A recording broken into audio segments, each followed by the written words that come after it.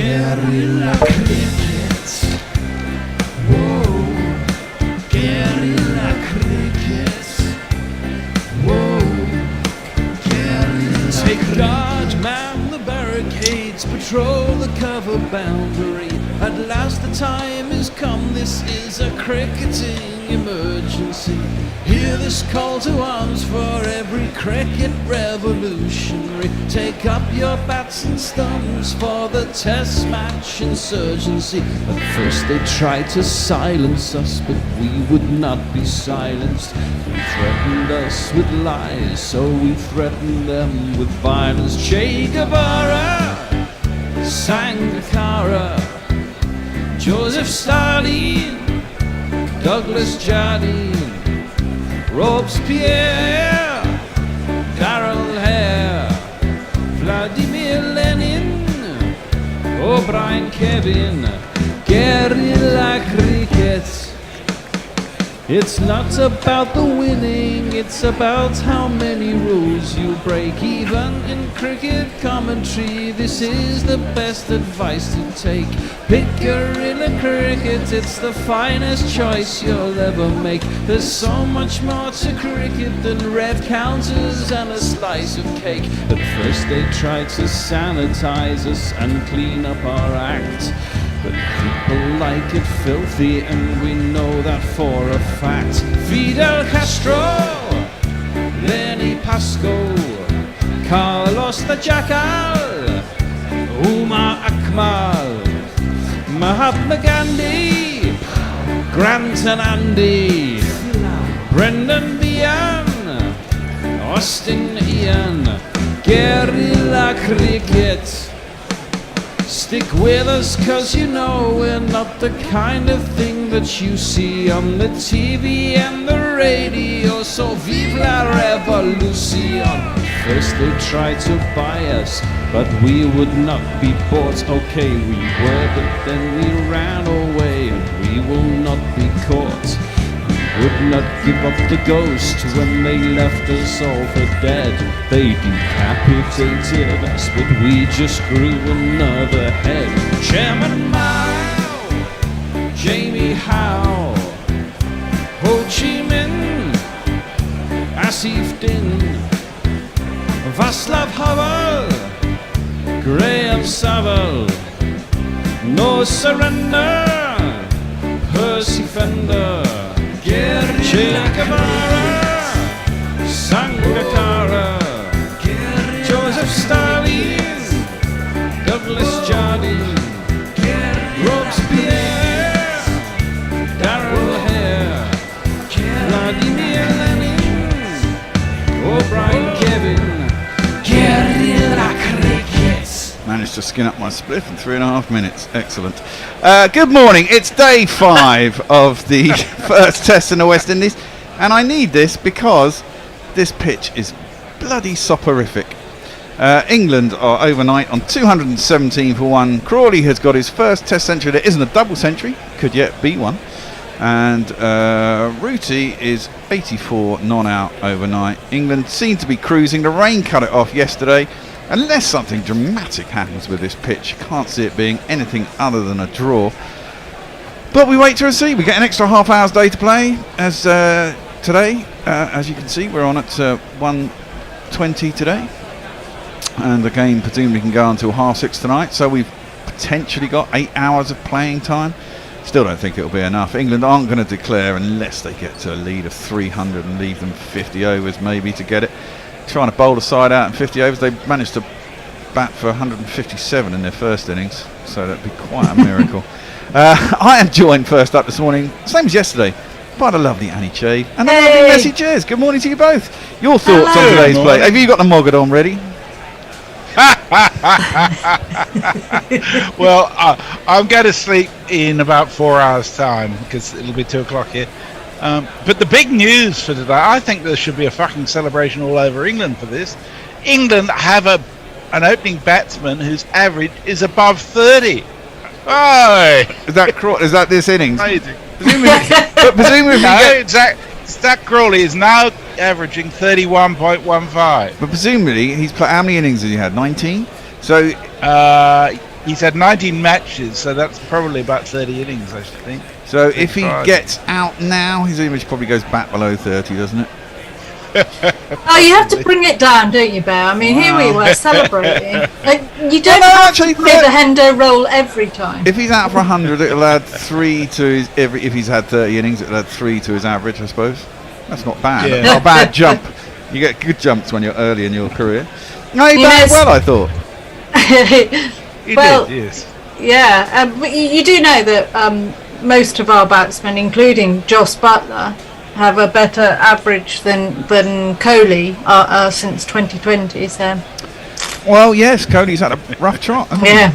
They're getting a bit battered by Sri Lanka this morning, weren't they? I mean, they were 94 for 4. Kohli was dismissed as a shooter. I mean, it's the second shooter he's had in the last 6 months. It was just impossible. And that's day 1, yeah?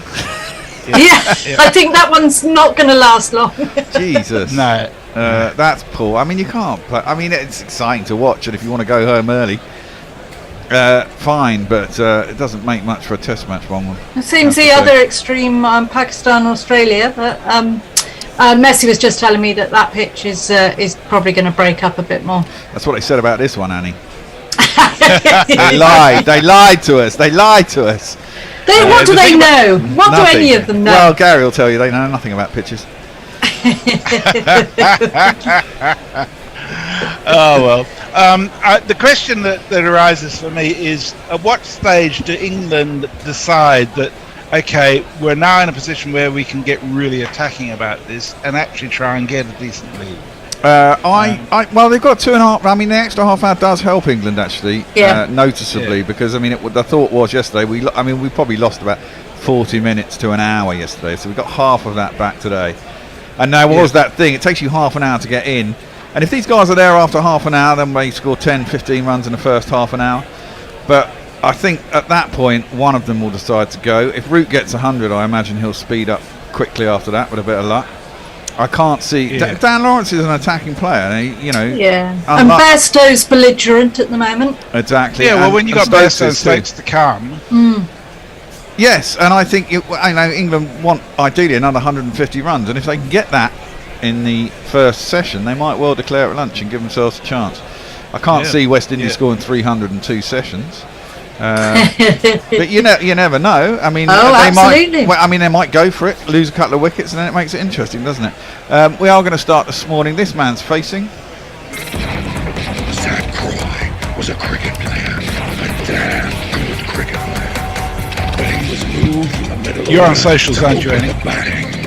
Now, trapped in the English professional cricket circuit, Zach Croy must fight to survive. Now, there's an interesting bowler. He still had two balls to go from last night. His first ball is on middle and leg.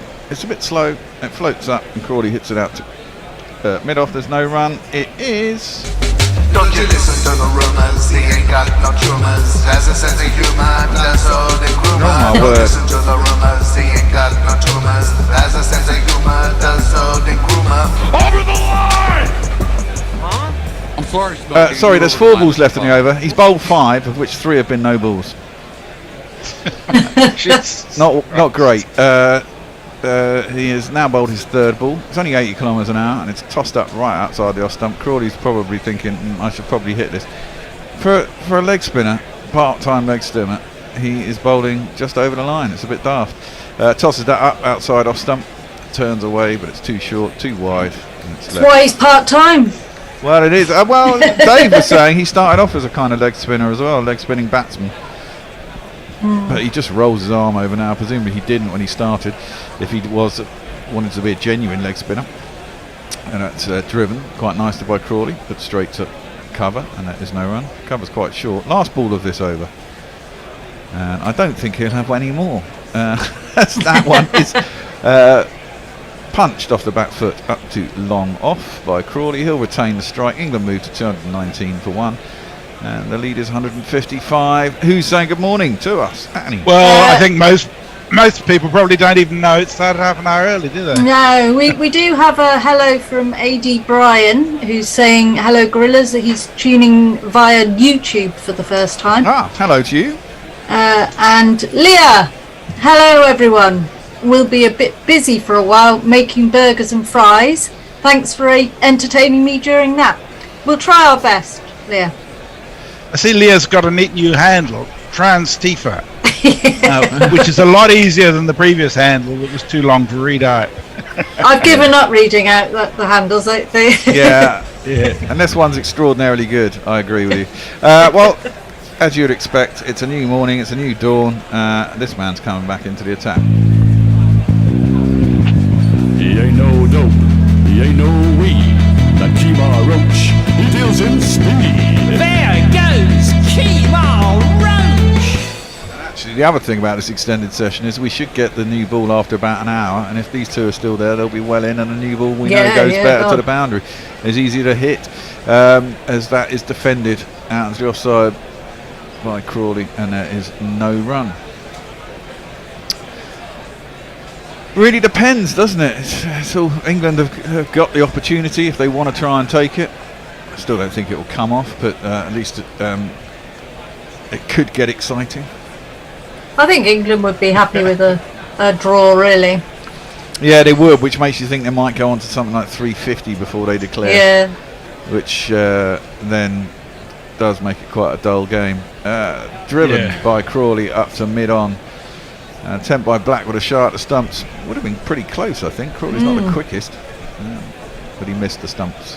That would be annoying to come out and get run out straight away, wouldn't it? Especially run out by yourself. Was it Labby Shane got run out today? Yes. He didn't look very happy. Did he run himself out? Well, he wouldn't be, would you? Yes, he did. Well, then. He wasn't. It was out by about an inch. Well. But, that's typically Australian. Crawley, however, would have been out by about 6-8 feet. He was so far short. That was an appallingly called run, and he's just got away with it. It would have been a sad way to end. He's on 119. Root on 84. Roach is in, nicely driven by Root, but straight to cover, and there's no run. I'd love to see Root get 100, get that early monkey off his back for the beginning of the year. Didn't get one in Australia after having such a fantastic year. Had a good, not bad Australia. Got a few 50s, didn't he? He got an 80. He was reasonably consistent, just never got that big score, but the rest of the team was so shite it didn't really matter.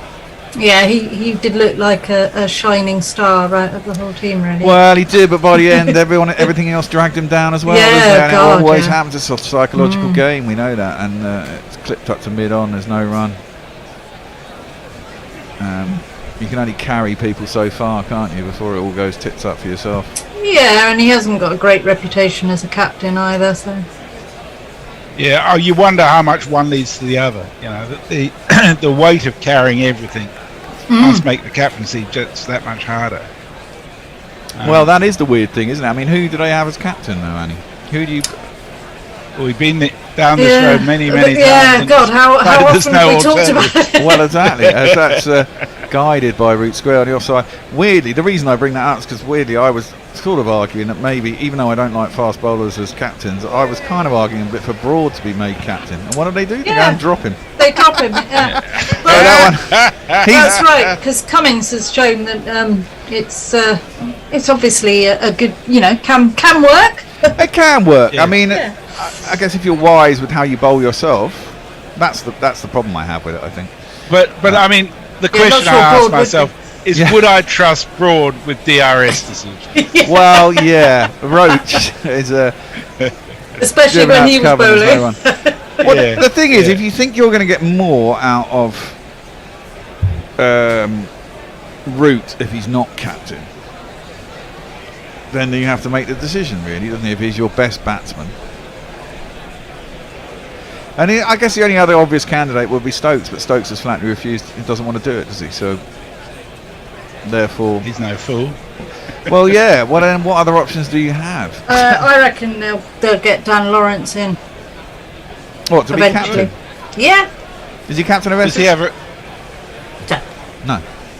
So why Dan Lawrence? No, I just have this feeling that they've got him lined up. I don't know why. I haven't heard it through the grapevine or anything. If you're going to stick with Folkes, you can make Folkes skipper. I don't know if he skippers. He doesn't, does he? Because Rory Burns is skipper of Surrey. But then Rory Burns has been playing international cricket. So then who captains when he's not there?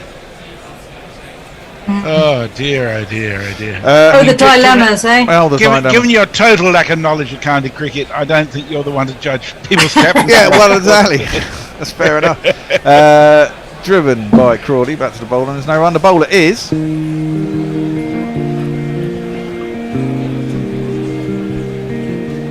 Jason Holder, he's a tall bowler. He's on for an over or two.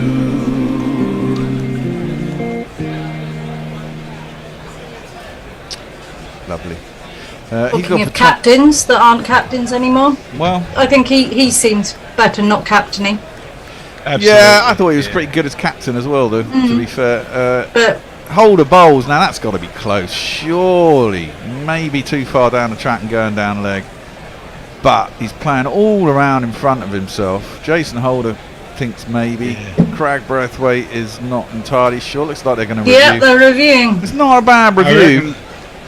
I reckon it'll be umpire's call on leg stump, if anything. Yeah, maybe umpire's call on leg stump and height. But he had come down the track, and he's a tall man, so I presume he was quite a way down the track. Yeah. Which makes it quite... I mean, it looked like it might be going on to hit the stumps.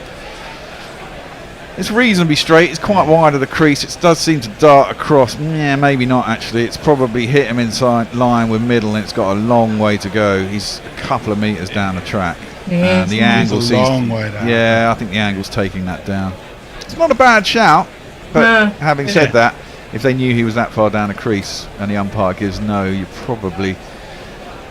Well, you've got a chance of losing it, haven't you? And they lost 2 reviews so far? No, that angle's taking it down, surely. Yeah, it's missing Yeah, leg it's missing. stump.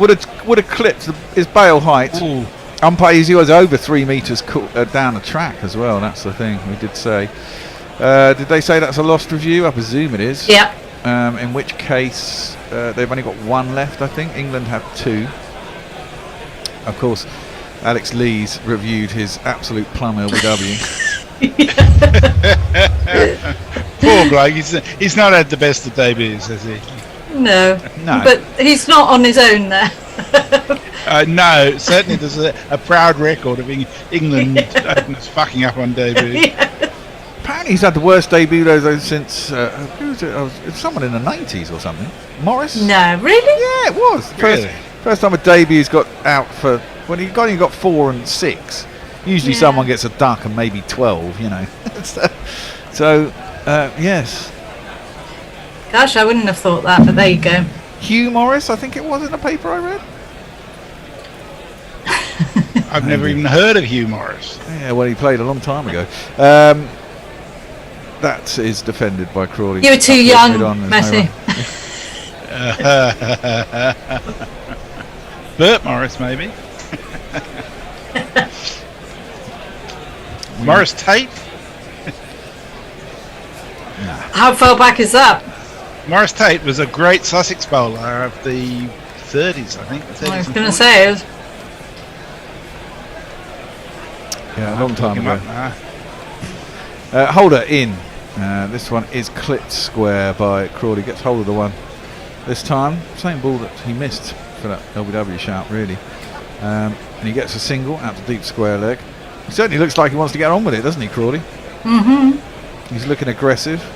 Yeah, I mean, he wasn't looking so aggressive yesterday when he started, was he? And he's looking a bit more confident, Yes. and that brings the aggression. Then also brings him getting out. Yeah. Oh, he looked pretty like he was going to get out early on yesterday, though. Yeah. When he gets in, he's got an eye, and he's tall, he's big, he hits big shots. I heard So here's your piece of education for today, folks. Morris Tate took 155 wickets for England. It took 2,784 first-class wickets. Wow, that's quite a lot. Which Wow. ain't bad. Not bad at all. Holder in, defended by Root, drops it on the offside, thinks about a run, Crawley's on his back feet. Root says He no. could captain for England, couldn't he?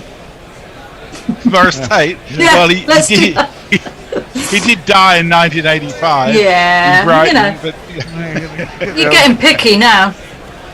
Get the old, what's the name, tarot board out. What's the thing when they do the speaking to the dead thing? Ouija board. Ouija board out and just have him on the end. Yeah. What do you think, Well, I Morris? think you should be allowed a non-playing captain who can communicate via radio. That's what Australia do normally, isn't it? Yeah. Worked on the leg side by Rooty. Get himself a single. No, Crawley, sorry. No, it was Root. Yeah, it was the last ball of the over. They're being a bit slow. And he retains the strike. Okay, we've got a couple more people. We've got Diane Patterson, who says she's listening to us in the break in a conference in Oxford on John Locke's books. The conference is much more gripping. Hey, I'll catch up with you before the end, I expect. And Dave Wood, and Dave Wood says Leach for captain, and then we can never accuse the skipper of not having any trust in him. Yeah. Yes, well, stop him having to get drinks all the time.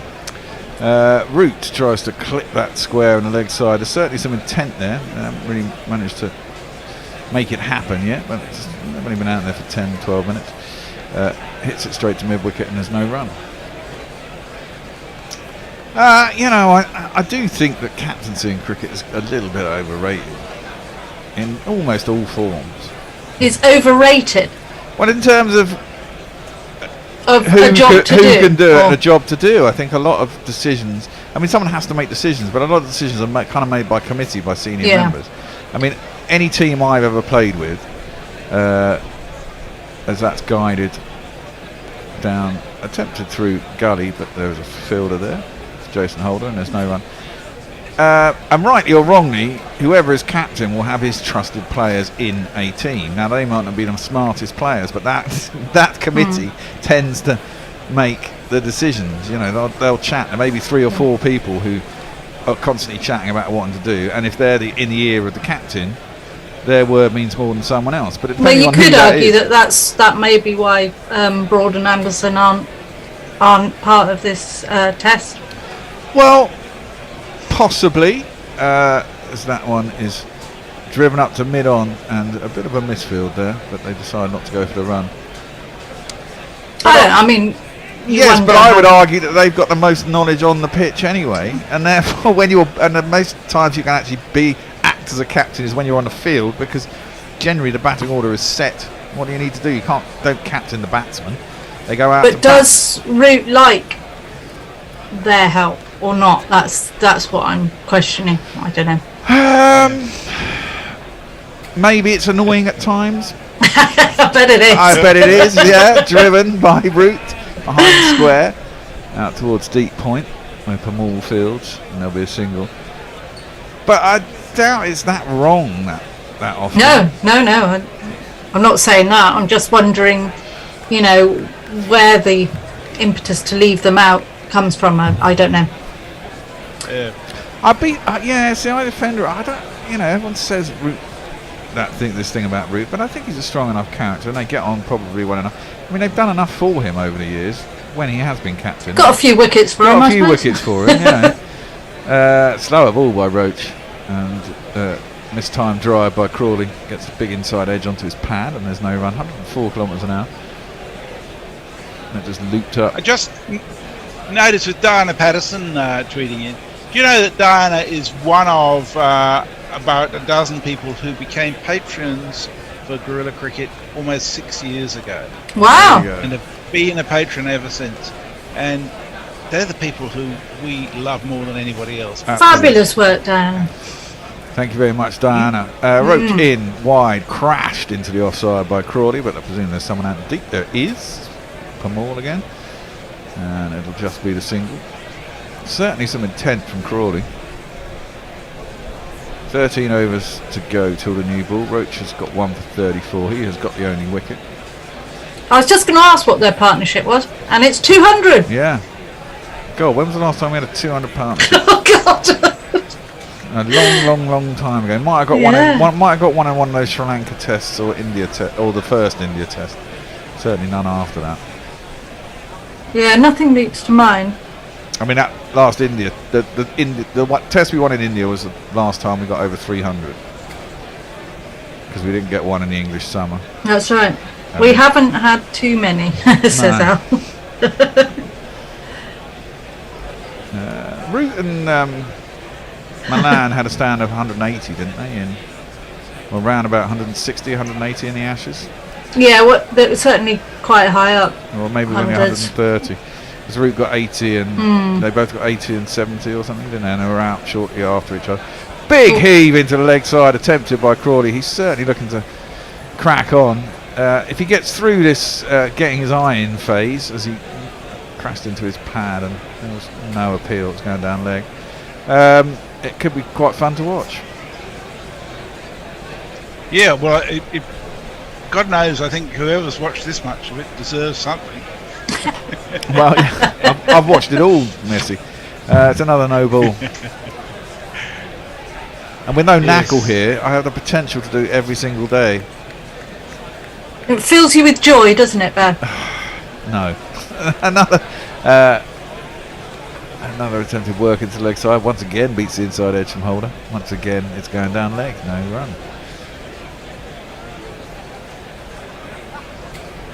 I wouldn't mind a break every once in a while, you know. You wouldn't mind a what? A break every once in a while. A day off here and there in a test. Or a lie-in, maybe? Lions with these tests is not a problem, is it? Yeah, no, that's true. These tests. The good old days of the Sunday off during test matches. You remember that? Yeah. Stop that. 90s, wasn't it? I think. End of the 80s. Holder, full bowled. That's a really good ball. Crawley has been looking to get on. That's a Yorker by Jason Holder. I think if you can say anything critical about Crawley, he's tried to be too aggressive too early rather than let it just happen. And he has been bowled. I guess he had his directive, though. Probably. Well, maybe. Let's get out then. But you've got time still. Anyway, let's send him off. I think Jason. And take a hike right out of here. Your history, no good for me. Your history, nah. I think maybe he was trying to force too big. The idea of moving it on doesn't have to be boundaries, does it? It means hit the space, get the quick singles, force the bowlers to get annoyed that they're bowling reasonably well, still getting hit for 4 and over or whatever to start with, and then they get a bit more experimental and you get more bad balls, and then you try and cash in with the 4s after you've got yourself in, just get a bunch of singles. I mean, I've only been out there for 20 minutes, but 20 Here's minutes. Captain Lawrence. It's got a great jingle though, so we'll play that. Goes like this. Dan, the batting man. You want some runs? Dan can. Comes from Tinkford, drives a van. His dad does a grand with the watering can.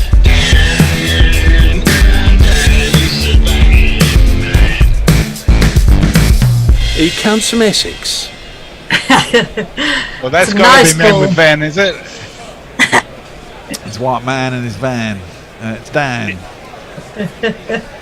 Was that Barrett? Of course. Yeah. He's the only one really qualified to do Essex jingles. Well, I don't know. I haven't seen this podcast for a while either. I was getting this podcast for a while.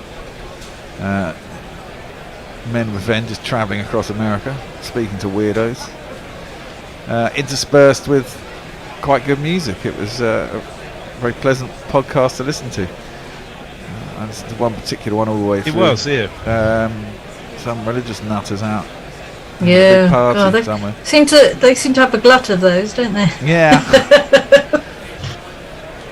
Pots and kettles, Annie. Yeah. I'm not a religious nutter. I don't mean you. Certainly I'm not. Holder into the first ball to Dan Lawrence. He defends comfortably enough up to mid-on. Yeah, I think Crawley had come down the track as well. He almost yorked himself. I know he hadn't. He'd started outside the track, outside the crease. He was playing a long way out of the crease even to start with, wasn't he? That sort of gives Holder more to play with in a way. He just looked a bit frantic. He did, you're right. He looked like he hadn't really slept. And yeah.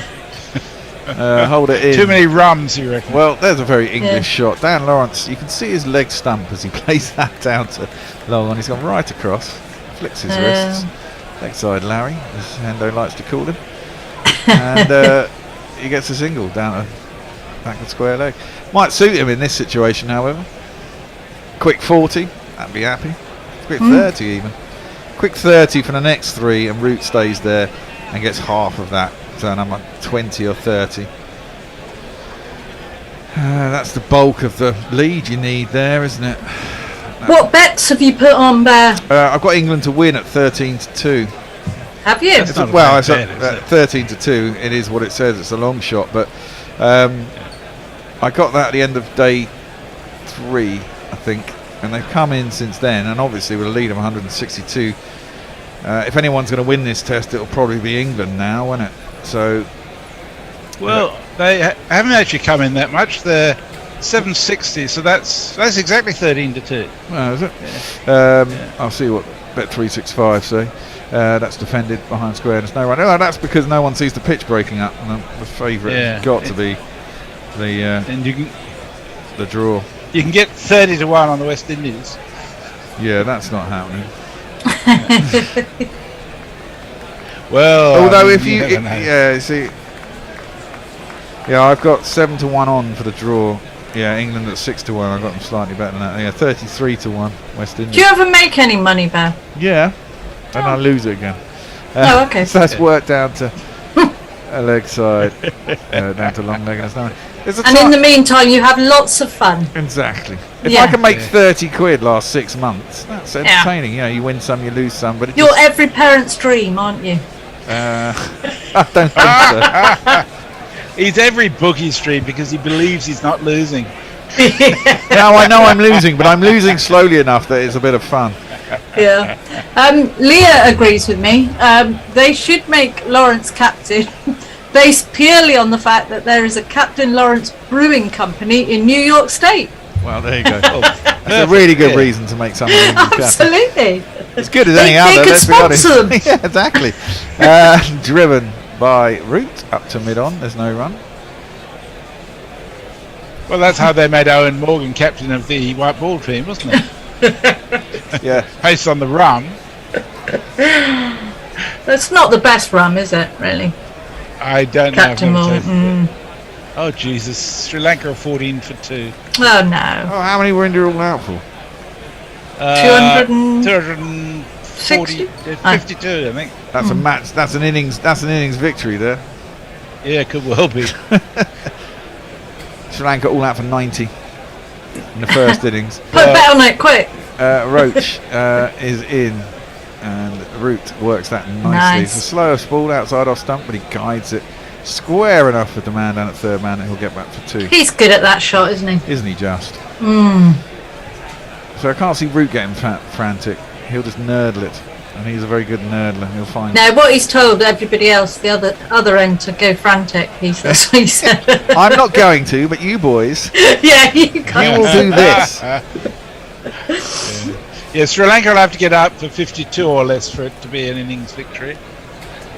Because the follow-on's 200. Oh yeah, they wouldn't make them follow on either, would they? Another attempted Yorker this time by Roach to Root, but he's too good, and he clips it to mid-wicket, and there's no run. They've used 1, 2, 3, 4, 7 bowlers. They've used Brathwaite and Bonner being the extra 2. Pamal's had 10 overs, gone for 51. I can't see Bonner bowling too many more. No, Bonner won't bowl again. And the new ball is due in 11 and a half overs. Yeah, he only conceded 8 runs and 3 no balls in his 1 over. That's a really pretty ordinary test record. Driven square again by Root. Probably coming back for 2 again. Does. Josh De Silva gets a decent enough throw. Takes the stumps off pretty well. Are they going to go upstairs? Don't think so. Root was quite comfortably in. He looks like, you know those, well, it's a bit of thread. You know those strips they have on the end of airplanes to see where the wind's going? Root's got a bit of cord that comes out of his shoulder. Obviously his shirt's falling apart. No, he's comfortably in. And he's got a little bit of thread that's coming out the shoulder of his shirt. He's in You can now. see which direction the wind's blowing.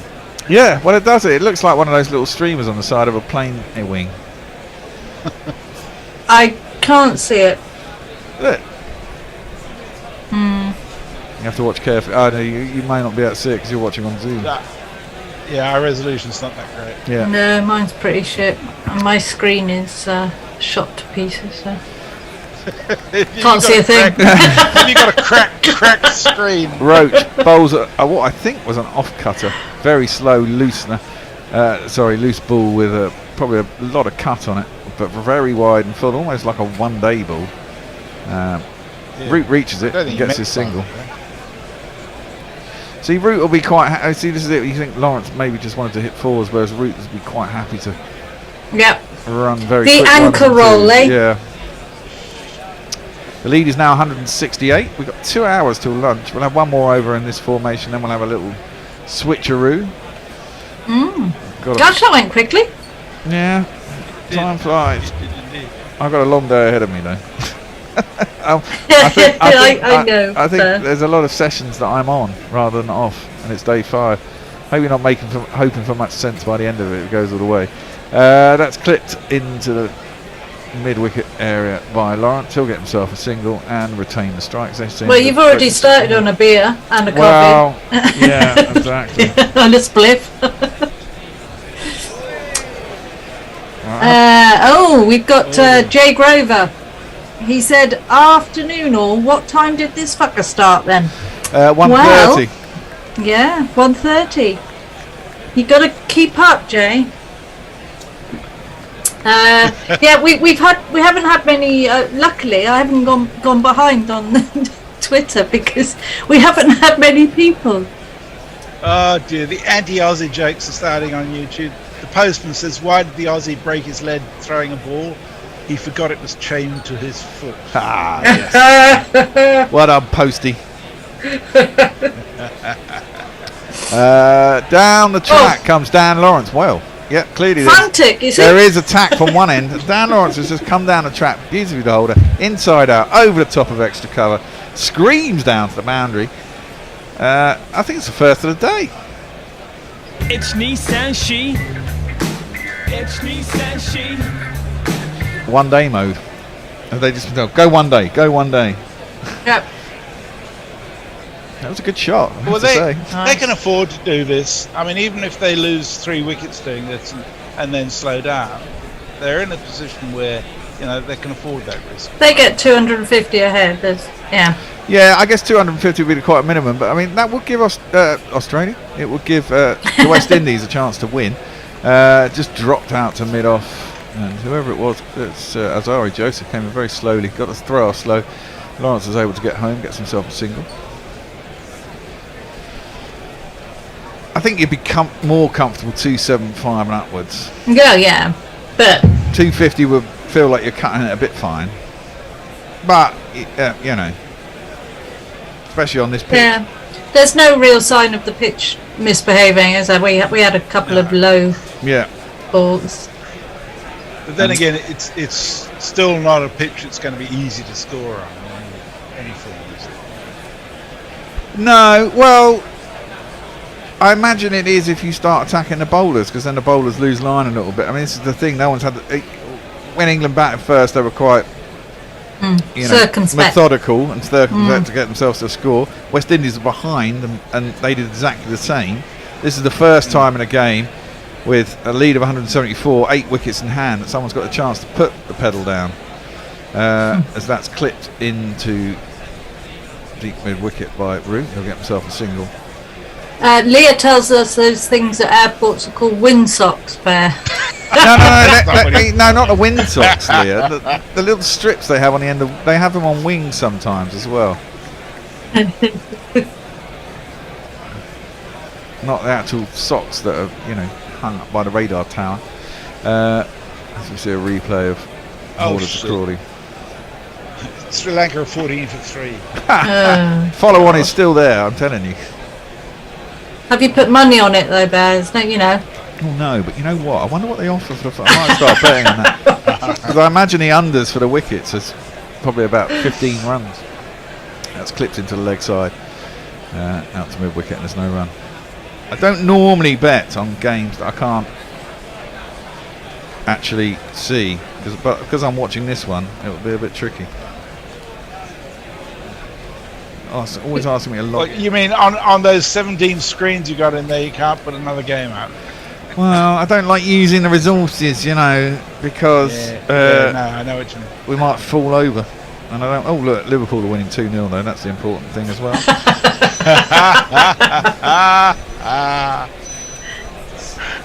That's good to know.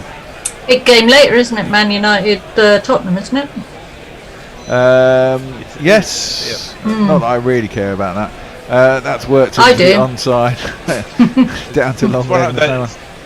You're not Man United. One of those games where I want. No, I'm an Arsenal fan, so they're both sort of near where we are. So. Yeah, but we really like them both to lose. But the best result's probably a draw. Yeah, with lots of people being sent off with red cards. And injured. Yeah. That's what I wish every time they play, but it never happens. Well, something's going to the third umpire according to the bookies, so there may be a fourth wicket about to go down, or that might be the third wicket. That is played up to mid-on by Lawrence. He retains the strike. End of the over. We're going to have a switcheroo. See you later, guys. Jacob is going to take over from me, but I'm just moving to summarising chair. Messers is going to move to social. Not much of a switcheroo, is it, Bear? No, not that huge switcheroo. It's just me. It's just you, Danny. I will say you later. G'day, Jacob. How are you? Hello, Messers. How's it going? Good. Apart from poor old Sri Lanka falling for 3 and the reviews on at the moment. Interestingly, all of them have gone to seam, 2 for Bumrah, 1 for Shami. I thought they just stuck Akstar on at one end and he just started running through them, but no. Well, no, but if it's up and down, the seamers will have just as much very fun. up and down. The bounce is just so variable. I haven't seen any of it yet. As Alzari Joseph is into the attack. I'll give him a jingle in a second. Let's just do that.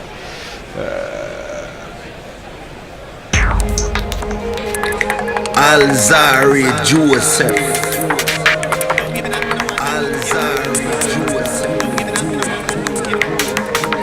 Alzari Joseph is into Lawrence, who's stepping across and fiddling very wide outside off stump. Clearly some intent here from Lawrence, wants to get a move on, as they do for the declaration, but that was kind of short and wide from Joseph, and Lawrence stepped right across to it. Joseph's bowling average in Test matches now above 40.55 as of the last innings. That's not the direction the West Indies wanted it to be going in. They really wanted him to break out these days and really start to bring that down. As Joseph into Lawrence again, who walks across again and aims a hard cut at that one. He's got hold of it, and that will run away. No, it won't. It will not. There's a man coming round from, I think he was from deep point, and they'll get back for 3, I think. Good running from Root and Lawrence, as it always is with Root at the crease. Indeed, and this gives intent, which might put the West Indian bowlers off and make it easier to score again. It also might give them a bit of fear that they're going to have to bat again, and England are going to go for the win. Run that fall of the 4th wicket is 33.5 when they're 14 for 3 on an absolute Bunsen burner. Wow. I'm going for that. You couldn't resist that, could you? No, I could not. Even though I'm not watching the game, that seems ridiculous. Well, the bear might be in for a little windfall, with which he can buy many a pot of honey, I'm sure. Yes. As Joseph is into Root this time, and that's wide. Root has a big old swipe at that. Whoa. Unlike Lawrence, decided not to move his feet. Concrete shoes there from Root, and just doubled over, aiming a sort of drive cut hybrid at that ball, and lucky he didn't nick it. Yeah, well, it was definitely one day wide. Yes. Have to bowl it off the cut strip in Test matches these days for it to be a wide. Yeah, pretty much. Effectively. I don't mind that. No, I think that's good. We've seen some good enforcement of the high bouncer wides in this game. That was pretty good. Yeah. As again, that's wide, and Root has a little tickly cut down to sort of towards third man, and just for a single. Wasn't he that moves to 95 in the MCC thing that came out the other day with the man-cad rules and the bouncer rules? Well, they're changing a high wide to a no ball, aren't they? From my understanding of the reading of it. They can't have done, because otherwise it would have been enforced in this game. No, I think those rules come in October, don't they? Oh, right. September. The rule change is set for a date. That would be interesting. I'm sure that's what I read. As Lawrence whips across his stumps, and it's missed leg stump by not much. And Joshua De Silva takes a nice diving take down the leg side, but Lawrence exposing his stumps there, trying to preempt what he thought would be a wide line from Joseph. He speared it back in towards length stump and only just missed. Yeah. That was horrible looking. Yeah, it was, but it's he's just out there. He's out there for a good time, not a long time, it would appear. See on the screen here a scorecard of 2019 match between India and West Indies, where India won by quite a lot, having bowled West Indies out for 100 in their final innings, and that is wide from Joseph, and it's actually been signalled a wide. There we go. We were talking about Test match wides. That was curved. That was an MLB curveball from Joseph, and it's gone right wide.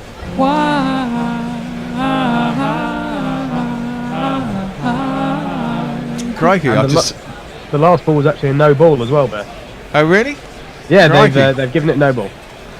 So what comes first, no ball or wide? Interesting. Over the line! Huh? I'm sorry, Smokey. You were over the line. That's a foul. That's a no ball and a wide from Joseph. Last two balls. He's rattled. Jesus. Yeah, he's not been bowling well at all.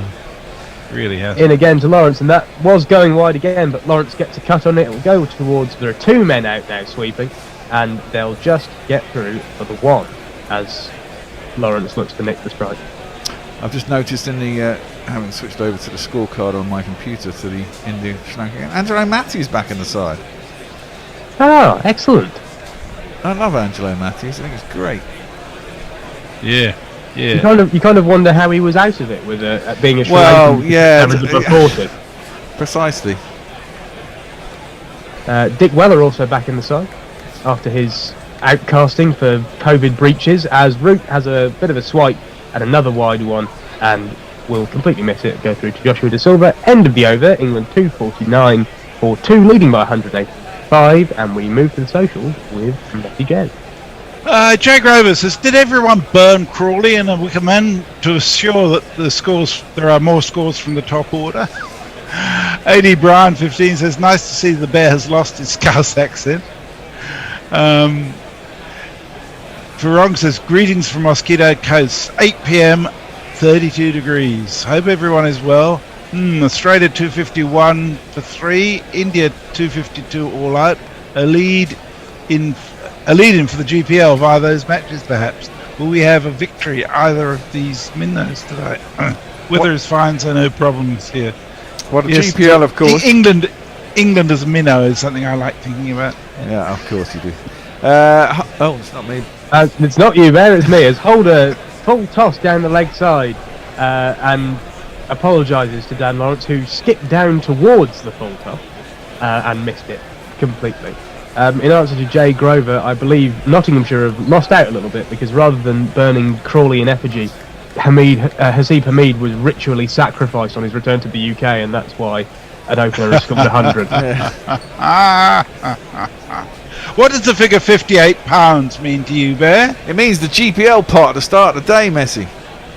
Oh, wow, that was well guessed. And as Holder is in to Lawrence, that's on a better line and length. Lawrence tips and thinks about a run, but Root sends him back. And for those of you who want to know how to win that £58, you go to Gorilla Cricket /competition, or just hit the competition tab on the homepage, and it'll take you through how you do it. If you're a registered member of our website, you can go and buy yourself some tickets and enter. Each ticket costs £1. Simple. Guess or work out the amount of runs that are going to be scored in a day's play. It's rare that we get to day 5 and allow it to be open so long, but with a good possibility of a Lawrence, draw. who has a firm drive, but only as far as short cover, no run. But a firm chance of a draw, it makes no difference to any other day. So try and work out how many runs will be scored in the full day's play. If you land it on the button, you win the pot. Simple as that. If not, it rolls over to tomorrow or the next test, and you'll have a go then. And it's now £61 because I put my bit in. Ah, there you go. Messi Jez puts a lot in, wins a lot, funnily enough, as well. He's a multi-winner of the GPL. Multi-contributed too. Oh, wow. Lawrence steps away and smokes Holder over long off or 6. That was a shot. That was in the slot too. Yeah, it was. A lovely shot from Dan Lawrence. Stepped away a little bit. A straight drive. Well, a bit of a hack, but fairly straight, and it went straight down the ground. Front leg out the way. Boom. Swing through the line. Golf swing. 6. Yeah, it was. That was a lovely shot. I bet Only he played like this all the time. Well, I tell you not what. Practical in tests, I imagine. But, no, not practical. But I tell you what, if he gets in here, gets his eye in. I mean, that's the thing with 2020 players these days, isn't it? He could score a lot. Lawrence steps across and looks to work that to the leg side, but gets a leading edge along the ground, out to short cover. Yeah, Dan Lawrence looked good in the warm-up. He made 80 odd, did he, in the warm-up, or 60 odd? I think so. Yeah, he made a fairly decent score and a good score, I thought. I think he made 84 and 30 or something like that. Yeah, that's the warm-up. That's what I mean by that. Batting at number 4 now that Root's gone up to 3, which is a pretty good spot for him. Better than 6, and allows Bairstow to sit at 6, where he's obviously very good.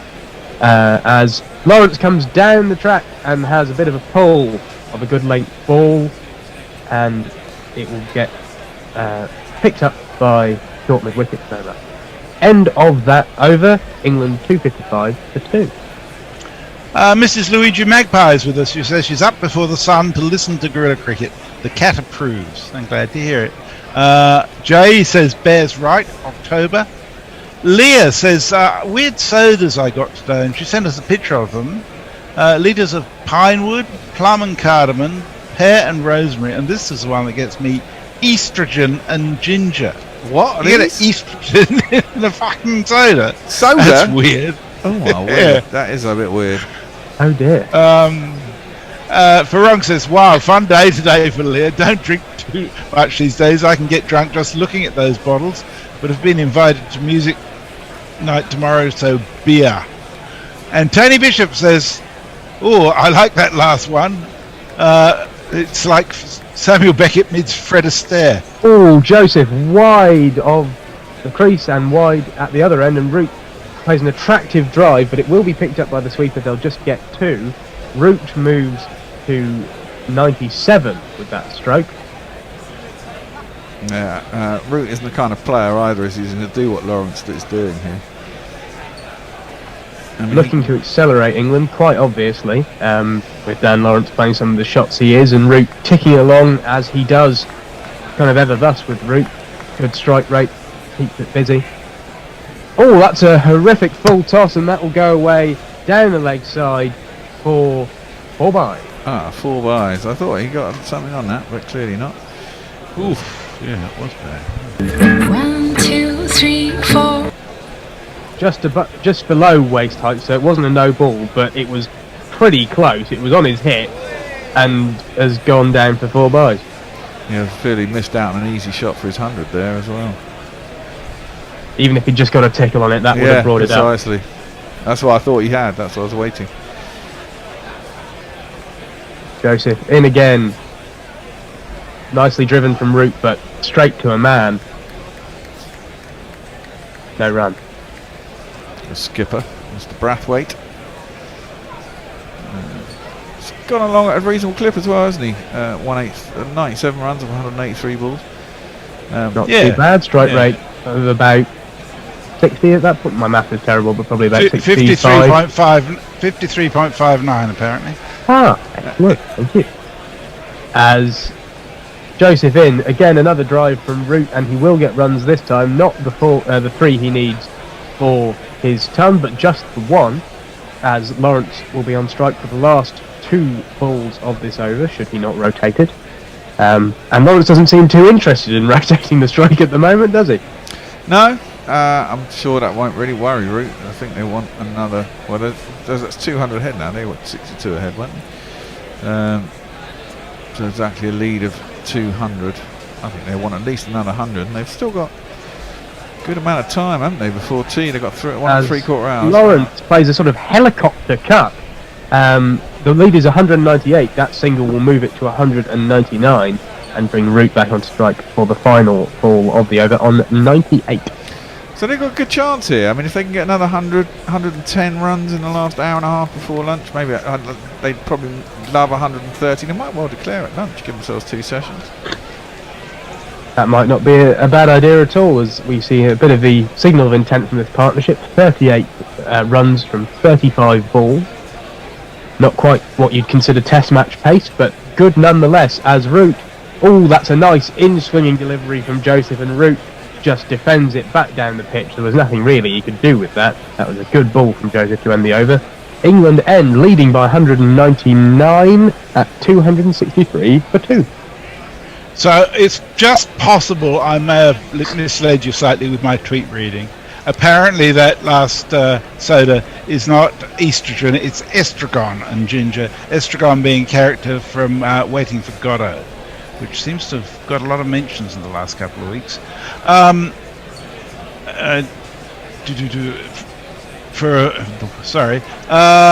Jay says Jeremy's Guerrilla Cricket League punts and my shower curtain are probably equally valid long-term investments. Yeah, I think they're more trophies than investments, aren't they, Jay? Yeah, exactly. I need to get my hand on a Guerrilla Cricket shower curtain. That will. Oh, Jay's got one going at a very good price. As we have a new man into the attack, Jaden Seal. Oh yes, we shall give him a jingle. Oh well, wherever you are, Seals Jaden's gonna get ya, no matter how far. Seals into Lawrence, and Lawrence shed upon my head. Down towards the man at deep line leg, just for a single. England's lead has reached 200, gentlemen. We don't get to say that very often. No, that's certainly true. So I'm enjoying that, and I'm enjoying this play here from Root and Lawrence. Yeah, batting very nicely. Jaden Seals 0 for 52 for his 12.1 overs in this innings. Another younger than Joseph, in fact. The sort of young prospect they're really hoping to kick on over the next couple of years. And bowled well in the first inning. Took a couple of wickets. Aggressive, short ball. As he's into Root. And Root tucks it off his hip. Will he get the 2? No, it will just be the 1. Root moves to 99 with that single. Takes a lot of shackles off him if he gets a ton in the first test as well, doesn't it? Of a series, because we all expect it of him all the time. And I mean, he gives us no reason not to expect it. No, well, exactly. But we expected it all through the Ashes, and he didn't quite do it, did he? Yeah. Well, famously never scored 100 in Australia, Joe Root. So that will be one which haunts his career, should he not do it in 4 years' time, if he's still playing. And Lawrence steps away and has a swipe at a ball which has jagged back in off a short length. So cramped for room there, and only managed to cut it pretty much straight in front of him to short extra cover, no run. He looks like a number 11 when he does that sort of thing. Stepping away and just trying to swipe it wherever it'll go. I have seen Mark Wood play a very similar shot. Yeah. Well, yeah. Enough said.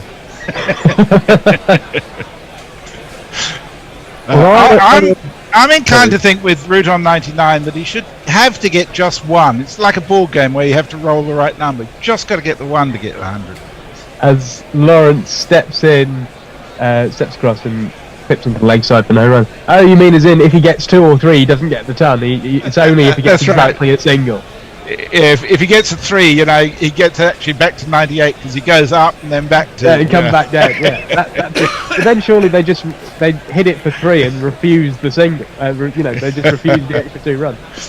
Yeah, that's true. That's true. Make it more interesting, though. As Seals into Lawrence, who that time does step away and cuts hard over the head of extra cover and rolls away pretty fast to the boundary. 1, 2, 3,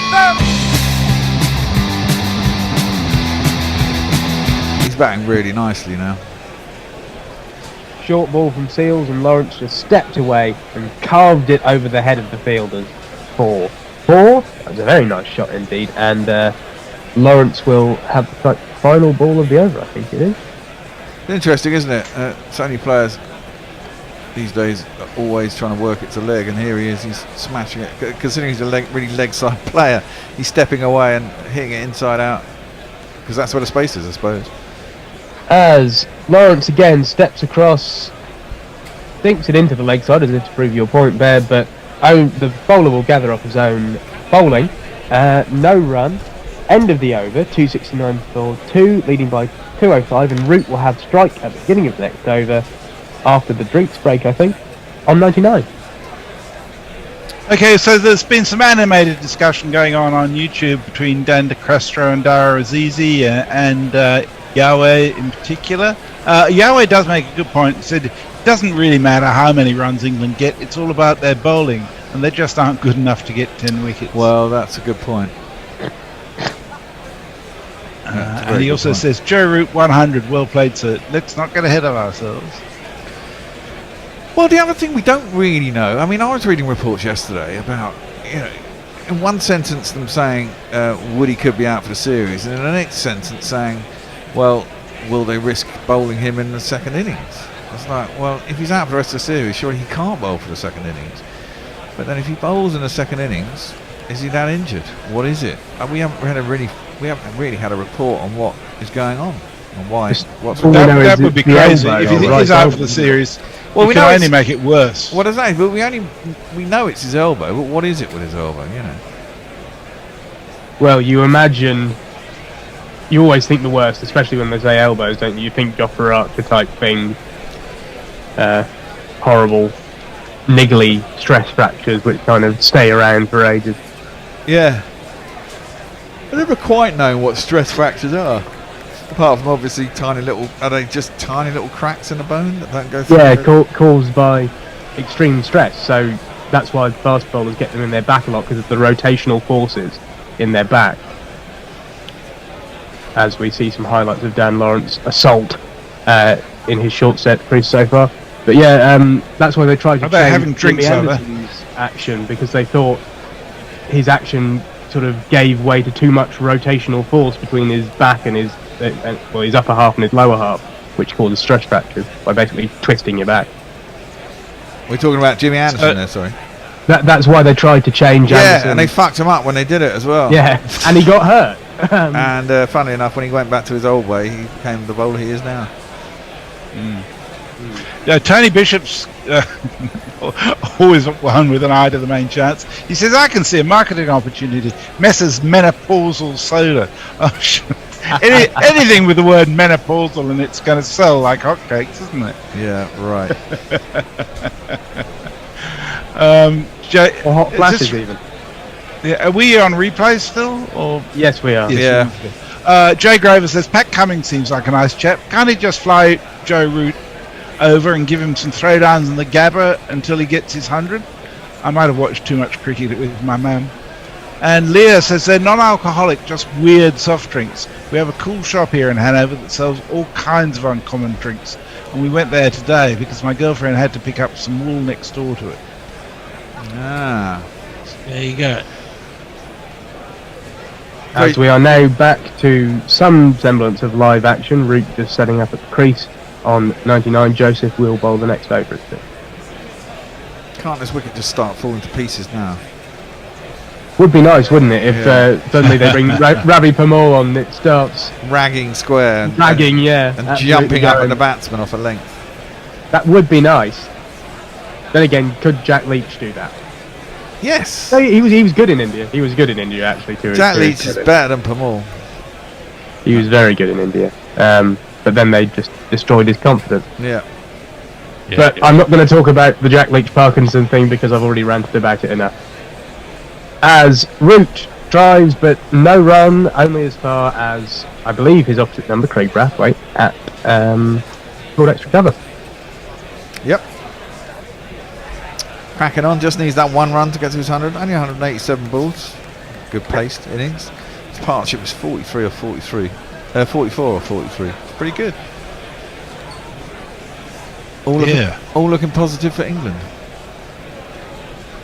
Indeed it is, and that's, again, another thing we don't hear all that often, as Joseph is in again, full of length, and Root will squeeze that away.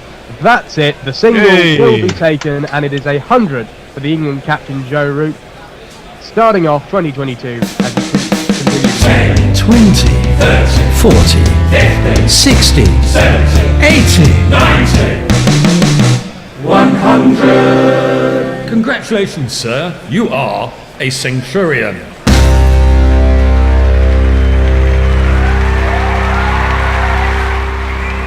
That is Root's 24th Test 100 and his 4th against the West Indies, after his mega year last year where he went from 18 to 23. Yeah.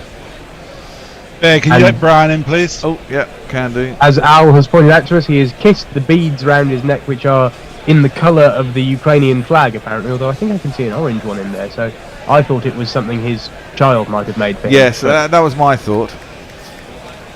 As Joseph into Lawrence, who slaps that. No, he hasn't slapped that back over his head. It looked that way on the slightly jumpy feed, but Lawrence has, I think, played across that one. It's come up off his pad. We'll have a replay here. It's swung in pretty nicely, and the replay is skipped. I have no idea what happened on that ball, but I think Lawrence played across it, kind of inside edge onto pad, and just... yeah, it was a pretty ugly smear, attempted smear that went nowhere. As we look at Joe Root's figures now, his test average 49.56. He'd definitely love to get that back above 50, and if he carries on this way, he will. Lawrence has walked right the way across into the wide channel and tried to work to leg and got a leading edge out towards extra cover.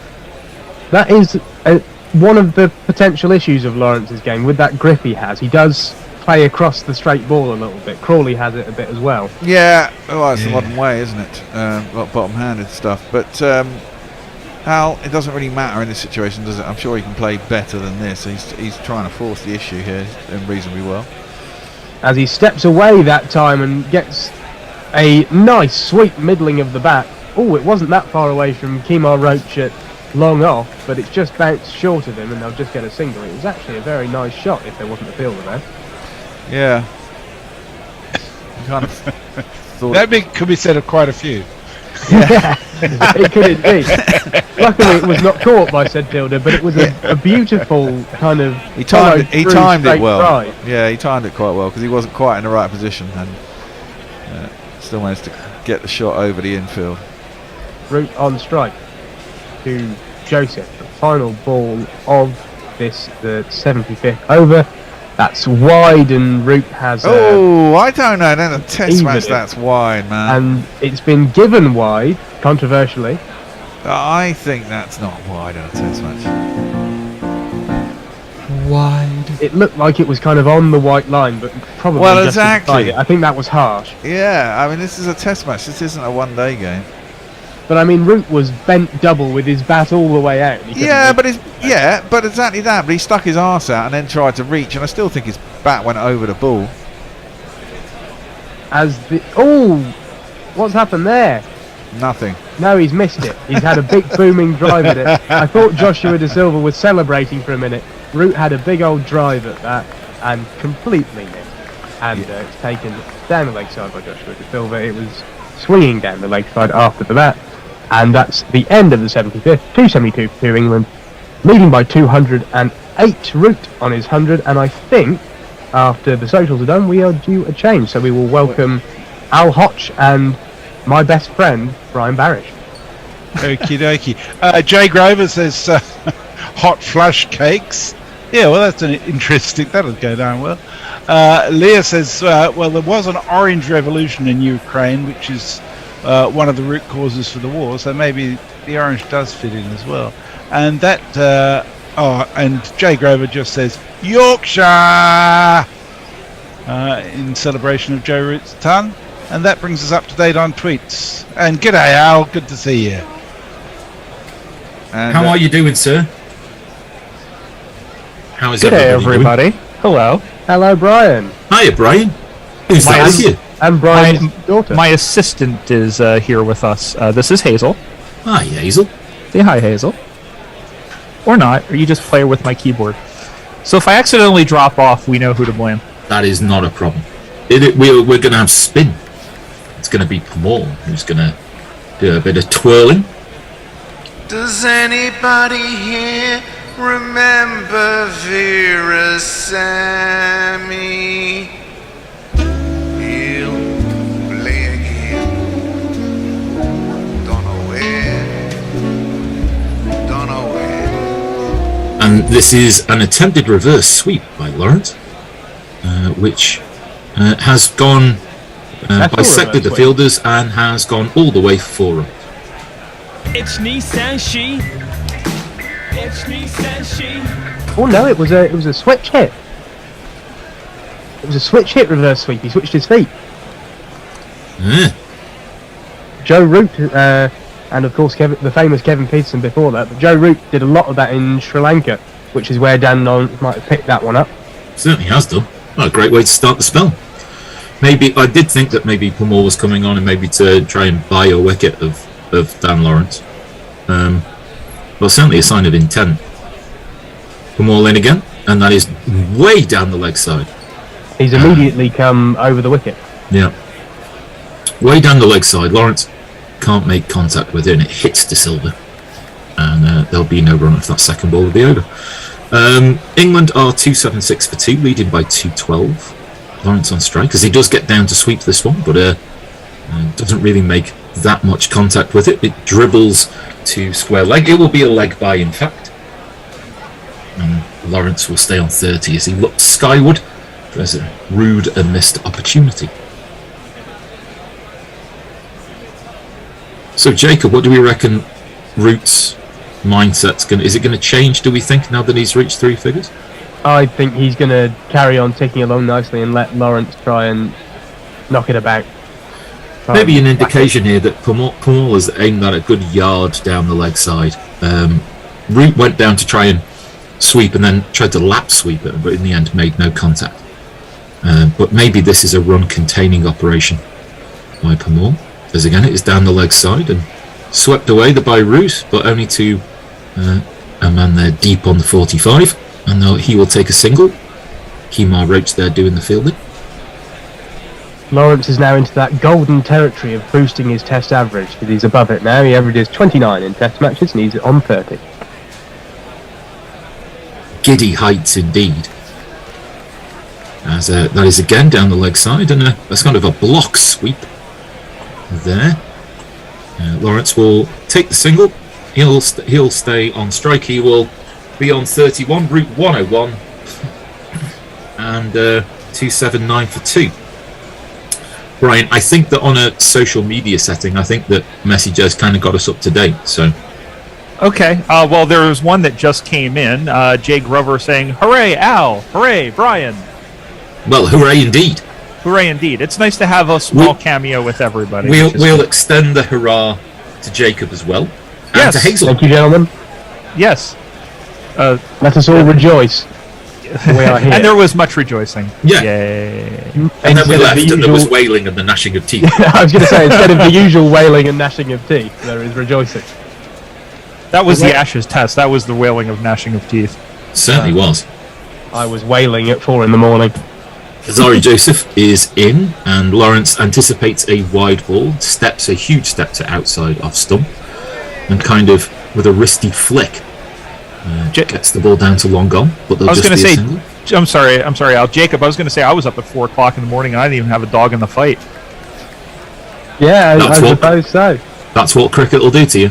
Well, that's what sport will do to you. So, I mean, I'm going to stay up and watch the ACC Championship final and college basketball later on this afternoon. So that is a ball that has skipped my view. Just a little Root glitchy tried in a sort the of old weird Matrix. reverse lap and almost scooped it over his own head to the keeper. Yeah. I skipped forward 5 seconds there, mate. Sorry about that. Also, okay. I particularly enjoyed on the last ball, on that single, Lawrence hit his little sweep for the single and then sprinted straight up the middle of the pitch in front of the umpire. Do something about this. We're trying to force a day 5 result here, guys. Yeah. Yeah, that was a bit awkward there from Root. As was the running as well. That sort of, I think I need to run, but I don't know where the ball is. Wasn't quite his John Wayne running of the Ashes, though. Joseph, in a Yorker length delivery, that seems to have got the most traction so far today. Take the pitch out of the equation completely. And that's well blocked out by Lawrence, and Joseph gets a bit chirpy as he recovers the ball.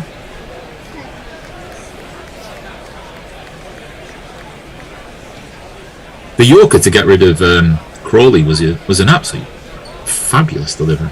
Perfect Yorker. It was. They showed the length, where they have the green, yellow, red strips on the pitch, and it was right on the line between the full length and the Yorker length. It was absolutely perfect. No, by the time he realised he had to do something about it, it was all a bit too late. Wide of the crease from Joseph, and Lawrence takes a step across and deposits a nice looking golf swing shot down to long on. A wise choice not to take on the arm of Pamor for 2 there, so just a single. And I think the way that Lawrence is playing is kind of getting under Alzari Joseph's skin a little bit.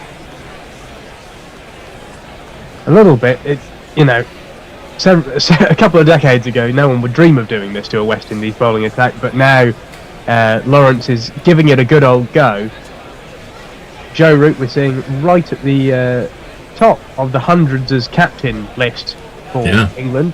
Most matches as captain as well, but 1,300 beating Alistair Cook's 12. That's another Yorker delivery, which just about is defended by Root, and there'll be no run as everyone converges on the ball.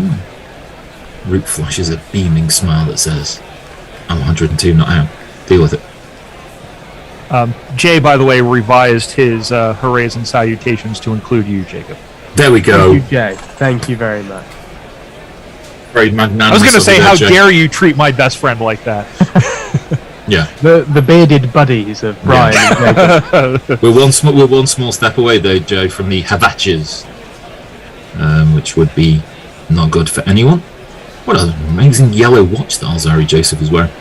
As he comes in, wide of the crease, and that is wide enough to be cut behind square, the favourite scoring area of Joe Root in this innings. He will take a single, he'll keep the strike. England are 283 for 2, leading by 219. Jay Grover also saying Lawrence having an average of 29 is about 20 higher than I have guessed. Some breaking R news, I guess, on YouTube is somebody by the name of R. Knocknude has donated £5 to the Guerrilla Cricket coffers, saying this won't buy you a bottle of Ron's Kappa, but a small toast to Crawley and Root is in order. So thank you, Mr. Knocknude, for your donation. Keep them coming. Just in general. And Yahweh wants to know, will England be brave enough to declare with 65 overs remaining? I guess might also be a good time, and Bear can probably, well, Bear's not there, but I guess get in on the GPL as well. Certainly, we'll talk about that in just a second. As Pamor, again, bowls wide of the leg stump, and it kind of spins across Root and takes an edge, but by the time that everyone's figured out where the ball is, it's no run. Hard to talk about anything in a Veer-Sami Pamor over. True enough, apart from Pamor himself. It's all about him. As he comes in, again down the leg side, and that's going to go for buys. It's gone through Root, but it's also gone through De Silva as well, and that's not going to get cut off, and well, that's going to be 4 buys. Each knee Sanchi. It's Nisanchi buys. We have Brian doing the If you've got any Bear's not in the chair. If you've got any singing requests for jingles for Brian to give a go at, he also does children's parties and bar mitzvahs as well. Oy, Vezmir, yes. I could have had him for my bar mitzvah. Pumol fools Root by failing to let go of the ball.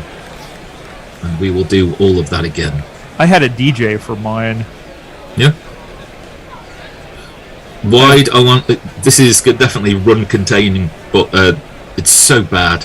It's been tickled very fine, and Root will come back down for 2. Very fine to fine leg. Only off the glove, I think. Yeah, it's just Pumol is in no way interested in trying to be able to take wickets or anything like that. It's Ashley Giles' technique at its best. Actually have a bar mitzvah DJ story. We're 3 balls away from hearing all of that. Yes. Leg stump again. This time Root doesn't get down to sweep. He just goes on the back foot and punches it through mid-wicket, which is vacant. That one had a bit of scramble bounce 30 yards to go his ball. That had some bounce and turn, that last ball from Pumol. Yeah. It kind of leapt up on Root a little bit, so good signs, we hope. Well, signs that actually, if you there's a conflab of sorts. De Silva is going to Pumol and said, "Have you actually tried bowling at the stumps yet?" That would be nice if you could. Yeah, if you could bowl at the stumps. Yeah, I mean, I've got no chance by here where you're throwing the ball. No, sorry, bowling the ball. We'll be taking your consideration under your proposal under consideration, Mr. De Silva. Yeah, as that is another yard outside leg stump. Lawrence backs away to leg, only to just push the ball back to the bowler, and there'll be no run. Pumol will get back to him within 4 to 5 working days. Absolutely. This is a fuller length delivery, which Lawrence backs away to leg and hits the ball over extra cover. And there is one or a couple of bounces, I think. Yeah, a couple of bounces, and then over the boundary sponge for 4 runs. Lovely shot. Gorgeous shot from Lawrence. Into out. Right, we're at the end of the over. 1, 2, 3, 4. We're going to forego social media for a second. Brian, what's this story? Well, Jay said Brian has the voice of an angel or a remarkably accurate Muppet, or a little bit of both. No, the story was that the DJ actually asked what songs I wanted to hear during my bar mitzvah, and my favorite song at the time was Bohemian Rhapsody, which is a great song, but you can't dance to it. And I remember saying something to my parents, my dad giving me a terrible look. And when I asked about it later, the DJ said, "Oh, I lost my CD. I couldn't find it, so I didn't bring it." And I'm 100% sure that my dad talked him out of it, and I still have not forgiven him to this day. Joseph in for the first ball of his next over, surprisingly close to the stumps. Root tries to drive the ball through the offside, but can't beat the field. It's not a great story, but it's a. I mean, there are 2 words that leap to mind with the statement that you can't dance to Bohemian Rhapsody, which is challenge accepted. Surely. Yeah. Well, I did once attempt to dance to Bohemian Rhapsody, but was told to take my medication and sit down.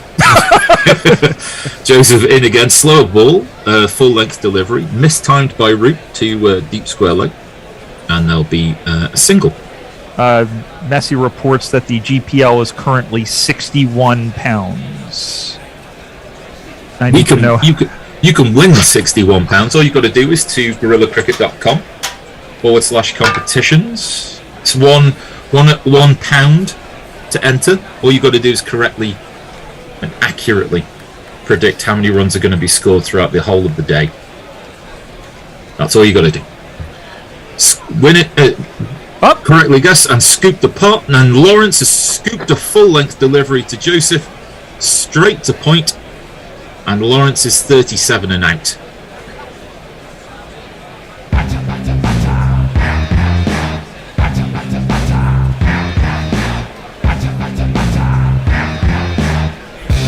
On your bike, mate. Maybe slightly edged. Looping to point, maybe just backward of point, and a relatively soft, comfortable catch for Pumol. And Lawrence looked very disappointed, didn't he, Jacob, as he was heading off?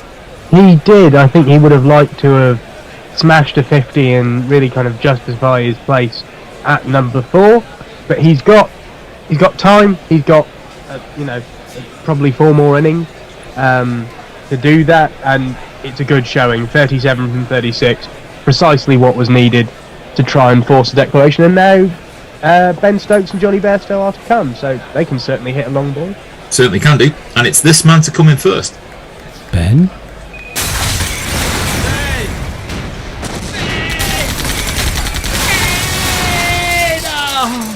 Ben Stokes.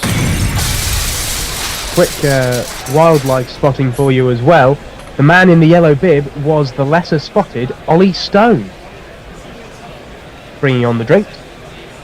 So how many, now that you've spotted Ollie Stone, how many have you got left to spot? I think just the ever elusive Jofra Archer is left to be seen. And I think there's rumours of his next test match. There's rumours of his extinction. Yes, he's so lesser spotted. Or extinction, or at least limitation to other areas of the animal kingdom. True enough. Shorter areas of it. Well, this could be quite literally anything from Ben Stokes. I don't think he's going to try and nerdle stuff around. This doesn't really call for that. 231 is your lead. We saw a couple of years ago in the first pandemic summer, Ben Stokes put on a real demolition job against the West Indies to force a declaration at Southampton, I think it was. That is gone. It's been pushed across him by Joseph at 142 kph. Part guide, probably mostly outside edge, and that's flown through the vacant slip cordon and third man area, and that's gone for 4. Yeah, it's an edge. 1 2 ka 4 4 2 ka 1. My name is Lakhan. My name is Lakhan. Second slip would have had a field day, but there wasn't even a first slip. So what can you do? Bitch about it. Yeah, that's about it. That is a full-length delivery, which seemed to move across Stokes just a little bit, and he's pushed that to backward point, and there'll be no run. Or laugh if you're England fans, and I imagine that's who the company I'm keeping is at this point. True enough. I mean, it's interesting predicament. I mean, Bear was quite resolute earlier on this morning. There's only one side who can win this match, which is England. But if you're suffering from post-traumatic Ashes syndrome, you just look at it and go, it's not enough. It's not enough. As that is again pushed across the left-handed Stokes, and he will guide that to deep cover. He'll take a single, and that's the end of the over. Stokes is on 5, Root is on 107, and the 300 is off England. Yay! Is that why it's going to snow here? We've got the social media has now, the tweets have come pouring in. Yes. Leah is requesting the Nathan Coulter-Nile jingle. Let's hear your death growls. I'm afraid I'm not familiar with it, but I will be at some point once I become a patron. Farong saying, damn, just got myself drunk staring at bottles with a non-alcoholic content. Perhaps my social Sikkim green tea altered my mind. Nuff said I Google England cricket live scorecard, don't get anything, just scores. How does that work? I literally just Google Ing VSWI and I get it, and you click on the score and it gives you the scorecard. So, public service announcement. The more you know. And Jay saying, I have danced to Bohemian Rhapsody, not at my confirmation, mind. And we're back to play with Kemar Roach. It is going to be Kemar Roach. We will jingle up between balls. He's going to come around the wicket, and Stokes pushes towards mid-on. There is no one in that vicinity, so Kemar Roach has to... there he goes! Kemar Roach! To get his own bowl. To field dust his own bowl. He ain't no dope. He ain't no weed. That Kemar Roach, he deals in speed. There goes Kemar Roach! A better accurate impression of dear old Murray than Al, you've inspired. I think that's the next Gorilla Cricket T-shirt. I'll tell you after this ball. And that is a Yorker length delivery, but Root was half step in front of his crease there. There is a Keystone Cop fielding at square leg. After you, just a little bit there. thoughts of a second run, but just a single. Ryan, we've got a new idea for a t-shirt. Gorilla cricket. We do our best work between balls. There we go. We try, and then we get our breath back 10 minutes later, and then we try. It's 10 a.m. on a Saturday morning. I know it's probably a little too early for those jokes, but yeah, we do. We fill dead air as Roach is in again, and a slightly agricultural hike towards leg from Stokes, an inside edge, but that will go all the way down to long leg, and there'll be a third single of the over. As we see, there's Annie. Yeah, I was just thinking Annie would appreciate that. Yeah. There it is. There's always an audience for good jokes with Annie Choke. And even some rubbish ones as well. Yeah. Roach is going to go over the wicket now, short, pulled away by Root. But that will go again down to long leg. The single.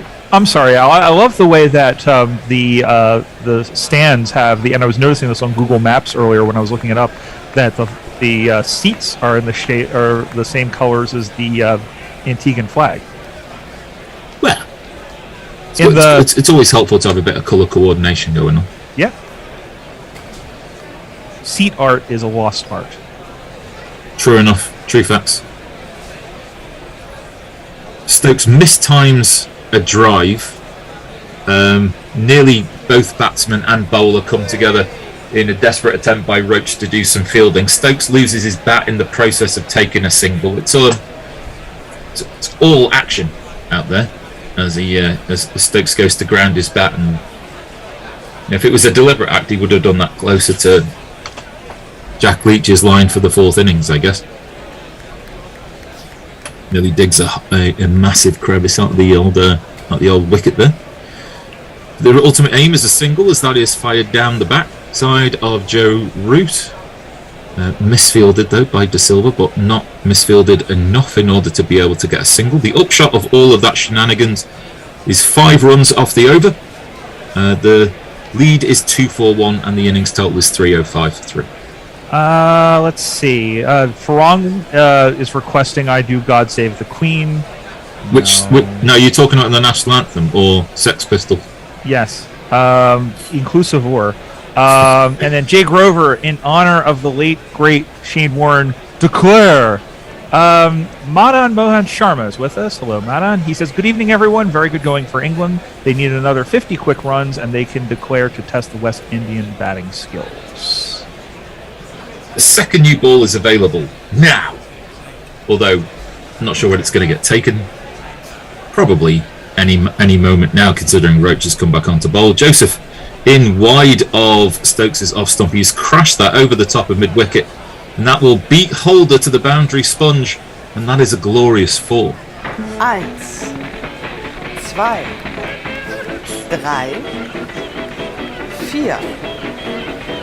4. Jacob, he's done really well. That's a low full toss, isn't it? Yes, and he's hammered it over extra cover and gone nicely for 4. It's a good shot. I have a quick stat as well. I've just been looking this up.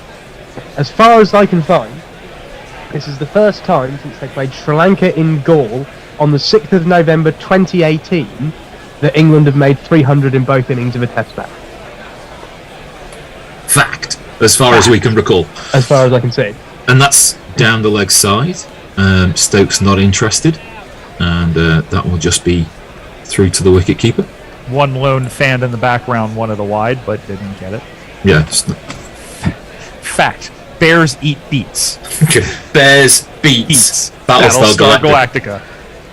It's the thing. I knew there was a reason I liked you, Al. We're binge watching The Office, so we're midway through season 4. That's as far as we've got so far. Yeah. Alzari Joseph in again onto the hip of Ben Stokes. I think this is going to be a leg bye. There is not a fielder within 30 odd yards of the wicket, so bowlers are having to do a lot of extra work fielding off their own bowling, and that is indeed a leg bye. Interestingly as well, I don't know if it's related at all, but that that game in Sri Lanka, where they made 300 in each innings. I believe that series was the last time Ben Stokes was in the Test team. So I don't know if these two things are connected. Just saying, man. Just saying. I don't know how to deal with the word man in there. And Root has gone across his stumps, and Joey Joseph has had movement in the air that's been tailing in towards Root's legs or away from Ben Stokes. And this has moved in the air, and it's in the end it's been too good for Root. And Root has to go with his middle and leg stump in not the ideal position. What a reverse swing on that one.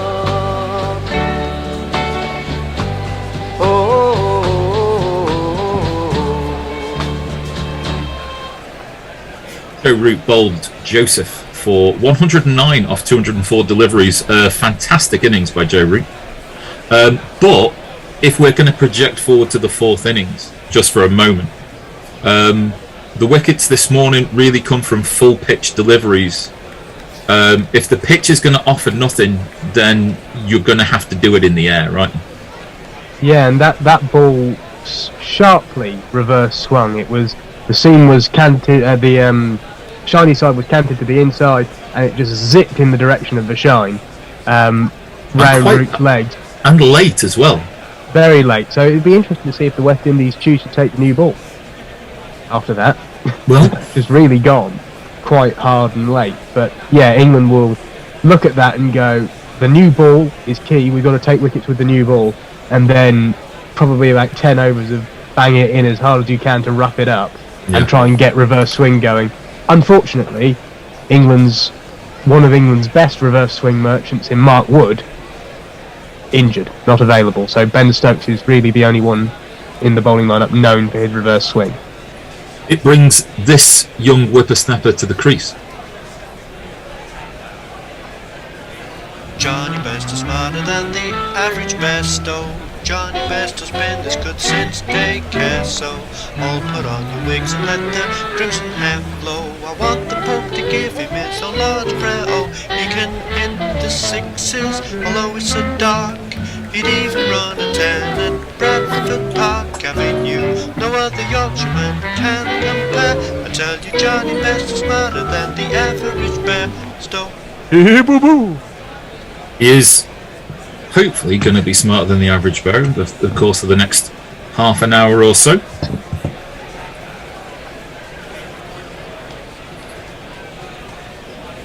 He always looks a bit too pent up and angry at the start of the innings. It's just like he's just so excited to be out there batting. It's just like, I don't know what to do. Joseph in. Again, trying to tail it in towards the off stump, and Bairstow just leans on the ball to square leg and will get off the mark with his first ball. Sound like somebody going down a luge. Just like the idea that the difference between two sports, do you go feet first or leg first? Like Robin Williams. What German gynecologist came up with the idea for that sport? I want to shove an ice skate up my ass and go balls first, stand on an ice cube. That'll be fun. Yeah. I have a score update from Sri Lanka, India when you're done. I will just tell you first of all that the last ball of that over was back of a length, attempted to be hit to long leg by Ben Stokes, far down the leg side. He'll take the single, he'll retain the strike. He's 13 and England are 3-1-2 4-4. I think we're due a change either yeah. now or just to catch everybody up on social media. Jay saying even I have never been so hammered that I had to look at the seats to know what country I'm in. Asalanka has gone for Sri Lanka. They are now 51 for 5 in their first innings, chasing down India's 252. And I think are we doing a change now? Yeah, we are doing a change now. Well, thanks for see everybody. This is my cameo. So have a good rest of your call. Okay, see you later. Good to see you again, Hey, Brian. I'm joined by Mrs. and Annie again. The starting crew are coming on.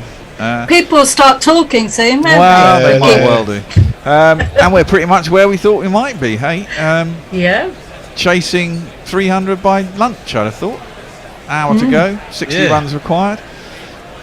2 biffers at the crease, followed by Folkes. He can bat, Wokes can bat. I don't think they'll particularly worry about wickets. As long as they get that 60 runs, I think they'll they'll be quite happy if they were bowled out. I still think the pitch is pretty dead. And your underbet came in on Sri Lanka. And then I did another one, and I'm chasing a third as we speak, Messi. That is driven by Stokes out to cover, and there's no run. But they keep offering 17 runs when they're managing about 9 a wicket. So I figure. So what's the line on this one? I think 66.5. Oh wow! Yeah. Exactly. I mean, if they're going to offer you that when clearly it's one of those wickets in India which no one can bat on.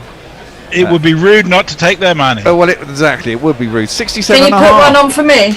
No. Oh dear, that's gone straight up in the air. Now is anyone back there? There is someone back there. Oh. Stokes has gone, trying to hit it out of the park. It's gone straight up in the air. And being Calypso, we're doomed. Nah, well, we don't want got a reasonable lead. We got a reasonable lead, but I still think you want 50 more by lunch. You don't want to. You want to get those 50 runs. I reckon it may be getting all out is England's best chance of winning. You know. Yeah, but they don't want to lose 5 wickets for 10 runs here. That gives them slightly too long, and well, it's an achievable target, but the wicket's flat. I think you don't want to give them more than. You want to give them around about 360 overs, 55 overs, which will be about right after lunch, won't it? Yeah, you never know with the West Indies. They can sort of suddenly adopt a totally different mindset and this is it. And go nuts. Well, the wicket is flat. If they do get in, don't lose any wickets, then they might, they're going on at a rate. I mean, they started their first innings like the Clappers, didn't they? And then lost 4 wickets. And then it all slowed down. So it can happen. I mean, if they got off to the fly they got in the first innings, they'd have what? They had about 85 after 15 overs. They'd be pretty much a third of the way there if we're short of 300, and they've only used up a quarter of the overs. So they'd have 45 overs to get just 200. Most sides consider that gettable even in a test match. Never seen Brathwaite score so fast at the beginning though. Yeah, well, it's England. Everyone bats best when they play England. Don't you know that?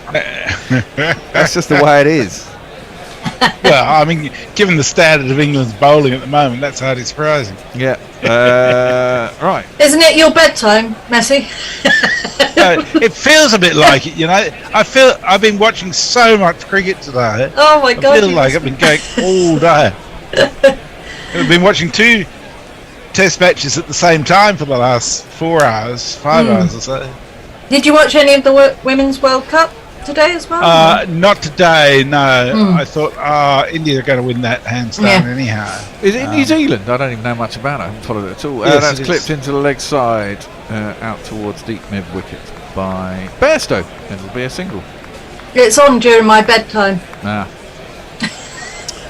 I've had enough of cricket on that side of the world. Don't care what it is. It's just that England have been doing pretty poorly. Actually. Oh, They've terribly! 2 games and lost both of them. So expected to lose. Well, Australia are going to win it, aren't they? Well, New Zealand have got a good shout as well, I'd say, and West Indies actually. They did lose one, and West Indies have just lost to India. Yeah, I think. It's not quite as unpredictable as 20 over cricket where anybody can win on the day. I think the 50 over cricket you need more than just a good day. You need a decent talent as well. Yeah, but that's why I think Australia will win it. And I mean, they're the most organised women's team in the world, clearly, I'd say, by quite a distance. I mean, everyone can get it on their day, but I mean, if you want consistency, you'd have to say it's Australia. Just dropped down behind square by Johnny B. It's a direct hit. They're going to go upstairs. He maybe a bit sold down the river by folks. He played it straight to the fielder. I think he did. I think it'd be funny if we don't get any more runs. Well, that would probably be funny. Going to be out. No, I thought he got back actually. Just. So often a direct hit. The ball's coming in. The bat's down, just over the. That's close. But I think he's just in. I think he's in, yeah. He's just in. His bat is about 3 inches over the line as the bails get hit. It has grounded. And once it's grounded, even if it bounces up now, he's still in, isn't he? So he's just about got back. Nearly got sold down the river by folks there. I thought it was more in than that. It just seemed the guy he was fielding it. Seemed to just take a little too long in releasing the ball, which allowed him to get back. 'Cause he had gone a long way down, Johnny B. He was nearly halfway down the track. This will be a new experience for folks running with Johnny Bairstow. I mean, there was a really weird run out with Agarwal in the India-Sri Lanka game today. The bowler bowled, and there was a huge appeal for LBW. So it went to the wicketkeeper. Dick Weller appealed like mad. As he does. Hold on. Now, Folks has been bowled, playing a drive away from his body, dear. outside his off stump. Well, Calypso Collapso, isn't it? It is! And that he's dragged it back onto his stumps. Maybe they've been a bit too frenetic this morning. But... Get on your bike and take a hike right out of here. Your history, no good for me. Your history, nah. There we were saying we got Stokes to get Larks, we got Folks, we got... Oh well. True. I think. Yeah, this run out this morning was weird. So Agarwal went for a run when there was none, and was about 3/4 of the way down the pitch. So Dick Weller had the ball in his hands and was about to take the bails off, and then he signalled for a review on the LBW before taking the bails off, which was really weird. As it turned out, it was a no ball, so the review couldn't be looked at anyhow. But the run out stood by more than half a pitch. It's just weird. Yeah, that's terrible. Yeah, England got to be a little bit careful now. They want to make sure that, as I said, they get that 50 runs here. They've still got an hour before lunch. Just chill out for 20 minutes, knock it around, get another 20, and then have another little blast before lunch. Who's in now? Wokes it'll be now. Wokes, yeah. Well, he can bat. Certainly can bat, but don't throw it Yeah, away. well, we just lost Stokes and Folks. Stokes and Folks, yay! Yeah, well, Stokes, Folks, Woke. Second innings, Stokes, Wokes, Folks crumble. I think it's you, isn't it? What do you mean me? No, I was going to say to Messi, it's him on social. Yeah, it is. Sorry. Christ. My kids are on the Xbox, so I'm getting Xbox messages again. Oh, fuck. I don't know why that happens, but it does. And I don't know how to turn it off. I haven't a clue. But there you go. As we look back at Root's highlights. He batted nicely. Armchair Cricket Podcast is with it. Says, oh dear, 100 out for Root, but he's done enough to allow England to dictate terms. Maybe the pitch makers in the North Sound can learn a thing or two from their counterparts in Bengaluru. Yeah, I'm not entirely sure. Nuff says, cheers, I was flabbered. Google didn't pop up and record all of the previous bats and bowlers in an innings and match. Fond memories of an old guy walking around the ground shouting and selling match in today's scorecard. Do it yourself fill in. Yeah, I remember that. I've still got some of those from the 60s at Hove when I used to go as a kid to watch. Farong, that's the 1960s, not the 1860s.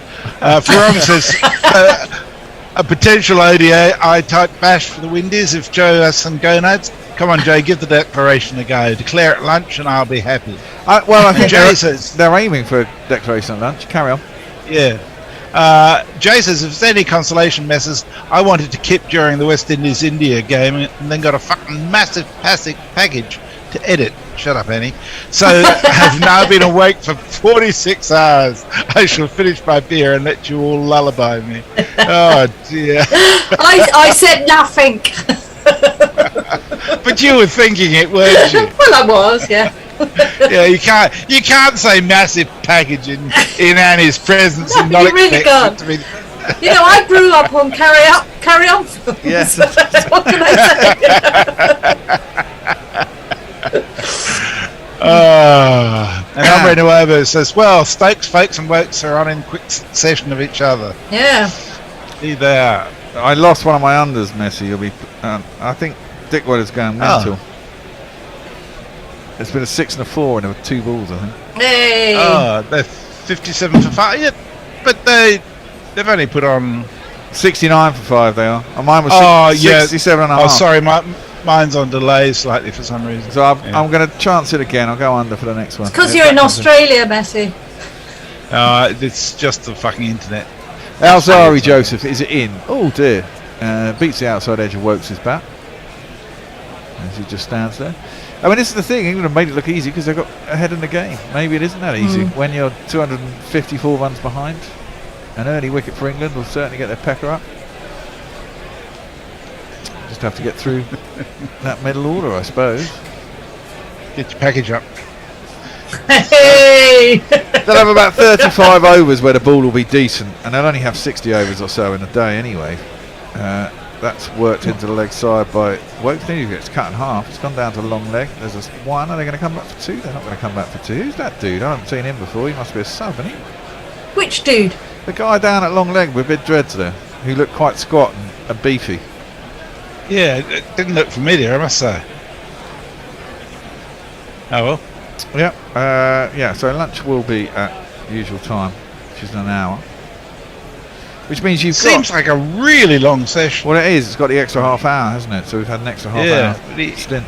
Like it's getting late, though, Messi, for you, isn't it? That's what it is. Yeah. I probably need to open a bottle of wine. Yeah, not a bad idea. Bairstow plays that up to mid off, and there's no. Well, at least there's kind of a possibility of the result all of a sudden. Still don't think it'll happen, but. Well, I'm sorry, I'm not going to stay up till 6 in the morning to watch it. Have you got anyone with you today? No, there's no one in today. Oh. Steve Jones popped in yesterday afternoon. Yeah, I saw he was there, yeah. But, yeah, everyone got excited for a couple of days and then decided that it's really easy to do it from home. How many beers have you had now, though? I've only had 1. I'm gonna pace myself. I've got a bottle of rum too. Don't remember. Yeah, you do have to have some rum when you're when we're playing the West Indies, don't you? Really? Well, we have Windrush Bay offered us, gave us that nice little parcel. Which had a bottle of Ray. Parcels, packages. I don't know. Yeah, parcels and packages. I've still got and peckers. Loads and loads of meat left over from the. Warren Davis sent us a 4-person Metse on day 2. Wow. That's right. Left. Where did he send it from? I don't know. He got Uber Eats to deliver it, but it was massive. It was a huge bag of food. There was enough for 4 people, and a big portion for 4 people. Excellent. Gary's vegetarian. I wish I was there. Hendo didn't really want any. So me and Tone had a bit, but not much. And then basically it's been left in the fridge, so I've been eating it every day. It's great. Just heat some of the meat up in the oven. Tzatziki, flatbreads, so I just warm up again with chili on top. It's good. Oh, Rebel Scum's got it in for you, Annie. He says this is a Calypso Shaver Lapso. Pretty much all happened since Annie Shaver appeared on air. It has actually. Yeah. Roach in onto the pads of Bairstow, clips that nicely. We're down to long leg, that'll only be a single. We're going to have our first appearance of Nestle Boy. Are we? Yeah. Oh, good. Excellent. Session. Jake has come back to do some ball. I'm staying on air. Nestle's is making his first Nestle appearance. Boy off his bike, is he? Well, I'll ask him about that. He's been watching lots of Tour de France. I've been knowing. No, not Tour de France. It was someplace in Italy, wasn't it? Everyone get blown off their bikes. Yeah, I saw that. That he sent out on the WhatsApp. I'm reading over. Farang says sort of quiz trivia. Joe has scored the most centuries as a captain, 13, than all those before him. Who and what score is the highest made by an English captain? 333 by Graham Gooch. Ah, that sounds like it. Driven up to mid-off and there's no run. Or is it? Did Atherton not make any high scores? So he did make a triple not century. that high, was it? Len Hutton, was he captain when he made his 3-6? Len Hutton with 3-6-4, isn't it? Yeah, could have been. Has he given you the answer? Yeah. No, he will do though. Oh, good. Because I want to know now. He's quite good like that. Oh, that's live. Sorry, that's played by White. I thought it was another replay. They've been playing a lot of replays. That's dragged down to wide, long on with Joseph Fields. And, I think the Gooch one's a pretty good show. Yeah, I'd say that's probably about. Yeah, either that or. I mean, I can't think of that many triple centuries by England players, let alone captains. No. And I think if you'd I'm have to go back some, wouldn't you? Yeah. Probably. If I'm right in thinking it was Len Hutton with 364. Or maybe. Yeah, no, you're right. You're right about Gooch. Yeah. Yeah, Hutton wasn't captain at the time. Yeah. But you didn't give us. To be fair, you didn't give us chance. Well, I can give you the various captains. Lara 400 not out. What was that? Jar Warden 374. Hold on. Mark Taylor. Clip by Wokes out to deep square leg for a single. Carry on. Mark Taylor 334 not out. Graham Gooch 333. Michael Clark made 329 not out too. I've forgotten that. Eunice Khan 313. Bobby Simpson 311. That was a fucking awful innings. God, that test match. I think I'd be quite happy to get 311, whether it was awful or not. Oh, it was a dreadful test match. Dexter and Barrington both made big centuries really slowly as well. It was in the 60s. It was just awful. Bairstow works that around off his hit down to long leg once again, and that'll be a single. This is the way to approach it. Just knock the singles about. Don't need to take any stupid risks. Just make sure you get up to something you think you can defend, and then you've got a chance to win. And I think they're looking at 300, and they want it by lunch. Just make sure they get there. Wokes on 4 off 6, and Bairstow 5 off 7. The lead now up to just shy of 260. That one's defended down the track. Beats the bowler, just goes past him. He can't quite get across. Can Roach to field off his own bowling. Which means that Wokes, does take the chance to take the quick single and retains the strike. Damn, I'm going to lose another bet here. Sri Lanka are scoring runs, god damn them. You see? You know, you lose as much as you win. Well, exactly, you do. In fact, you lose slightly more because it's always 6-5 on, so you lose about. Yeah, I think what they've decided is the pitch is so unpredictable, they might as well hit out as much as they can. Yeah, and if presumably Dick Weller's in now, 5 wickets down. It is, in fact, Dick Weller. And Angelo Matthews. Angelo Matthews is 38 or 73. Good old Angelo. Dick Weller's only 9 off 19. Yeah, it's a lot of dots followed by 4 or 6. The odd 2 and made the odd nudge, but that seems to be the way it's going. Joseph is going to continue, and Wokes just drops that into the offside, and once again they'll go through for a single. It's very much set up at the moment in this game. You have 40 minutes for the GPL, 8 entries, so it's into the 60s. It'll be £62 currently.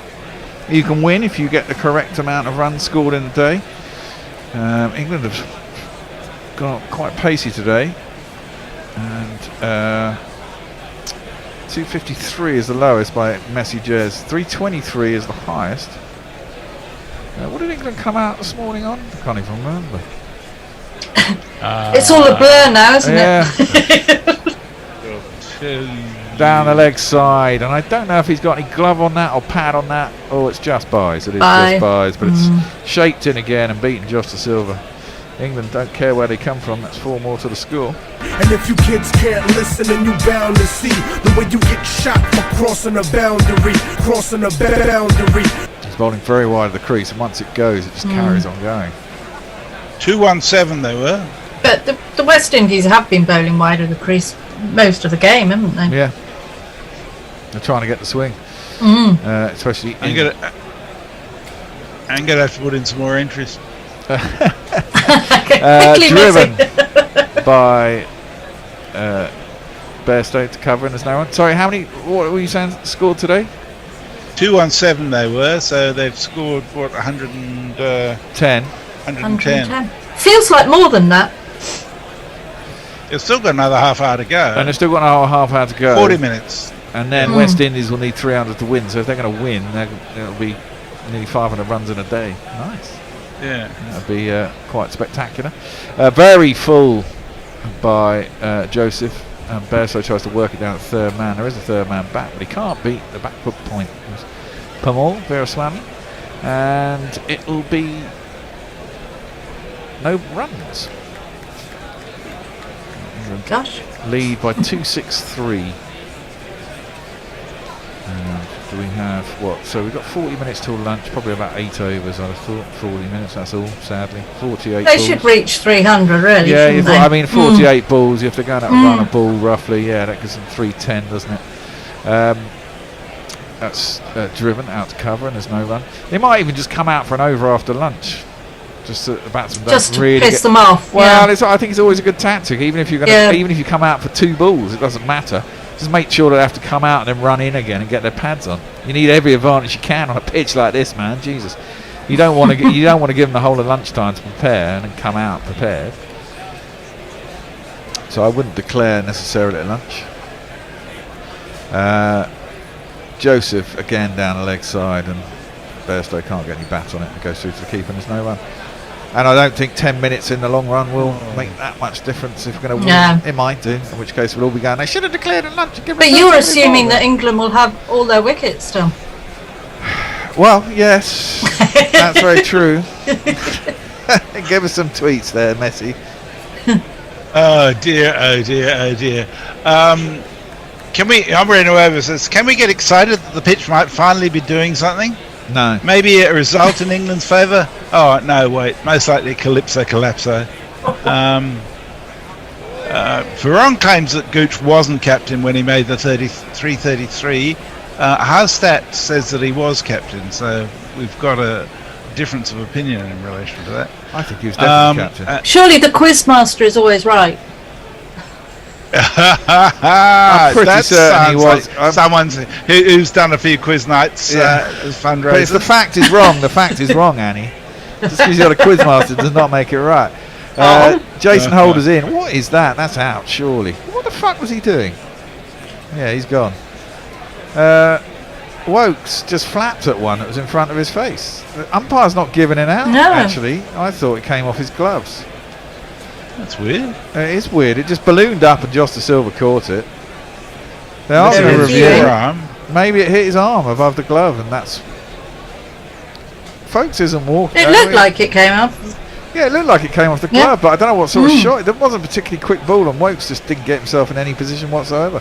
Flapped at it. It went straight up. It seemed to me... Flap is a good word, I think. Yeah, it is. Yeah. It definitely flapped at it. It seemed to come off the gloves to me.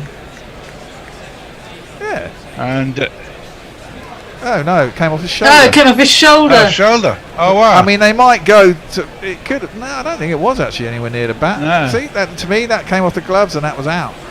But he's in no position. Yeah. He's taken his eye off it completely. Terrible. He's not looking at horrible shot. Yeah, horrible. Someone needs to get in the net and bung some short ones at him. And we're gonna have a look at Ultra Edge. And lay him out. It's really close to everything. Really close to everything, but it hasn't touched the gloves or the top of the edge of the bat, and has just hit the shoulder. It's a good call by the umpire. Was that Joel Wilson? Yeah. Bloody hell. No, you can see how club cricketers get really annoyed by other batsmen when they're not giving up. They were at the Windies were completely convinced that was out. Yeah. Yeah. I must admit, I've edged it and not walked. Have you? Yeah, but because I thought it was so obvious that the umpire was going to give me. And then, so I looked at the umpire expecting to put the finger up, and then he didn't. And then it was kind of like one of those situations where I'd hung around too long because I was really expected to be given out. So then I thought, oh, fuck it, I'll brazen it out then, and stood there. They were not happy with me. Yeah, did they give you a hard time, yeah, they did. Pulled down towards long leg, and there's no one. I guess in some ways justice was served because in the second innings he got quite close and had some banger who came in at the end, who was the bowler who I hadn't walked on, and he got a massive snick through to our keeper and wasn't given. Yeah, exactly. And I went up and asked him after the game. I said, look, I'll admit to you I nicked mine. Did you nick yours? He said, I'm not going to tell you. Got all fucking huffy about it. I was like, all right, chill out, man. It's only a game of cricket. It ended up being a draw, or we'd lost anyway. Does it really fucking matter? And Bairstow gets a waist-high full toss, which he pumps up to long on. He'll get himself a single. Does it matter if it's Bishop and the Bear or Bear and Bishop, though? Yeah, well, in that instance, God. it very much does. Don't start that again. B&B.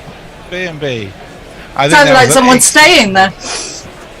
Well, Tony says they could put some. Yeah, you could have someone come and sleep over on Zoom. Yeah, hold it in.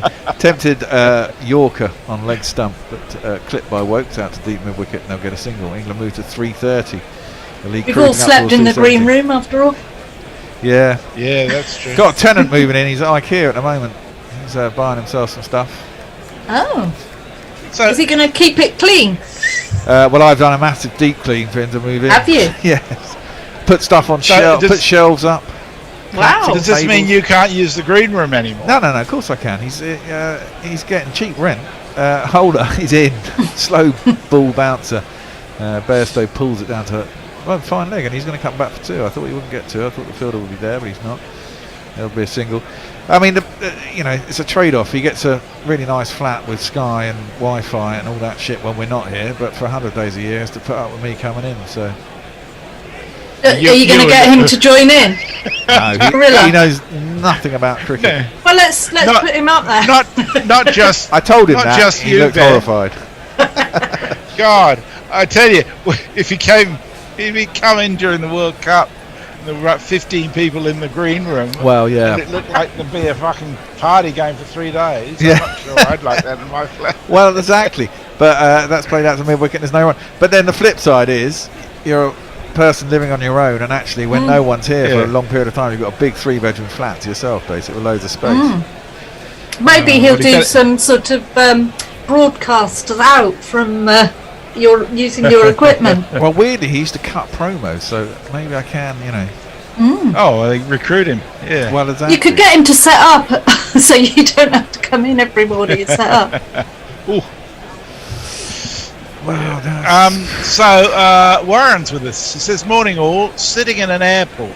Slightly weird sensation. Is that because you're not used to travelling recently, Warren, or just because you?" It's just a slightly weird sensation. I haven't been abroad since before lockdown, so Same here. I can't imagine. I really want to go as well. Me too. I haven't even been into Hoiked by Stokes down to long on as we start the next over. A single, the lead moves to 269. And now I'm happier. I thought 250. Are you? Well, I was thinking 250. If you got out at 250, you give them an extra bit of time. Perhaps it seems a little bit low. Possible to chase down. I'd rather put us on the right side of the equation. I mean, if we post them 300 to win and they win, you can't do anything but take your hats off to them, can you? I mean, it'll be a fine chase in 2 sessions on a final day of a test match. Edged, I think, into the pads by Wokes. It squirts out on the offside and they get the single in anyway. Clickety click. The GPL is now 66 quid. Yes, come on. Still got half an hour. It's creeping up there. See, that's a reasonable. Well, I don't know how many pints you get for 66 quid these days in a pub. I guess it depends where you are in the country, but in London, depends what beer you go for as well. Yeah. Twice as many in Scotland as you do in London. I guarantee that. Yeah. Another flat by Wokes. They haven't got anyone at square leg. Everyone's out deep. They'll just get the one run.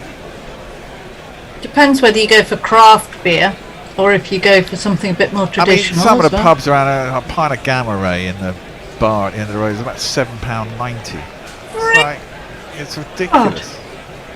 Well, there were pints at the there's a Woodhouse for 10 quid when I was over there a couple of years ago. I mean, we often get a barrel. Go get a barrel from our local brewery.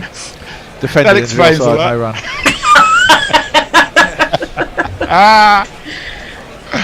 We are actually the barrel at the change. We are due a change at the end of this over. Nestlers is going to come on and join us. Jacob's going to take over all over. I'm just going to move into the sunrise chair. I'm pretty much glued to this chair all day, and even though I've been here 5 days on the trot. You better go and get yourself a beer then. I've got beer. I've got rum. I've had my jelly and I've got some weed, so we're all right. Jay Grove Jay Grover says Bear is now running a radio production brothel.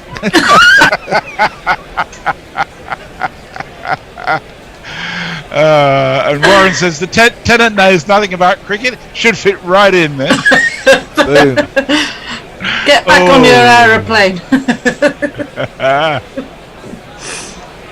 Weird thing is, I know his partner as well, and his partner keeps asking me questions about when he's moving in and stuff. Which I feel a bit weird. But there you go.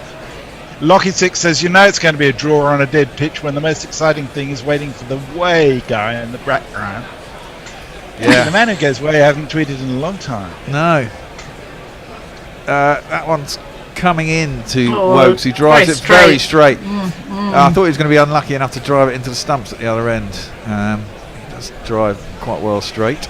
It doesn't get enough to take it for 4 though. It will only be a single. To end that over, we're going to have a change. It's time for our change. Okay, see you later. We're going to say hello, Nestlers! Yay! I've got to let Jacob Hey, in. Nestlers! See you later. I'll just tell you where we are. Let me just adjust my camera. There you go. You look lovely. You look cold, mate. You I am cold. Saving on the gas in these climbs. I went out for a ride. I can't get warm. Oh my god! You got the heating on? Or is that too expensive? Yeah. I think so. Yeah, it is. Good. Okay. How have you been? It's been a while. Did I tell you about the boil on my arse? No. This will set Twitter on fire. This is a way to get you going. Yeah. Hold on. It's not me. One sec, lads. Some cricket has broken out. Yes. Jason Holder into Wokes, who clips down the leg side, and that might just run away if the sweeper doesn't come round. Yes, it has. It's gone for 4.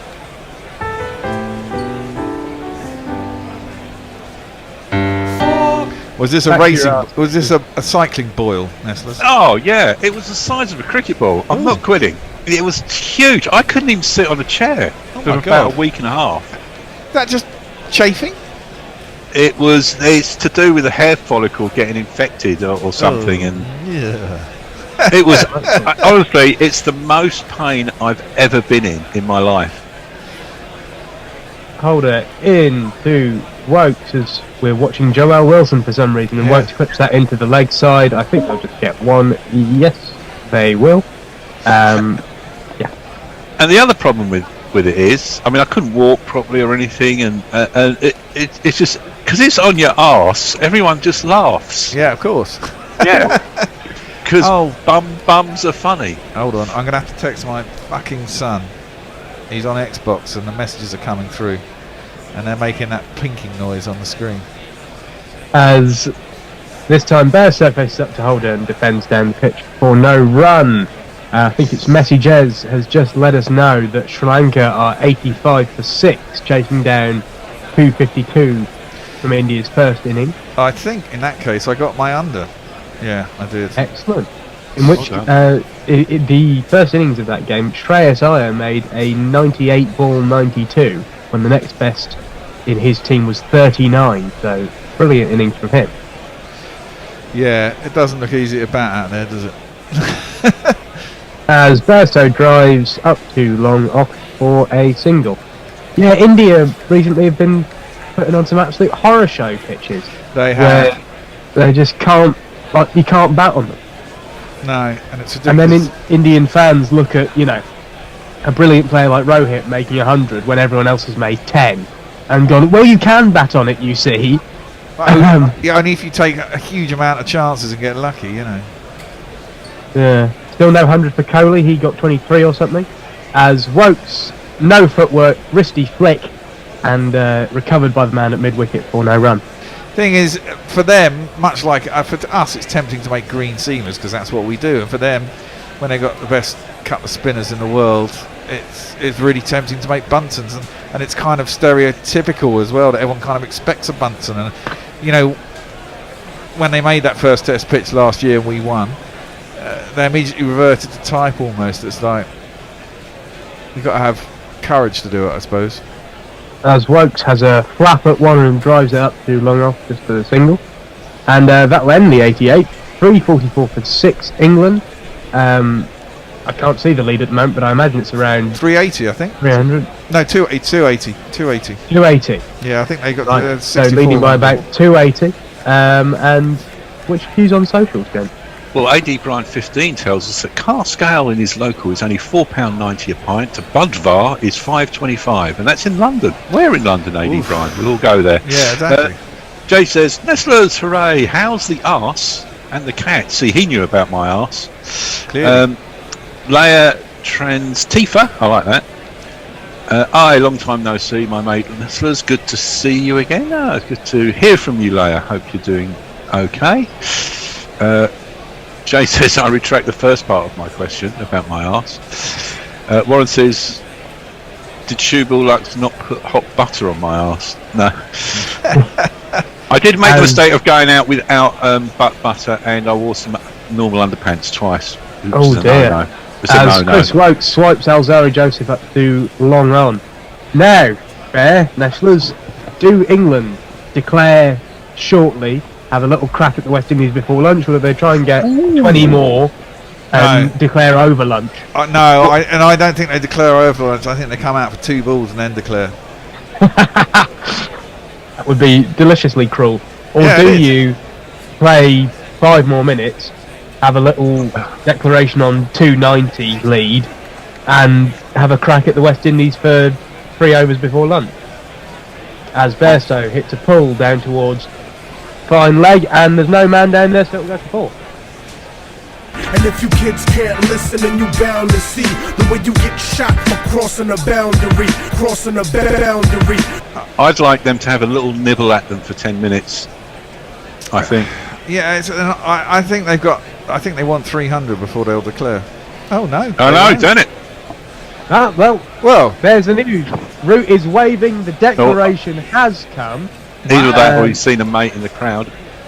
Yeah, and the he's asking him declaration for is a there. fight. England have declared for 349.46, leading by now 285. That is the total the West Indies will have to chase down in this final innings. They've got about 75, I think, 70 overs to bowl at them with the change of innings and everything. Yeah, and England came out. So it's about 140 odd runs England scored this morning in just over 2 hours. Crawley and Root, 121 for Crawley, 109 for Root. Then would we be complete without a little mini England collapse as 4 wickets fell in 5 overs? But Bairstow not out for 15, Woke's not out for 18, and having a crack at the West Indies before lunch. Well, we deserve it. Batted well to get into this position, and you have to say there's a score that the West Indies might be tempted at. Actually, with the amount of time left in the day, they'll have to get a good start to do it. And if they can get off to a good start, they'll put the pressure back onto England. We could actually get a result. But it also I still means think the that draw is the favourite. I think I've always been of the opinion that if you're pushing for a declaration like this, giving a team 600 to chase down on the final day gives them more impetus to sort of block it out for the draw and take absolutely no risk. Whereas now with 280, that's just in that sweet spot where they might have a dart at it, lose 3 quick wickets, and suddenly you're into the lower order, the tail. Yeah. Well, you want to get them in panic mode, don't you? Yeah, exactly. Yeah. That's the trick of the declaration, isn't it? I suppose. Rather than declaring to have them chase 450 and then just give up and block it. Yeah. Well, you know what? The West Indies are 22 to 1. I'm going to put £1 on that because that hedges out if either side wins. I can't hedge on the draw because the draw is 7-2 on. While you're doing that, Jay tells us Sam Smith's bitter is £2.10 a pint in Yorkshire. Sam Smith's pubs in London are cheap for London. Like if you're going to Weatherspoons are as well, aren't they? Sorry? Weatherspoons are as well, but you wouldn't want but to go to either of them. There's cunts. Sorry, it's been a long time. It's been a while, Nestlers. Sorry. Weatherspoons are just full of... yes. And the owners are complete. Yes. Sam Smith's pubs are good. I've never been in one. Well, I probably have. Can't remember. You probably have, probably didn't know. They do... Pretty much you get their own beer in there, so it's like Sam Smith's bitter lager, whatever. Yeah. The City of York in. I don't go. Holborn? I don't go uptown, man. You don't go uptown. AD Brian 15 says England have declared 50 runs short. They don't have the bowlers to take 10 wickets in the remaining overs. Well, no, but you could get batsmen making mistakes. Exactly as Jacob says, there's a target that they possibly could get. Well, you're trying to force them into making errors, aren't you? Yes. By declaring like this, of giving them a sniff. My experience with these things as well is that when it comes to the England fan base, 50% believe England have declared 50 runs short, and 50% believe that they've gone 20 runs over where they need. So it's always the case. And all of them think they're going to lose. Well, I mean, the thing is, this doesn't look, certainly, unless it suddenly breaks up miraculously, doesn't look like a tricky pitch, does it? So, I mean, 240 might well be light if they got off. Florong is offering me a used electric or pedal-powered rickshaw. Rickshaw, yes, he offers us all rickshaws. I don't think me going sort of on the mountain bike trails on a rickshaw would work. I don't know. What happened to Hendo? He came in for a day and then disappeared. Yeah, he came in for a day and he woke up. Was it because I told him that the COVID rates were going through the roof and he got all panicky? No, when he came out in his car, I don't know why he's so panicky. He seemed all right when he came in. Maybe the thought just talking for a day just completely exhausted him. You know what Hendo's like. He did leave the CBD jellies that I got him for Christmas. He brought back round, so I've been munching one of those today. I really, really wished he'd taken one on air. I tell you what, well, they don't actually do much. They just chill you out. Yeah, no, but if you're not used to it, he maybe would have had a decent effect on him. Quite possibly, I suppose. I don't think so, because they've got no THC in them, isn't it? Well, exactly. I mean, yeah, but Hendo doesn't ever smoke anything, does he? Yeah, but THC is a psychoactive component. If you don't have it, you chemically can't get high. Yeah, but if he started to suddenly feel all relaxed, he'd probably go into a panic, thinking he was stoned. Yeah. No, CBD just the CBD trend has always slightly confused me. It's basically just ibuprofen. It's an anti-inflammatory. That's all it is. Well, yeah. I mean, not to ruin your gift there. Sorry. No. Well, exactly. Everyone knows the CBD. It's just ibuprofen. You're talking to a man though who once, when I was living in Islington and we'd run out of weed, we decided to smoke my girlfriend's pot puree to see if that worked. No, and it didn't. I don't think it would. No, I think they didn't. Irreparable harm. It didn't. We actually lost a lump of hash in the garden, and I won't go into the full story, but it did involve at one point the police breaking into my flat. Right. Well, thank you, Nestor. Between this and your C-bomb, we're now off the air, so there's nothing just wibbling on. No. It was all quite. It was to do with the broken pipe because we turned the hot water on to have because I turned a hose on everyone in the garden. We did find this lump of hash actually, and we decided to all take a shower, and then we collapsed. And the next morning we woke up and the window had been smashed, and there was a note from the police because the pipe had burst and the neighbours upstairs couldn't raise us, so they called the police and the police broke in. So what the police did was when they came into the flat, they walked down. They'd gone through downstairs to the living room. The table was just full of accoutrements. Gone upstairs to where the pipe thing was, and there's one naked guy on the stairs, and another one in another room, and another one me in my bed, just lying on top of the beds, all naked. I think the police went in there, got to the water thing really quickly, and said, "Let's just get the fuck out of this flat." Yeah, probably. What the hell happened in your youth, Nestor? Yeah, exactly. I wasn't that young. It was about 30 when that. This was 3 weeks ago. Yeah. Oh, Ravi Nair's joined us. Sam Smith's not only got their own beers, but spirits too. I've tried Sam Smith's vodka and seen their whiskey, gin, even brandy. I haven't seen an own brand wine though. And Frong wants to know: did Gorilla Cricket Hendo have a first drink in 2 years? Yes, that may have caused his absence since then. That may have been it. He also apparently had a pastry for the first time in 2 year, and we had no idea how he could stay off the pastry. Yeah, he was eating 2 years. Well, that's got nothing to do with COVID. I mean, you can get pastries, can't you? Well, not Hendo didn't appear to. He was getting slabs of fruit and nut every week. 2 a week. A slab of fruit nut chocolate. Yeah. It's called the diabetic squirrel diet. Yeah. Jesus Christ. I hope this thing in Ukraine doesn't get any worse for his sake. Well, as I say He- to everybody, He's a worrier, our Hender. Not for the rest of the world. The just pandemic doesn't mean anything anymore. It's all about war. Yeah. What is it good for? Yeah. Absolutely nothing. Keep an eye on our friend COVID, I say. Yeah, well, exactly. But the news is just Well, wall-to-wall war. the headline on the 46th page of every newspaper was that rates among the over 55s are apparently steeply increasing. Not to panic, any of you dear guerrilla listeners. Yesterday there was 77,000 new cases of COVID, and the deaths have gone up, and the hospitalisations are all going up again. It's okay, Nestlers, we're living with it now. We're living with COVID now. So it's all fine. I think dying with it is more. I had it before Christmas, and it was so mild. Same here. I had it 4 weeks ago, something like that. And I had a bad weekend. Exactly, it takes kind of the fear away a little bit, and I guess. Well, people want to go back to normal, don't they? Well, this is it. And for the majority of people that happens to, they're going to go, well, it's nothing, isn't it? It's just the ones who aren't. I went to London the other day, and I wore a mask on the tube, and I was about the only bloody person doing it. I know. I still wear masks in shopping centres and feel weird because no one else is doing it. Ah, no, fuck them. You're doing the right thing. Yeah, I know, exactly. Right, jingles. We're back out. Yeah, we should have some jingles. Ollie Pope is Ollie out, so Pope is on the presumably, pitch as well. presumably that means Wood isn't even bothering to come out, doesn't it? West Indies will open the batting with two people who've got really long jingles.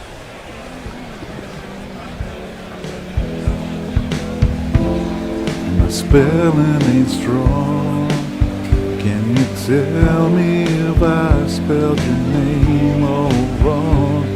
I wrote it down with a C before. Now is it 2 G's? I wanna be sure. Great Brathwaite is hard Chris to Wax spell. opening the bowling as well. Yeah, well, we haven't got anyone else to do it, have we? The other batsman is opening batting, he bowls off breaks as well. He's gonna get you, John will get you. Campbell, John's coming for you. that's the and the bowler. Works his fit, got out of bed, went and had himself a net. Found this way that his heel had healed.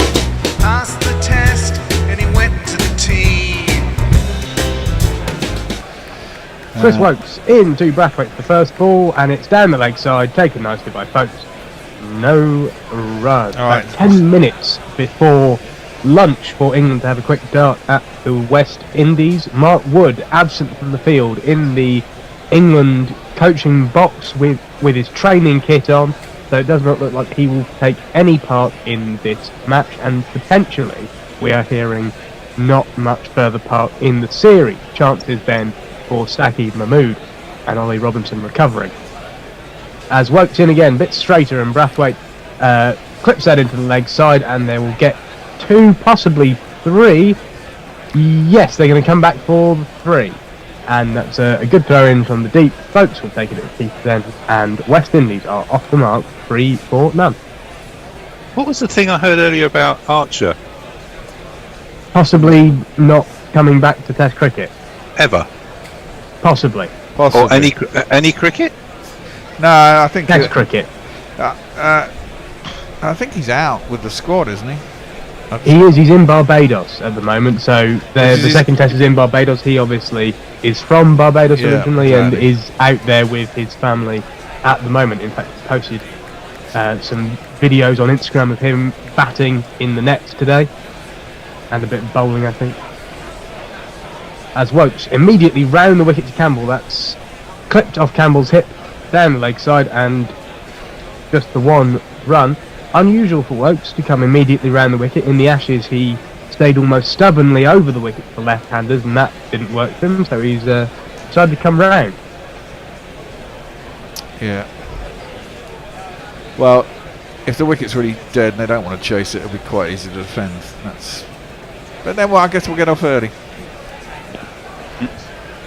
suppose so, as Wokes, top of his mark. Characteristic jog in with the large extended foot stamp at the end to Brathwaite, who leaves well outside the off stump. Started too wide and gentle outswing away for Brathwaite on that occasion. A little bit of movement, although England have not found anywhere near the movement with the new ball that West Indies have. I think they need one side to lose a little bit of lacquer before it'll do much. Saw a thing yesterday that put up a graphic. West Indies in their first 10 overs of the first innings, at least, as that straighter from Wokes and clipped into the leg side from Brathwaite to short mid wicket. Yes, in their first innings, in each team's first bowling innings, West Indies extracted an average of 2.7 degrees swing from the new ball, first 10 overs. England 1.7 degrees, and then both of them declined to about 0.5 degrees after the ball got 15 overs old. So new ball is crucial. Very much so. And Wokes already 4 runs off this over. Final ball again into the leg side, straying a touch too straight again to the right hander, off the hit from Brathwaite, but no run as there is a man at square leg. 4 for none, West Indies. Rebel Scum reckons your kids are spending money on Xbox games, that's why you keep getting messages. Blair says she offered a Hendo a crash course in pastry making and he didn't take it. I'm not a qualified chef, but I generally know what I'm doing. That's what having a gluten sensitive girlfriend will do to you. Brian Barish has sent us a picture of him driving, which looks like the most foul thing on earth, the weather, wherever he's going. It looks like he's going to Plymouth on the Interstate 476. I wear a mask whenever I'm inside, including in the office, and I've had it, says AD Brian. Good man. Interesting. Cricketing logic has broken out, even with the new ball. The tactical over of spin before the lunch break has come out, and Jack Leach will come on to bowl with the new ball. What do we think about this, gents? Not a bad shout. Bit of rough left-hander in. Leach doesn't average the best for left-handers. Average about 60 for left-handers last I checked, but there is some rough outside the left-handers off stump which Leach could exploit. As he's in and completely misses that rough as he kind of strays a bit too straight, and that's into the leg side for no run. I also think the way to get wickets here, you're not going to get many nicking off, really, are you? Because there's not much. You've got to try and bowl straight, hopefully beat them on the inside edge. A lot of LBWs if you're going to win. Leach in again, looking to aim for that patch of rough. Gets it that time, just the edge of it, and well forward in defence is Campbell. I'm just not sure, given how quickly the new ball stops swinging and how much it swings when it is new. I'm not sure spin, maybe just hold off till after 10 overs or something, and then Leach has a big role to play. Well, yeah, plus, you got, maybe everyone gets a little over before lunch, you know. Well, it's only 7 minutes. By Campbell.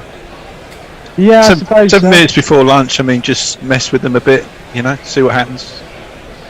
But Leach could be very useful in roughing up one side of the ball for a bit of reverse later in the day, which we did see from Alzari Joseph, some good reverse on display from him. As Leach gets a bit short of that rough, and Johnny Bairstow, I think that is, comes around from square leg to pick that up, no run.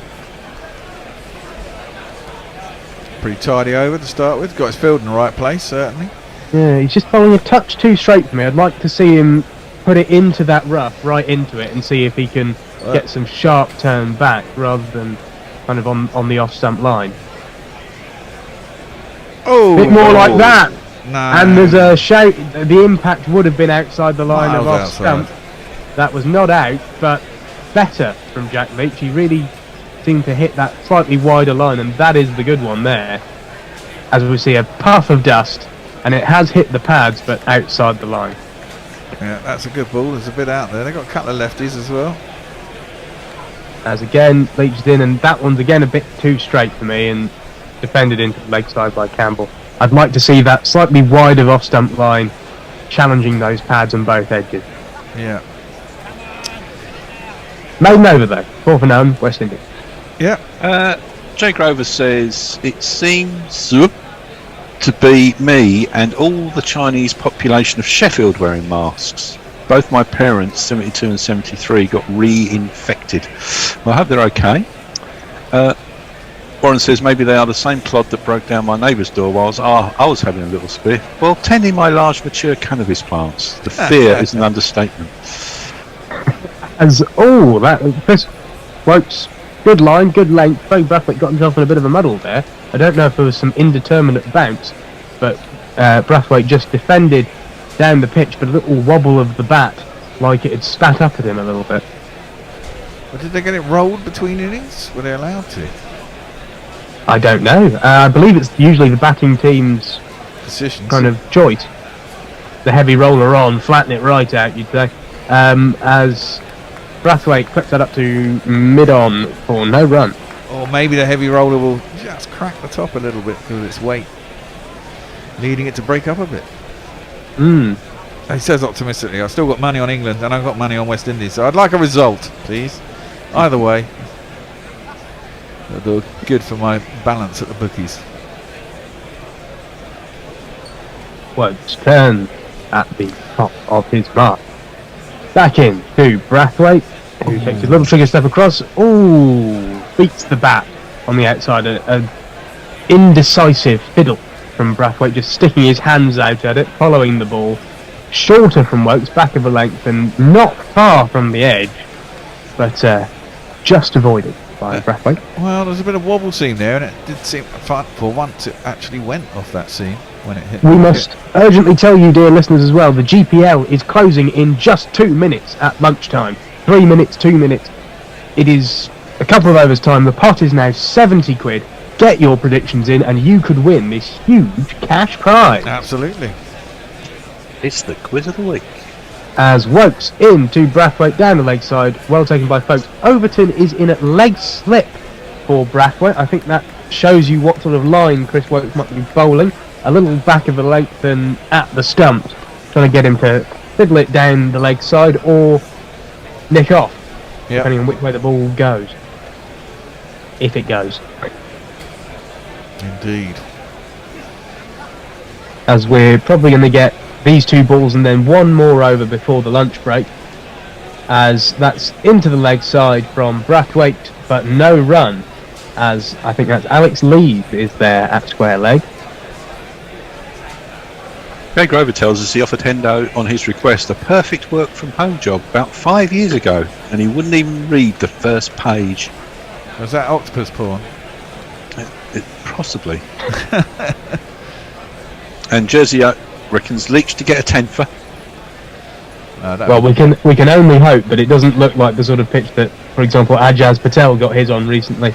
As Brathwaite defends down the pitch, and a maiden over for Wokes. West Indies still 4-0, trailing by 282 to win.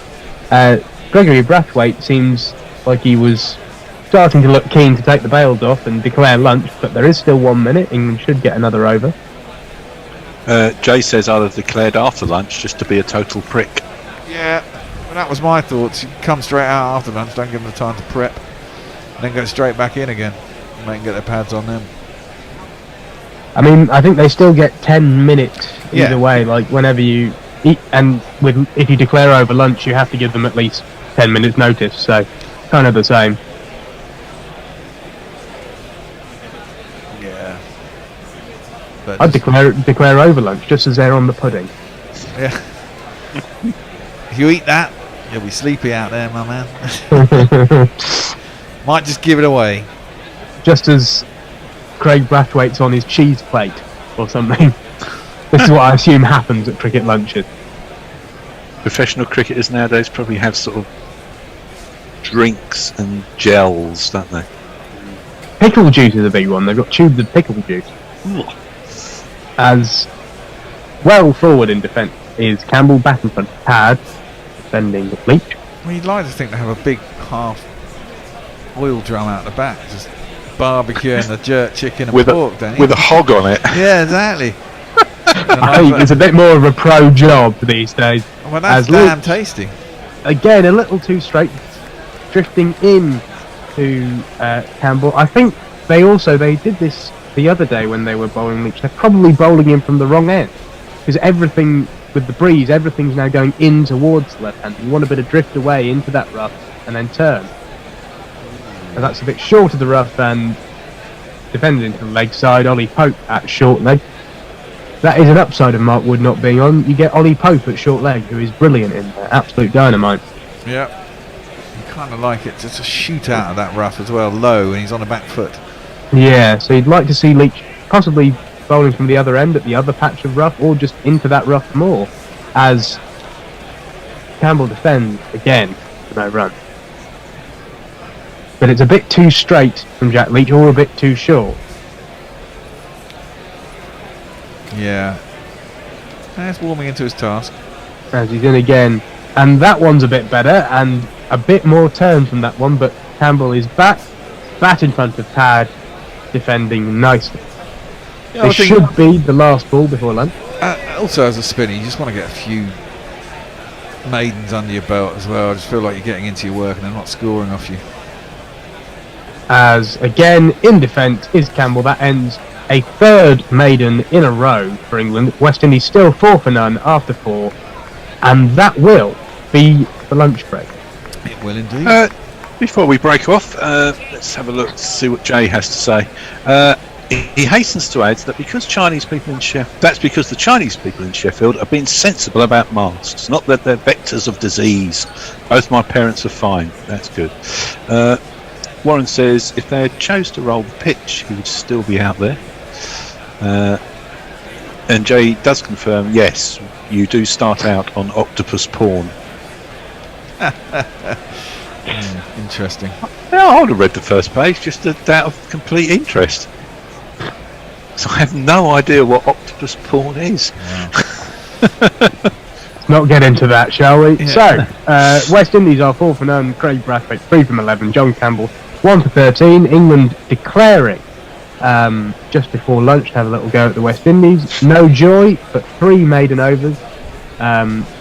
4 overs, 2 bowled from Wokes, 2 bowled from Leach. Be interested to see who they open up with, and what's our lunchtime feature there? Well, everyone enjoyed a podcast yesterday, so I'm going to play the Alternative GC podcast episode 4, which was our dissection of the Paul Ashes performance.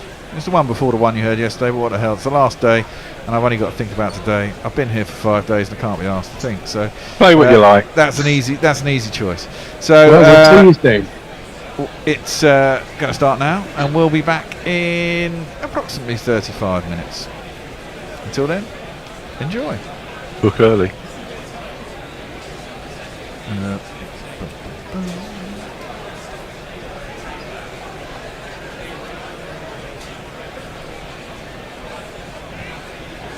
Here we are again, happy as can be, all good friends and jolly good company. It's the Gorilla Cricket Grumpy Old Man podcast.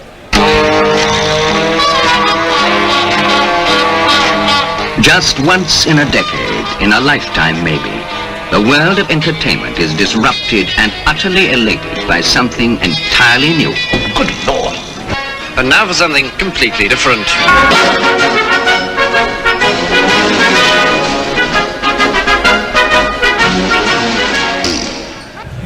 It's Grubby here, and with me I have the bear, who you won't be able to see, looks exactly like Colonel Kurtz in Apocalypse Now.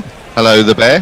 Hello there. Well, it's kind of homage to Hendo, although we haven't seen him much on Gorilla recently. In his dying days on Gorilla before he took his time off, he always used to look like Colonel Kurtz. Is this something we should know? No, not at all. He just hasn't been on for a while. But he always used to sit there in the dark with his beard shining through and some little light on his face, and it always reminded me of Colonel Kurtz. And also, not Fred Titmus, who's been to the cinema recently. How are you, not Fred? I have been to the cinema, but that is far from being the most interesting thing about me.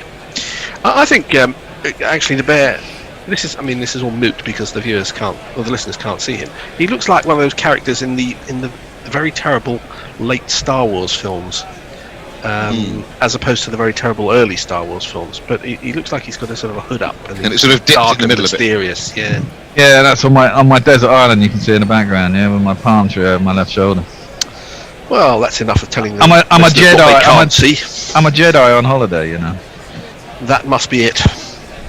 Well, chaps, we do have an Ashes to deconstruct. Oh God, do we have to? No, we don't. We can talk about whatever we like because this is an alternative podcast.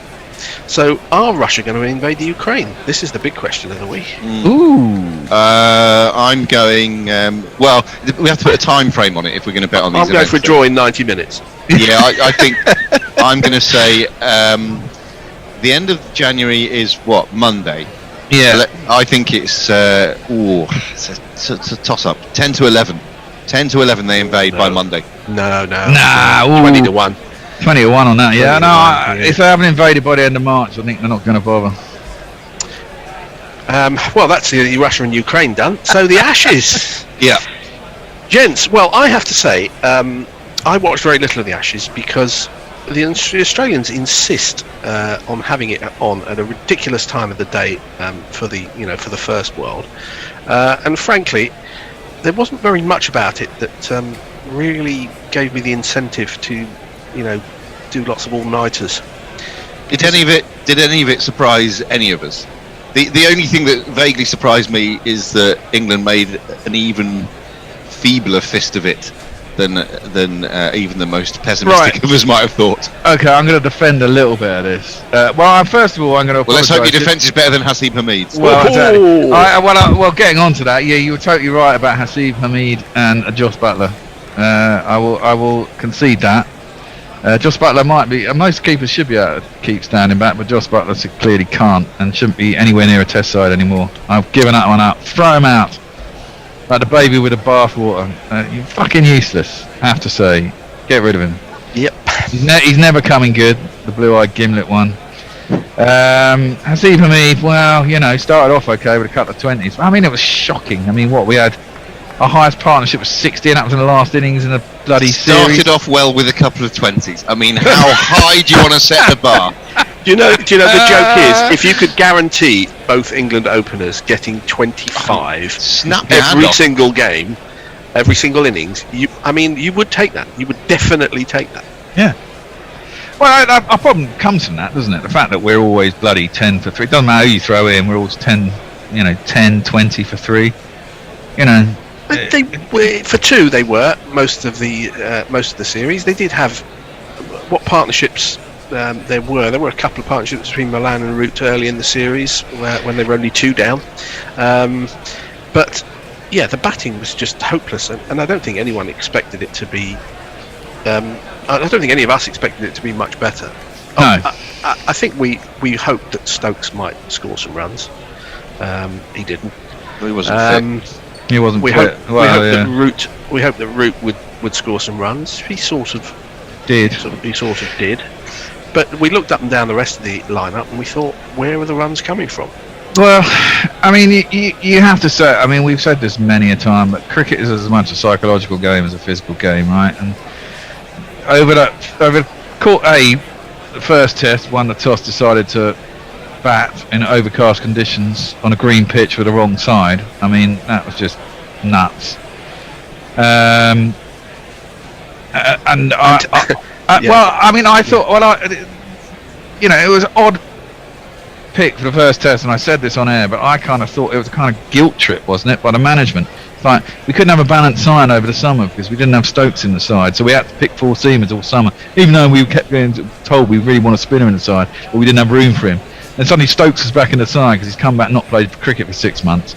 So we've got space for a spinner, so we'll stick a spinner in, even though it's a green top and it's overheads, and then we'll decide to bat as well. Just to make it really fucking stupid, Utterly ludicrous, Ben. And the thing that was quite ludicrous. Pointed out was that the first game is so important. The first session, the first game, and who was taking the new ball for England at the start of an Ashes series? Who was taking the first over? It was Chris Wokes. Now, I've got a lot of time for Chris Wokes. I like Chris Wokes, but there's no way in hell that he should be taking the first ball for England in a Test match, let alone a Test match in Australia. Certainly not in Australia. Maybe at home in late May at Lords. Against Ireland at Lords, maybe. But even then, I can think of 3 people who you'd rather have. it was just England have got a poor team, but they insist on making it harder for themselves by persistently making terrible selections and decisions. This is it. Well, even in those.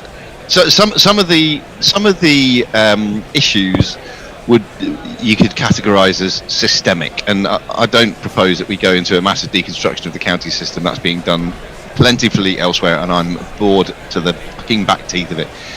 So some of it is structural, if you like, but then, as you say, Fred, we don't help ourselves tactically, if you like, by poor decision making, both on the pitch and in terms of selection. And it's not after timing. A coach who is clearly, I'm afraid to say, not bright enough, and a captain who is not captain material, and I've said that all through his captaincy. I want him to concentrate on his batting, let him do that, and let's get someone else who knows what he's doing on the field of play as a captain, who knows how to set fields, who knows how to manage bowlers and all that sort of stuff.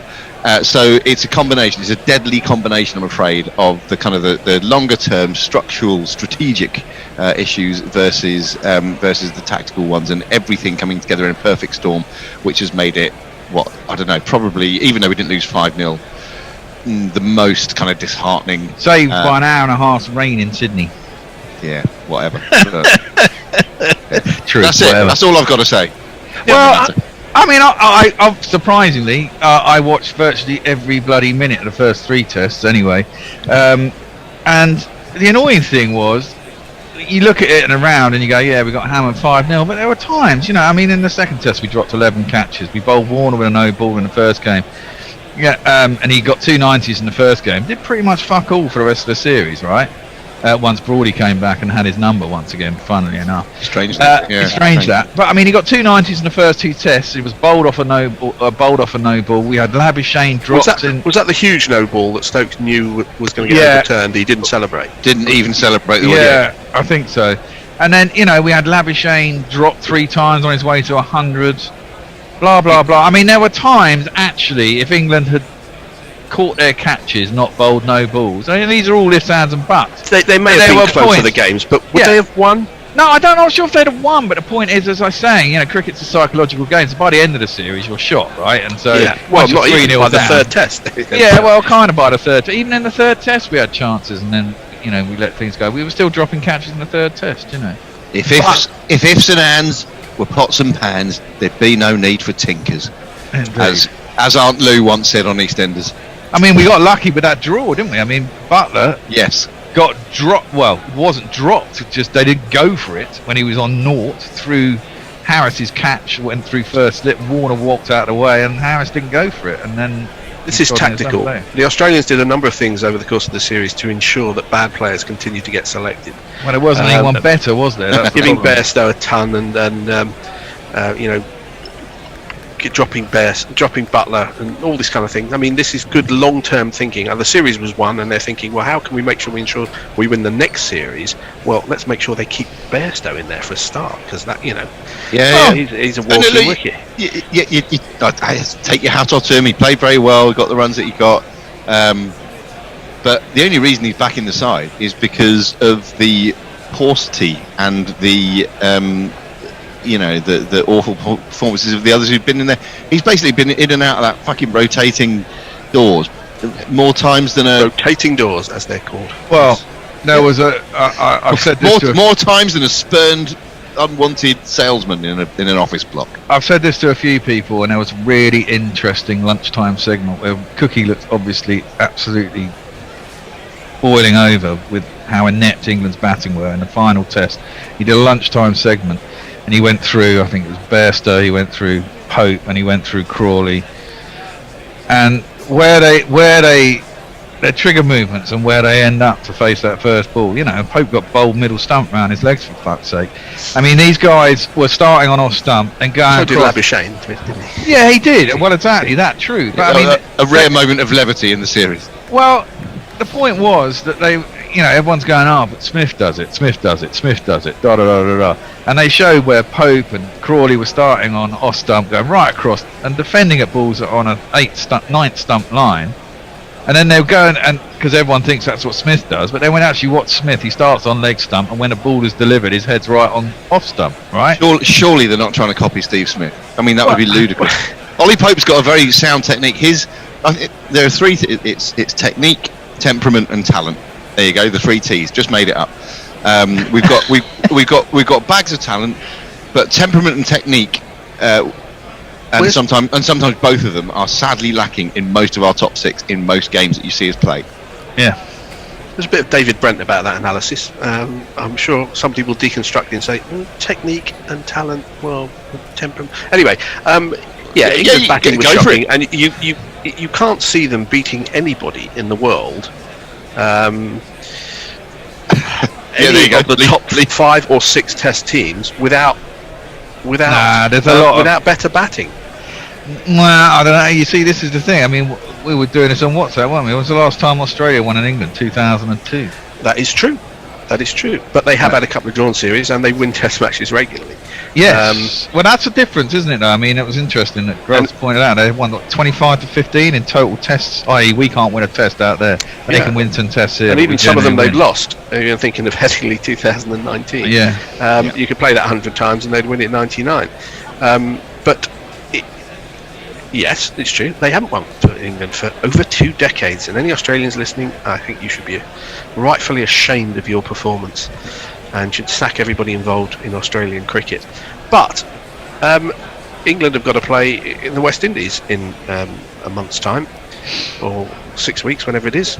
Yeah. Are they going to score runs in the West Indies? The West Indies have got a decent bowling attack. You know, the wickets aren't great for batting. I can't see England scoring 300 in the first innings of a game. How are they going to get there? Well, we haven't done for a while, have we? Certainly not in the Ashes. No, but the West Indies aren't that strong side. I mean, this is it. I mean, but the bowling doesn't have to be all that strong at the moment for to be too strong for England's top order. Let's see what sort of pitches are prepared over there. Well, the last 2 or 3 times we've been there, the pitches have been not good for batting at all. Spin friendly fairly early. Spin friendly and the ball going past the bat, on regular instances, and you can't see. They're not going to take Hamid. They can't take Hamid. There's just no point.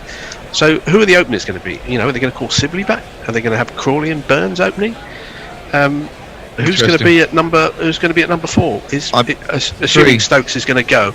I assume this Bairstow ton has kept him in for a year. Oh, ridiculous. The old boys club.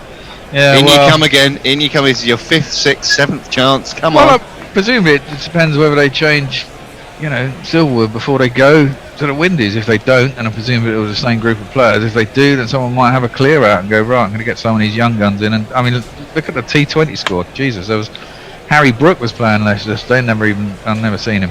Didn't look much like a T20 player. Looked like he might have, Should have picked David Brook. That's what they should have picked. Yeah. Good game yesterday, actually. It was quite exciting. Well, talking about pitches in the West Indies, they play on something like that marble top they had yesterday, where I mean, Rovman batted superbly. I did sort of say that's one for the Rovman's yearbook. He was tremendous. Fred puffs out his cheeks. Yet another lame gag from Grubby. But yeah, so you might get 1 or 2 services like that. Who knows?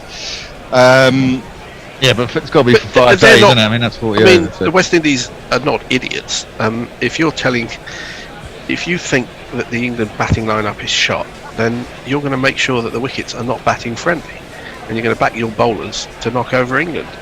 And England have got a reasonable bowling attack. Presumably, they will try and pick a strong bowling attack and play them in as many games as possible.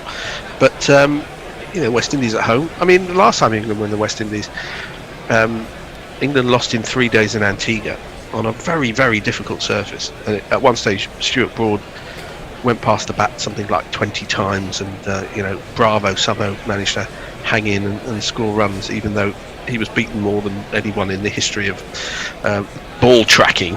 Beaten more than Vitas Gerolaitis against, who was it? Was it Borg? It's going to make a domestic incident joke there, but I won't. But and the pitches are going to be tough. They're going to be tough to bat on. And they're going to say, well, it's going to be a shootout. It's going to be our bowlers against your batting lineup versus your bowlers against our batting lineup. And we think our batting lineup is going to score those 15% more runs, and then we're going to win the games. And that is something that England are going to face wherever they go in the world. Yep. I mean, they had an absolute disastrous. How long ago was the India tour? That India tour, man. That first Test match in India, they put a half decent wicket out, got beaten, and then they decided to doctor everything ever since. You know, that's true. I've said this many a time. That series came down to about 4 innings: Root's innings, Rohit Sharma's innings. Someone else scored a ton somewhere else, and Rishabh Pant, and he scored some runs somewhere. Yeah. And in the last Test, someone else scored. I mean, there were about 4 innings that won that Test. Everyone else. That's true. And any Indian listeners who are saying we're just whinging poms who are complaining about this. You're absolutely right. Joe Root took 5 for 8 in 1 innings. Exactly. So, what does that tell? And they were all top order batsmen, I think, as well. Yeah, I mean those pitches were horrors. But you know, I said at the time, you know, you're entitled to home advantage. And, yes, you are absolutely. And you do that, fine, you win, but don't, you know, you want to cry about that, fine, cry about that. But you put those pitches, India play that against virtually any team in the world, even some of the, you know, subcontinental teams who play spin all the time, they'll still win. Ashwin's the best probably spin bowler in the world. Jadeja's really good at home, and you know, Axel Patel just bowled darts, and they do all sorts. So Axolotl Patel, yes. The question is, though, wherever England go, they're going to. The same thing's going to happen, because everyone's going to say we're not going to give them a chance to score some runs, because England have a decent bowling attack. They've got they've got 5 or 6 seam bowlers to choose from, even with the mindless rotation that can hold their end up well all over the world.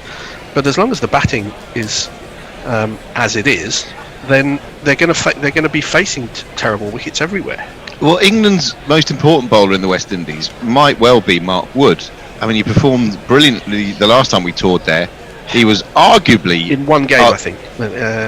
Well, if you win a game, one game, that's yes, I know. But shabby. Anyway, he arguably, I'm not saying definitely, but arguably was England's best bowler on the recent Ashes debacle. So he was, yeah. And so he could really. I would select him, if at all possible, for every game in that series. Well, there's 3 tests, aren't there? I mean, he played 3 tests in a row. I mean, everyone goes, can't play 3 tests in a row.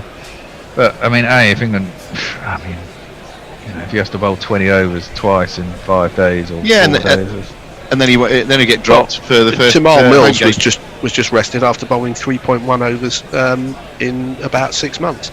So. And he was rested for the next game. So, would you rather be rested or rotated? It depends who was rotating. Question for the chickens out there. You see, Collingwood came out in firm defence of the side today. In defence of whom? England. Saying they didn't stand a chance. Is he on the payroll? No, yeah, he was good. No side would have stood a chance considering what England had to go through. They shouldn't have had to go to the Ashes after they'd done the World 20. Bubble life is, you know, destroying people's mental. Yeah, and yet strangely we didn't call off the Australia tour for the reasons that are now being cited, for which we called off the Pakistan tour. So, you know, he's only ever going to get slaughtered for what he said there. Yeah. Agreed. I'm not in favour of cancelling tours just because you think you're going to get gummed. That's not a problem. No, but there is something. I understand that, but I mean, it's something that all international cricketers are having to deal with in some respect. Look, I mean, India just got well beaten in South Africa, which you wouldn't have expected to happen. Touring is, over the last 20 odd years, has been very difficult, or rather, getting results.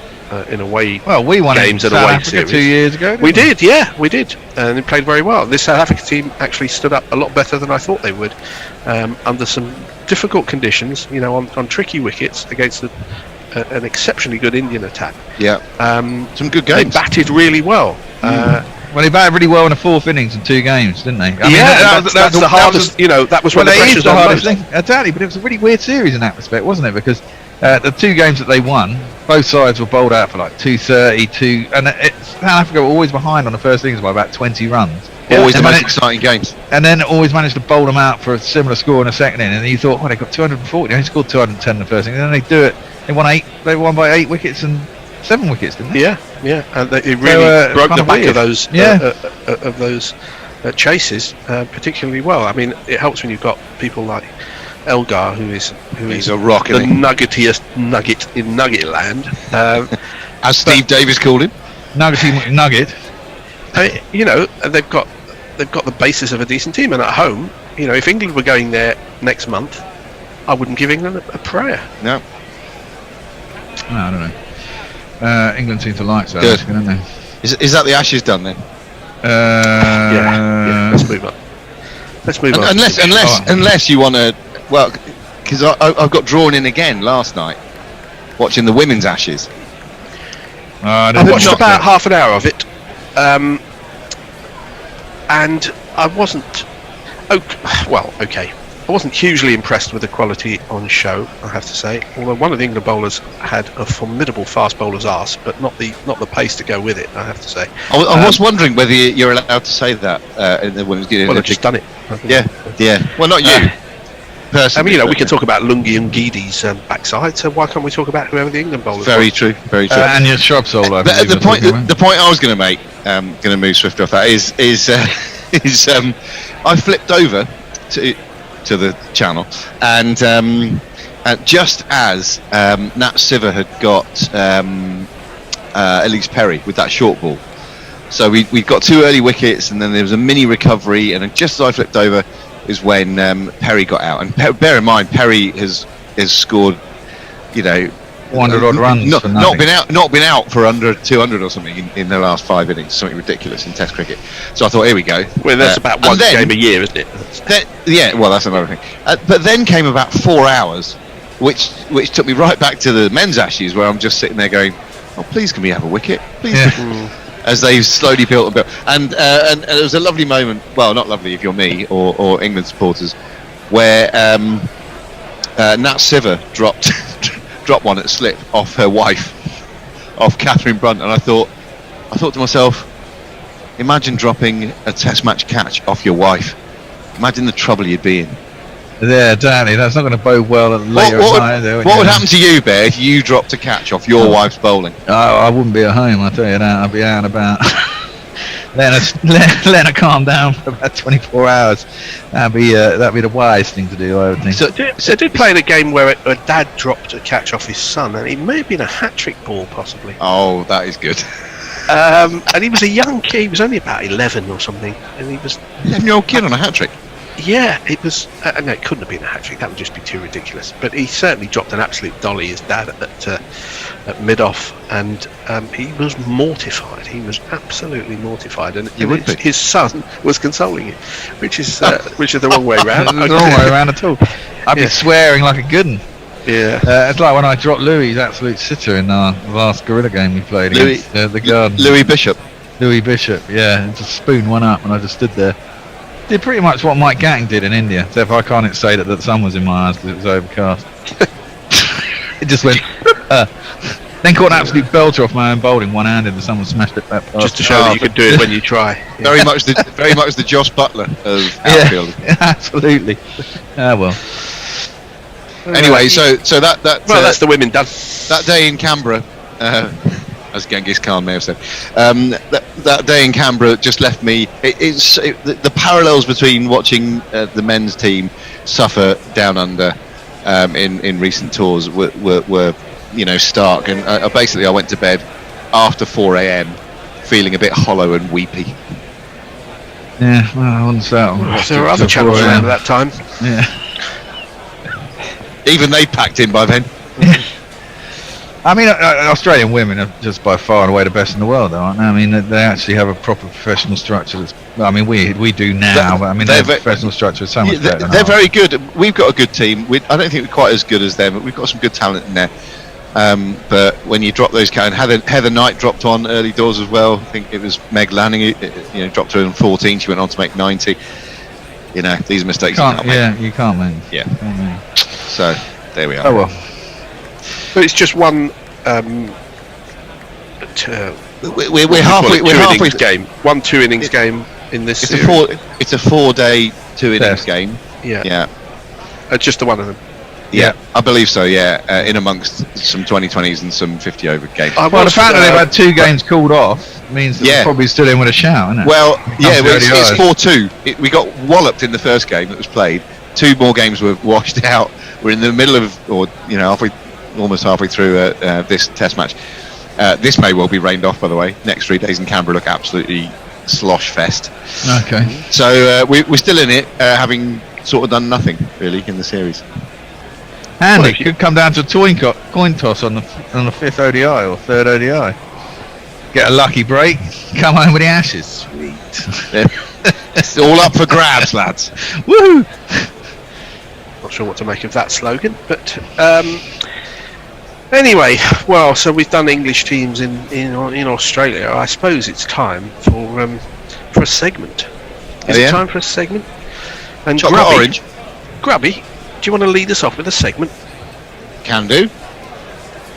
As you know, dear listeners, I like to trawl the polluted waters of Twitter for some boring cricket content, and oddly enough, we're spoiled for choice. I've got 3 candidates for this week's boring cricket tweet of the week, and I'll start, as we so often do, with something Welsh. Yes. Here's a tweet from a man called Adam Evans.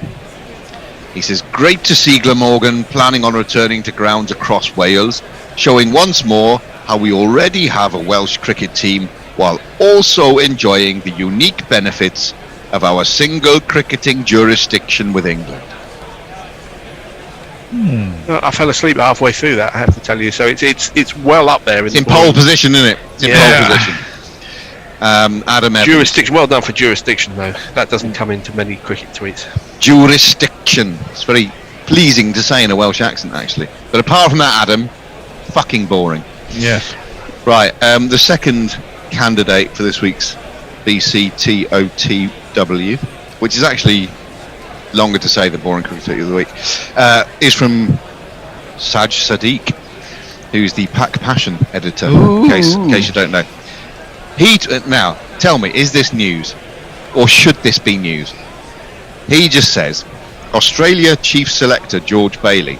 By the way, anything featuring the name George Bailey is immediately boring. He's a non-entity of a human being. Australia Chief Selector George Bailey has confirmed, like it's been said previously, has confirmed that no Australian player has asked to be left out of the squad that is set to tour Pakistan. I was. No one's asked to be left out. So excited, waiting for a scoot there. And you could add on to the end of that. Yet. Yes. Before the tour gets cancelled. Right at the last minute. When you say "is this news," I mean, frankly, I get that every time I pick up a newspaper or read a news website. But what, you get news every time you pick? No, I say "is this news?" Sure. Right. Now, for the third candidate, I'm going to have to revert to our WhatsApp. This is why I parked this message here earlier on, chaps. Right, this is from somebody called Abhishek, not our very own Abhishek Chopra, I don't believe. Lots of Abhisheks out there. Yeah, exactly. It's not from Abhishek El Chopernos. It's from Abhishek on Twitter, let's call him. And his tweet reads thusly: Rohit Sharma and Rahul Dravid both are fantastic pair. They both have played enough cricket for India, and guys will give the best shot in the upcoming World Cups. Boring enough in itself, you might think, but then he finishes it off with, God of cricket, Sachin said in Backstage with Boria show. Boria was that weird. We know Boria. Yeah, exactly. Boria was the one who caused so much mayhem on the World Cup. He didn't cause mayhem. He's a nice bloke. He was, but he was it Shilpa? He pissed off Shilpa, yeah. Yeah, he did, didn't he? Yeah, she pissed off him. Lads, back to the task in back hand. to the task. Yeah, no, that was a very boring tweet. I didn't actually understand it, but to be fair, it may not be his first language. But still, there's no excuse for being boring, even in a second language. No, that's true. Innately, I think that is the most boring tweet. Because I always tend to go for Wales, though. Yeah, well, this is the thing. I'm tempted to go for Wales as well. I do lean towards Wales. I do lean sort of. Before we reach a definitive decision, I just want to check. Yeah, so Abhishek's account, and we should give him a full shout out. Abhishek 099, if you want to follow him. But why would you? How many followers does he have? His profile, over 1,000. His profile is I am a greatest fan of Rohit Sharma. Without watching him, my life is nothing. Please follow me if you are a cricket lover. Right, he's getting my vote. I'm sorry, with a fucking Twitter bio like that, he's got. I'm a bit disappointed that you're trying to sway the voting here because you haven't told us what Mr. Evans. Yeah, this is true. What? Or Saj Siddiqui have. You know, you haven't put their profiles up. So I think you're trying to rig the vote. And quite frankly, I'm disappointed in you, Grabby. The boringness of the tweet should stand or fall on its own merit. It should. You're right, but as you know, nothing is without context, Fred. Wales. I'm voting for Wales. Jurisdiction. Jurisdiction. I like the Welsh accent, but I'm sorry, Abhishek for me. Well, Grabby, you've got the wrong casting vote, haven't you? Wales. All day long.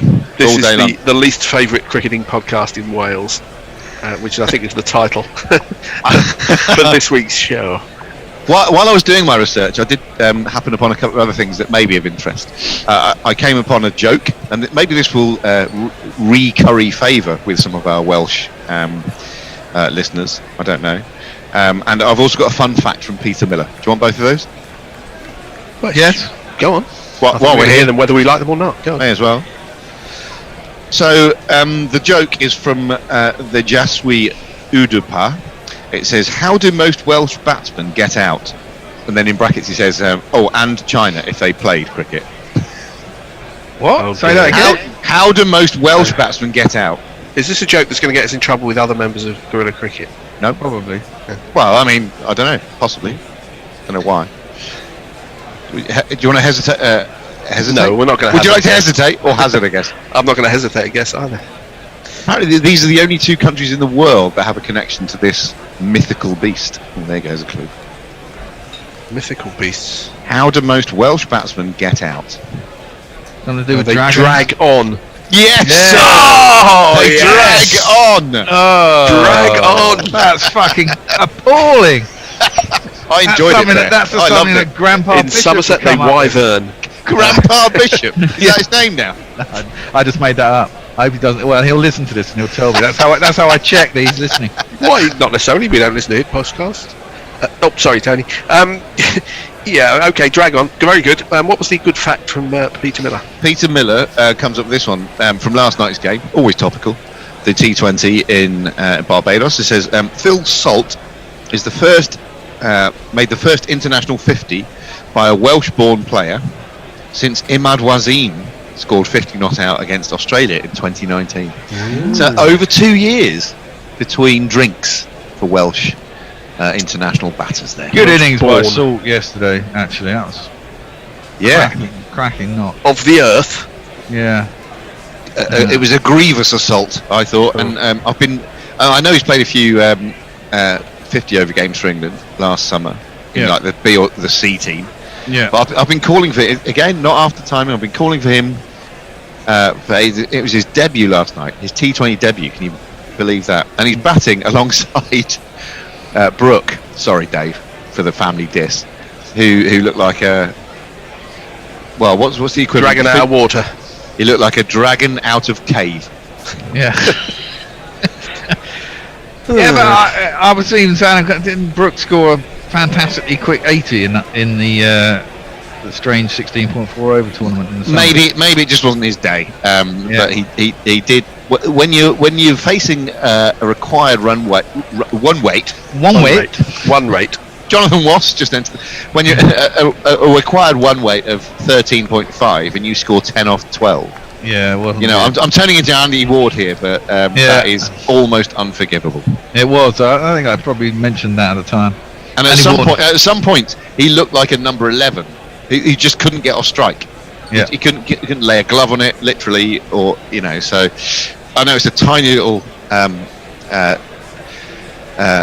survey, but they had to stop the game because Livingston apparently puked up on the pitch. Oh yeah, he looked well sick. He shot a length. No, presumably not.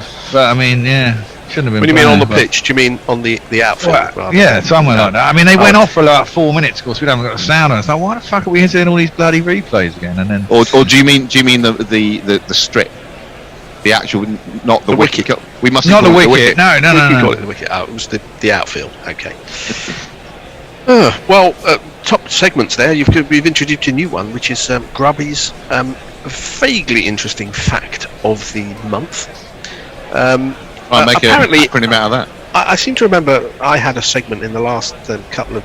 Wasn't it Fred? Podcasts, but I don't remember what it was. It was something about on this day.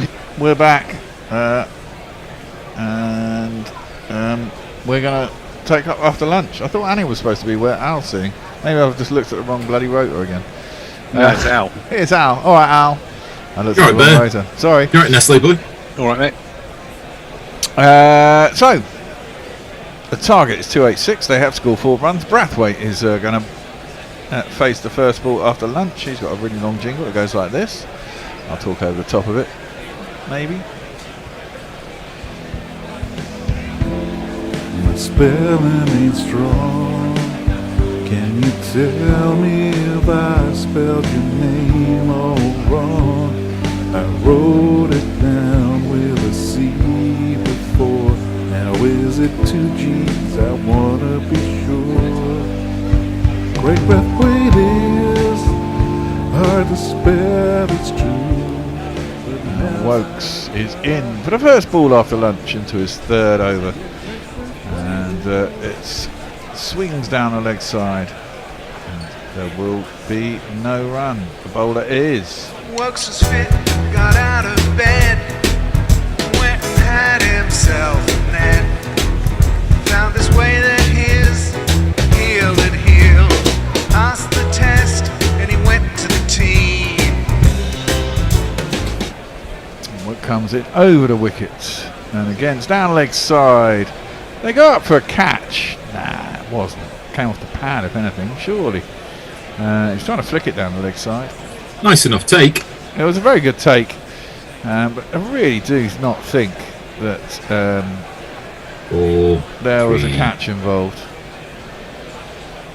No, I think that's wise not to review that.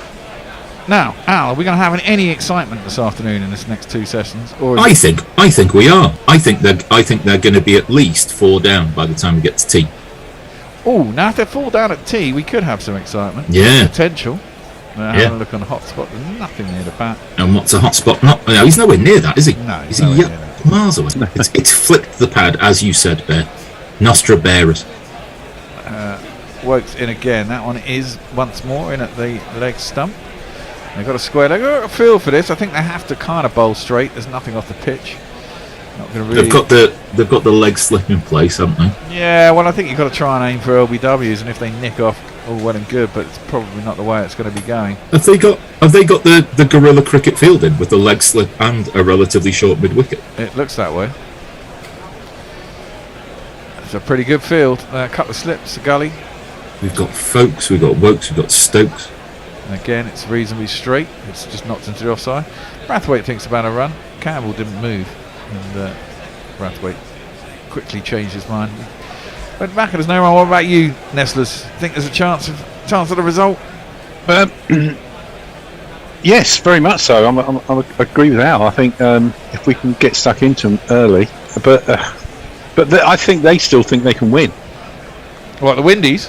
Well, I mean, it is a target that's possible to get to. Well, us 3, if it goes to the overspill, us 3 will be back again. It'll be us 3 ending the show and the test. That's knocked out into the offside and there's no run. Of course, if they get to 180 with an hour to go, well, actually, I suppose they could thrash for an hour. They've got wickets in hand. Mind you, There were certainly enough runs this morning, wasn't there? Yeah, but it's different when you're ahead, isn't it? And you're chasing. When you don't want to lose, and you've got to see where you get to. Are we into a crucial first hour? Well, certainly a crucial 5 hours. It's a crucial rest of Test match now. Yeah, crucial rest of Test match. Around the wicket, Wokes. outside the off stump of Campbell. The 2 wides are tempting him to doing anything, and it goes through the keeper and there's no run. I went under 19.5 for the fall of the first wicket. I think it was under 19.5. Well, Andrew Veer has tweeted us saying, listening to the old pod in the break, it's amazing how you managed more or less predict the timing of the Russian invasion, but only to go confidently to predict England wouldn't score 300 in the first Windies test. Yeah, well, we got some things right, some things wrong. Well, if we'd, all things being equal, we'd probably want that the other way round in terms of correct predictions. Indeed. There's a lot of chatter going on YouTube, which I had not ignored, but Fed Up just says 100. 100? 100? Got them all that for 100. Maybe he likes the 100. No. Well, we've got spin. Well, that does surprise me. I thought the other end would maybe this is the way that Root sees it going. Coming up, here's a face that I know. It's Jack Leach. Now coming up is Jack Leach. On Jack Leach. They have that's short leg. A little deep set. They got a leg slip. They got a slip. They got a mid wicket. Point, cover, mid off, mid on. Someone out sweeping on a cover boundary.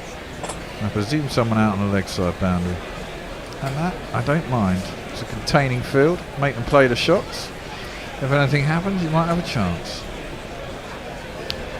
Leach in, tosses it up round the wicket to Brathwaite, who clips that up to mid on. There's no runs. There was some graphics up in towards the end of the first session that Stokes might have hurt himself while batting.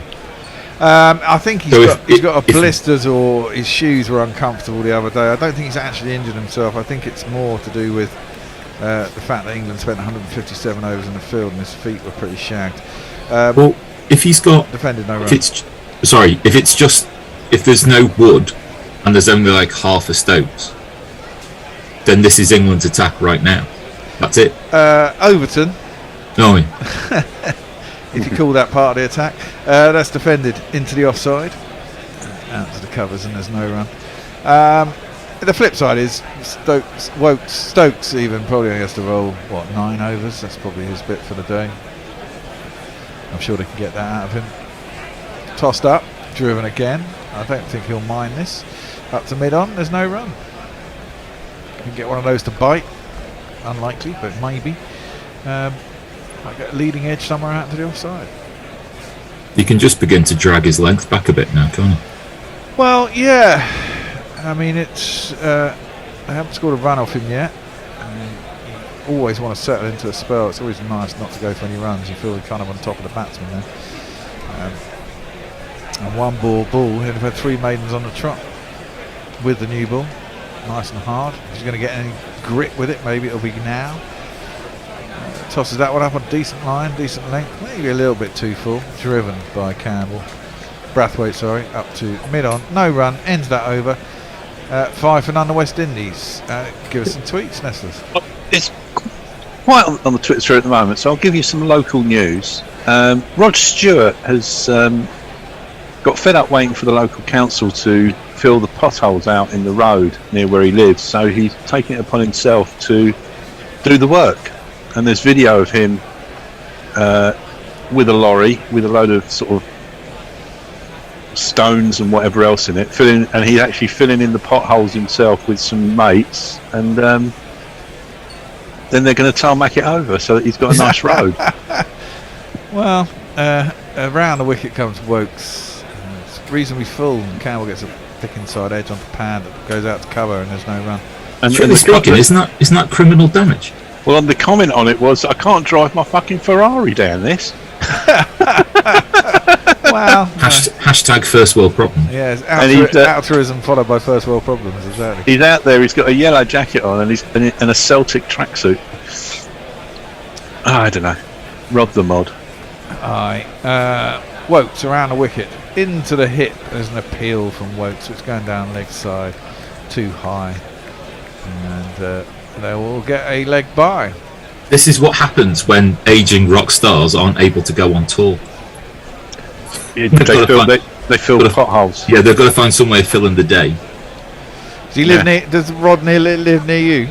Nessus? Yeah, he's just. He used to live in Epping, but then he moved to the other side. He's bought another sort of mansion, £5 million mansion up the road with a bunch of land. Is it a private road outside his house? I don't know. I don't know where it is exactly. It's a place called Shearing.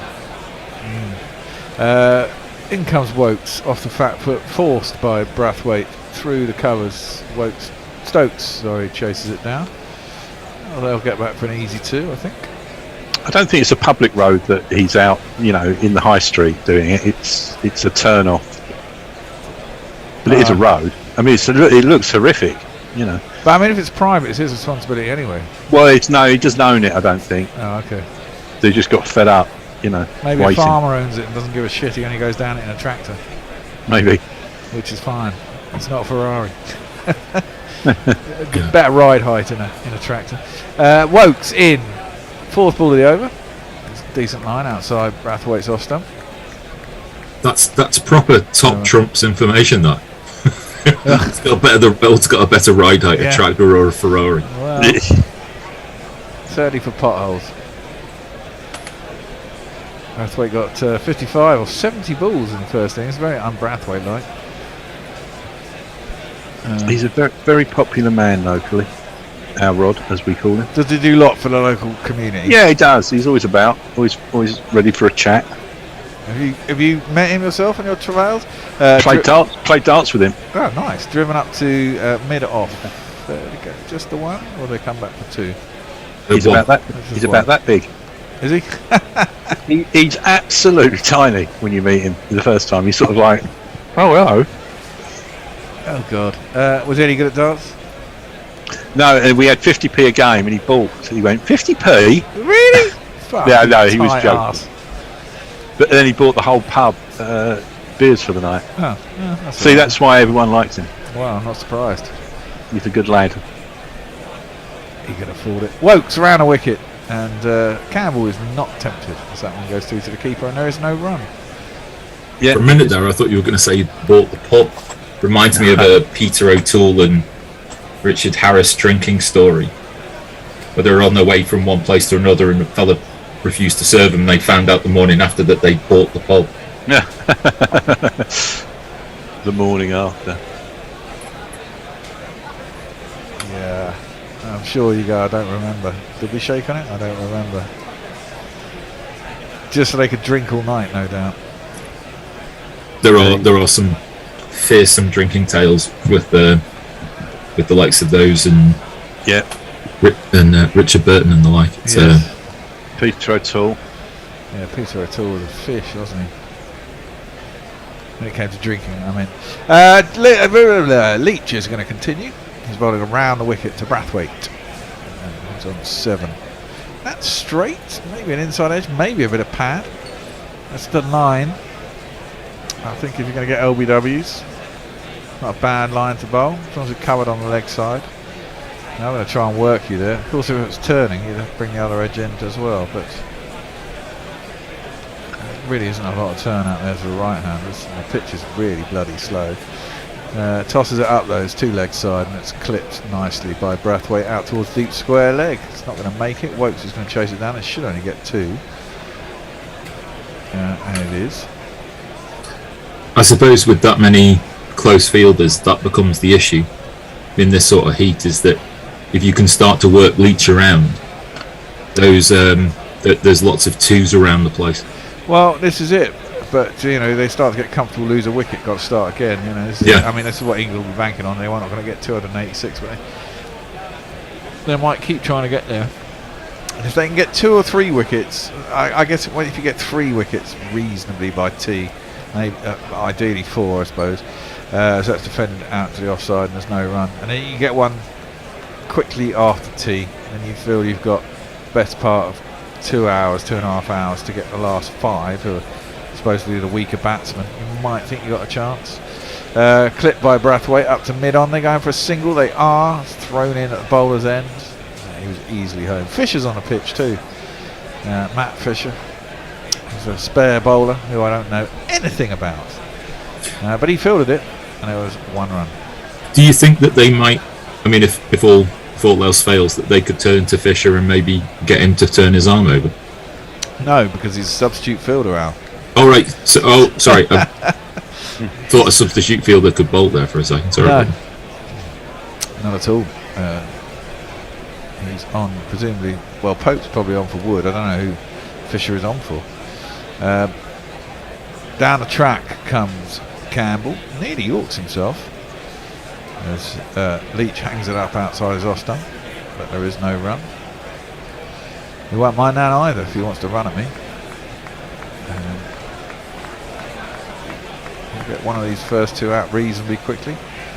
I've only got 9 runs to play with. Oh, well, he's skewed that up in the air, and it's been not quite held on to by Crawley. Horrible shot by Campbell. Don't know what he was playing at.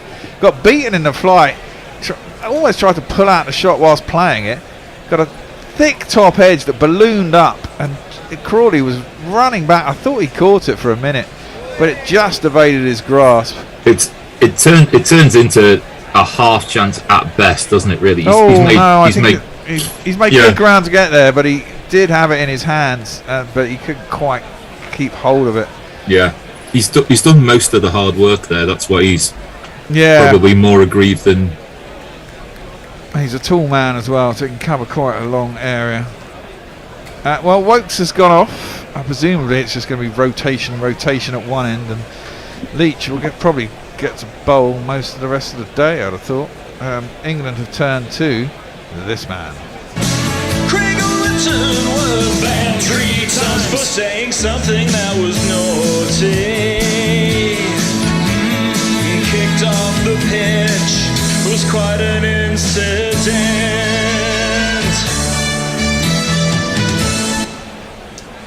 Yeah, a man who really shouldn't be near this side, I don't think, but hey ho. Overton in outside the off stump by Campbell. If it turns in a match winning performance, maybe I'll change my mind, but I can't see it.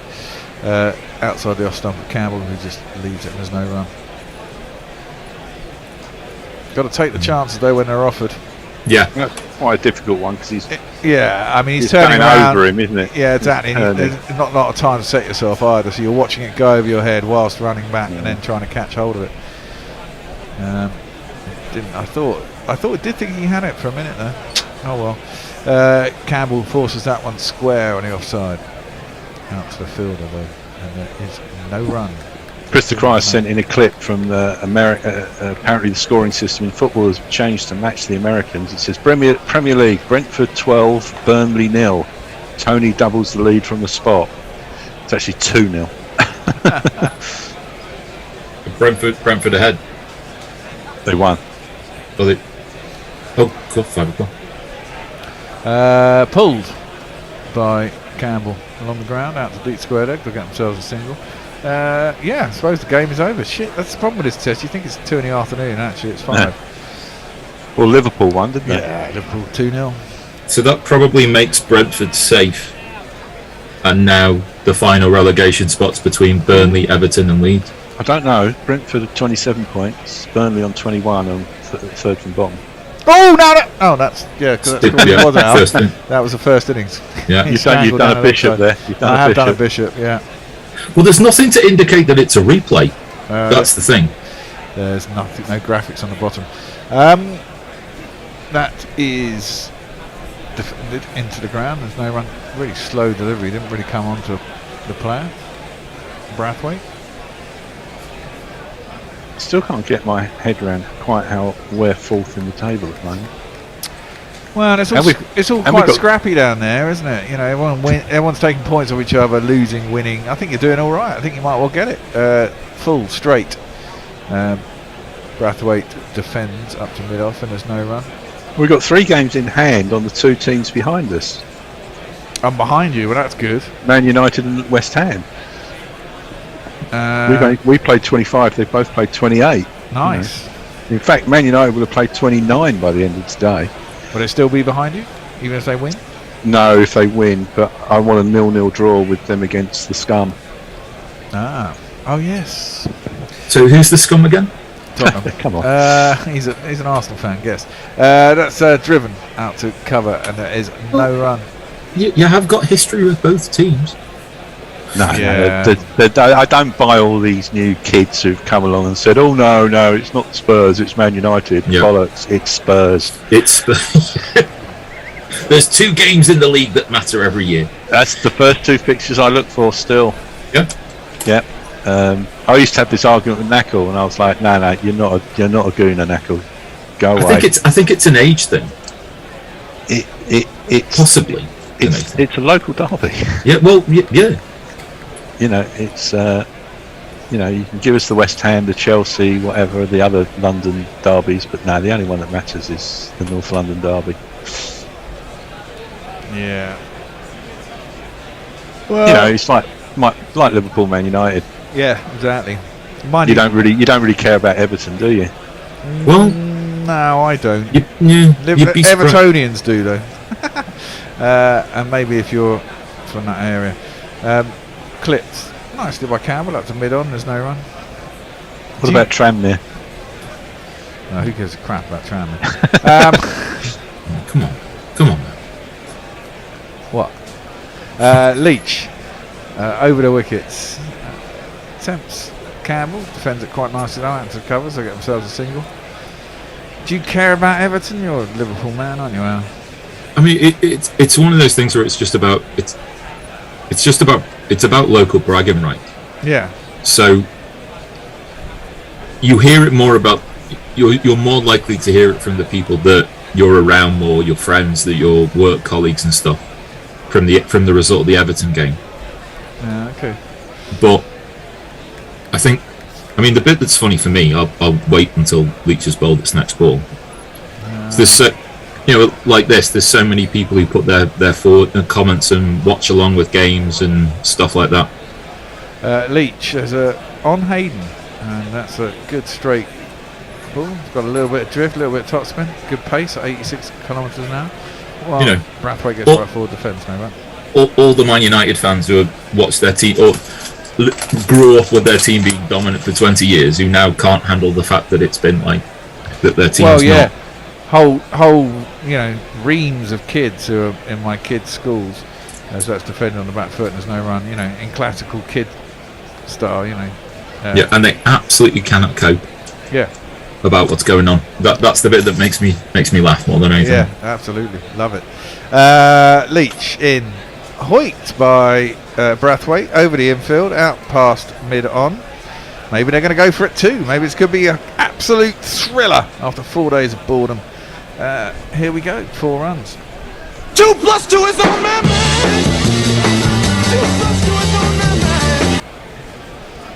If you're Leach, you don't necessarily mind the shot, do you? No, you don't.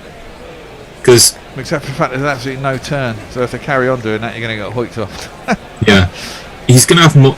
I mean, what he did tempting Campbell into the shot, I think, is more with the foothold. Yeah, absolutely. Defended into the offside. Good last ball to end the over after being hit for 4. West Indies are 19 for none after 10 overs, and Nestlers is going to give us some social. Well, I just found out what the sponsorship is on the West Indies shirt, Cricktos, which is cricket NFTs. I assumed it was something crypto. I thought it might be a meme coin, but that would be a bit. Cricktos is NFTs, huh? I don't really quite fully understand what an NFT is. I don't understand Bitcoin, cryptocurrency, or NFTs. I've tried, but I just can't. It's beyond my tiny brain. I can't be asked, to be honest, the truth. Well, that's driven full ball by Overton from around the wicket to Campbell, drives up to mid-off, and there's no run. Well, I guess it's like the original, isn't it? It's like having basically you have the original, and I think you own the copyright of the original. So if it's a piece of art, it's like having, I don't know, if you want to get extreme, it's like having the Mona Lisa, and then you can license it for photos or whatever. And then presumably... So why don't you just license it? Why do you have to have an NFT? Well, because then you own the ability to give the license, I suppose. That's defended out to the offside and there's no run. But if you own it anyway, don't you have that ability anyway? Yes, it's just the original happens to be an NFT. A digital thing. Yeah. So it's essentially like owning a digital. Yeah, it's like owning the Mona Lisa, but in digital form, basically. Right. Exactly the same. So you just make something on your computer and call it an NFT? Yes, and then if you manage to sell it and make money out of it, whoopee-doo. That's where it's into leg side, and there's no one. To be fair, most of them are shite. I mean, I was reading the paper the other day about, Snoop Dogg and all those boys are into some dude who basically does rip off gorillas, gorillas that Damon Albarn and that other dude did, kind of something monkeys NFTs, and he's done them. They're like playing cards almost. And people have been buying them for like 70,000. But I mean, they're just pretty average digital art, to be fair. Clipped into the leg side, out to mid wicket, and there'll be a single. So the value is the person who you bought it from. Yes. I did. Yeah, I suppose. I suppose that's the difference between art now and it's art, isn't it? centuries ago. Because most art, there's probably been more art and artists which have grown in value after death. Yeah, true. Full by Overton, clipped again into the leg side, this time by Brathwaite. And they'll get another single. I mean, that's it. It's like Tracy Emin's bed. That was worth what, $750,000 or something last time it was sold? Or I can't even remember. Maybe more than that. But it's basically. That seems low. Yeah, maybe it's more than that. I don't know. That's just a messy bed. Shit, I could have done that in the 90s. Thrown a few Rizzlers on it and a bit of weed and tobacco. Maybe some other shit. Gone, look, that's my bed. Everyone would have gone, And exactly, my bed's worth nothing, but Tracy Emin's is worth however much it's worth. Around the wickets is Overton, and that's the last ball of the over. It's left alone by Campbell, through to the keeper, and there's no run. This pitch is not breaking up. If West Indies are smart, they should not lose. They may not win. So I don't think they'll win. My ink says, I'd appreciate it if you wouldn't slag off my beloved Man United. Thank you. Chris Quire says, but Man United fans of my vintage actually remember 26 years without a title, including going down to Division 2. And Derby, Notts Forest and Aston Villa and Everton were more successful. Correct, yeah. Chelsea fans beware. Well, I started supporting Liverpool when John Barnes went there, so I had a couple of good years, and then of course it went all downhill for the rest of it until we won the title again last year. Good ball by Dixon finding Smith. 1989.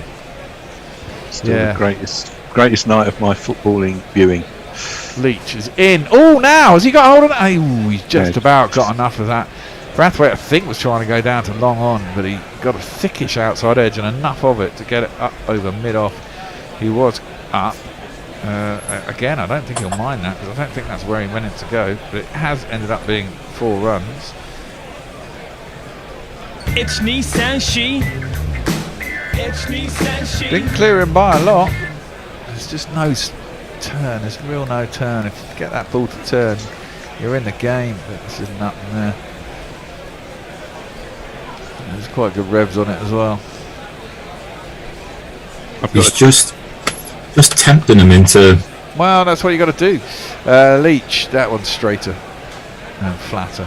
And Leon Hayden picks it up. There's a short leg too and a slip. Mess with their heads a bit. Well, you got to try things. There's a strong wind. You like that as a spinner. I think he probably wants to be bowling into it rather than going across from that to that. Just hold the ball up when it's actually being delivered. Clipped into the leg side by Brathwaite, hits short leg and there's no run. We're due a change at the end of this over. Well, just before that, because it will confuse the person coming on. Jeff Perkins says, you don't own anything with NFTs other than the exclusive right and ability to resell the non-existent thing. I'll break off. Defended by Brathwaite, back to the bowler and there's no run. Which may or may not be conceptually related to a real thing which you have no rights to either. It's like buying the rights to the idea of the Mona Lisa. More questions than answers there, Yeah. I think, from Jeff. But Still. thank you very much, Jeff. All I know is I've got some crypto that's defended up to the on Hayden's no run, and I put $200 in. Most of my coins have either lost money or none, but then one coin has leapt, and I had $20 worth of it, is now worth $200. Crazy increase. Driven by Brathwaite at the on Hayden, I think it's Dan Lawrence. And that ends the over, and it ends my little spell here. Al Hodge is going to take over for me on Ball Oval. Messers is coming to give us some socials. Annie C is coming back, and I'll see you all again in about half an hour. See you in about half an hour, boys. See you in a bit. See ya. Bye-bye. Hello, it's the Outgrounds, isn't it? Hey! Ow! They Devon and should have Cheshire. known better than to have the three of us together. Oh, yeah. We It don't can need only cricket, go one do we? way. Yeah, it's due south. That's the way it's going. Due south. Hey Al, have you got my magazine yet? I Has it have arrived in my yet? hand. Did you see Katie had written an article? I am midway through giving it a good old-fashioned through. It's a page turner of an edition. It's really good. Oh, thank you. Excellent. Annie, I'm going to give you loads of opportunities to remind people where they can get themselves a copy of this. Okay, excellent. Loads. Good stuff. Overton Inn. And that's maybe taken a slight edge from Campbell's bat, but it's fielded at Gully, and there'll be no run. Yes, I am Al Hodge, and I am joined by the voice, if not the conscience of county cricket, Annie Che. I like that. And the voice of Western Australia, Messi Judd. Yeah, very sleepy Western Australia at the moment. Not Well, it would be at that surprised. time of night. That is 1 short. o'clock in the morning, it's been a long day. Short and a change of mind mid-shot from Campbell, as maybe the ball climbs a bit too high, and he ducks out the way of that one. It goes through to the keeper. So what do we think? Trudge towards a draw, or? Yep. I don't know. I think they're going for some shots. I think Leach's might be the key here. Yeah. Overton isn't. Perhaps not, as that is too wide outside the off stump, and Campbell leaves that alone. Scores 25. Probably not enough overs. Just 58 overs left to get to the 286. And they're scoring it 2 and over, and they need 4.5 and over. Yeah. And it's just not going to happen on this wicket. But spoken as a man who wants to go to bed.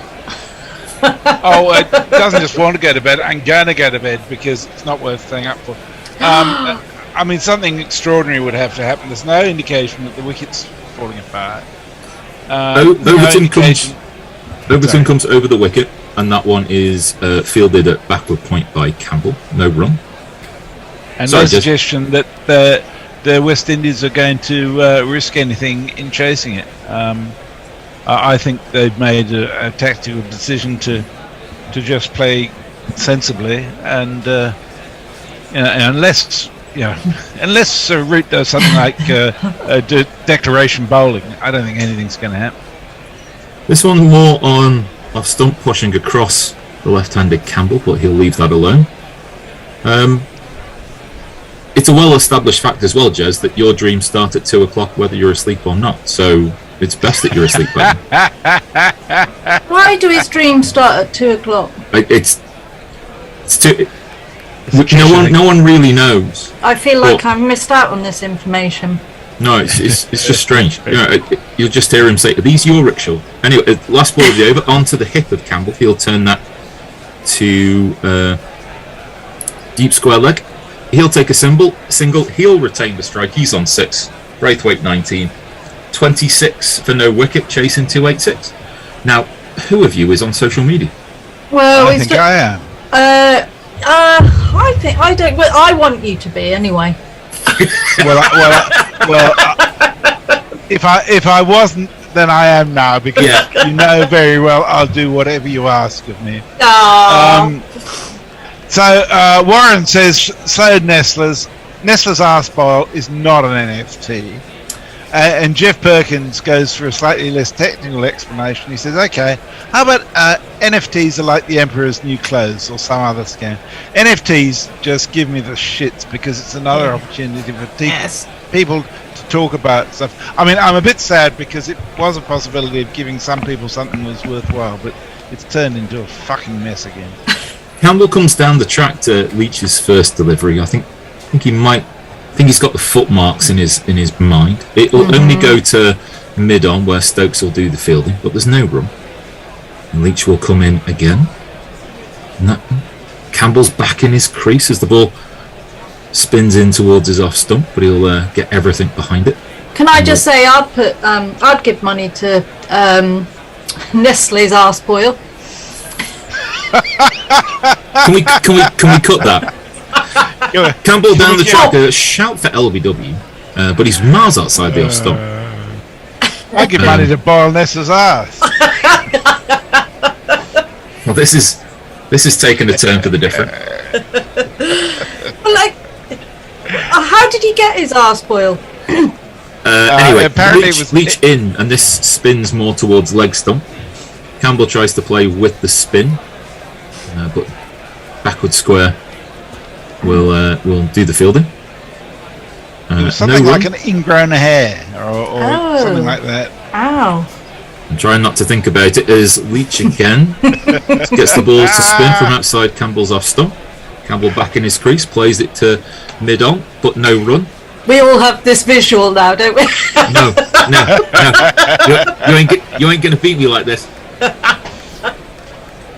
Wide of the crease for this last ball of the over. Campbell plays the ball to mid-on, scampers through. He'll take a single. Well, Leach didn't get a maiden.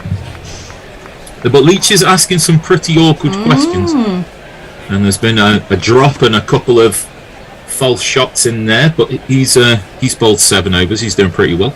Yep. 27 for no wicket. Cheers.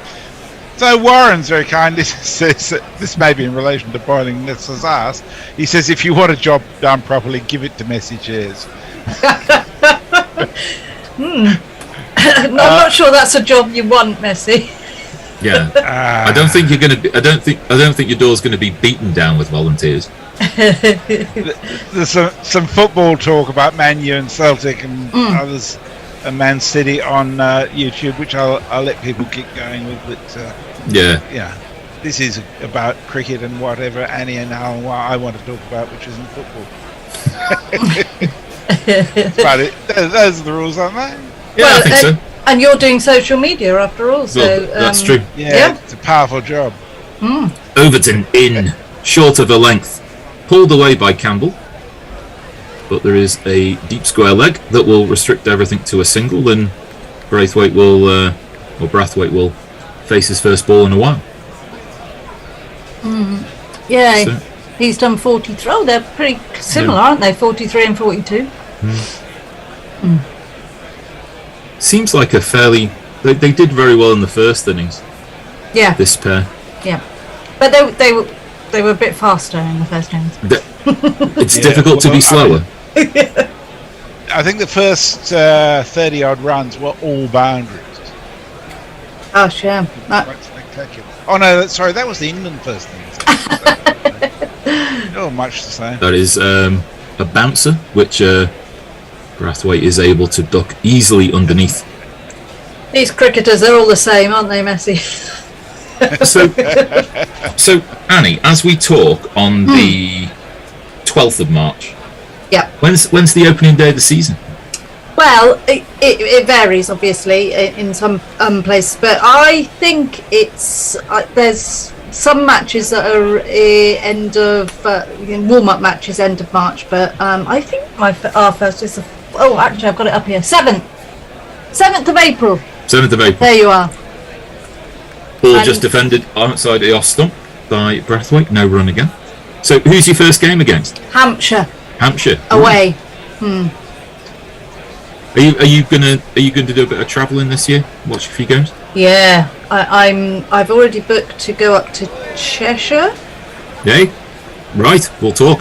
That is on Braithwaite's tip. He flicks that down to Jack Leach at long leg, and there'll be a single taken.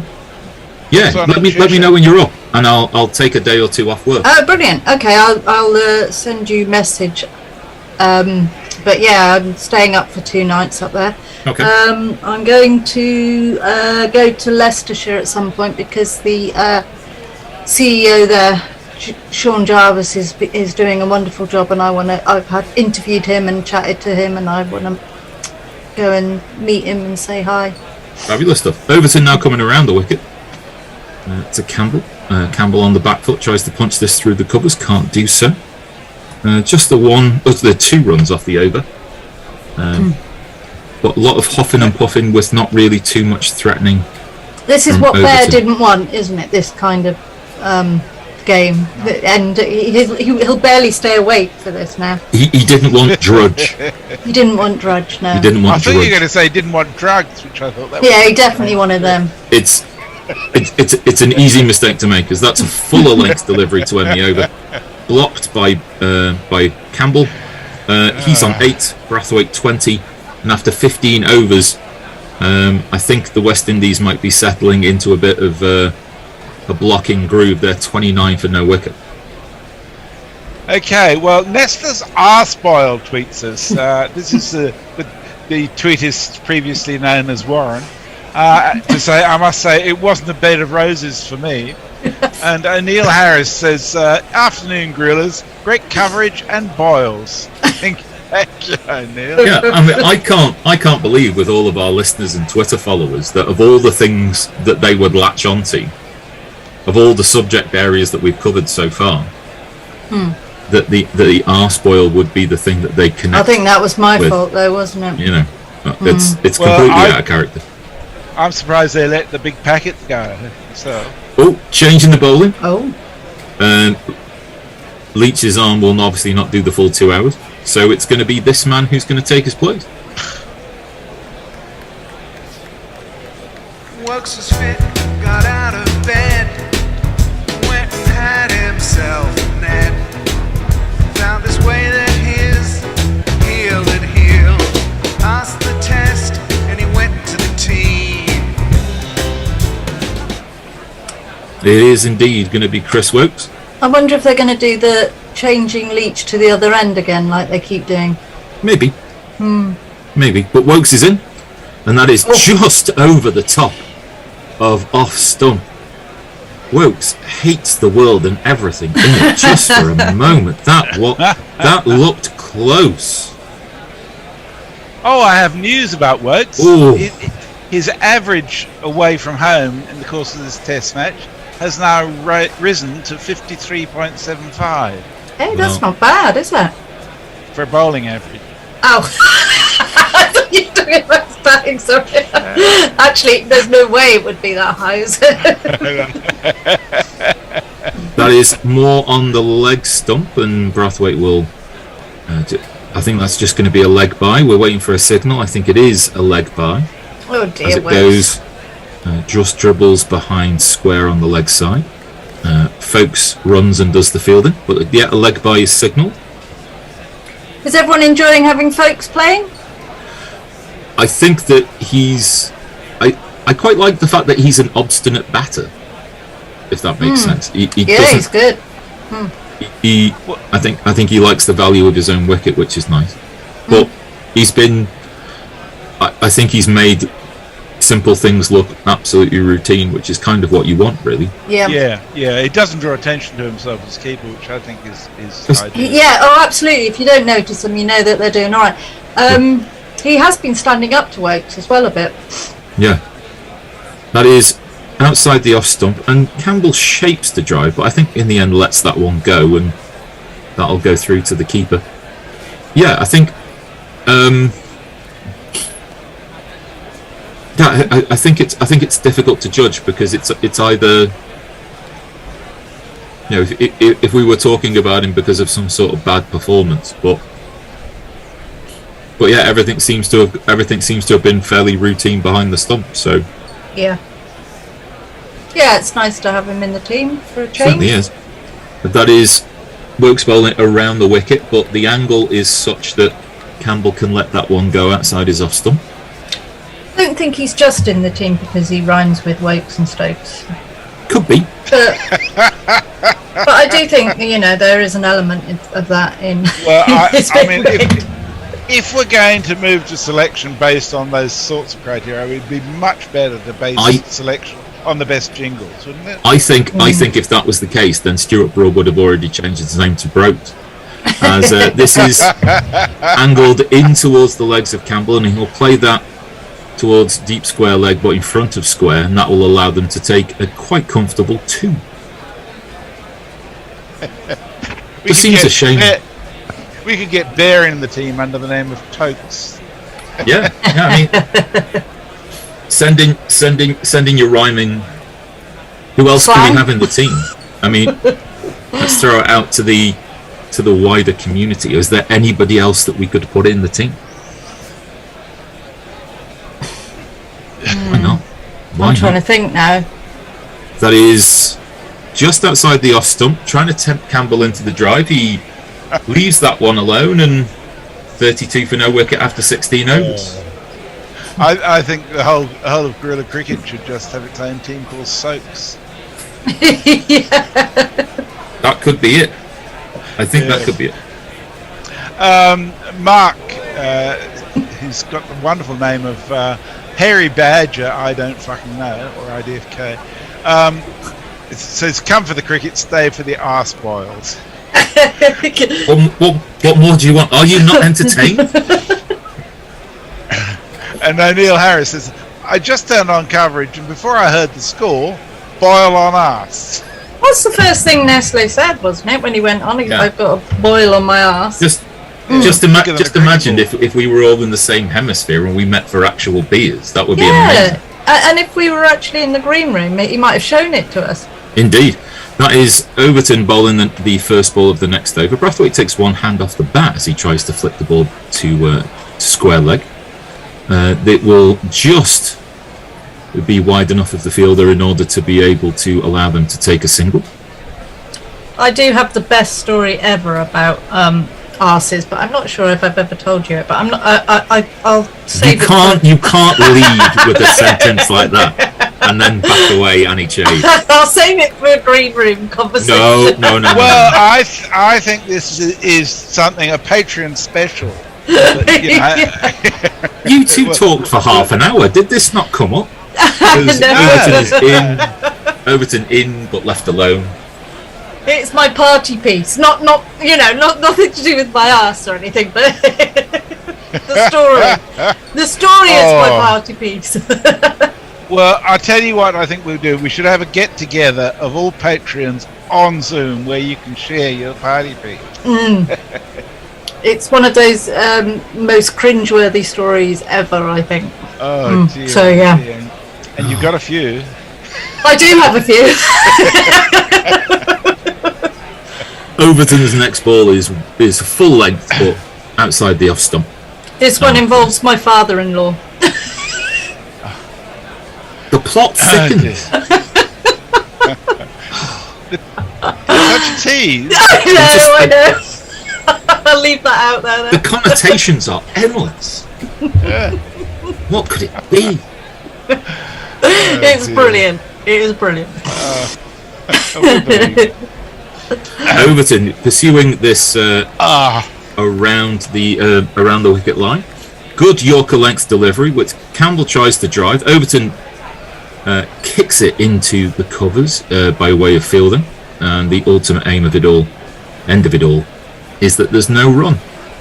Overton miserly so far, but not necessarily threatening.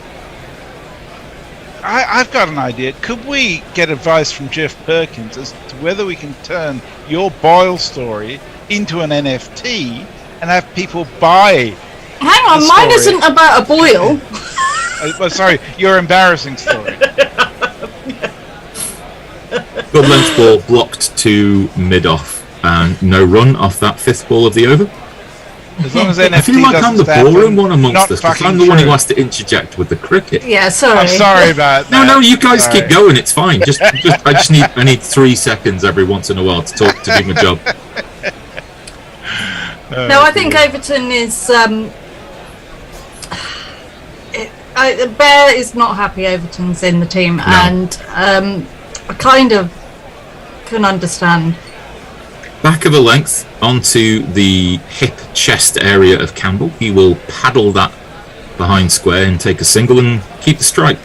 Well, he is good. He's a good slip fielder who's got hands the size of my whole leg, I think. So he is good. He's a good catcher. Yeah. You catch well with your legs, do you? But but you don't. Ravina, we won't go anywhere with that. Ravina sent us a picture of some volcanic boils. Come on, Al. How can you not talk about this magnificent protuberance? Jeff Perkins says you could bring back Chris Lewis as Cokes, given his misdemeanors. And I suppose Hales could go in as Smokes, couldn't he? Hey. Jeff Perkins says you can sell an NFT based on the boil or even Mrs. Incontinence if you want. What incontinence? I was going to get a bit aggrieved if you were going to talk about incompetence, but that is outside the off stump by Wokes. Hang on, is it incontinence or incompetence? Oh, so he said either incontinence. either or. I mean, really, one can involve the other. Yeah, but I mean, your incompetence might be because it's late at night for you. Am I incompetent? Are any one of us a yoga expert? Is that a downward dog from Stokes? No, is that a downward dog? No. That's a throwing up in the gutter from Stokes, isn't it? Yeah, that's a 2 a.m. kebab from Stokes. Yeah. That is inside edge onto pad from Campbell. As Wokes is drawing him forward, but outside the off stump. No room. Wokes was bowling well full when he bowled full. Yeah. Well, it seemed to be the trick from the West Indies bowlers in the opening session this morning, or this afternoon. Sorry, depending on where you are. We seem to be drifting towards only one of two results, and the England win seems to be more and more fading away as this is onto Campbell's legs. It will be fielded at deep square leg, and there will be just a single as Folks is given an unnecessarily difficult throw to deal with, which he deals with pretty well. 35 for no wickets you score.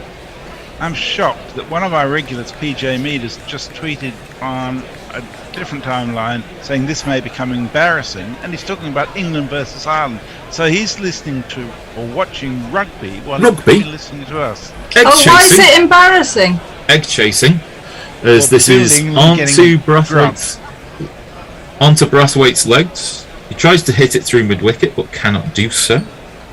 So that will be no run, and there's just a couple of balls left in this over for Wokes. Do you think that the West Indies have decided that they're definitely going to just play for a draw now already? I think that it's got that way. As Wokes is in, and that is cut away by Brathwaite, and that's kind of gone through the fielder at point. It will be stopped before the boundary sponge, as that's Lees who does the fielding. But I think they've come back for three there. They have. There's still time in the day though for them to get 286. Well, I think they've got to get a wiggle on, I think. Yeah, still. Given that they're being asked to score more in two sessions than any has been made in any full day in this Test match so far, by a considerable margin, I'd say, why would they think they were getting? Yeah, why would they bother? Pretty lame fielding there from Lees, not really getting down to the ball, going through his legs, as that is obstinately blocked by Campbell with the last ball of the 18th over, and the score is 38 for no wicket. I can tell you in the rugby that Ireland lead England 13-6 after 37 minutes, and England are down to 14 men. So that's why it might become embarrassing. Lees could be renamed Pokes. That's quite good. Yeah, that's good. Oh dear. Mayank says, currently in the middle of a wet snowstorm on the last weekend of winter before our clocks go forward tonight. Looking at the at that Antiguan sun and warmth makes me want to cling to winter as hard as I can before it's all over. Yeah. Another week or so before the solstice for us. Oh, sorry, the equinox for us. Are your clocks about to change? They spring forward. Yeah, spring forward at the end of March, isn't it? Yeah. Last Saturday in March. We're back to spin. So has he swapped ends? I think he's replacing Overton. Yeah. So, they keep swapping ends. I don't understand why they keep doing that with Leach. I think it's because there's no real turn from either end. So and with there being no wood, I think it's possibly just about trying to maintain, just trying different permutations and combinations until one works. Leach has got figures of no wicket for 14 off 7 overs. He's doing his job. He's doing his job, definitely. Yep. As that is an attempted sweep shot. Now, how has that not hit the stumps? Yeah. Wasn't seem to be a missed stumping opportunity. I couldn't see the foot leave the crease. It's bounced over the top of a middle and off stump. Yeah, he didn't miss it, did he? But definitely, I guess I'm saying Leach is doing his job, but I guess you'd be expecting Lyon to be getting wickets, and maybe as that is just outside the outside edge. Brathwaite didn't know whether to come forward or back, to drive or to cut, and in the end, it really just kind of poked his bat at the ball there. That is signs of life for Leach there in those first 2 deliveries. Things to be encouraged about.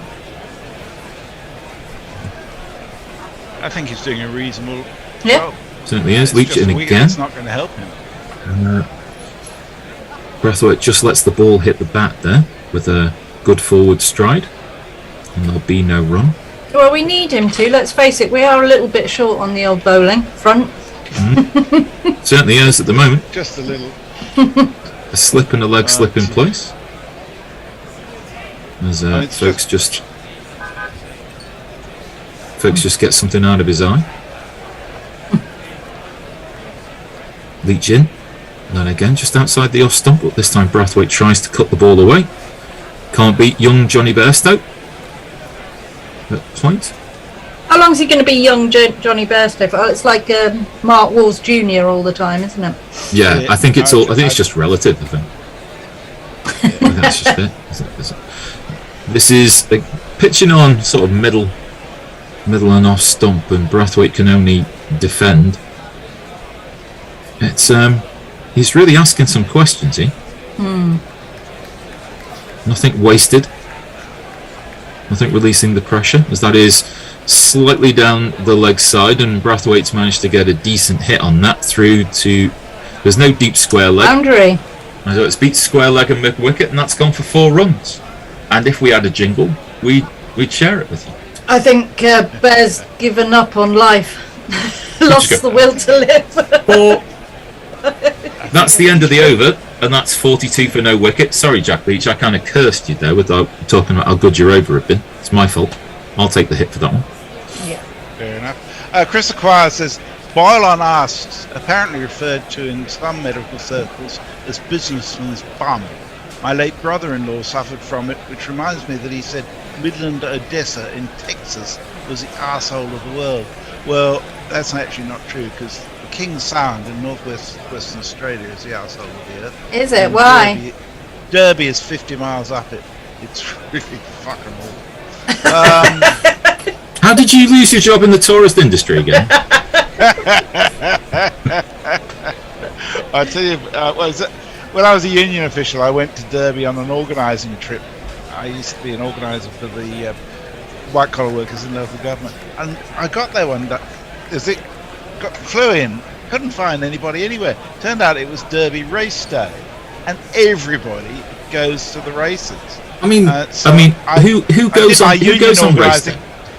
Just thought we'd go back to the cricket and say Root's coming on to bowl. Yeah, Joe Root's going to bowl. Whoa, excitement.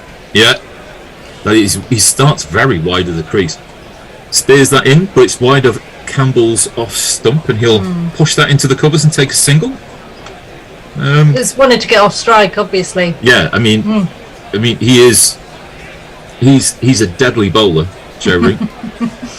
Well, he doesn't do badly, does he? Well, that just He does seems get a to few be it. wickets. Is the moment that you kind of start to turn around and go, it's Joe Root, then it's just like, oh yeah, he's taken 3 wickets. So headband in tow, Root floats that in just outside the off stump, and Brathwaite will defend. The bit that doesn't seem to make any sense to me is that you've got 3 close fielders around the bat for Jack Leach. Yeah. Why is there only a slip in place for? Oh, sorry, and a short square leg as Brathwaite just blocks that back to Root. We're going to have a change at the end of this over. Really? Yeah, it's our time. Yeah, the time just flies by when the 3 of us are together. So we're going to have a change in 3 balls time. Oh well, I won't see you again till the next test. Aye. Oh, that is beating the outside edge, and Folks has gone up for a stumping. Now there's all sorts of appeals to the square leg umpire, who is walking around as if he is a parent ignoring the claims of a Putting child. the nails back on. Yeah, just stop moaning. Look, I've got work to do. Yeah, he's comfortably slid back into his crease. His foot never even left the ground. But sharp work behind the stumps from Folks. Yeah. 2 balls left of this over, and that is pitching on middle and off, but not really turning, so just able to be blocked straight back to the bowler. Yeah, it's. I think it would have been a different story if he hadn't got Brathwaite had lifted his foot, but that is onto leg stump, but can't beat mid wicket. That's the last ball of the 20th over. The West Indies are 43 for no wicket. I think this is eking out towards a draw. Drinks are coming onto the field. Jez, Annie, it is always a pleasure to speak to you. Always lovely to see you. Sleep well, Jez. Sleep well, Jez. Thanks, friends. And the next voice you hear, hopefully, will be Jacob. Here's our spoil. He's back again. I've got to let Jacob in. I was looking at Twitter. I think my arse got more mentions than anything else today, which is quite scary. Well, yeah, you will bring up the ball the size of a bull on your ass. It was fucking huge. Do you want me to hang around until Jacob gets it? Jacob is I'm here. here. It was just me sitting in the other room, not realising that he was sitting on the waiting room. Sorry, Jacob. No worries there. Farong's had a third power cut this evening, and he wonders, do we still have power outages in the sort of civilised world? Well, not yet. Not yet, but with gas prices as they are, and the fact that we're about to enter World War III, quite possibly. What are your thoughts on World War III then, Bear? Are you quite looking forward to it? Or No, not at all. Are you indifferent? I'd rather it didn't happen, if I'm totally honest, Nestlers, funnily enough. Really? Yeah, I don't know. I'm kind of on the fence. I mean, there's part of you thinks they can't, can they? They can't, can they? But well, hang on. You were around in the 80s, obviously. Yes. I mean, you remember the nuclear stuff going on there. yeah, I remember threads and all that shit. And we had leaflets through the door from the government. Yeah, but I telling us never how thought it was provide. going to. It never looked like they were actually going to engage in war, did it? At any point during I that don't know. period? It felt like it could happen then, but not. There wasn't a particular conflict going on, but it was, America, and then we had all the American nuclear air bases here with nuclear bombs on them. Oh no! As Campbell goes for a big heave. No, it's a replay. And it's a replay. I It's presume. a replay of Zach Crawley's drop catch. Yeah. They're having that. Yeah. Oh, that's a bad one. They're having drinks. I don't know. He could have. I thought it was reasonably good effort having got there, but I think he was a bit discombobulated with the movement and how quick he had to go. He had to What was in his hands though? Yeah, well, yeah, His but he hands. still he had to turn. But his body look was up. turning as it went into his hands, isn't it? And as he was looking up at the same time over his Although shoulder. not helped by the fact that that's his third chance that Slip missed this match. Yeah, true. Get rid of him. But he Drop scored him. 100. He scored 100. Just Drop maybe him. just I don't care. Drop him. don't put him at Slip, maybe. Well, he's only in there because Stokes has a mangled finger, so can't catch. Mangled finger because of his. Is that the mangled finger from the IPL mangled finger? Yeah, it's still like he's fixed it, but apparently he's still like unsure about it, and he doesn't want to be in the slips, especially not to fast bowlers, where he might damage it further. Oh, okay, fair enough. Jesus. So I guess Crawley's the next best slip fielder, although being 6'11", no, he's like 6'5", but being that tall doesn't lend itself to slip You'd fielding. have thought not, no. Got a long way to go down anyway when the ones that are down. I suppose the high ones you get more to. Yeah. Basically, England have got to take a wicket now. This is just. And we've got an hour. Now we're on to live action as John Campbell in West Indies cap rather than helmet, because we've got spin from both ends, is marking out his guard. Leach rolling his arm over, ready to start the new over. His ninth. In fact, West Indies 43 for none, going at a fairly glacial pace. 51 overs remaining. As Leach is in, and that's in the rough, and a late decision to play from Campbell, but guides it down towards short third man, who recovers it. He's in a cap. Does he? Are we able to spin from both ends now or something? Otherwise, you're going to have to go cap, helmet, which is just time wasting. No, I think Rope's on at the other end, isn't he? Now. As Leach is in, and that's high. Is there a man there? No, it's beaten Ben Stokes running back, and it will drop safe. A more aggressive shot from John Campbell. They have been going pretty slowly, the West Indies, but they seem to be trying to ramp it up a little bit now. They keep trying, don't they? Every once in a while. But if they don't get a clean hit, they kind of go back into their shell again, and that certainly wasn't a clean hit. No, it wasn't. But lucky to drop past Ben Stokes running back for it. That's a nice ball from Leach, but well driven by Campbell, and that will beat Stokes all the way along the ground and go for one of these.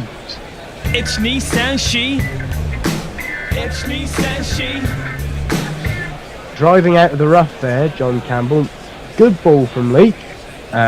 Looked pretty well flighted, and John Campbell just played a very nice cover drive. Yeah, didn't grip, did it? I mean, it kind of landed in that rough, but there was no turn with it. Well, that's the thing about the rough. Every so often one will spit and turn, another one will just slide on, and you just can't tell which one it is. And if it just misses the rough patch, it can just slide past your outside edge. But Campbell took advantage of that there and slid right onto the middle of his bat. Alright. Now, how many do you think the West Indies can chase down in the final session? That's the other question I suppose you have to ask yourself here. As Leach is in straighter to Campbell, who swipes it off his leg, but only as far as Lawrence, that short mid-wicket. Well, that's the strategy, isn't it? Get to tee in about an hour, see where you are, and if you're still, if you're 80 odd for none or 100 for none, have a dart in the final session. As Campbell comes down the track to Leach, that's uppish, but it's gone short of, I think that's Overton, at short cover and no run. But there's a limit to how many you reckon you can chase in that last 200 in a session. Yeah, they're probably looking That's for hard. You're 150. Yeah. As Campbell is back in defence to that one, which means in the next hour they probably want about 50 runs. No, in the next hour they need nearly 100 runs. Oh no, the lead's 300, isn't it? Yeah, 286. So they still need 240. So just under 240. 186 would be a lot. So they probably need at least another 70 runs to give them an outside chance. Probably, ideally, 100 runs in the next hour. They need 100 runs, I reckon, in the next hour. 100 runs will put them in a box seat, actually. Yeah, for only one or two wickets. Yeah, so they only need 130 runs in the last session, which is an extended session. But that's a lot. That's a lot in an hour. 100 runs. Yeah. That's 5 and over. Says, wonders if the Gorilla recipe book will include one for boiled arse. Hombre Nuevo wonders, does Bairstow bowl? No. I think he technically does, as all the batsmen technically bowl, but they're listed all as right arm medium in the cricket info stuff. Any batsman who never ever bowls is root. Trundle's one in and it's put to the leg side for no run. any batsman who never bowls is just listed as right arm medium. Yeah, trundle up, trundle. As Root in to Brathwaite. Bit of drift on that one, but well forward is Brathwaite in defence. Solid, middle of the batsman. Doesn't this way that Root's kind of given up here, or Stokes can't bowl either? or the pitch is at least slightly more receptive to spin than it is to pace. Yeah, possibly, but I've still given Stokes a try. He hasn't given Stokes an over yet, has he? He was hurting on his foot in the last innings, so maybe they don't want to risk him. Blocked by Brathwaite. His left foot was a bit of a problem, so I mean, especially if they think the West Indies are batting for the draw, there's no point hammering Stokes for not much point. No, but I thought it was more sort of blistery type shit. I don't think it's mechanical. He was holding the arch of his foot. As that's down the leg side and flicked by Brathwaite down towards fine leg. It's being valiantly chased by Overton, and he will cut it off. But I think the West Indies will get through for 2 they've got. Yes, just the 2. So I don't know if they want to carry on grinding Stokes into the dirt when before the match they'd say they would limit his bowling participation for his own health. Yeah. Oh well. I'm just hopeful, you know. Interestingly, I saw on that despite saying that beforehand, saying he may not even bowl or that he will have probably have lighter loads, as Root is in, and that's a good shot off the legs, into the leg side, just for a single. The first innings was actually the most Stokes has bowled in an inning since August 2015. Really? Yes. Well, they actually didn't. That's gone well. They lost Wood early, didn't they, as well? Yeah. So hopefully, I mean, assuming Wood's out now, I think you swap in Overton, you bring in Robinson. And Mahmood for Wood. That's right. As Root is in. Oh, now that's worth an appeal. That's a good shout. I would be having a look at that. He's darted that in, has Root. Campbell's gone for a lap sweep, and I think he's missed it, and it looks like he's struck him on the pad. And will Joe Root review? He loves a review, does Joe Root, and it sounded good. There was a big appeal from behind the stumps. The only thing is that he might have gotten just outside the line, but I don't think he got any bat or pad on, and I think it was going on to hit the stumps. It was, as you say, it was very much a dart. I don't think there was a lot of turn in it, but the angle was quite a good angle to go on to hit the stumps. Yeah. The question is, did he get anything on it? Slingy. No, I think he's got glove on it, hasn't he? Oh, is that the pad? I don't know. Looks like he's hit it. Oh, I don't know. That may be pad. Yeah. And might it be outside the line? Yeah, he's probably outside the line, and that's glove. There's anyway. glove as well. Yeah, so no joy for Joe Root and his ridiculous Alice band and England. Yeah, Alice band's bad, man. Alice band's bad. He needs a headband like Stuart Broad. Yeah. Sweep the leg broaded. But unlucky there for Joe Root. A tickle of glove and probably at least umpire's call on the impact. So. Suggested title for Ben Stokes' autobiography from Ravi: "You don't play without pain." Well, yeah. I think most professional sports people carry an injury when they're playing, don't they? Yeah.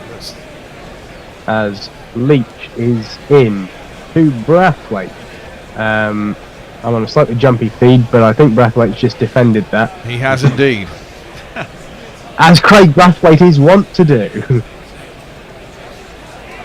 Yeah, I'm on a very jumpy feed, but I should be able to carry on with the coverage as Brathwaite clips that into the leg side, and it's stopped at square leg.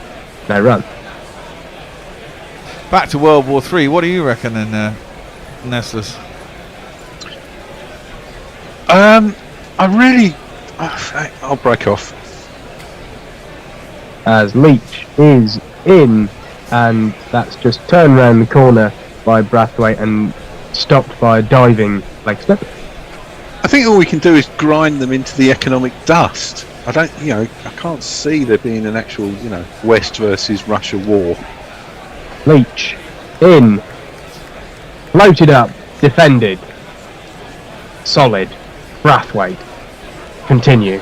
But it's also. I mean, we all this stuff we're doing about Ukraine and everything. We didn't do anything for fucking Afghanistan, Iraq, or Yemen. No. Well, that's very far away, and they're different. Yeah, and I think they don't look like us, do they?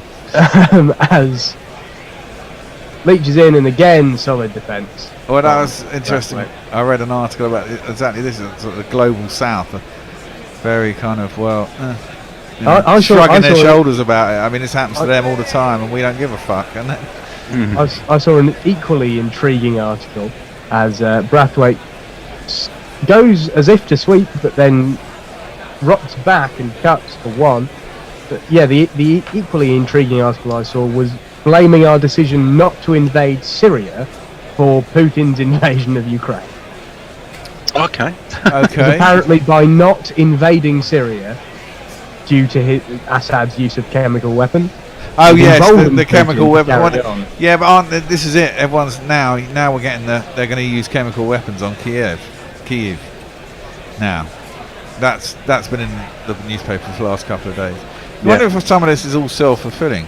I mean, it seems like they're just giving him ideas. Yeah. The only thing that worries me slightly is the Americans being useless with things and could trigger a nuclear war by mistake, and the Russian and Putin being a complete lunatic. Oh, yeah. Well, there you go. He is on. I wonder when that. Talking of complete lunatics. Yeah, here's one. Thankfully, he hasn't got his finger on the nuclear button. Yeah, let's have a full-on jingle. You can talk over the top of everything. I got up in the Stokes, and he called me a oh, if I'd only seen that Ben Stokes was so mean. And he called me up, said he'd punch my said I made him the and Stokes is in over the top of this lovely jingle with a slip. Oh, but no leg slip as that's clipped off the hip from Brathwaite down to fine leg for a single. The first ball of Stokes. 129 kilometres an hour. Good clicks from Stokes as we review his first innings wicket. God, yeah, he bowled 28 overs in that innings. Yeah. Mind you, we were out there for 157 overs, weren't we? That's a long old time. Yeah, it was. Long old time. Apparently Ronaldo's scored an absolute screamer against Tottenham Hotspurs. His 805th career goal. Oof. And he will be upset / happy. As Stokes in to Campbell, who has a big pull shot at that, and the van in the deep fine leg will recover it, and there will just be a single. Campbell's got his helmet back on there, for obvious reasons. Yeah. But is he going to take it off again if he faces up to Leach at the other end? Because if he does, probably not. I get really annoyed. Probably not. I don't imagine the umpires would allow that as a clear time-wasting tactic. Most players only do it when there's spin at both ends. As Brathwaite, that one kept a little low perhaps, but Brathwaite just takes it off his pads and out to the deep square leg, fine square leg, for 1 run. I must say, the fine fellows at Windrush Bay, I got a fine bit of rum. Rum and ting. Rum and ting, our sponsors, Windrush Bay, or at least sponsors of Babbling with Brooke, which you can hear at tea time on this in this series. It's a very good new feature on Guerrilla Cricket as Stokes plays it in short, and Campbell aborts a swipe at it, and Root looked enthusiastic behind the stumps, but nothing doing. Indecision from Campbell. Yeah. Went for it, pulled out, ducked.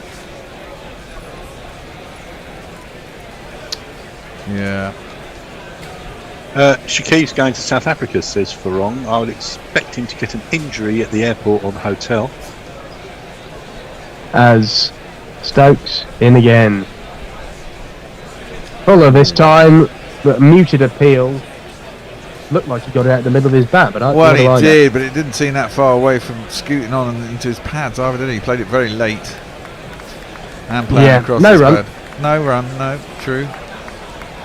Let's have a look at it. Oh, and it wasn't a knuckleball, it was a cross-seamer from Stokes. And you're right, it wasn't far away from his pads. Just skidded on the shiny side, I think. Probably trying to rough it up as well. Get a bit of reverse swing going. Stokes is a bit of a reverse merchant, as that is over the top of the stumps and well left by Campbell. End of the 24th over of this final innings of first Test match. 58 for non-West Indies. 47 overs remaining. Enough said, says, and grinding Russia into economic dust does not require a war in Ukraine, and loads of people don't die. Win! Yeah, but the thing is, it's started now, isn't it? This is our West response. wouldn't have done it beforehand because they have got so much money invested in Russia anyway, especially in Londongrad. Well, yeah, the Russians have, and we quite like that loot, especially if you're a Tory. Well, yeah. But even if you are the Chancellor of Germany, what's the point of ripping the beating heart out of your domestic energy market if there's not a war on? Yes. Very Indeed. Be like the sort of energy equivalent of that guy in Indiana Jones in the Temple of Doom. As that's clipped off the hip by Brathwaite, but no run. Yeah, it does amaze me actually how when the chats about the economy and this, I mean, the amount of people just going, yeah, we have to just drill more gas. I know we need short-term solutions and stuff, temporary solutions. As Leach gets a bit straighter, defended by Brathwaite. But the obvious answer is completely the opposite, isn't it? Shit, we got a war and we're getting really fucked because we need fuel from somewhere else. But if we generate our own energy via renewables, as that's defended by Brathwaite. Well, it's a mixture of both, isn't it? Because we need fuel now, and you can't get fuel from renewables now. But but some of the people seem to be chasing renewables and not fracking. Yeah, well, exactly, and not only that, it's just renewables long term aren't going to be reliable enough, etc., etc. As that's defended, but a good ball from Leach. I think the idea is that we need to increase domestic gas production now, and then also work to entirely unhook ourselves from gas and become energy secure. Yeah, hold on. The other fly in the ointment with this one. As back goes Campbell at defence. Which is, they don't tell you that all this gas that gets fracked just goes on the international market anyway, so we don't necessarily get it anyway. We're just letting them make more money by selling it to the highest bidder who happens to be abroad. And that even if we increase domestic production and are 100% energy secure, the prices are set internationally. Yes. Oh, now. Oh, there's a big appeal for that, probably going down the leg side. Yeah. Gregory Brathwaite says no, unless there's a good bit of turn and straighten there. I think that's going down as well. I don't think that's out. Don't review it. I don't think reviewing. That's a bad review. Yeah, in my book. I do as well. That didn't look like it straightened.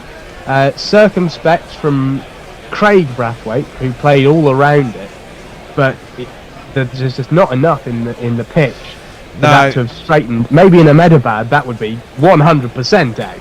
Yeah, it's kind of pitched on middle. Well, actually, it's closer than I thought. It's umpire's call on the leg stump, I think. Quite possibly. We might not see all three stumps. It's hit him on the back leg, but you can see all three stumps, and it's still going down. It's not straightened enough. No bat. Definitely no bat. It's close, but not enough. Yeah. It all depends whether that camera's just slightly over to mid-off or not. Yeah. All our first instincts were it's going down. It's impacting marginally. Umpire's call on the leg stump. Oh. So not out. Unlucky for Jack Leach. Oh dear. Not by much, but yeah, my instinct would be that if there were no DRS, if that were, and Craig Brathwaite weren't there, that's clipping the leg stump and he's out. But Yeah. as the technology is with the margin for error, umpire's call. That's a bit unlucky, isn't it? I mean, that's 3 LBWs he's had, all doing exactly the same thing, to be fair. The umpire's not given them. If it had been given, mind you, I think we all thought on first look that was going down. All our first instincts were going down. Yeah, and it looked like it was going down by a lot more than that. Yeah, actually. to be fair.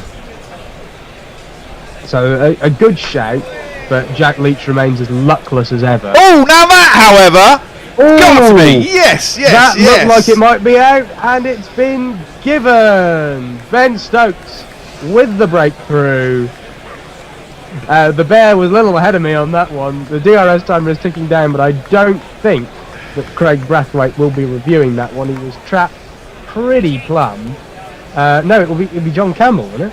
It's John. No, it's Campbell. Brathwaite. No, it's Brathwaite.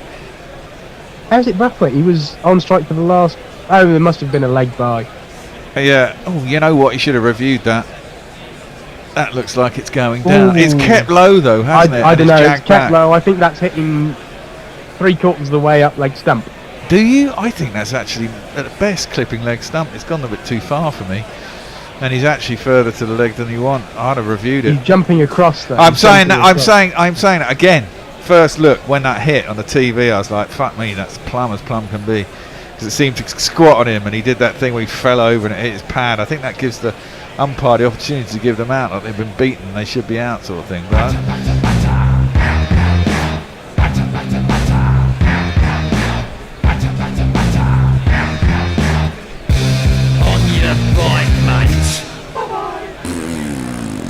Ben Stokes, as ever, with the breakthrough for England. West Indies 59 for 1, and this brings Shamar Brooks to the crease. oh, and he has jingle that goes like this. Who's coming up next? And is he any good? Well, he's not bad, Shamar. You know him? Not really. He ain't bad. He ain't bad. Who? Shamar. You know him? Shamar Brooks. We're having a look at the DRS. We'll see if Bear's suspicions are confirmed. Craig Brathwaite jumping across. It would have been umpire's call on the leg stump. That's the verdict here. Yeah. It would have been almost exactly the same as the Jack Leach LBW. Yeah. So the next, poor old Jack Leach, his figures are being destroyed. Try and explain what those two balls to someone who doesn't watch a lot of cricket. Yeah, if you put those side by side, the same ball is out and not out, but it's because of the margin for error in the technology. I always think cricket is too much of a batsman's game. It should go back in favour of the ball. If it's hitting the stumps, I mean, we see the odd occasion, like with Ben Stokes in the Ashes, where it smashes into the stumps and doesn't do anything. But if it's hitting the stump, like realistically, so yeah, I don't know. I also think it should be maybe 75% of the ball has to be missing the stumps for the margin for error, but they say it's a 50%. The Bear is back, so we'll inform him in a minute as Stokes is in, and that's defended into the leg side by Brooks for no run. It would have been umpire's call on the leg stump almost exactly the same as Jack Leach's. Yeah, funny that, isn't it? I saw that just as I was leaving the room to go to the loo. You're dead right. It's funny. Poor old Jack Leach. But yeah, them's the rolls. At least we got a wicket.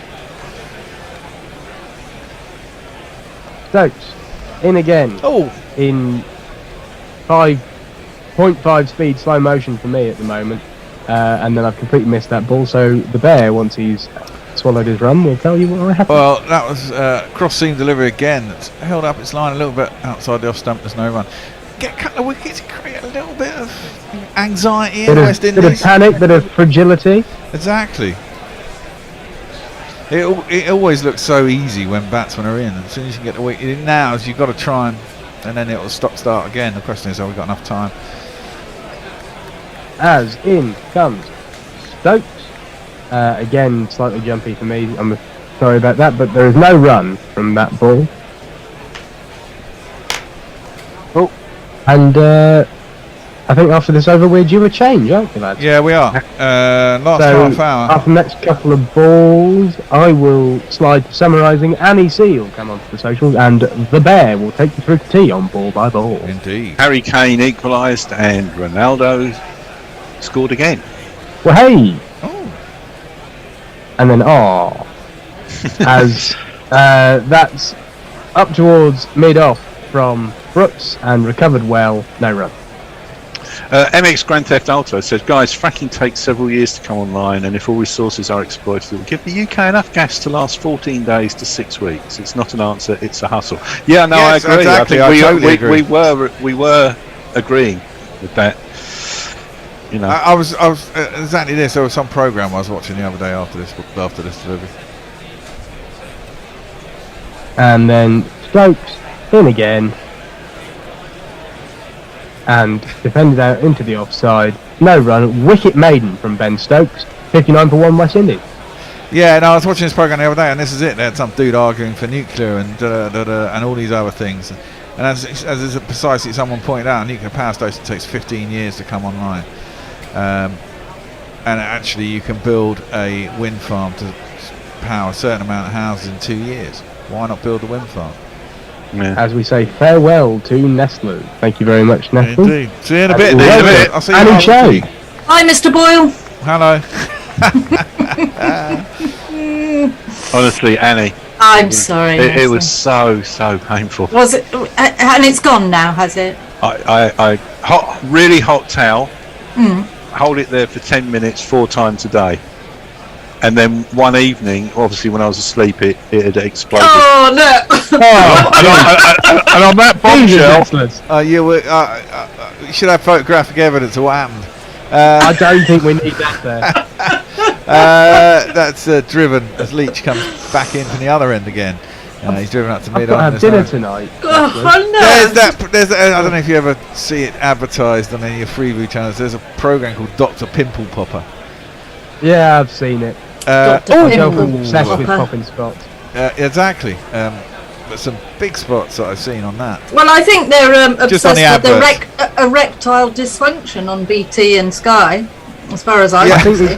Yeah, It's not. It's the cricket target audience, Annie. Yeah. Yeah, I can. Yeah, what they're saying is we're all old and impotent. That's defended out into the Keep doing covers. those with big spots, yeah. Doesn't sound very attractive. No, it really doesn't. Well, the thing is, I'm 22 years old and I've got a brilliant over 50s life cover policy because of the cricket. Oh, now driven aerially out. Oh my word, Campbell's given it away. He's tried to hit Leach over the top. Leach has finally got a deserved wicket, and suddenly things are on the move. Yeah, and couple of wickets before tea, and it'll be an exciting last session. Well, exactly. That was a really horrible mistimed Mm. week. Trying to go over mid on, but he couldn't. And who's that? Overton. He's tall. I'll give him that. Mr. Big Hands. Mr. Big himself. Hands. Useless at bowling, but quite good at everything else. Actually, he's not useless at bowling. Not useless. I'll give you that. I don't think he's a test bowler though. No, he isn't a test bowler. He's a good county bowler. Yes, I can imagine. He's quite workhorse, isn't he? And you can imagine that.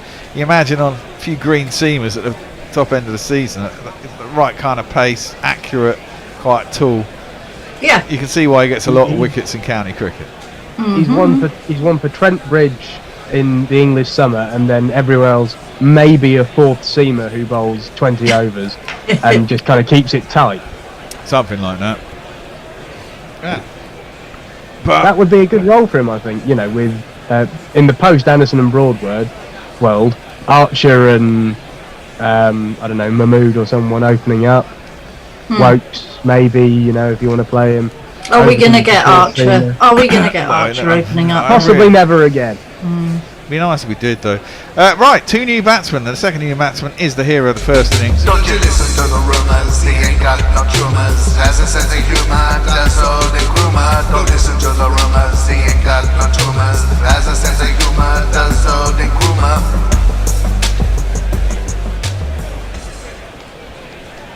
couple of lads down at Essex as well, aren't there? Sam Cook's one, who's they thought might get selected for this tour because he's taking wickets for fun in England. Taking wickets for fun in England doesn't necessarily mean jack, does it though?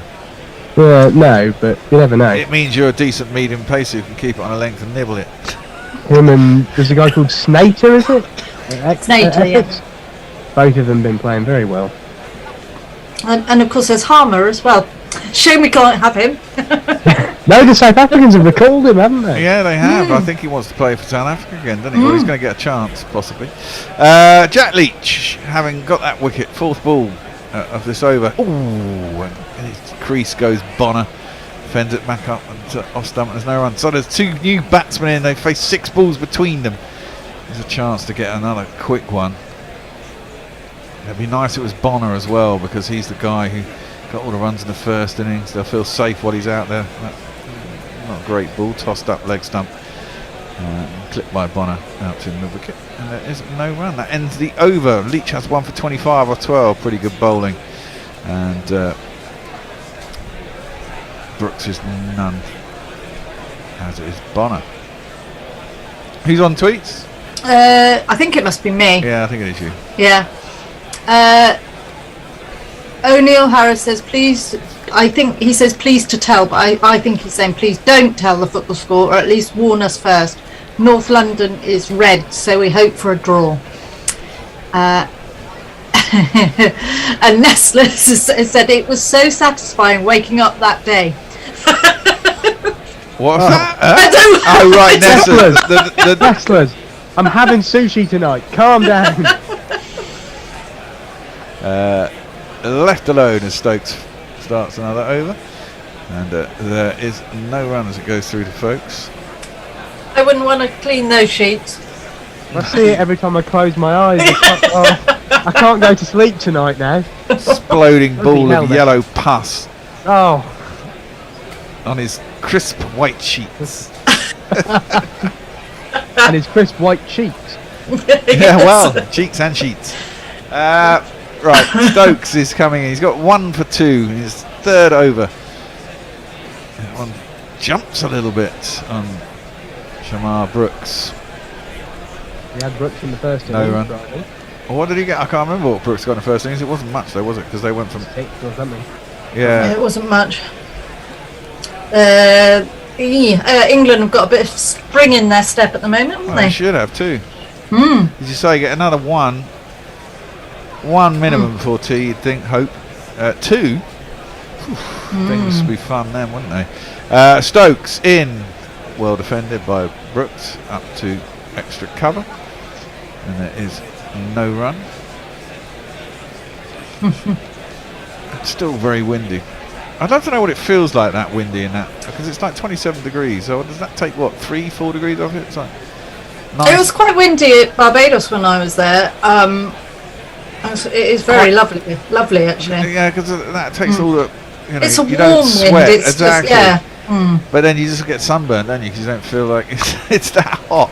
Mm. Oh, good leave, bad leave, good leave. You have to say by Brooks because it didn't hit his off stump, but it was pretty close. It kept quite Slightly low less. through to the keeper, no run. Less exotic, but I played cricket in 28-degree heat in Cornwall with a nice sea breeze, and that's lovely. Yeah. Where was that then? Was that at Bute? Penryn. Penryn. Okay. How far's down to Penryn? It's quite a way down, isn't it, Penryn? Yeah, down. It was next to Falmouth, so it's right down in the sort of southern bit of Cornwall, but not quite on the southern tip. Okay. Not played there. We played at Falmouth. Nice round there, Falmouth. Defended back down the track. There is no run. Yeah, I made it to the Lizard once. In fact, the first holiday I went with my wife. We went and stayed in a caravan in Newquay. Oh, you know how to treat the girls. I think it was really late summer, and we just needed to get away. So you took her to a caravan. She wanted to do it. It wasn't me, man. at least a camper van there. VW camper. No, it was like one of those static caravans, the 6-berth caravan. There's only 2 of us in it. You know, it was kind of just out of season. I mean, down in my Newquay. uncle used to live in one of them, so never mind. Did he like it? No. Stokes in. Oh, that that could be out, surely. I thought that was off the Not inside given, edge I of the thought it bat. was the bat. I thought definitely the bat was in front of the Well- pad. Folkes and Stokes do. I thought that was bat. We've I got thought 2 he'd turn reviews around the left, corner. He's got so- 2 reviews. He's not going to. I No. think they missed something there. I think that was. Oh well, we'll see on the replay. I wasn't Joe Root's convinced, but- reputation as worst reviewer ever. Other than maybe Tim Payne. No, Payne, I was going to say. Oh no, it's terrible. maybe actually it's not. I think it is pad. Yeah. It definitely Getting diverted. over And I it, thought it was off the face of the bat, but I think it's the bit on the side of the calf, on the outside of the pad. Good review there. Well, lack of review. Lack of review, yeah. Leach is going to continue, 1 for 25. Yeah, I lost my keys on that holiday as well. For the car. We must have gone out for a walk and I lost the keys. Really irritating. So what did you do? I had to phone the RAC, I had to drag the car off to some town. Oh, And God. then I had to, because I had a policy where I could get a hire car to replace it whilst it was down there. I had 2 days with some shitty car. Then I had to go and pick up my car again from sort of 40 miles away. Oh, I tell you what, remind me not to go on holiday with you, Ben. So I chopped down to Gully and there's no run. Although when I did pick up the car, it was down near the Lizard, so we ended up driving down to the Lizard and going to actual Land's End. You know, Actual Land's End, it's a bit of a dive, isn't it? really, it was. There was no one there apart from us. That's down the leg side and there's no run, and you have to walk quite a way at the end as well. There's a car park at the end, and you have to walk all the way down to the lighthouse. Yeah, and we've made it as tacky as we possibly can, I think. Well, maybe it wasn't that tacky because no one was there. It was because we were literally the only people there. It's quite mad to think that that was. I was a bit stoned probably as well. No. If I'm honest, it's a good place to sit down and have a spliff and watch the sunset. Yeah, definitely. It's Defended gorgeous back view. down the track, and there's no one exactly, and you're heading due west as well. I'm not convinced Land's End is the most southerly point of the UK because I've been there and I've looked out and there's a bit which looks like it goes out further. No, I think I it is. think you should challenge. Defended by Bonner. Now, there's a bit of He's crowding. reviewing. There's a crowding of the bat now. There's a slip, there's a gully, there's a silly mid-off. I imagine there's a bit of chat. Bonner has only faced 6 balls. And everyone is around the bat. There's a short leg as well. And that's defended back down the track. So I don't know how David Brooks thinks that Veeraswamy is better than Leach. I think Leach has bowled pretty well this test. You said this yesterday. But I agree with you. He's been given a proper field now as well. Yeah, exactly. Proper spinner's field with men round It's the back, almost not a like deep his captain mid-arm at all. believes in him Funnily somehow. enough, all of a sudden, Shocking, isn't it? defended to the offside and there's no run. You do. I think as a spinner, you do need the confidence of your captain. I remember when I've changed sides in the past. And you play with a captain who knows your ability and is quite happy leaving you on for 15, 18 overs when you're younger. This is, and then you and then you find a new captain who doesn't, a lot of captains Puts you don't on for 6. Well, a lot of people, yeah, exactly, don't trust spinners, and they think they're easily hittable. Well, quite often they are in club cricket, let's face it. Precisely. So you have to sort of prove your worth and take wickets. And when you move up a side or to a new club or something, it's quite irritating having to prove yourself. Yeah. Nestle says one of my mates is trying to convince me to do Land's End to John O'Groats on the bike. Oh, so you get a boil on that. Yeah, you will get a boil on that. Am I commentating? I am, aren't I? Sorry. Stokes bowls. It's left alone by Brooks through to the keeper, and there's no run. It's been a long 5 days, Pete. Man, I just had a large glass. You've of done rum. amazingly, Bear. Can I just say? I thank you very much. And there's You're there's no welcome. knackle. I don't get a day off anymore at all until either Tony learns how to use the studio or something. Are you going to train somebody else up? Well, I'd love to, but no one seems to be volunteering. Jacob looks keen. Yeah, I mean, I'm not up to date on all this, but is Knuckle permanently? Yes. Yeah. Knackle, as Brooks he's leaves that ascended. low through to the keeper. So he has ascended to Sky, and basically because he's working with Sky, they're not going to let him do any of this. He stated that when he got the job. I think he talked. I always thought he'd go to Nirvana rather than Sky. But Well, no, he's ended up at Sky. He's either an associate or assistant producer. at Sky Sports News. Good for Good on him. him. You know, Good on he him. went off and Yep. did a media. He did. He was very Postgrad. brave leaving his job, wasn't Yeah. he? And, yeah. And it didn't fulfil him, and he went off and did it. And good luck to him. You know, Mm. Stokes in on the hip of Brooks, which allows him to work it down the long leg, and on his 14th ball, he gets himself off the mark. But it does mean that there are no volunteers who know actually how to use the studio. You need to get a work experience person in. Well, that'd be nice, but they have to like cricket and actually want to be on the show. There's no money to pay anyone, that's the problem. But Well, internship and you're a and quite work technical boy, aren't you, Jacob? And you're only in Camberwell, is that right? No, I'm in East Finchley, so I'm about an hour and 20 minutes away, maybe an hour and an hour if I do well. I thought you were in Camberwell, no. No. Can But you I move, could do it. Jacob? I could do it I could do it occasionally. I could come down now and again. Mostly in the English summer. Yeah, see, I only need someone to do one Until or I get a 2 job. days, ideally 1 or 2 days of test. It's just Oh occasionally. yeah, but I could do the weekend. Well, see, that's how it used to originally work. That'd be perfect. We're going to have a job negotiation online Yeah, right now. have a That's to exciting. the show, maybe. Because my wife works and my kid plays football on a Sunday, that's ideally when originally that's how we split it with NACO. Because I don't, I work, I'm self-employed, so I can do the weeks, and I'd rather have the weekends off then. But if someone wants to come in at the weekends, I'm more than happy. So if you want to get trained up, Ben, my terms are as follows. You end up with a job on Sky. You know. well, exactly. You can change careers. Good training ground. You learn a lot of new skills, important ones. You learn to work as part of a team. Yes. And on your own. Defended into the back to the bowler. There's no run. You learn a good video editing stroke production package. You get quite a lot of beers. Brilliant. Why not? Yeah. Why not? Sounds Excellent. good. In fact, if 2 or 3 people on this bloody team could learn that, then you wouldn't even have to do it necessarily once a test or even that. You see, it's all. And it's not actually that hard. It's just like most things, processes you kind of learn, and if you repeat them, they just kind of stick. But if you don't do it very often, they don't tend to stick that well. Well, my girlfriend will kill me, but I'm up for it. Cool. She can come down too. Stokes defended in She the doesn't offside. want There's to, no mate. run. She doesn't want to. That's true. She can't sit in the other room and watch a different TV channel because that's it's a split TV channel. The same's in the lounge as in the studio. And let's face it, Sydenham isn't a great place to wander around, really, is it? I mean, it's not. Actually, the park's nice. There's a lovely park at the end of the road. Yeah, there is a nice park. Well, Osborne was defended, and now they've gone to an advert break. So, no, we shouldn't be having a drinks break, is it? We're coming up to. We're 10 minutes away from tea, aren't we? Yeah. Yeah. No, not 10 minutes. We're half an hour. There's one more half-hour session. Oh, is there another? Yeah, I think you're. No, there isn't. No. It's tea at 6:40. Yeah. Oh right, yeah. 10 minutes away from tea then. Yeah. So I've got 3 more beers to drink. You'll be pleased to know. That's the Final bear's session. tea. Yeah.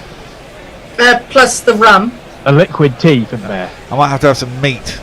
You've got some meat in the fridge. There's after lots all. of meat left over in the Some fridge. meat or perhaps some honey, bear. Well, yeah. Well, there's lots of things made Marmalade. over to me. Oh, now there's another appeal not for OEW, straight and enough. again it's not been given. Not straightened enough. No, it hasn't.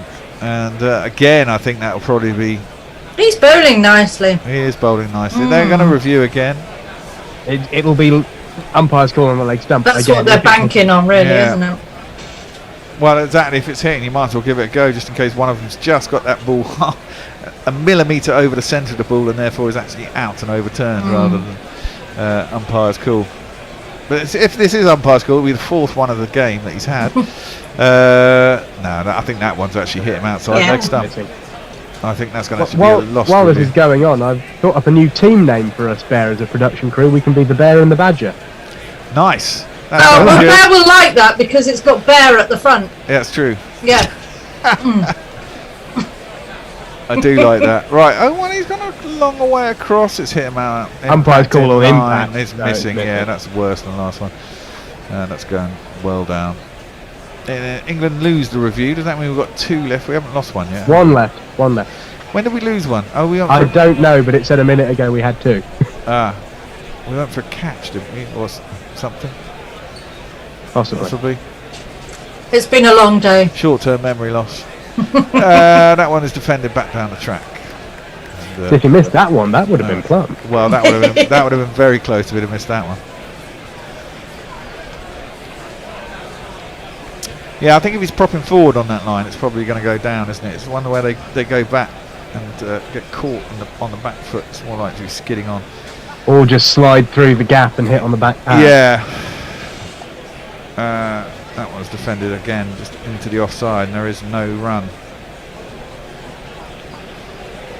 Leach around the wicket. Too full, clipped, but mid-wicket is in place, and there's no run. Well, that's the thing about Knackle. He kind of took it himself to learn. He was quite interested to learn. So when and the other thing, because people were in all the time, he would be inquisitive to learn as he was here. But that is because Knackle possesses all knowledge. Well, yes, it's true. Defended into the onside and there's no run. Although a couple of times he phoned me up and said, "This isn't working." It's generally things like the throughput of the video and stuff like that. And actually, turn the plug on. Well, all he had to do was actually unplug one thing and replug it, and I had to run over here to sort it out. As that's defended back down the track, and there's no run. Well, he possesses all theoretical knowledge, not necessarily practical knowledge. He was very efficient though. He was very helpful, and he thrives and does well. Another one is it. Gorilla is a good training school. People have moved on to many things from here. They have. Many a significant figure has come through the Gorilla school. We've inspired people to do other things as well, I'd like to think. And some of them even make shed loads of money. Well, yeah. Do they? Who? Norcross. Yeah.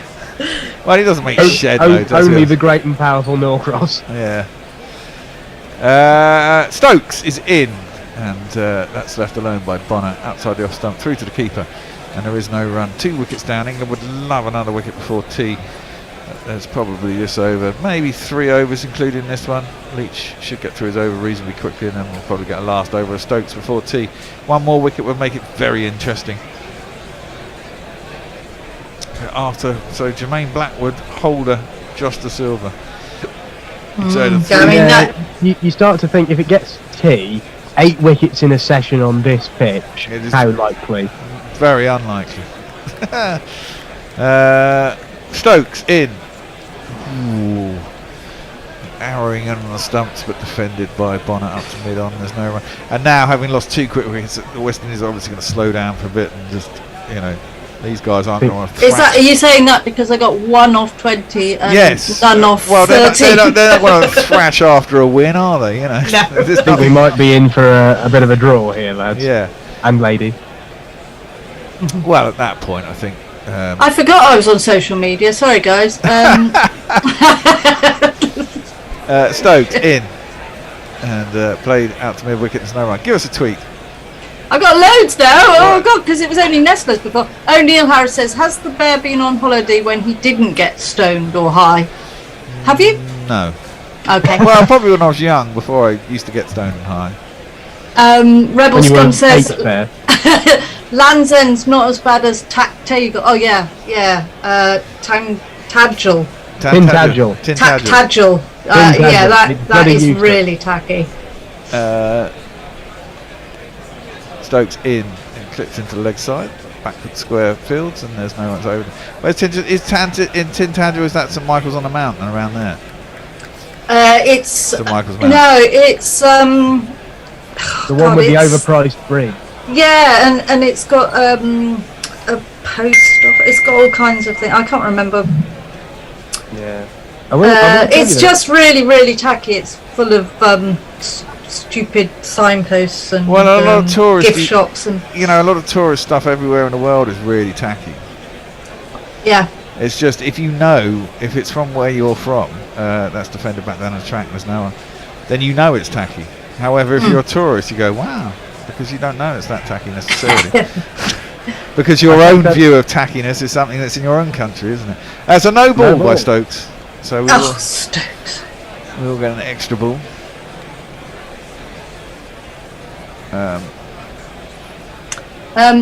Ravi Nair says Land's End might or might not be the most westerly part of Great Britain, but given the existence of Northern Ireland, it surely can't be the most westerly point in the UK. Southern part of Great Britain, not western.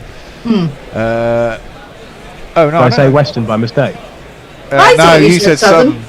I think Ravi Nair's just, it's been a long day for Ravi Nair as well. Exactly. That is defended by Bonner. Mercy Jess says Jacob, Land's End is not supposed to be the most southerly point, it's the most westerly point on the mainland. There you go. What? Look, Mercy Jess, are you not asleep? And why do you know more about the UK? Well, he was originally English. Oh, all right. Stokes in outside the off stump of Bonner, who leaves it through to Folkes, and there is no run. The target is normally 286. There are 39 overs remaining. We still need 8 wickets. They only got 61 runs. This is all looking towards a draw. If it's a draw, I hope they bloody give it up early. So you can go home. Well, Farong says I'd volunteer to assist, but I'm in Mapur. Maybe I can get you a sponsored visa. Perhaps Gorilla Tower could relocate next year to coincide with England touring Bangladesh. I'd love to. I'd love to. We'd all love to. But only we had the budget. Listen, to go I do the Euro Millions lottery every week, and every week I think if I ever win it, I'll just put £1 million into Gorilla. And just think how much you've spent. I know, but you know. Jeff Perkins has sent us a little jingly type thing.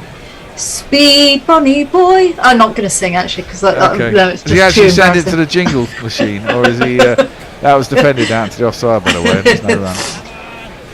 We get them all from Mog, don't we? The jingle. Is it Mog? Mog, no, Jeff sends us jingles too.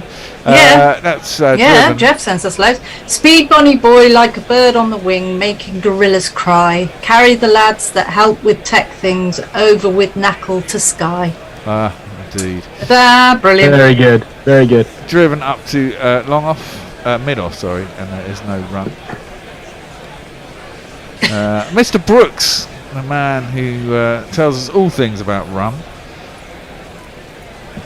over and over and over again, is in the waiting room. He has Babbling with Brooke will be coming up at tea, and I think he has the same, a couple of the guys he had from yesterday.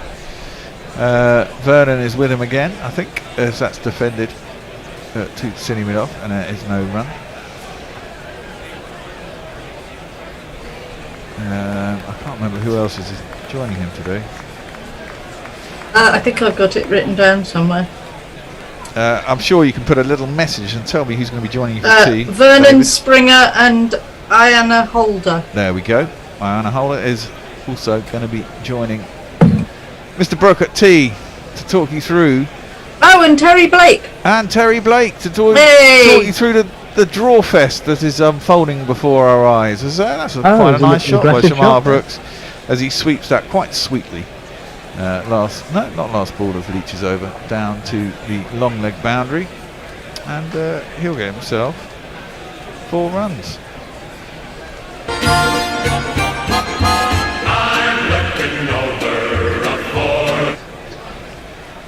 Nicely swept.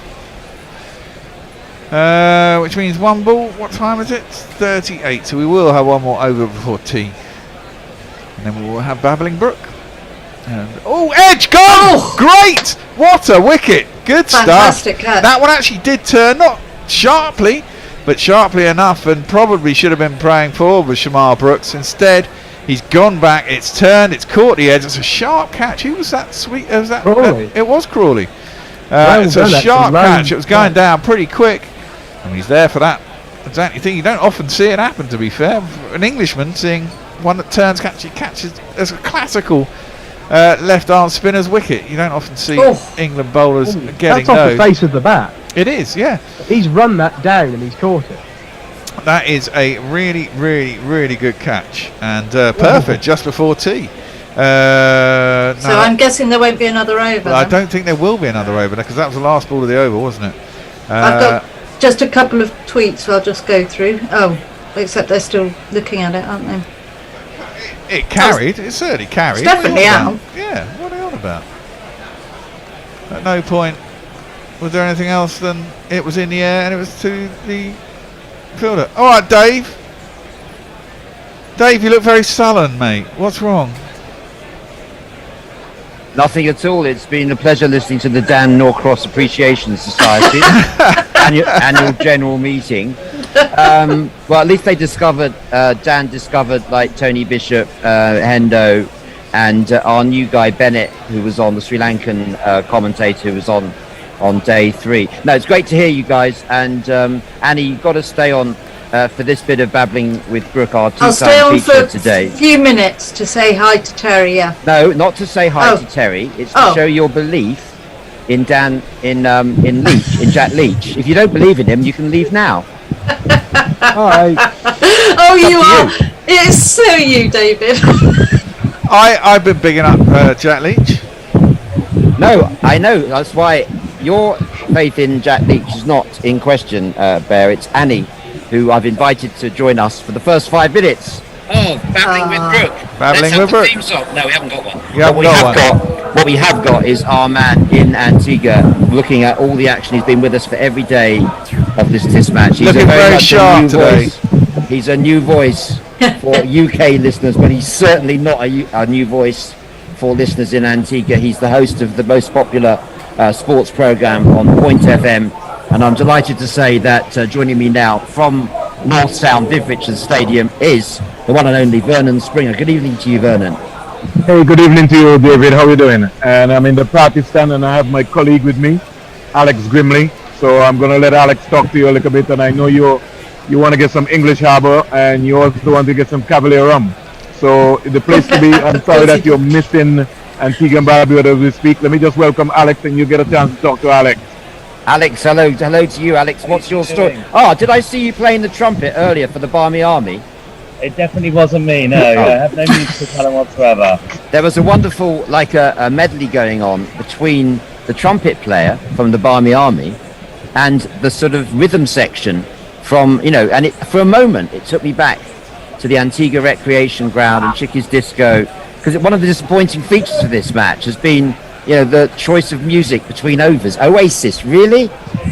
You really? I know you want. I know most English fans want to come over and spend time with other English fans, but do you really want to come to Antigua and listen to Oasis at the cricket? Well, I'm disappointed to hear that you didn't like the choice of music, because that's me and the party stand taking care of that. But we've had a great mix of soca, calypso, Would you like and to pass a few me anthems in there as well. If you'd like to pass me a shovel, I'll keep digging. I had no idea that was you, and I obviously What a caught great it. start. No, I obviously caught it at the wrong time on day 1. But do you accept that on day 1 you were playing Oasis "Look Back in Anger"? We did indeed play Thank you very Oasis, much. Look I rest Back my in Anger, case. as one of many songs.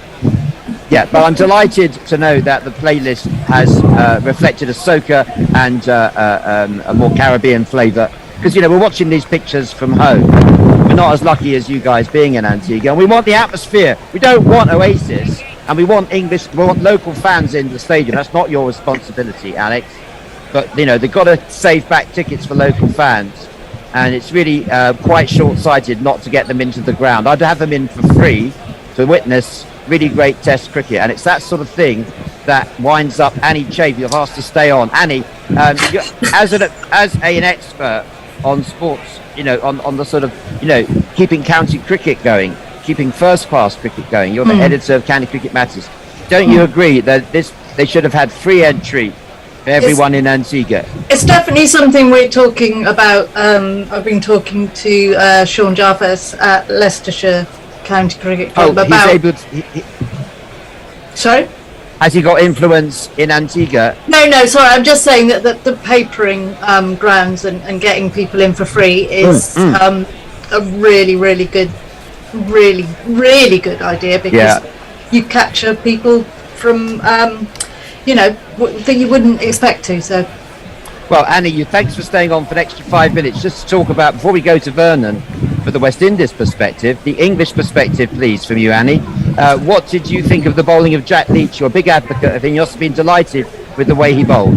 Well, I'm pleased he's not just taking out the drinks, which he has been doing an awful lot of, and being put in the middle of an Ashes where he wasn't suitable for him. I think he's bowled all right. He's done well. He's done a lot. He's had a lot of maidens. He's kept the runs down. He's been all right. I think he's done what he's been told to do. Are you happy with the belief that has been shown in him by Joe Root? I know you were quite critical of that through the Ashes campaign. I think he's generally letting him bowl a little bit more now. I think he might actually believe a little bit in him. But yes. Do you believe in his ability to spin England to an improbable victory in the last session? No. Okay, thanks very much for staying, Annie. Thanks very much for staying. Okay, cheers, he's a good bowler, but he's not good enough. Vernon, can I go back to you and Alex? Alex, what's your perspective as a... either of you would like to take this, but Vernon in particular, perhaps first. From a West Indies perspective, you're taking some positives, obviously, from what's gone on in this match. How do you see things playing out? And what have you enjoyed from today's action? Well, first of all, I have to give credit to Joe Root for coming up with a creative and sportsmanlike declaration to be able to make a competitive game. I also think that the West Indies will be put under some immense pressure going into the latter hour of this game here, and to be able for England to pick up 3 wickets so far is going to be very critical. So it will test the mettle of the West Indian batters to figure out in terms of how best they're going to be able to save this game. But I think it sets up the series well, and I will predict right now that I think that West Indies will win the series 1-0, with the third test in Grenada being drawn, and they'll win the second test at Bridgetown, Barbados, starting on Wednesday. Yeah, a fast, bouncy track. Doubts about Mark Wood. Terry Blake, yesterday we spoke to you in Antigua. Today you're in Marlborough. By the wonders of, no doubt, British Airways, I imagine. Terry, welcome back. Thanks for your report from the ground yesterday. Looking ahead to that test match in Barbados, you're the England selector. You should be the England selector anyway. Former administrator of great note at the English Cricket Board. He was the guy that I did the deal with to get cricket onto Channel 4 back in 1999. Terry was the commercial marketing director of English Cricket Board. He's now the voice of cricket at the Oval, all the county championship matches there and several other counties. Terry, you're in charge of team selection for the next test. Who's your England side, please? Wednesday, Barbados. You're on mute, Terry. Either that or the question was too difficult for you. I can't believe that. You're still on mute, Terry. I'm going to throw that question over to Vernon for the West Indies. Any changes in the West Indies team? Well, let me say to you very quickly, because I want to get Alex back in so he can tell you a little bit about Sherrock. My pick would be Versamy Pumal will be out, Raymond Reaper will be playing. Give a little bit more variety in terms of the left arm seamer, because the track is going to be a little bit more bouncy in Barbados and two predictable bounce. You'll be able to go in with the genuine 2 all-rounders, in fact 3 all-rounders. So you'll play Raymond Reaper, Jason Holder and Alzari Joseph, and you have a different option in the left arm seamer coming into bowl, and put Purmal on the bench, and that would be my only change for the Barbados test. No spinner? No spinner. Okay, that's very interesting. Terry, have we got your sound back? Have you attempted to speak? Yes, David, you have. That's good. Well, no point in being the voice of cricket if we can't hear your voice. I would not make any changes to the England team unless Mark Wood is unfit, in which case... Mark Wood is unfit. Has he been declared unfit for the next test match already? Hasn't, but he is unfit as we speak. Well, I know that, because I'm watching from home. But I would keep an unchanged side. I'd bring in one of Fisher or probably Saqib Mahmood if he's not fit. I think Leach has bowled well. I would quite like to see Parkinson on a bouncy pitch. If we were going to play him in one test match, it might be that one. But who would you leave out? Who would you leave out to accommodate Parkinson? I think that's a bold selection. We haven't seen enough of those from England. Who would bring Parkinson in? He's been carrying the drinks for the last 3 years. He's really developed his game. Bring him in. Whose place does he take, Terry? Straight swap for Mark Wood. No, he would have to take Jack Leach's place. But I think, I don't think, David, it won't. I don't think it'll happen. Jack Leach has been carrying the drink. He's now bowled half decently. All I'm saying is, I think Parkinson might be more of a match winner but he may not be able to control the runs in the first innings. So I don't know whether you heard from Vernon just there, Terry. Vernon was pretty confident in predicting a West Indies victory in Barbados. I don't need to remind you what happened last time these two teams met on a fast, lively track in Barbados. It was a big ambush. West Indies won by an innings, bowling England out for 77, and then Jason Holder getting a double ton. Are you seriously saying that you think, well, is that a team, an unchanged team, is that a team that is going to win that test match in Barbados? Do you think England have got any chance? Of course they have a chance, but I just feel that our pace attack isn't quite as strong as the West Indies pace attack. If we don't have Mark Wood, we're short of options. We've got two untried fast bowlers. We may have to put at least one of them in, because I don't think Overton's had a great match either. But we're not looking that good as a penetrative bowling attack. I mean, we've taken 13 wickets so far. It's going to be a nailed-on draw, I think, today. Yeah, absolutely right, Terry.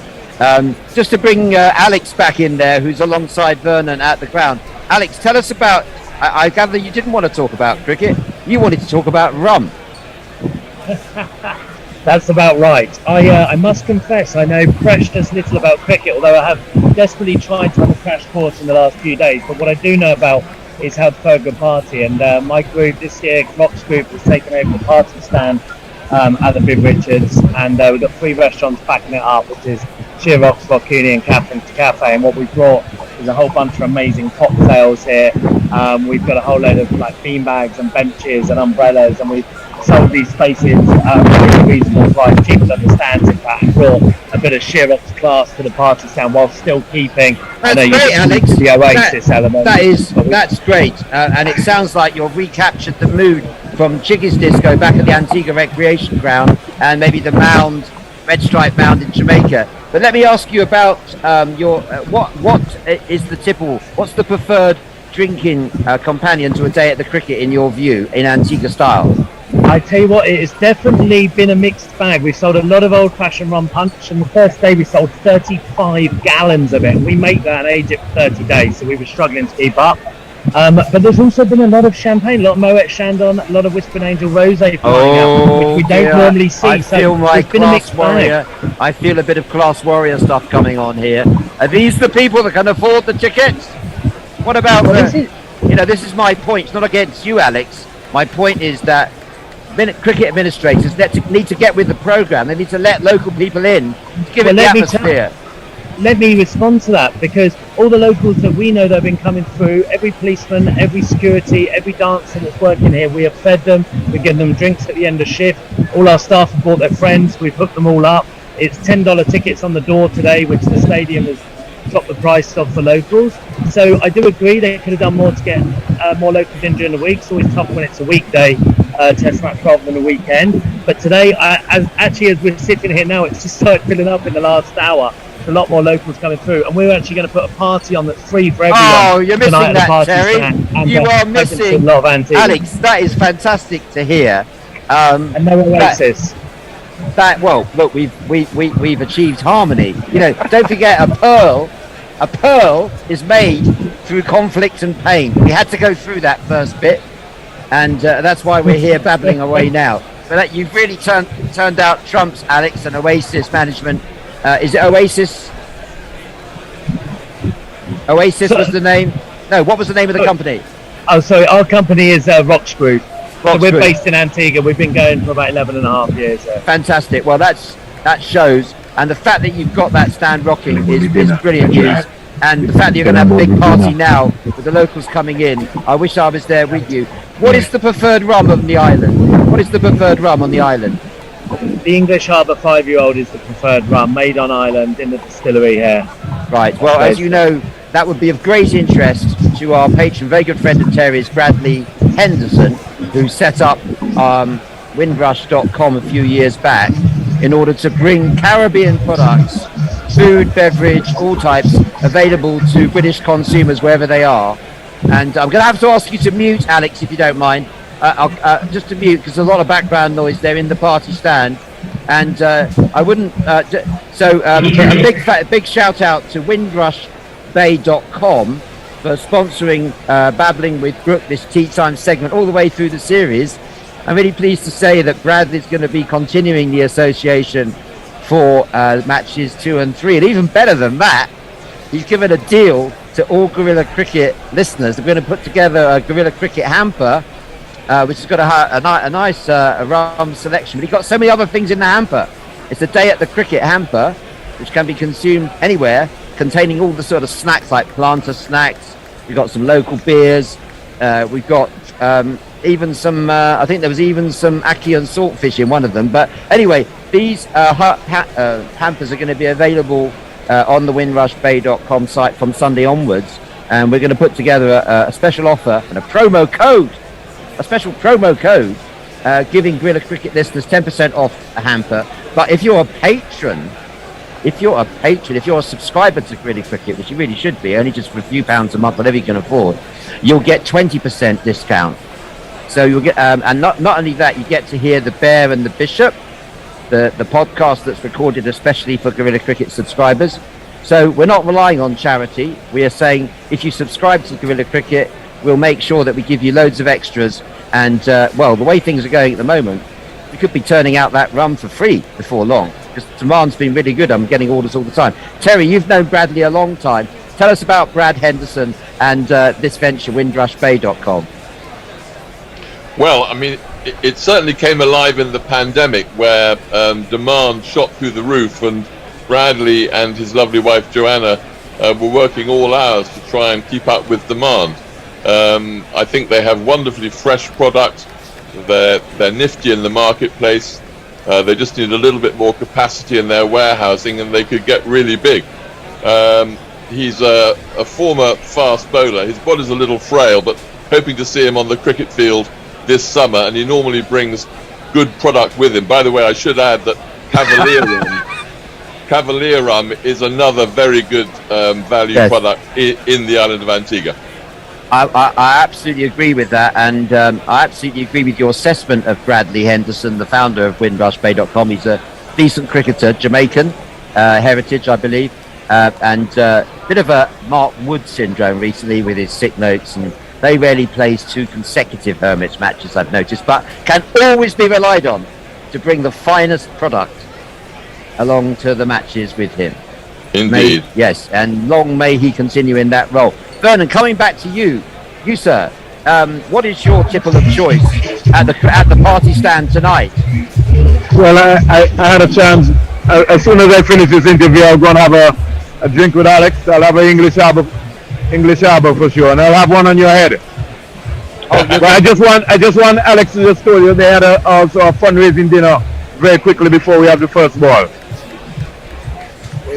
We were lucky enough to host an amazing dinner for cricket kindness. So it's an amazing lady called Tamara who raises money for bring cricket equipment to underprivileged kids, and we were lucky enough to get so many stars to come and join us. Viv was there, and I know Mike Atherton, Ian Botham, Andy Strauss, to name a few, were all there, and that was a great hit. So we were lucky to be able to support that, and got an amazing response here in Antigua from it. Well, that's great to hear that support for former players. That wonderful charity doing some fantastic work, making sure that many people can enjoy the game of cricket, and that's fantastic to hear. One bit of news, Vernon, if I can get you back on, the man from Point FM, that looking ahead to Wednesday, Barbados, I think Babbling with Brooke, this tea time segment, you're going to make it available to the listeners in Antigua, I believe. Certainly, we'll be linking on Platinum FM 97.9, and you know for sure that I'll be joining the team with your guys. So once I get my schedule, I'll make myself available and be on the team to bring the cricket coverage. Well, thank you, Vernon, for your contributions over this Test match. They've been original and a really fresh voice of West Indies cricket in the UK. We really welcome that. Believe me, we really welcome that. And very quickly, I know you were talking to Alex about getting free tickets in. One of the things which I feel that missed in this Test match is that I don't think that Cricket West Indies did enough promotion at the local level. We should have had a schoolboy stand segment absolutely. in Antigua and Barbuda. I think we absolutely missed the right by having boys and girls come and look at the Test thank match. you very much for your contributions. We look forward to seeing you in Barbados. The players are back on the field. it's my pleasure to hand back to ball by ball commentary led by Al Hotchkiss. Hello, Al. Good evening, David. What an amazing set of 5 contributions that you've given us all over the course of this first test. Thank you. Can't wait to hear more of them as we Cheers, go Al. through the other 2 test matches. Thanks, Al. Thanks, David. Thank you, David. And over to you, Al. If someone in the rating room would like to jump in for me, not now, but in about 7 minutes, the alarm's going to go off because I'm trying to cook something. But Tony's decided to have me on virtually every session of the day, and I've hardly had any time to eat. Yeah, me too. It's going to be Craig Overton who's going to bowl the first over after tea. It's a good full-length delivery to Bonner. He drives to mid-off, but there'll be no run. 65 for 3. Shall we have a jingle for our man? Craig Overton was banned 3 times for saying something that was naughty. Kicked off the pitch was quite an incident.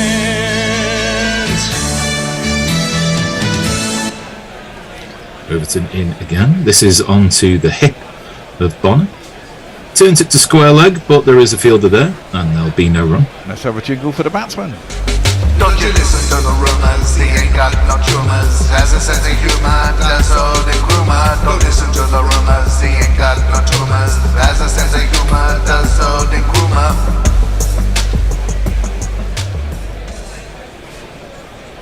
Stadium looks to be getting a bit lively, doesn't it? Saturday night? Yeah. Down at the cricket. Overton in. Again, turn towards square leg. Maybe just backward a square by Bonner, but no run again.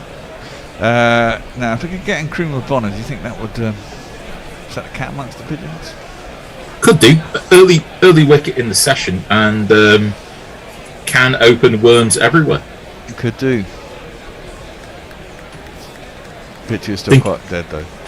I think it's been good for Leeds to get a couple of wickets.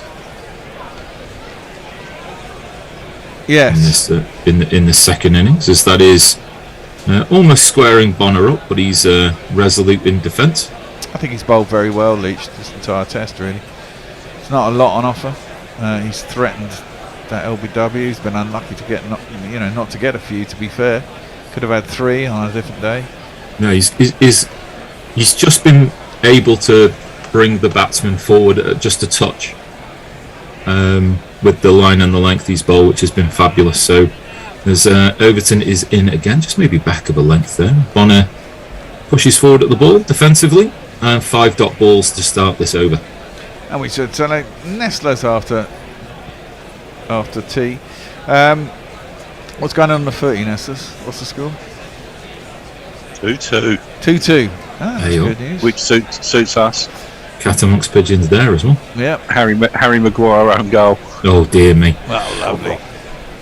That is a full-length delivery, which Bonner half blocks, half drives. The foot of Overton will do the stopping, and that's a maiden to start. And Nestle boy, have we had any reaction to what David's been talking about, or just the general? We've got general. O'Neill Harris says, I'm shopping on Land's End, and I just learned that there's a Land's End in the UK. Guerrilla cricket is a learning experience. Boils, World War III, war, fracking, geography. If you've got any other specialist subjects that you want us to take care of in the final session, we'll happily take care of them. We'll give it a go. Yeah. Well, there's a tweet from me in response to Josie Oak telling me to do Land's End to Gyro Groats, where I said I was talking to Gary about riding from the UK to my sisters in southern Spain, but he balked when I mentioned tents. I think he had visions of hotels, wine tastings and galleries rather than sleeping in a field every night and riding 50 plus miles a day up mountain ranges. To which Message says, I'm with Gary. that would be tough going. I've watched the Tour de France. It's going to be bike packing. Love it. England's best bowler so far in this test. Who's going to bowl? And it's going to be Jack Leach. And that is just on middle and leg. And Blackwood's able to turn the ball to backward square leg. There is no fielder there, so Folkes goes after it. And there's at least 1, maybe 2 there. The ultimate bikepacking trip, of course, is Alaska to Argentina. Alaska to Argentina, what tip of America? The tip Yeah. of South America, North America, South I've America. I've watched a couple of guys on YouTube who have done it. It's quite stunning. Well, I presume. Hold on. Oh, that's Well, it's got always to be kept out, rolling. Is that out? surely. That's out in all sorts of ways, isn't it? No, it must have gone for Unless Batman. he's got that down on ball. He must have got the bat down because everyone's not bothering to review. Everyone's otherwise. really not bothered. Apart from us. Oh, and what great camera work to focus on his head rather than where the ball was. Marvellous stuff. Yeah, Leach is making the sign of bat there. But all it takes is just a little bit of inconsistent bounce, and well, we're not really sure where we are or what we're doing. Oh, now here we go. Now, did they appeal? No. Did they turn? I don't know what they're yapping on about. I'm sure if someone was listening on the TV, they'd be able to tell us. Conflab between the umpires. Yes, it was. Ooh, nearly under the bat, though, wasn't it? It was a Yeah, low end. it was. It wasn't much bat, but it doesn't need to be much. Oh, and then I think it bounced up, so they were seeing whether it was Yeah. a catch. Oh, now that's got to be out! That has to be out! And he's out. He's been given out. LBW, an instant review by Blackwood. But I think the problem here, as we've experienced a couple of times, is that umpires call. Is No, gonna I come don't think into that's play here, umpire's call. actually. If he's reviewed straight away, surely he thinks he's got an inside He's edge again. inside Otherwise, edge. that's a big yahoo to a one that's straight on into middle and leg stump. It's interesting though. At 67-3, essentially what you would consider batting for time, because you ain't going to score 200 in a. Now, is it an inside edge? Ooh, maybe. No, I don't think that is. No, it's close. Well, it's close front on. It's close front on. We'll have to see the side on view. It's hit him on the back leg I think in might a well half be an edge crouched, attempting to sweep position. No, there's no inside edge. There's no inside edge. I think that's out, man. That's Now, going with it hitting the back leg, I think this is even more certain to be out.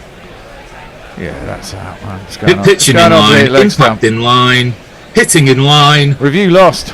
Review lost. 3 wickets for Leach. That, I am afraid. Game on, ladies and gentlemen. Game Genuinely, on. This jingle says exactly this. That was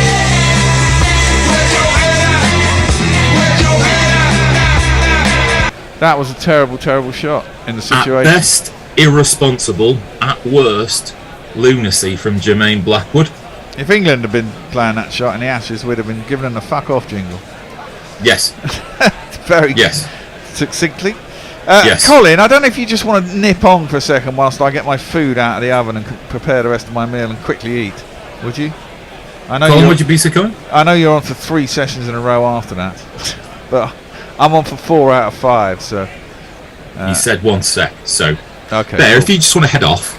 All right. Yeah, leave it to us, Bear. Don't worry. Leave it to us. We'll sort it. Go and have something nice to eat. Aidan says, shame I no longer live that way. Would love to see how guerrilla cricket works. Unfortunately, up north now, my days of playing darts for the Alfred are long gone. Oh. It's going to be Jason Holder who comes to the crease next.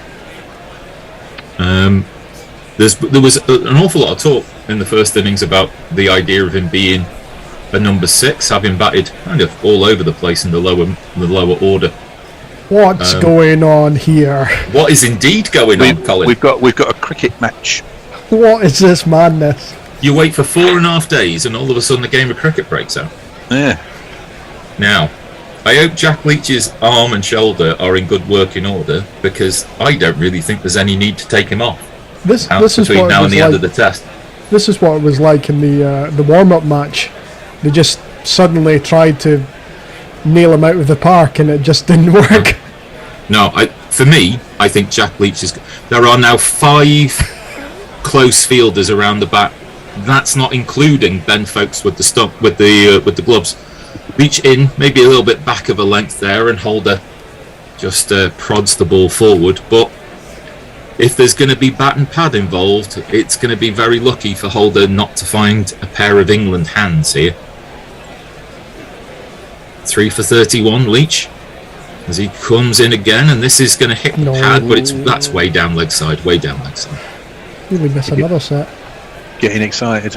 Yeah. But the appeals are, it's all part of the game to get in the mind. Caught. Last ball of this over. Leach in. Prodded forward at by Holder. Back to the bowler. 2 runs, but most importantly the wicket. 67 for 4. Nestlers. Moggy has made her first appearance of the series. Yeah, Mog. On the bed there. Now, Jersey Oak has sent a picture in of the late great pianist John Ogden, which is available on our Twitter feed, and saying the bear is looking more and more like him. Now, is that good for John Ogden or is that good for the bear? That is up to you to decide when you see the picture. I will look at it later. He's a big fella. For Ron says, electricity back in 1:05 a.m. Need to kit, can use fan, lovely jubbly. If your birthday arrives before the second test, have a good one, off the bear. Overton in for the first ball of the next over, and that is on the feet of Bonner. He tries to flip the ball somewhere between mid-wicket and square leg, but can only find a fielder now. John Ogden looks more like Ditch than the bear, I think. Yeah. I love the way that you're kind of tilting your head. It's like, maybe if I look at it sideways. He's got his head is tilted slightly, sort of thing, at the piano. It's 3-2. You man, you. Oh, fuck off. Overton tries the bouncer. It's not worked for the previous 4 3/4 days, so it's not going to work now. That died of death, that one, didn't it? Yeah. I don't ever want Tottenham to win, but I'd rather a draw than a win for either team at the moment. Oh, Ronaldo's got a hat-trick, God. No. So there's been 4 wickets for 8 runs. So Overton is in again, and that is, again, spearing in, but missing leg stump. Bonner can only find short mid-wicket, and there'll be no run. Nervous times for the Windies boys. Yeah. Probably got the right 2 batters in for this.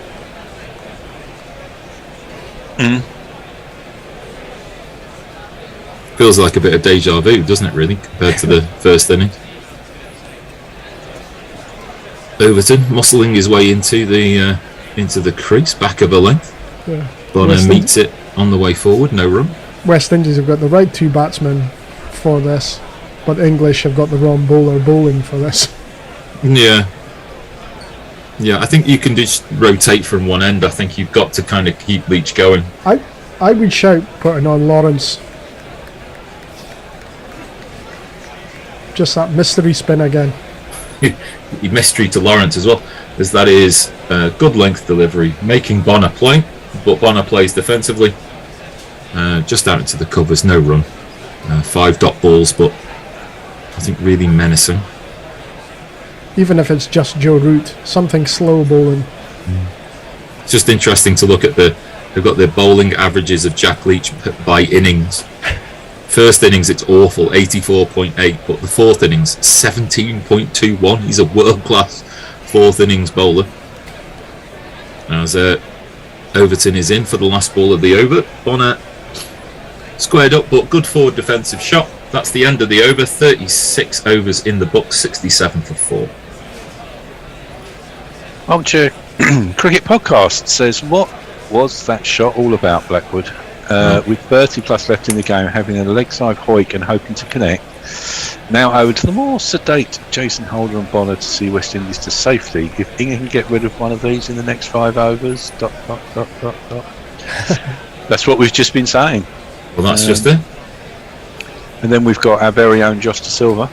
Yeah, Josh and Kimar can hold an end very well. So I say our very own because he's connected to us vicariously via Woodstock cricket bats and Jono. He's one of us. We'll claim him. Yeah, as one. We'll claim he's a gorilla. Extended family is still family.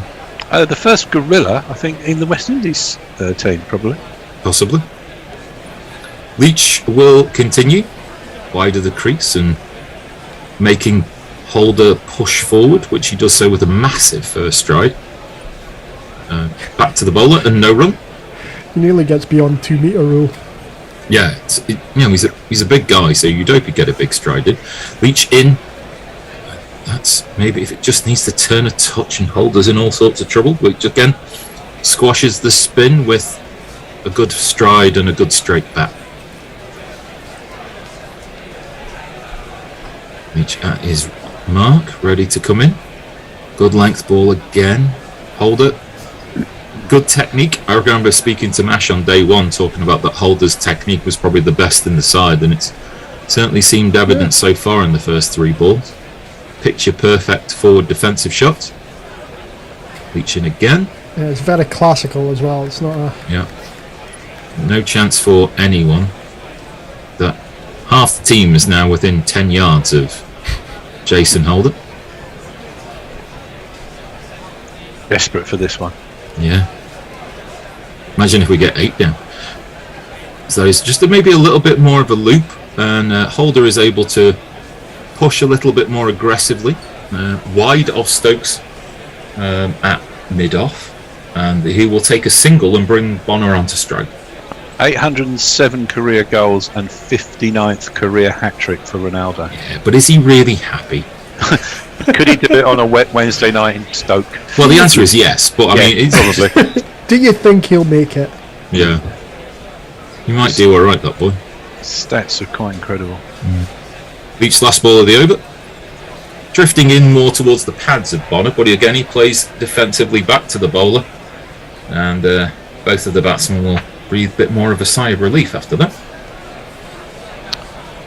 Yeah, we're quite quiet, he says on social media at the moment. Pokey Bumfingers joined us on YouTube saying, I'm a little bit excited. 3 down just gives us a sniff.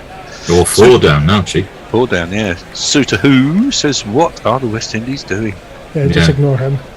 Who is that Suitor Who, anyway? Yeah, just some of course. Sorry, I've just tweaked. some nutter. It's the name that gave it away. Usually is. Yeah. Who is that, Masper? Social media names are weird, aren't they? You know. Mine's Thundercats. Hear the magic, hear the roar. Thundercats are loose. Sudo-ho! Blimey. It's alright. I mean, having to explain Nestlers and Nestle Boy to people, I just stopped. I was at Comic-Con today. I missed most of the first and second play. Was that at the Excel Centre? In Aberdeen. Oh, that is an attempted Yorker, but a shin-high full toss by Overton, which is whipped through mid-wicket by Holder. Bairstow is on the ground. I'd like to see that again. That was I don't know if that was something that could have been potentially caught. Close to Bairstow. Bairstow looks like he's looking at his hand like maybe he did get a hand to it. It might have been the camera angle, but it looked quite close. Well, The camera angle will do us no favours. Based upon where it's at, I think that was at least within maybe a metre of his left. Yeah. Not a chance, but certainly close enough to keep Bairstow interested. It needs to be hitting you to... Yeah.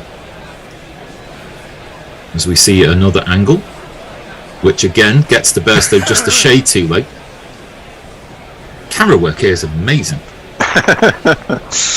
Yep, that's we've not seen whether it was a chance or not from 3 angles. Overton in again, and interestingly, Folkes is standing up to Overton. Holder turns the ball behind square and will take a single. But sorry, go on. Sorry, Colin. I was going to say to Colin, I went to I think it was Comic-Con in Las Vegas. Oh, that would have been a good one. Yeah, I was out there on holiday and it was on, and we got tickets and went. It was amazing. I mean, the outfits, people, you know, or the cosplay, I think they call it, don't they? Yeah, I mean, fucking hell, it's incredible. I met John Rhys Davies today. That was quite good. Explain. He was in Lord of the Rings, wasn't he? John Rhys Davies. Lord of the Rings as the dwarf. He's been in James Bond. He's been in Indiana Jones films. Oh, really? You'll know if you see him. Yeah. You'd be like, oh, that's the name of the guy. Him. Overton in, and Bonner will just defend to a short mid-wicket. There now seems to be 2 short mid-wickets. Plays the James Bond's and the Indiana Jones local representative over in Egypt. Oh, the big fella. Yeah, Oh, yeah, I know. Yeah. he's a very nice man. He's the fixer for Yes. Indy. Yeah.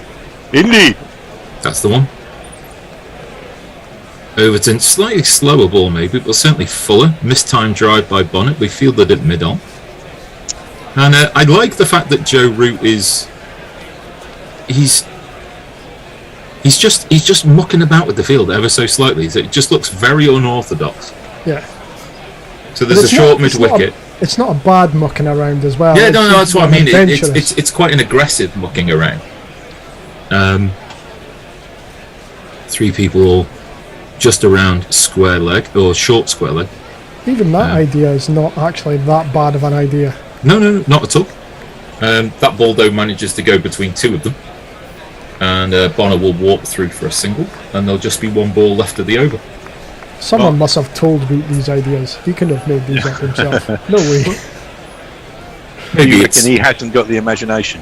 Well, maybe it's a Collingwood thing, as opposed to a Silverwood thing. Who can I say? reckon he would have some good fielding ideas. Overton in for the last ball of the over. Holder really neither forward or back, just plays on line, forward defensive shot. Fielded it mid-off. I'd argue Collingwood's... He's certainly probably the best English fielder I can think of in my sort of generation of cricket. Yeah. No, sounds right. Sounds good to me. With that. Well, Mark Zip says he can't help thinking now a bit of Mark Wood would go down a treat here. A couple of snorters up in the ribs. I actually don't think that might work here. Sorry? I don't think that might work here. I think what we're needing, if Wood's going to bowl, if you wanted Wood to bowl anything, you kind of want him to bring a bit of reverse swing into play. I don't know if this pitch does snorters, does it, in the ribs? It doesn't do snorters in the ribs. It hasn't done, but it's done reverse swing. You would tell when Stokes comes back on. If Stokes can get it to left and maybe give a little bit of nibble, it would just be an extra yard on Stokes' pace. Leach to continue, as that is dabbed at by Bonner, and 2 of the short fielders converge. That kind of slip and silly point. I always like the spinner coming on in these situations, though, because it just puts so much doubt in the batsman's mind. Yeah. It's the fear. It is the fear. You can almost smell it. Yeah. So that is a bit more looped up. It's an infielders being so close, I like. Just having a little bit of say. It's my favourite bit of cricket, this. Everyone round the bat and the spin, the spin bowling, everyone round the bat. It's what it's all about. Yeah. Batsmen just need to remain decisive here, as that is slightly back of a length from Leach, but again Bonner does want to do nothing more than just block the ball, which is really all he really should be thinking about at this stage. There's a long time to go, but the longer these 2 are here, the better off they'll be. Leach coming in for the 4th ball of the over, and Bonner slightly back in his crease there. But this is just nothing more than forward defensive. It's what Warne did so well, was just upping the drama and the theatre before he actually bowled, didn't he? Yeah, just he used to put the fear of God into batsmen. And this is where Leach has been. He's been absolutely on the money, as that is an attempted sweep shot. Now, again, why? There are so many more things that can go wrong with that sweep shot. Bonner doesn't connect, but all it takes there is, it's so close to the top of the bat, it's so close to the gloves. There's just 1 ball left in this over. Leach slightly back of a length, and Bonner back in his crease. Forward defensive shot. Goes no more than 6 inches away from where Bonner's standing, and that's a really good probing maiden over by Jack Leach. Like a bit of probing. Like a bit of probing. I was watching the Amazon Warne documentary, after his death, just to rekindle old spirits, and just seeing these stories from Andrew Strauss about Shane Warne basically calling him weak and everything around the bat, telling him he's nothing. It is going to be Ben Stokes. I mean, I was going to give it a bit of a bomb. I was lucky enough to see him play, against England a couple of times, and just the like I say, when the ball was tossed to him, it was always a crucial time in the match, it seemed. And also, it was just the drama in the stadium, in the ground, because it was like kind of like, you know, what's going to happen now? Just the feeling that something could happen, even if it didn't happen. Invariably, yeah, it did, but it was just that drama. It was electric atmosphere. You know, another twat, a bit like KP when he was batting. Yeah, that's when a he very walked good. out, when he walked out to bat, you just go, right, great, you know. Yeah. Here we go. There's something X factor here. Bit of a prick, but boy, can he play cricket. You can excuse the latter part because the first part was so good. Yeah. Stokes in, back of a length. Just dumped into the offside field by Holder, and they take a quick single, run through relatively easily off the first ball of the over. Best batsman I saw play for England by live for me. I think a lot of people would agree with you. Yeah. Not the best batsman I saw live, but the best English one, definitely. So I was lucky enough to see the Windies back in the day. But he was something else. Are we to say Brian Charles Lara by any chance? Viv Richards. Viv, okay, fair enough. Yeah, that going to the Oval in like the early 80s was got me into it. Stokes in. Tempting Bonner forward to try and drive. He just pushes at the ball towards extra cover. And there'll be no run. I think Ponting would be my favourite for watching. Or, yeah.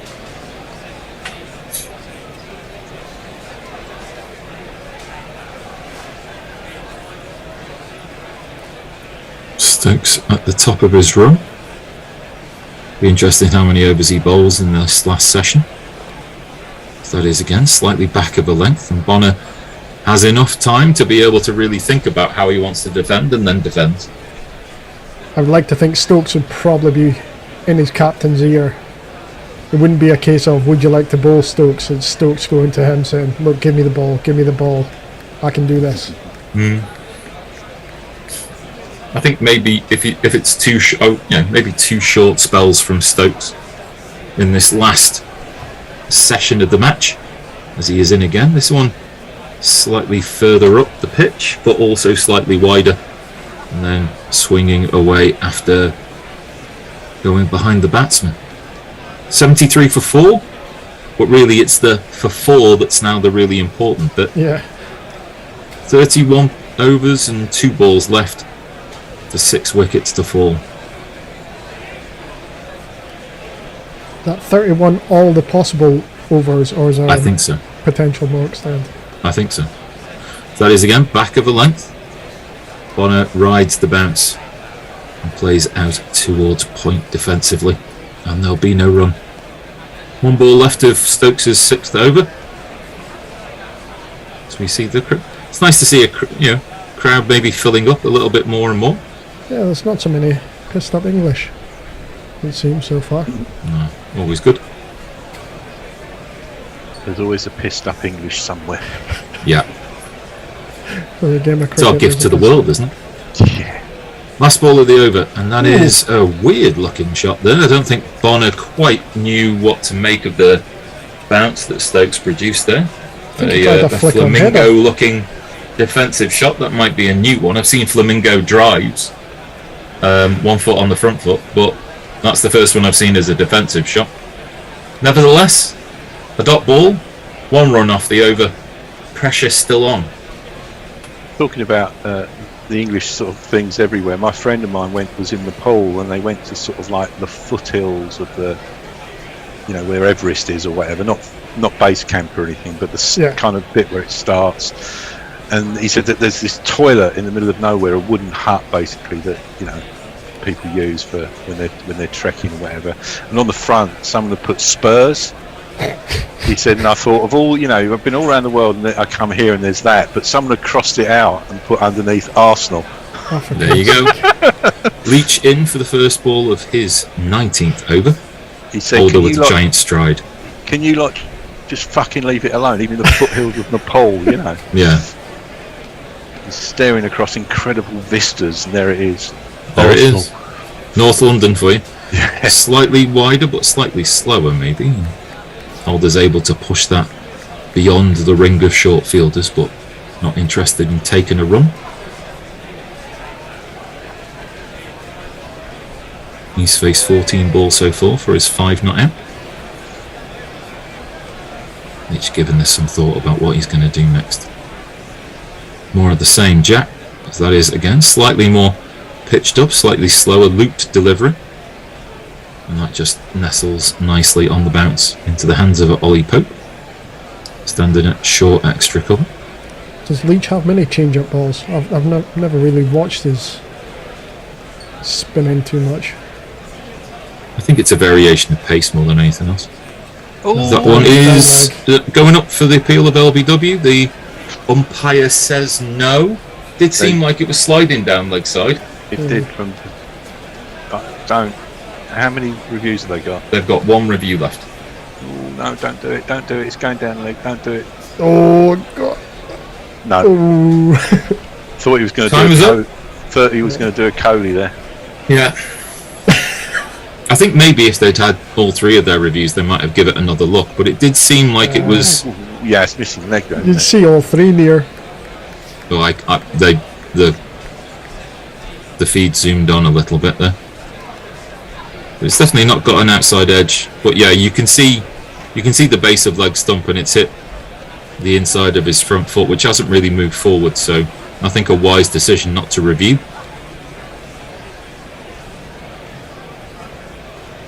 And so Leach will come in for the 5th ball of his over.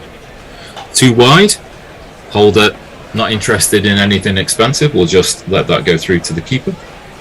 As we see here, it's impacting in the line, but it's going to miss. Yeah. Yep. Well done. All of my umpire colleagues here, absolutely correct. Wide of the crease for Leach. Again, another good forward defensive shot by Holder, and the over is seen out. 30 overs left to go. And the West Indies are 73 for 4. We're due a change. We are indeed. I'm off. Colin is I'm still on. here. And I'm still here. Oh, It's I just think me. I think it's a rotation of us 4, isn't it, for this entire Get last out. session? Yeah. Basically. I'll see you in a bit then. Yeah. All right. See you in Oh, half an hour. Colin. The next one is Leia. Leia, how long ago was that? Oh, I'm on the wrong bit. Usually it's quite up to date as our nestlers. Oh yeah, yeah. Leia, well I'm done. That's not Fred, dipshit. Should just know you will suffer when we get you. Don't know what that's I in don't reference have to. no idea what that means. Stokes is going to continue, and he's an edge. Surely, no. What? Oh, that just seemed. That must have seemed. Fuck me, it looked like it gone off the edge. I have to say, I have to give a special thanks out to Warren Davis, who's had this Metse thing sent over on day 2, I think it was. I've had basically my 3rd. I've had my I've had my third full mixed grill, I think, in 3 days, in 4 days. Oh wow! Basically, He it's just a sent massive. you a whole cow. Well, he basically sent a massive Metse for 4 people, of which one person didn't eat, and the other one's a veggie. And no one else ate much on the first day. That's defended into the offside, and there's no run. Consequently, it's just been sitting in the fridge. It's a big, basically a mixed grill that you get with kebab, so ribs, chicken, lamb, skewers, koftas, all on cracked wheat and rice, and then another whole thing full of salad, and then lots of like raita and other bits and bobs and chili sauce and stuff. And basically, it's just masses of it. So every time I come in, I can have a full plate full and then put it back in the fridge and have another meal. So very much, thank you, Warren. You've kept me fed the entire test. Pulled by Bonner out into the deep. There is no one out there. It should make it to the boundary just about now, and it does, and that will be full runs. Wasn't a particularly fluent shot. 1, 2,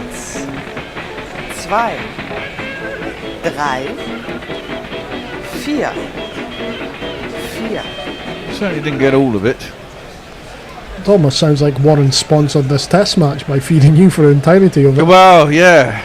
It's, Very fine food he sent along, and I'm very grateful to it. Straightens me out after I've had a couple of beers as well. I have to start again, of course, you know. Stokes in full and defended by Bonner up towards mid-off, and there's no run. Bonner has 5 of 49, so carrying on very much in the vein that he did in the first test, which kind of leads you to basically only England can win this test, and that still looks pretty unlikely. We need to get another wicket now. Yeah. Another 2 pretty quickly. What would really make the difference is if that said 60 overs instead of 41. Yeah. Edged! Oh! Jesus.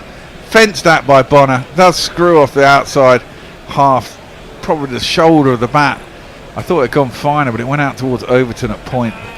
He's a good 5 yards away from it. Yeah, in the end, it's dropped well short of him. And there is no run. Are we no, but it's squared him up and looped up. Yeah, somehow your eyes would be wide open.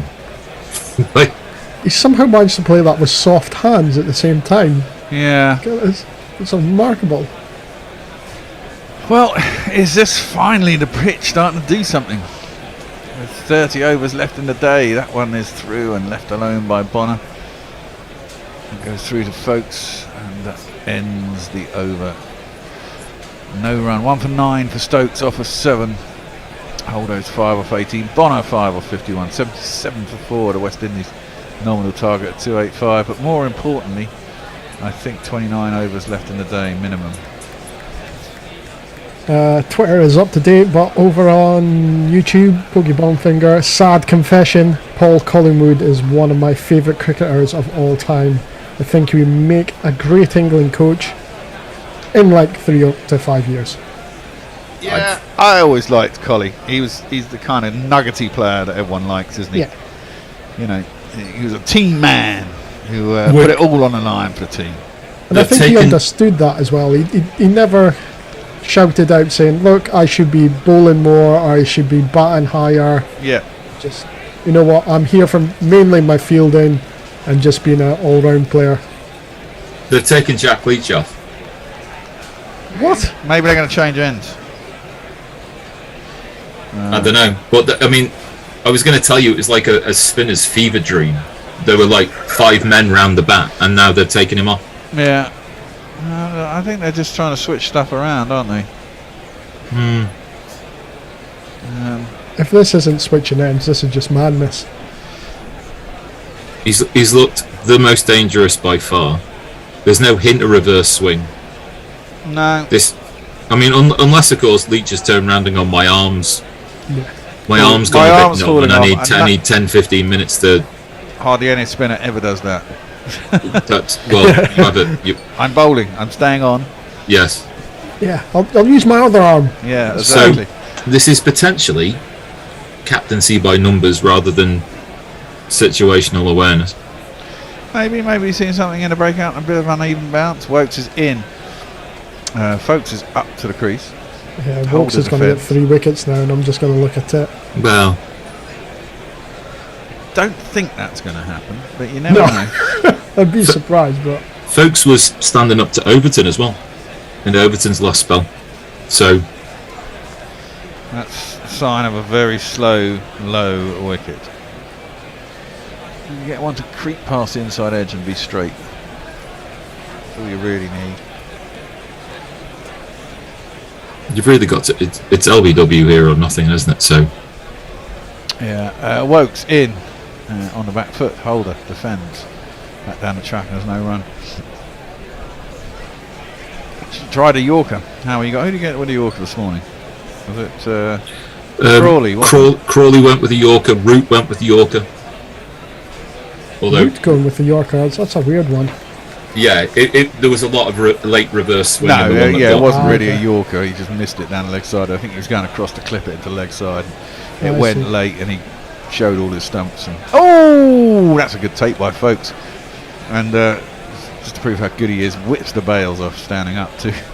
Well, that was quick. That was reasonably quick.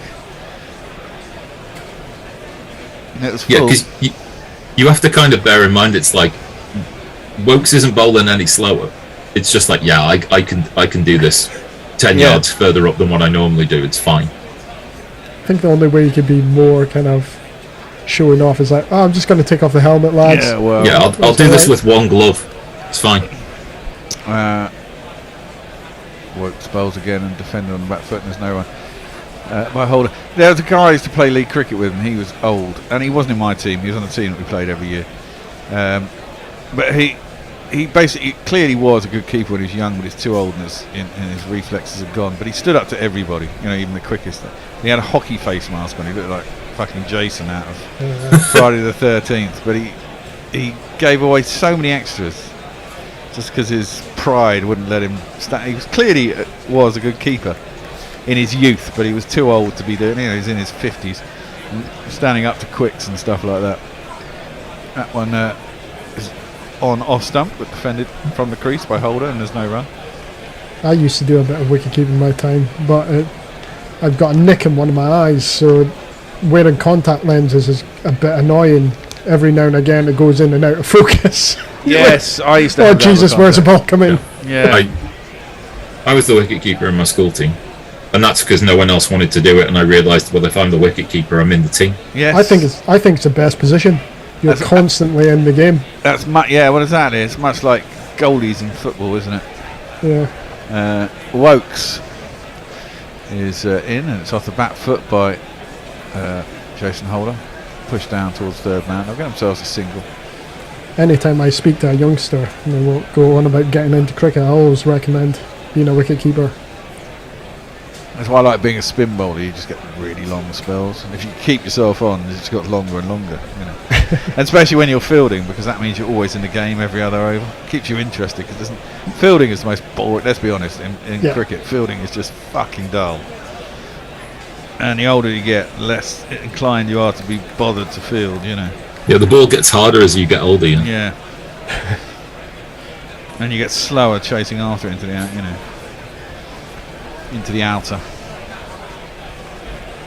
Let's have a quick look on Twitter. We've only got one. Boy Pom. False hope. This is now drifting to a snore draw. Yeah, it's the hope that kills. And Dara Aziz on YouTube, love your commentary. My thanks a lot.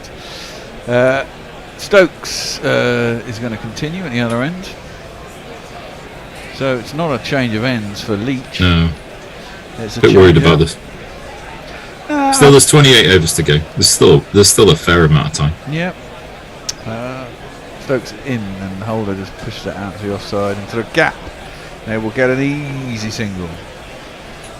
And Bonner will face up. Well, these two held us up in the first innings, didn't they?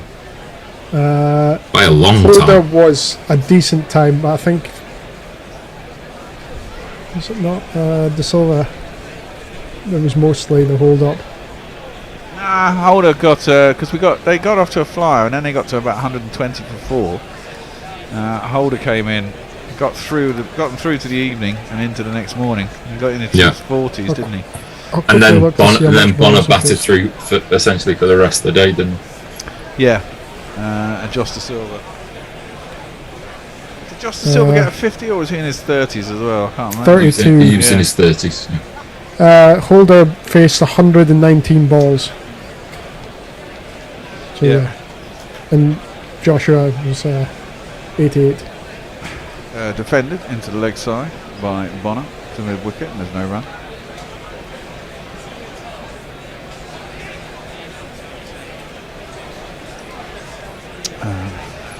Poor shot by Blackwood though, wasn't it? Earlier. Yeah, the one that sort of climbed on him and came off the sort of the splice of the bat. Am I thinking of Blackwood? Who was just last out? That's defended up to Blackwood. Blackwood, that's what I'm thinking of. Wasn't he LBW? Yes, because it was that awful Hoik. That's it. Yeah, that's what I was sweep thinking shot. of. Defended. There's no run. Trying to hit the leather off a ball that's not required. Looks like he's standing in a goal net, doesn't he? Whatever that is at the side. Doesn't look The very happy. loneliness of the West Indies batting coach. Full and outside the off stump. But to Bonner by Stokes. Again, it's a dot ball. Seems very much in Bonner's MO, the way he sets himself out to bat, that he's quite prepared to bat out a long time. He's got two decent centuries, one in this Test match and one against Sri Lanka, which were fairly lengthy occupations of the crease. So Yeah, he seems happy with that. seems a rarer and rarer skill in Test cricket these days. Indeed. Pushes at that one. Outside half of the bat. And it goes out to cover and there's no run. It must be one of the very few West Indian players that are not interested in 3 formats kind of rule. They're just thinking, nah, I'm a Test player. And that's me. Yeah, well, he's originally picked for the ODI side all those years ago, I think. Unsuccessful couple of games. I think it was Vernon was saying yesterday, or was it maybe Dave, that he went off to he gave up, went to be a labourer in the States or something for a year or two. Oh, well. Came back, thought he'd give it another go. Full by Stokes, defended by Bonner. That's made off and there's no run. It looked like Stokes was beginning to celebrate there. Yeah, celeb appeal. Celeb appeal for a forward defensive shot outside the off stump. Yeah, middle of the bat, out to mid off. Do we celebrate that now these days? Why not? You know, it's intimidation. Over on Twitter, Mark Zip, I was a keeper because it meant less running about in the field, and you get gloves. Keeps your hands warm if nothing else. Weakling Child, let's hope that Folks keeps his place because any other wicketkeeper would be an absolute travesty. Can't see Joss wanting to stand up even on a slow track like this, and he's a proper butt. I remember seeing he did stand up one pitch, I think in Australia. He certainly did in India to the quicker bowlers. Wokes pointing at his field. He's only gone for 15 in his 2 overs. 7 overs, sorry, not 2 overs. And Folks is facing up. It's full and it's Arden at the stumps. 2 mid wickets. There's a on Hayden and there's a square leg. So definitely going to aim his here to bowl straight. Try and get that LBW. Try and get him to miss one. A straight one. There's a lot of chat in the field. Yeah, that's what I like. I mean, this is you know, they got a positive sniff. signs. Exactly. Yeah. Well, they do have a sniff. It's just about enough time. There's not a lot, but if things go your right way, it can happen. Oh, just beats the outside edge. Well taken by Folks. Wokes throws his head to the heavens and can't believe that didn't get an edge. I don't think the ball did anything, it just missed the line. Yeah. Good bounce on that ball compared to some of the others we've seen as well. Just trying to test him, isn't he? Trying to make him play. A long reach forward though, Jason Holden. Again, that's in that line outside off stump. And it's just defending the offside and there's no run. Overs remaining 26.3. That's not, is that minimum overs or overs remaining till the last 20 minutes? We weren't last quite hour, sure. sorry, because there's the last hour rule, isn't there? We were questioning that, if that was extended hours or... Well, they started half an hour early this morning, so I don't think there'll be any extended time at the end of it. That's why they generally start early, because it gets dark quicker later. That's straight again, and it's played up to On Hayden with Bairstow's chuntering away. And there is no run. I don't mind the way they're bowling here, at least, you know. No. Make them play the ball rather than make them, you know, leave the ball. It's really the only way. It's the only logical way to try and get them out. I mean, On this pitch, definitely. Yeah. There's nothing in the pitch. There's no lateral movement. Fenced out again by Holder. Out towards third man. He'll probably get himself 4 runs. Are going to be hauled in. Crawley is going to get there. Is he? I think he's too big. Yeah, I think he held on to that too long. They'll probably check that. They probably should. He's not convinced. Yeah, yeah, that's a. He certainly doesn't look convinced. Just admit it so they can get on with it. Really, with runs being not he- necessarily something that's at a premium, that's going to be 4, isn't it? Yeah, he missed it. That's right. He flapped it back, but it went under his hand. Yeah, that's 4 runs. And then on his second attempt to flap it back, he was in touch with the ropes. So it's going to be 4. It's Nissan She. It's Nissan She. Even though it was 4, it was a poor shot from Holder because that was quite wide of it. He didn't need to do anything. Yeah, with he that just one. fenced it. That one's straighter. Seems to tail in a little bit. Yeah, first one that seemed to move in the air a little bit there. Yeah, came back in. Encouraging. Bat end of Wokes' 8th over there, 19.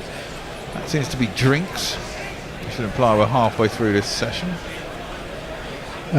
Over on Twitter, Ravinair, I'm now eating 1 in the morning buttered toast That's always good. with a little chutney and to keep my energy up for you guys. Ah. Does no one else find this as exciting as I do? I think we do as well. We're fairly much on it. And that's us up to date on Twitter. Just need to keep the wickets coming, don't we? Just, it's that idea that maybe one might get you a couple here. One wins two. It's what you need to keep telling yourself anyway. Well, not that these professionals need to keep telling themselves to keep on going. Yeah, I mean the thing is, Jason Holder is a quality bat, isn't he? If he gets in on a slow wicket, you think he'd find it quite easy. And he's pretty much in now, I suppose. He's faced a fair number of balls. Bonner's faced 60 or 70 balls, so he must be in. You got to wait. You got to try and induce a mistake, which isn't going to be easy.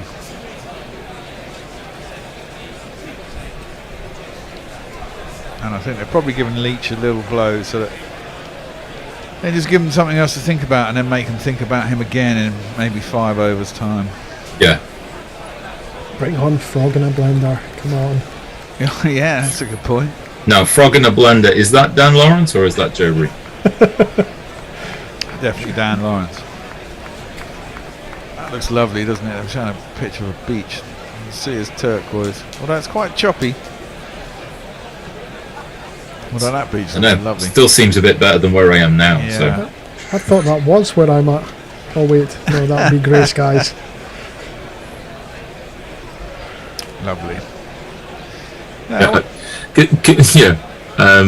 Because you're close to Aberdeen, aren't you, Colin? Yeah, north of Aberdeen. Yeah, because that's often referred to as the Antigua of Scotland, isn't it? I imagine there's some beautiful beaches up there, aren't there? Yeah. Yeah, the beach where I'm, well, not where I'm from, but as in the beach where I stay is, I think it's up in the top 10 or top 20 of the UK. Well, the thing is, with me saying that, am I saying therefore that Antigua is the Aberdeen of the Caribbean? Wow, yeah, it's difficult to know who's worse off there. Yeah. Is the water quite clear up there? It's clear, but it's freezing. Yeah, I can imagine it's There's freezing. quite good surfing waves up here as well. Okay. We held the World Championships and European Championships a couple of times up here. Okay. That sounds like it'd be quite fun. Heavy duty wetsuits. Oh yeah. Oh yeah. Stokes is going to continue.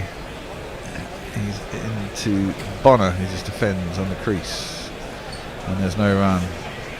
He looks very comfortable. Let's probably just go back to Leach. Have a couple of overs. I think Leach will come after Stokes, won't he? And change ends, possibly. Maybe. Depends, because you were saying in the last session, weren't you, about if there's a wind, you'd prefer to bowl into the wind rather than with the wind at your I back. always prefer to bowl into the wind. As a spinner, definitely, yeah. Because he either holds up or then it drops and it scoots through.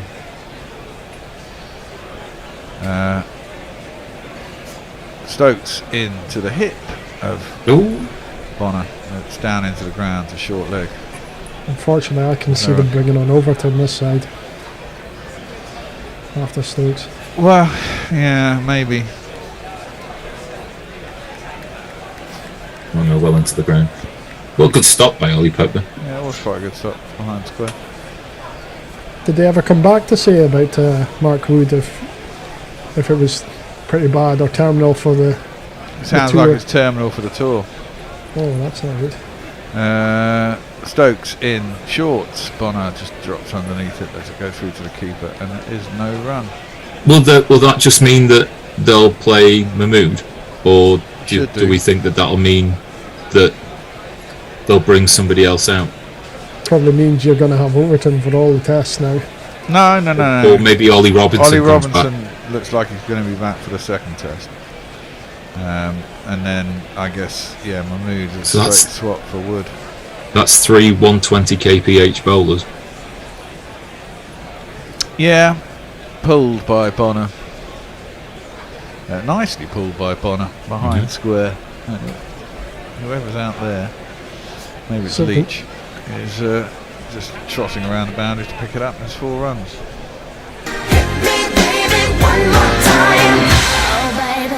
It's a nice shot. Thing is, if you're gonna bring an experimental team out here, then you might as well take the time to experiment. So why not play the second spinner? Why not play Parkinson? Well, if it's going to be a quick pitch, then you don't play 2 spinners. It's just, you can't just play 2 spinners because you've got them. England find it hard enough to play 1 sometimes.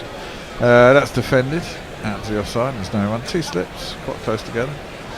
I One guess ball they left in the oval. tried a quick seaming pitch for this one, but they buggered it up. Well, that was, Yeah, I that was was gonna the say, if it's anything instruction. like this. That was the supposed instruction, and the groundsman just went his own way, apparently. Dear good grief. Well, apparently the ask was, a competitive wicket that had a little bit of grass on, and instead we got, a ball fest slow wicket with basically a patch of rolled mud.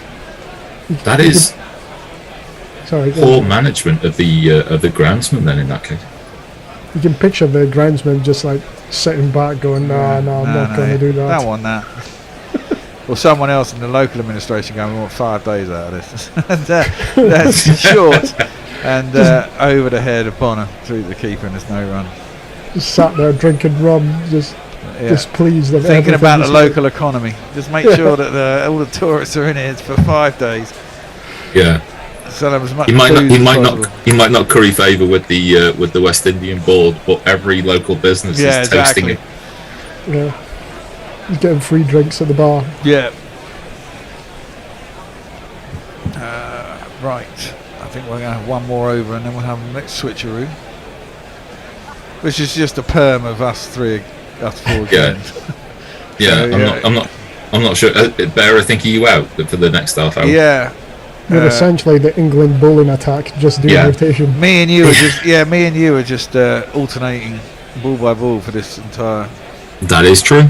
Yeah. So you're next. I'm after you. That is right. Rearranging deck chairs on the Titanic. Absolutely. It is Jack Leach. I'm going He to is do this over, and then you're going to do one after. That's just defended into the offside. But there's a lot of men around the bat. There's a city mid off. There's a slip. There's a short leg. There's a leg slip. Might as well. Yeah, I mean, from your point of view, was it just the more people around the bat the better, or did it get to a point where it was a bit off-putting? Yeah, I never thought sort of point of it unless you were really trying to put pressure on someone and time was a limit, because then something can happen. There's a slip and a gully as well. So there's 5 men round about like that, and defending the offside, and there's no run. I mean, if you think they're going to take shots and stuff, there's clearly they think, right, they're going to block it out here. And if you think they're going to do that, then you just put people around the back, just don't give a crap. Defended for the crease, quite nicely by Bonner. A little bit of turn, but goes into the ground, nicely defended, and there's no run. The wind is blowing. Who's that short point? Too short, too wide, and punched out through point. Dan Lawrence is at point, and there's no run. Oh no, so it's someone, it's a gully who's decided to field on their knees instead of actually. Yeah, that's quite common. So you can be down at the ball Goes back and punches it in the offside again out to Dan Lawrence once more at point. I think it's your boy Bairstow. I think he's on his hands and knees, fielding like he's fielding in his own front room. He's a man. So you're ultra low just in case it comes. Looks like he's doing a downward dog though.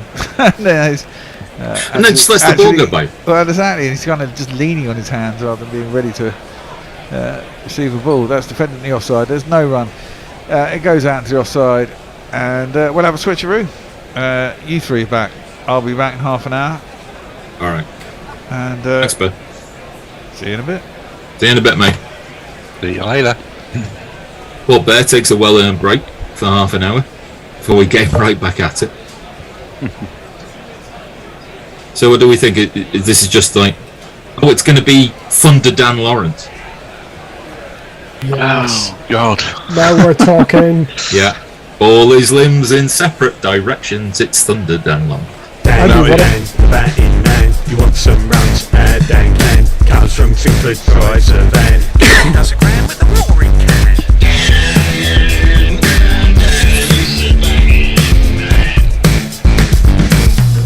Right arm unorthodox. He has the best of one for none, don't you know? Yeah, you wouldn't be wanting to bowl again after that. Yeah. Gonna announce my retirement from bowling. So Lawrence is gonna have 4 men round the bat. Yeah, they've dropped the gully. Yeah. But they've put in a short mid-wicket instead. Maybe an indication that they don't quite know how Lawrence is going to bowl in terms of length. As that is a good forward defensive shot by Holder off the first ball. For those of you who haven't seen Dan Lawrence bowl before, you're in for a treat if you're watching. There's a lot of arm stuff.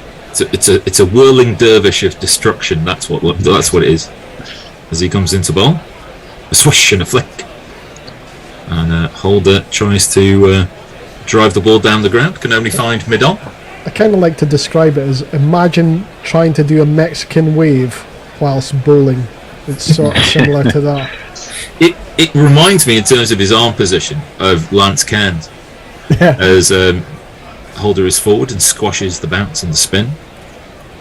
There's just a whole lot of unnecessary stuff going on before he actually releases the ball, isn't there? Look, Yeah. all this, it's like, look, what are you doing? What are you doing? Why? See the thing about it from my point of view is, he does that often enough now for that to be a mechanical action, which means it's just muscle memory. What were the bits that he let go of? It's like he got coaching over the telephone and they just give him snippet bullet points of how you bowl. Yeah. An unstable Zoom feed was the reason why his technique is the way it is. That is short of a length and onto Holder's pads, and he will flick that ball towards deep square leg. Johnny Bairstow like a greased whippet after the ball, and it'll just be a single. I used to play tennis against a guy who had the most incredible service action, so much so that when we first saw him, it was an Essex League thing. We were all gathered round watching this guy serve. It was just he ended up actually hitting the ball. If you can imagine the racket being here, and he actually his throw was like that.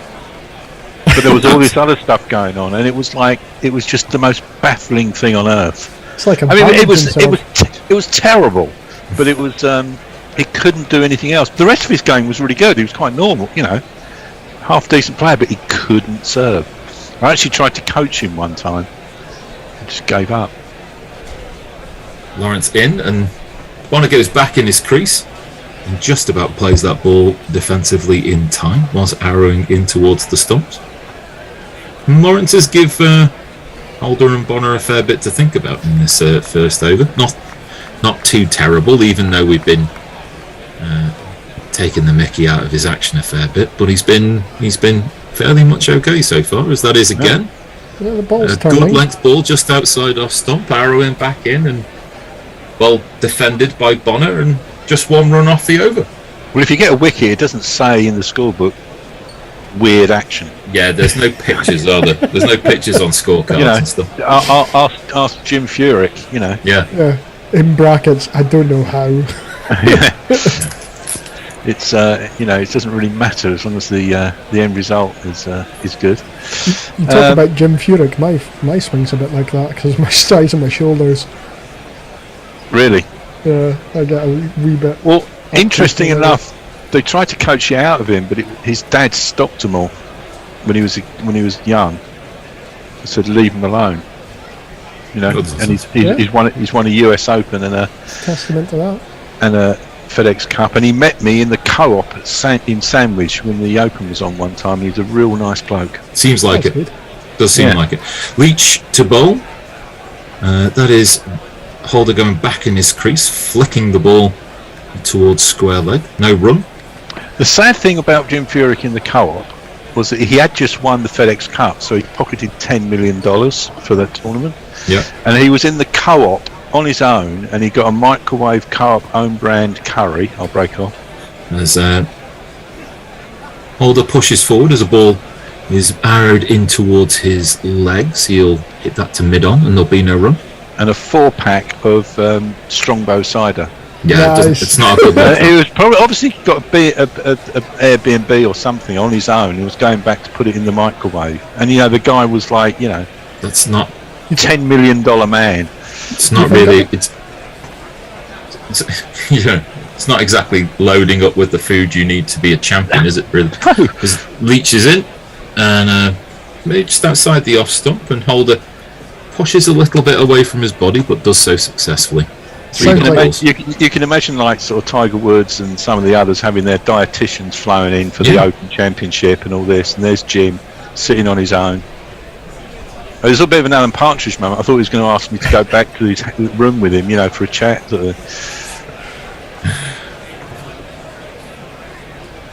Just pushed forward by Holder. The one of the short fielders is moving from leg side to offside now.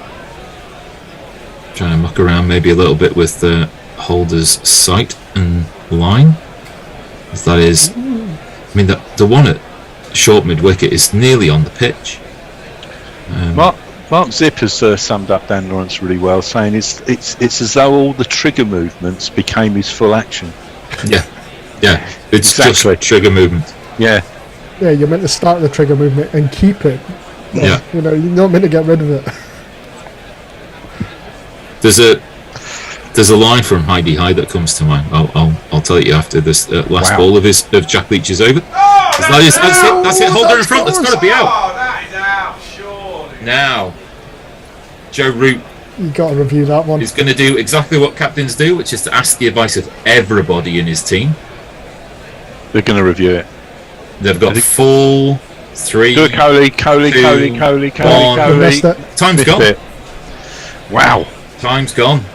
someone wasn't convinced. That will be very interesting. It'll be interesting to know about who the dissenting voice was. Jack Leach turns away pretty sharply. He did not look happy. He was very much in front. The only thing is, did it hit his gloves or? So watching the replay, spinning in line, it's going No to shot maybe go involved as down the well. leg side because it's hit his what would be his front leg, which he's moved back towards leg. I think that's a good decision not to review it. I think that would have missed down the leg side and maybe a problem with height.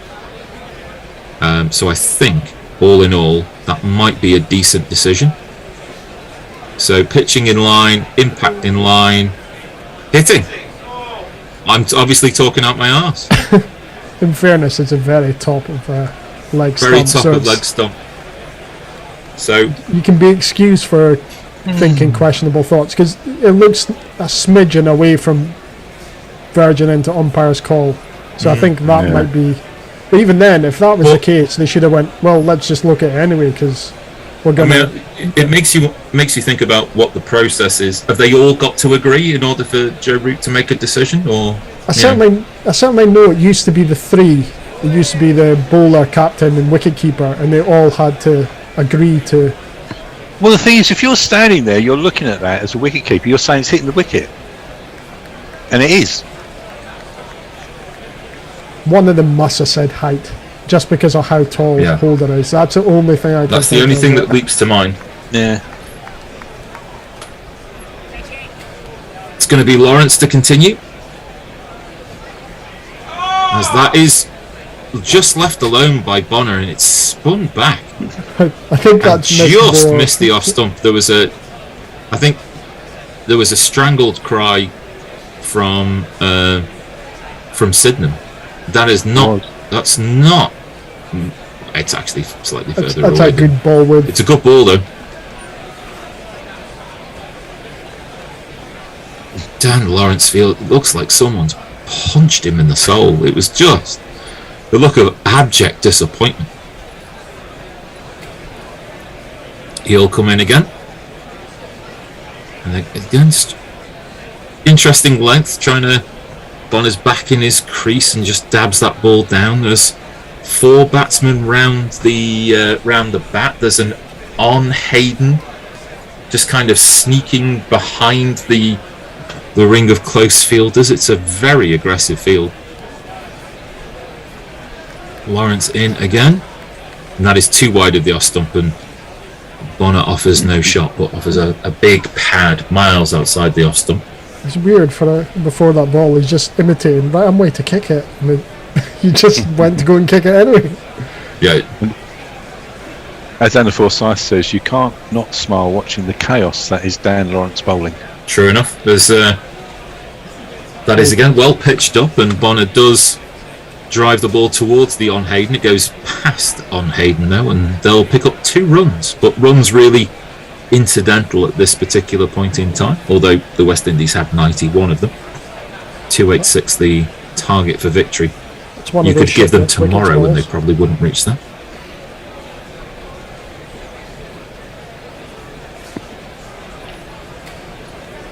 Lawrence in again. That one again. Good length ball, just pitching outside off stump, and Bonner is having to go all the way back in his crease in order to be able to defend. You'd excuse Lawrence being an all-rounder with.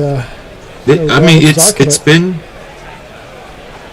2 probing overs so far. There's been no garbage, certainly. No. He and Leach keeping the pressure on as you would want a spin tandem to do at this late stage of a match. Lawrence in. That's too wide though, outside off stump. That's the worst ball he's bowled in 2 overs, mainly because we've just said that he's been bowling quite well. Would have been a 1-day wide, but Folks takes well behind the stumps, and that's the end of the over. Nestle boy, what have we got by way of Jersey Oak, the England cheerleader, says England finding more ways to stuff it up. Oh, this isn't stuffing. This isn't stuffing up. No, I'm not entirely. I don't even know what Jersey Oak is even watching. You know, other than taking off. Unless he's talking about the rugby, in which case they stuffed it up after 80 seconds. But it is going to be Leach to continue. 21 overs left to go. Maybe a little bit more time if it is that some wickets begin to fall.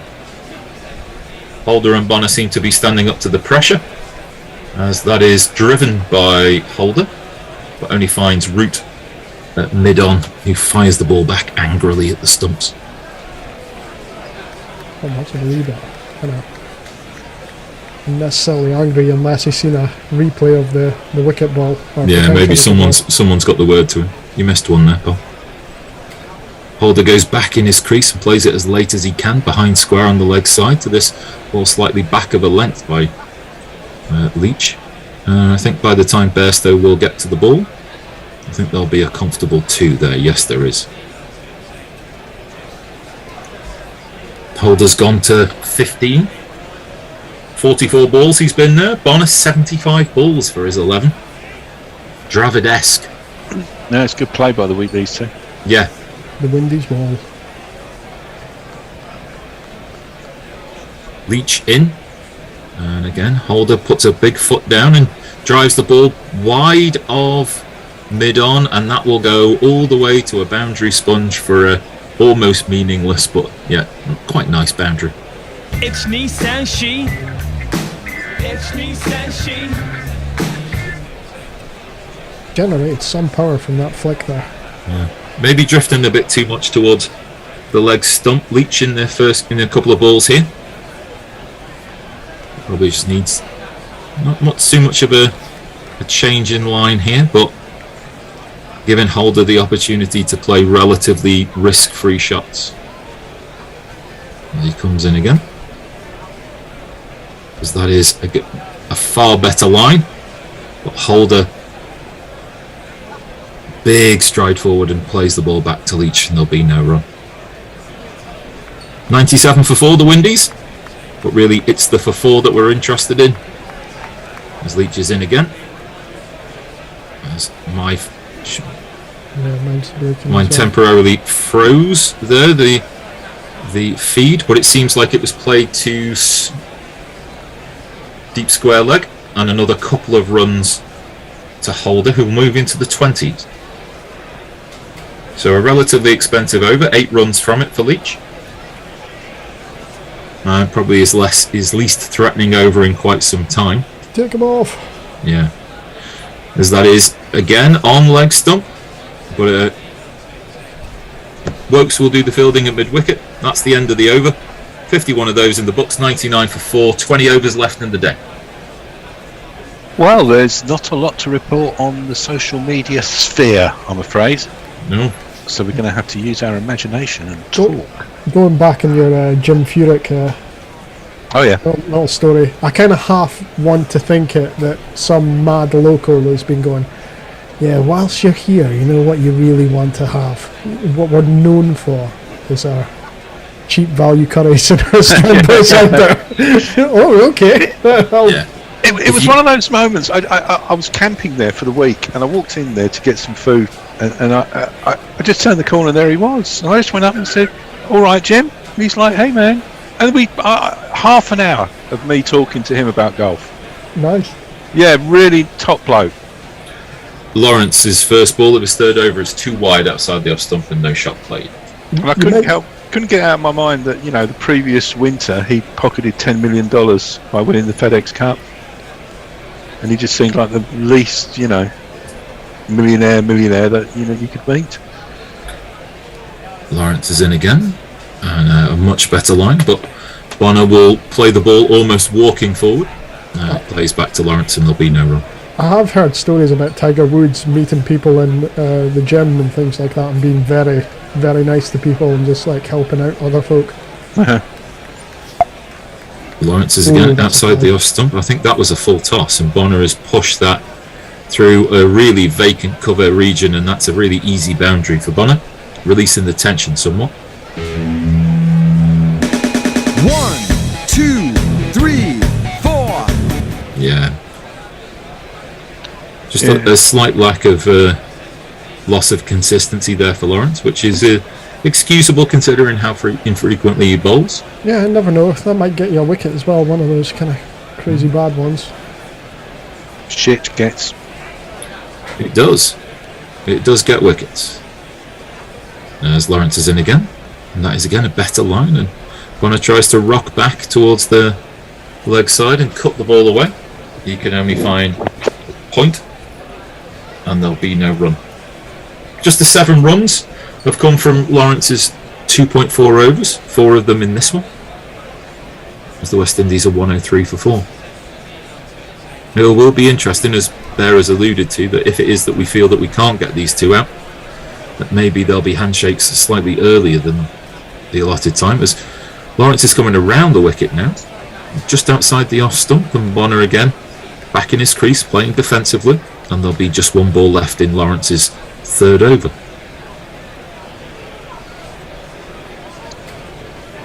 Intriguing. Certainly is. For all the laughs of the action's been fairly repeatable, although that is well down the arse. Bonner lets it go, and that will be a harmless enough over for the West Indies. 4 runs, but nothing really threatening. Let me see if we've got any kind of verbals on YouTube. I looked at Facebook earlier, but it was pretty quiet. Yeah. I think we have got a couple. Danny Castro said England lead was too high for the Windies to lose. I love how absurd that sounds. Pokey Bumfinger says, mostly I feel relieved we've made a game of it in the end. Do the lads reckon Tom Curran has any future in Test cricket? I think he's got something about him worth exploring. No. I would not give him a game in that garden. He's not enough of any one particular thing. There's Leach, and that's edged. Surely that's edged. Oh, for God's sake. If that's not edged, that's spun an absolute mile. Leach absolutely cannot believe it. I was convinced that had taken an edge. Yeah. Root's gone to an appeal. Oh, this could England be bad. only have one appeal left. Certainly looked like it took the edge as far as I could see. But then again, I've been wrong before. I'll be wrong again. If he hasn't, the wicketkeeper has sold him down the aisle here. Well, it looks like they're quite happy. So, confident. DRS.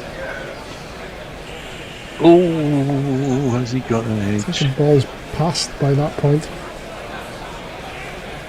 Well, there's no obvious deviation. Oh, doesn't It's look like it from there, does it? spun a long way. I mean, kudos to Jack Leach if it hasn't taken a wicket, but even more kudos if it has. But they must have heard something. You would to hope be so. That confident.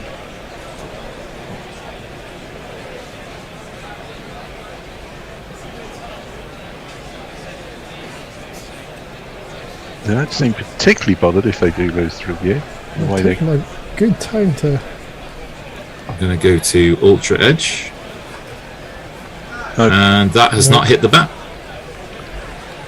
So that review will be lost. I was convinced that was out. It's one But of it those will ones you remain- definitely need sound for. Will remain what- not out. What did they hear? And that's no reviews remaining for Yep. England. No. Oh well. Dara Azizi loves our commentary. Thank you very much. And he loved fielding. Must be mad. Yeah. See the way that... yeah, that way. The more you look at it, especially what happens after...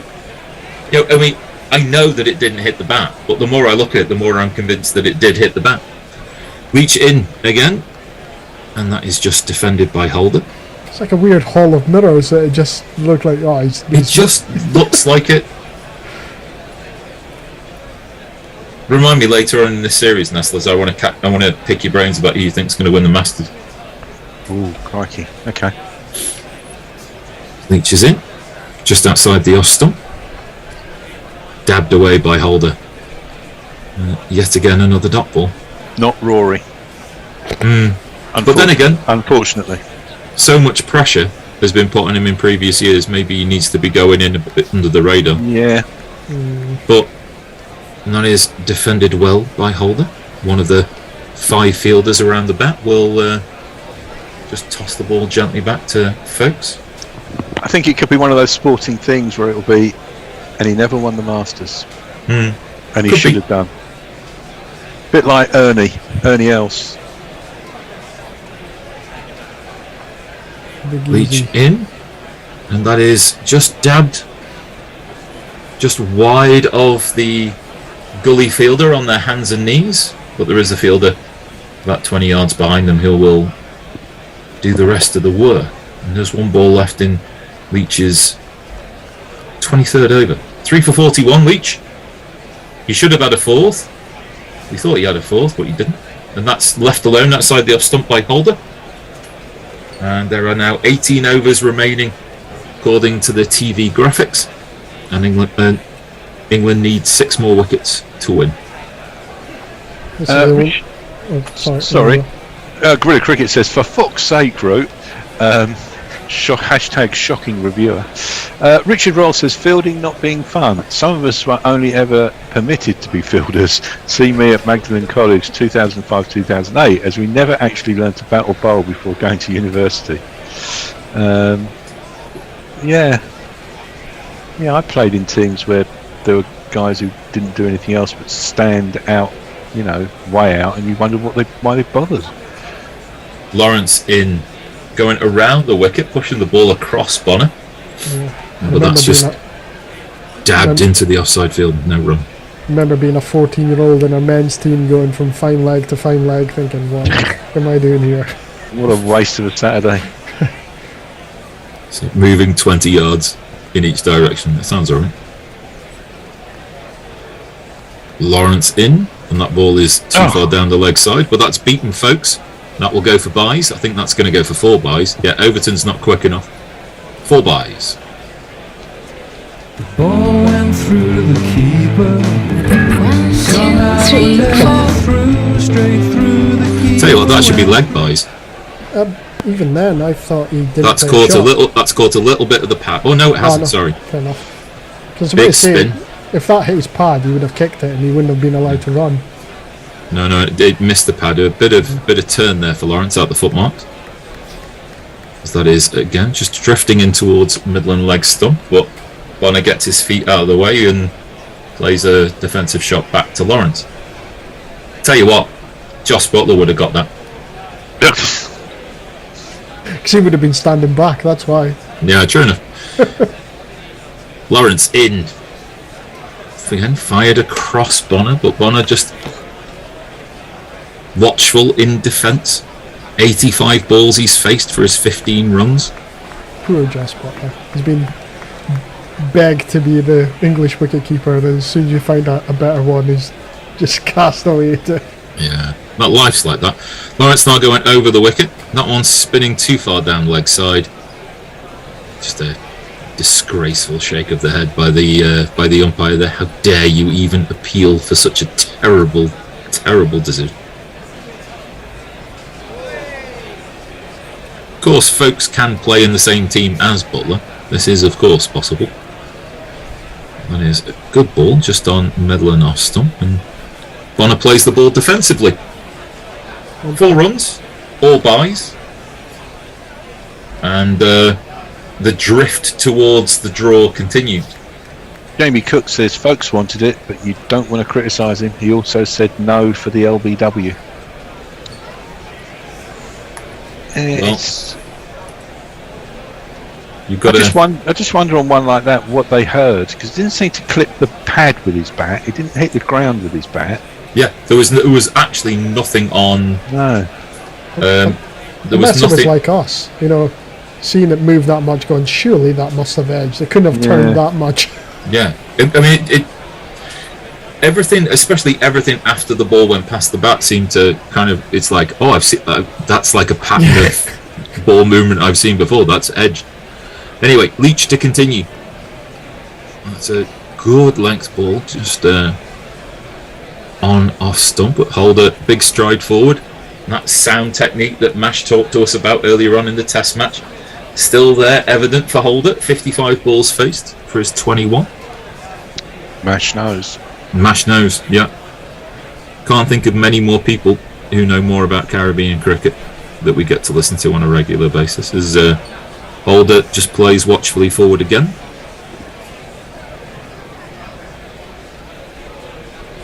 .4 overs left. The fielders seem to be getting closer and closer around the bat. Holder seems to play that one in defence a little bit firmer, but again only hits a fielder about 1.5 paces in front of them. They do seem to be getting closer, right? Yeah. They're going to be on the pitch before too long, as that again drifts in towards Holder's off stump, but it, again, watchful in defence. Got some couple of good tweets about sort of people's cricketing experience playing. Oh, well, I'll read out in a minute. Absolutely.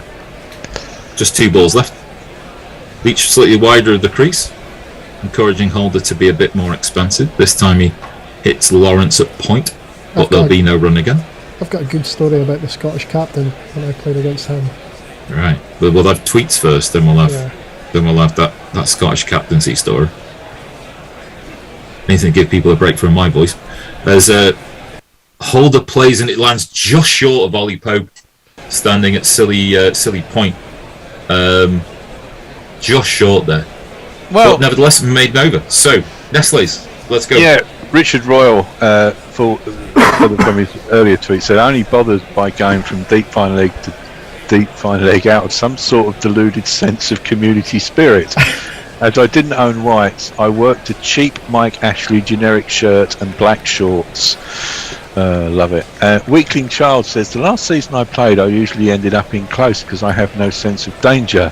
To be fair, if I got a hit injury, nobody would be able to tell the difference. I can't bat or bowl either. That's amazing. Very good. It's time for a change, Al. Is there time for a change? In which case, I'll see you all in half an hour. You've I think done I'm off. sterling work. Exactly. That's 3 in a row. Well done. Right, up to date on tweets, I'll see you in half an hour. Okie dokie. See you in a bit. Although I am aware that Colin took over from me halfway through my first stint. He's into his third and a half. Or second and a half. Right. You're into his third and a half now. I'm trying to fit. This is something that always confuses me, and I've been watching this game for so long. Is the last hour rule? Is the last hour now, or does it start at 6? Or does it start at 5? I don't even know. I don't know. I normally wait for somebody like Gary to tell me what's going on. Well, it says overs remaining 16. Presumably they have to bowl those entire 16 unless they agree to a draw, which I think can happen with 10 overs to go. Right. I don't know why that is in my head, because I always thought it was you could kind of do it whenever you like, but I think it's with 10 overs to go. Maybe someone who knows the rules of cricket on Twitter may inform. Not Fred would know. Would not Fred know? Someone who usually knows, they usually tell me, and then I forget the next time it occurs. Ducked underneath down the leg side as Overton is into the attack. This is a bit of a waste of space. If anyone's going to get wickets, I do believe it will be the spinners, and they don't really look like getting wickets. So, I mean, if I were England, I'd be shaking hands. Really, I might want to stay out there and think that possibly something might happen, but let's be honest, it's not. That's cut out to the backward point boundary, and that'll be 4 runs.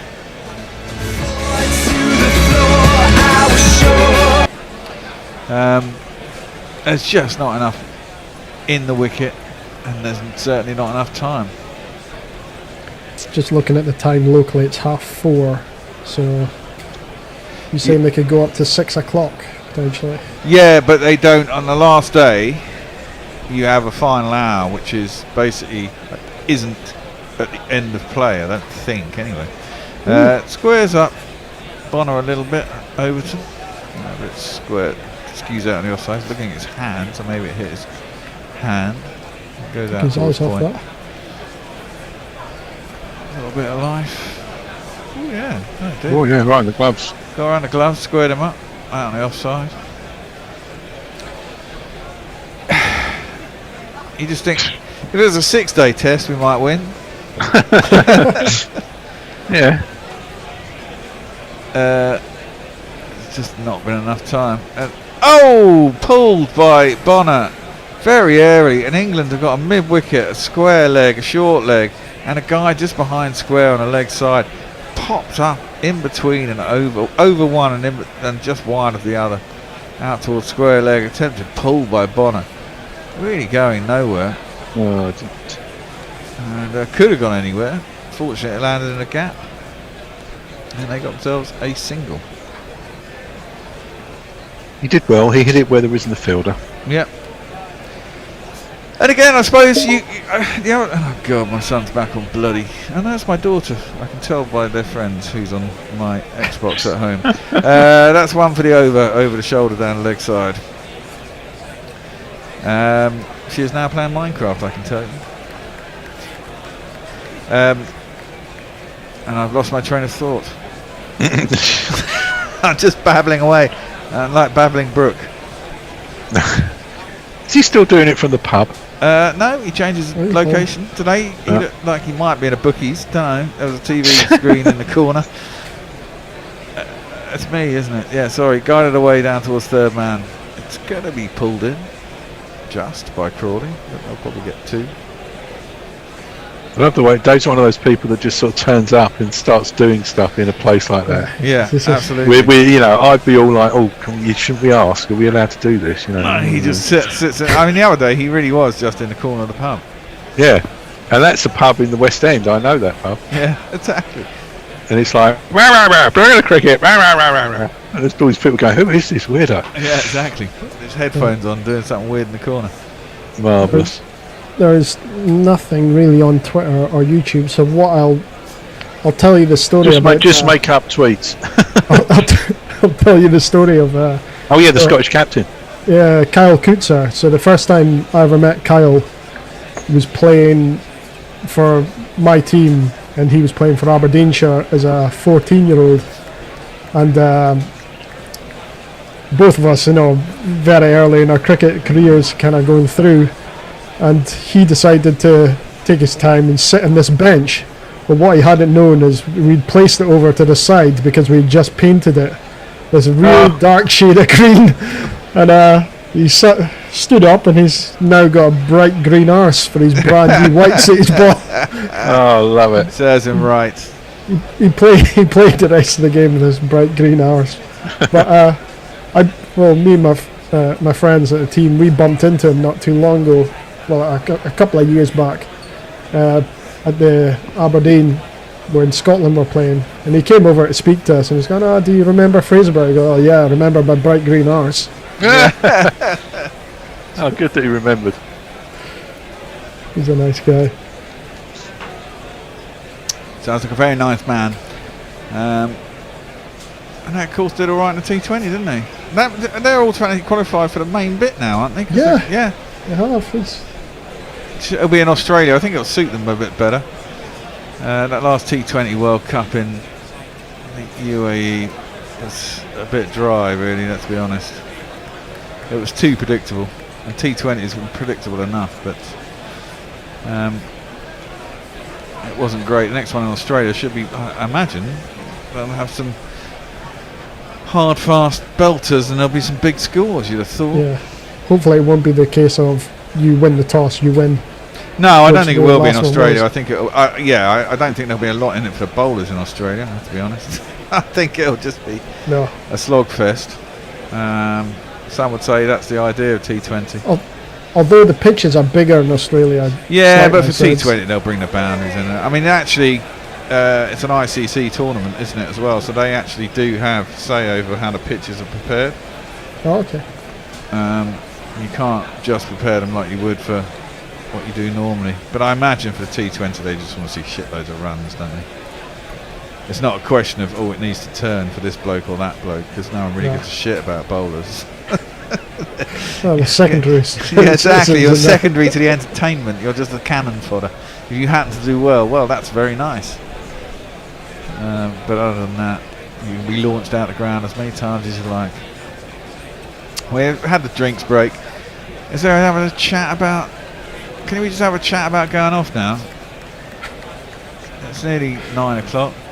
Unfortunately, I think this, especially after Collingwood and his kind of crazy statements of confidence building and things, he's probably telling them, even with 3 overs left, that we can still win this kind of thing. Oh, Root's probably going to look. It's 15 overs left. It's as dead as a door now. I mean, there's got to be a point you go, fuck it, boys, let's just go. Yeah. I mean, they've done well, and they batted all right first innings. I think West Indies, what saved them here to a certain degree is the fact they took so long in their innings. They took 157 overs to just get a 60-odd run lead, and England batted well to set up their position. Right, okay, so here we go. Last hour, which means 15 overs. So you have to, it's 15 overs or an hour. If you can get more than 15 overs in an hour, you get more than 15 overs. I thought he was a way to show Dan Lawrence how to do an action. Tossed up and defended in the offside, and there's no run. So I think in 5 overs time they can Root can offer to shake hands, which I would do. Has Rooty ever done that before? Yeah, I think we did. I can't remember. Struggled to get 5 days. I think we might have done it. No, we won that first test, didn't we? We've done it. Yeah, we must have done it. I have seen it. Was it Australia and England? Yeah, it might have been. Defended in the offside and there's no run. We did it in the fifth test of the 2009 Ashes as well, I think, at the Oval, didn't we? But that wasn't Root. No, it wasn't Root. No, but that's what I mean. It happens quite often. But well, there aren't that many draws these days, but they tend to. Defended in the offside and there's no run. I bet they did it at Rawalpindi last week. Fuck me. If they didn't, they're a bunch of idiots. Leach around the wicket. Tosses it up, but it's well defended by Bonner, who's again. I did laugh at Imam Mulhaq's comments afterwards, going, I didn't see a problem with the pitch. Really? In all honesty. Yeah. No, of course you didn't. You're a batsman. It was lovely, yeah. He scored back-to-back 100s. Yeah. Leach bowls and is defended by Bonner. And there is no run. Proper test batsman. 96 deliveries for 20 runs. Jason Holder again showing his worth. 23 of 62 deliveries. England might have thought they had a sniff when these two came together, but they snuffed that flame out. Some close calls. The odd one, like as LBW, England to burn their reviews. They didn't review one that would have been out, weirdly, as Bonner punches that into the offside and there's no run. The more I think about it, the more it seems lunacy that they didn't review it. Yeah, you're exactly right. Because if you think it's just clipping the top of, you might as well. Yeah, because you're not going to lose your shout anyway. It's just. Although it did look like it was going down leg, to be honest. But then the one that came off the face of the bat looked like it had definitely come off the edge of the bat. Doesn't it? Not a dicky bird. So, as Al said, it looks straight out the manual of this is an outside edge. Yeah, totally. Overton is going to continue. Bangs it into the pitch. It's down the arse, and that's pointless. And it's a dot ball. And everyone's smiling. I guess both teams come out and it's feeling pretty happy, actually. England pulled themselves back, got a couple of scores over 300 on a shit wicket, true, but it's all good for the soul. West Indies have, kept themselves in the game with that first innings, guided down the leg side by Bonner. It's well played. It's gone very fine. It'll be 4 runs.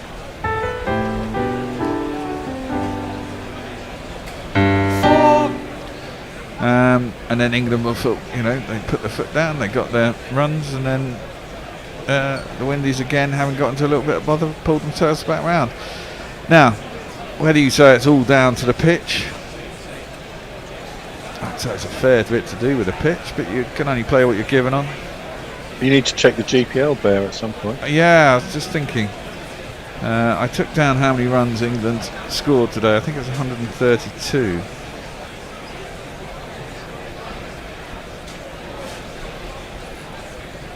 I can double check for you if you want. Yeah, no, I put it on a note on my phone. Yeah, 132. So they're on, 251 at the moment?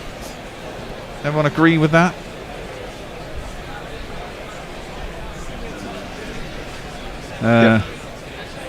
So 251. So it's defending the offside and there's no run. If it stopped now, Messi Jez lose by 2, funny enough. The lowest score today was 247 on Ray Nuevo, so we're going to be in the mix, basically. 253 is the next, 263 next to Messi Jez. 270 is Big Brain, which is, I believe that's our Brian over in America. He's got 270. Messi Jez is then, it's all the 3s up to 300. Oh, now that's got to be out. Yes. What is he giving it? Suddenly. And is that a review? I think he reviewed it straight away. He's saying He's shaking to say his head, but the umpire gave it. With the feed we've got, it looked out, but if he didn't hit it, it looks as plumb can be. But let's have a look. Umpire gave it at least. Suddenly, me give him the death now. Maybe there's life in this yet. Anything can happen in the next half hour. Yeah. Oh, it's big inside edge. Oh, God. That's not out. Right, let's get off. Go on. I'm going to go back.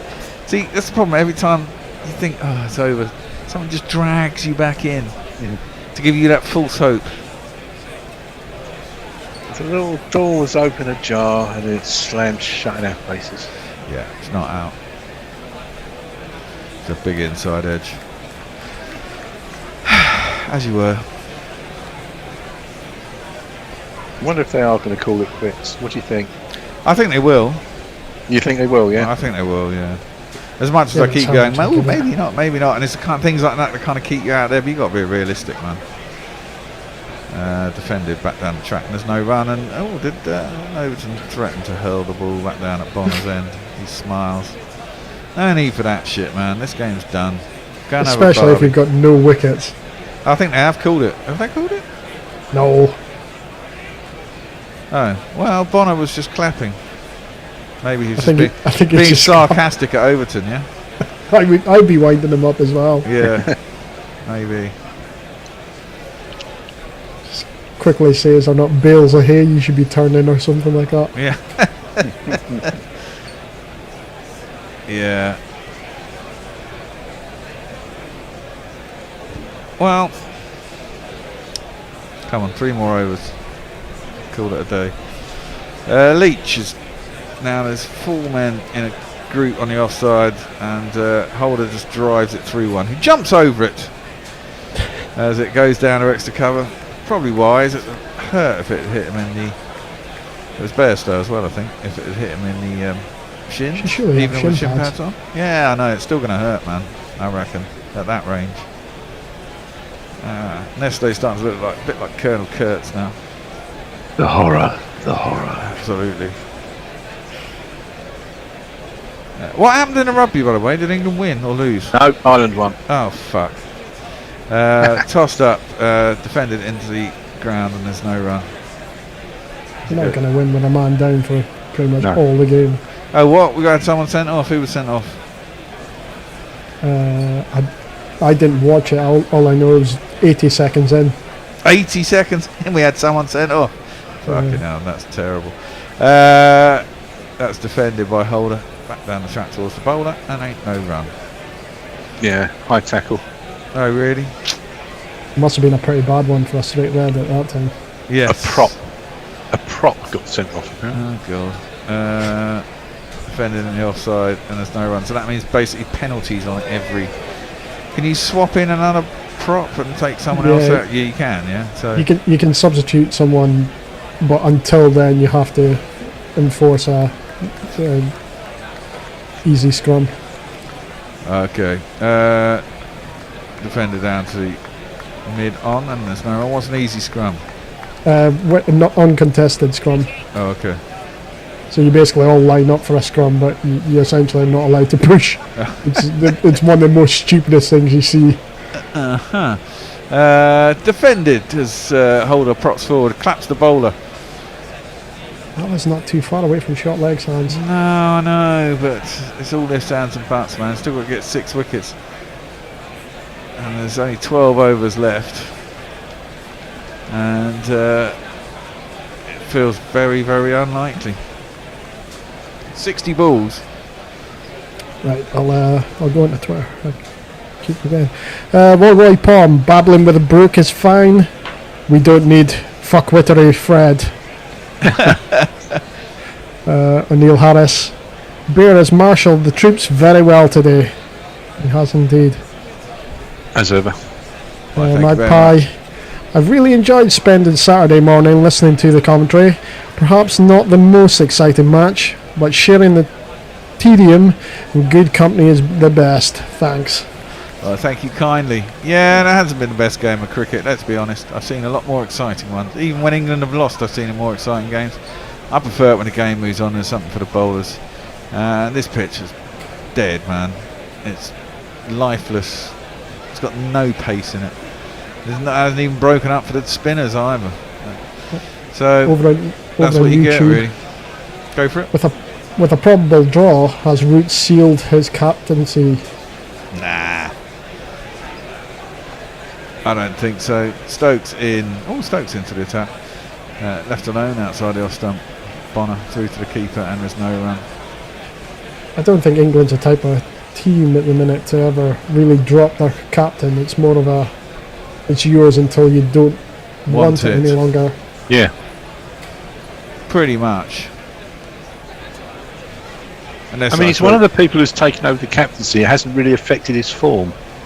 No, Yes. I thought it affected his form when he first became captain. Yeah, Well, his stats have been pretty. Well, the good last year he's come back to form, but he had a couple of dodgy years where he wasn't scoring. I mean, there was one year he averaged in the 30s. Left alone through to the keeper and there's no run. I mean, last year was just amazing year. So over the year before that, one of the 2 years previous to that, he had a pretty ordinary year, to be fair.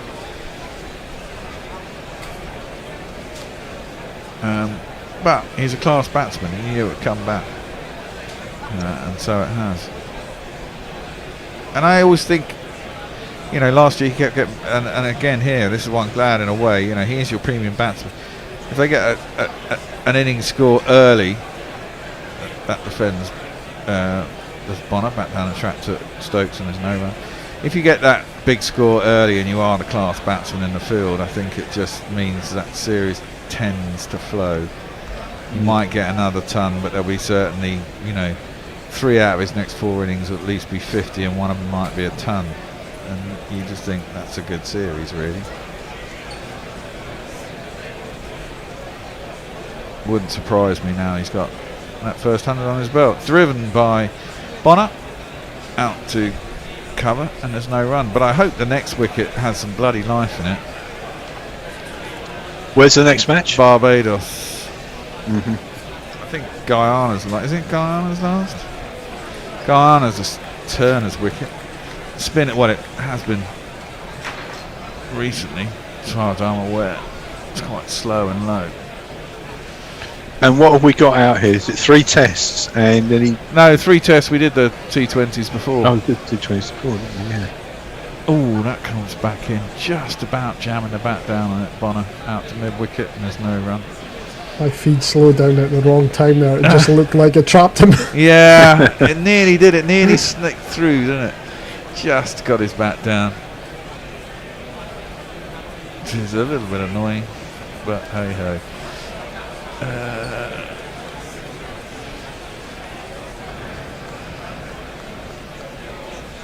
Bonner, 25 off 108.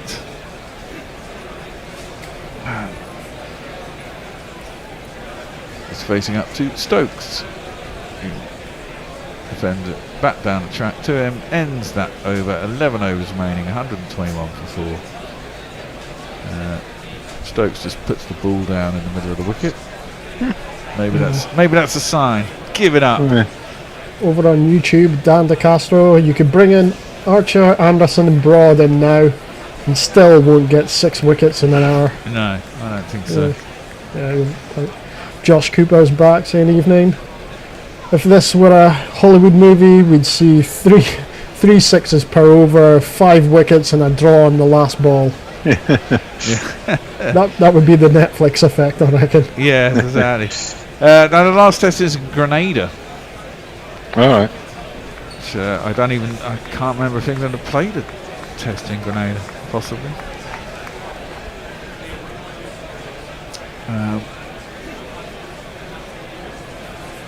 Wokes is going to bowl from the other end. 8 overs, none for 19. This could be the last over, could it? Potentially.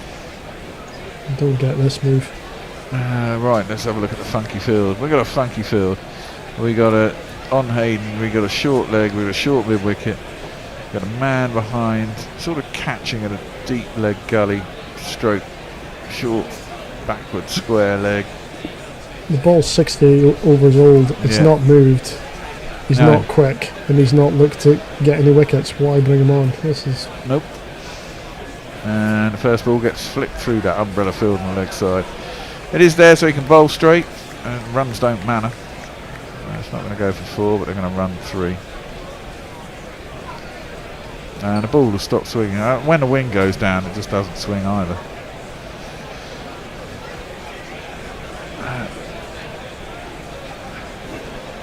So this will be a draw first up. And I'm yawning because that's how dull it is. Well, is anyone actually watching us anymore or listening? No. Please let us know if you're still listening. Yeah, give us some sort of value. Yeah. Wokes is up to the crease bowling. Bonner works it into the leg side. Beat short leg. There's a mid wicket slightly in between and further back. He fields, and there is no run. Johnny Bairstow picking his nose there. Go on, eat it. Go on. No, he's rubbed it on his neck. Feeling his gullet. He's thinking again. He's going to do another pick, but he knew the cameras are on him. What was that German manager? The national team manager. He was constantly Joachim Low when he used to smell his fingers after putting down trousers. Yes. He got caught in the World Cup doing that, didn't he? He nearly did it every game. It was something creepy. It was a bit creepy. That was defended that last ball and there's no run. The fact he used to sniff it though was just weird, man. It's just like did he think no one was ever going to notice or something? I mean, it was really obvious. Exactly. Just like it's fucking twisted, man. Twisted.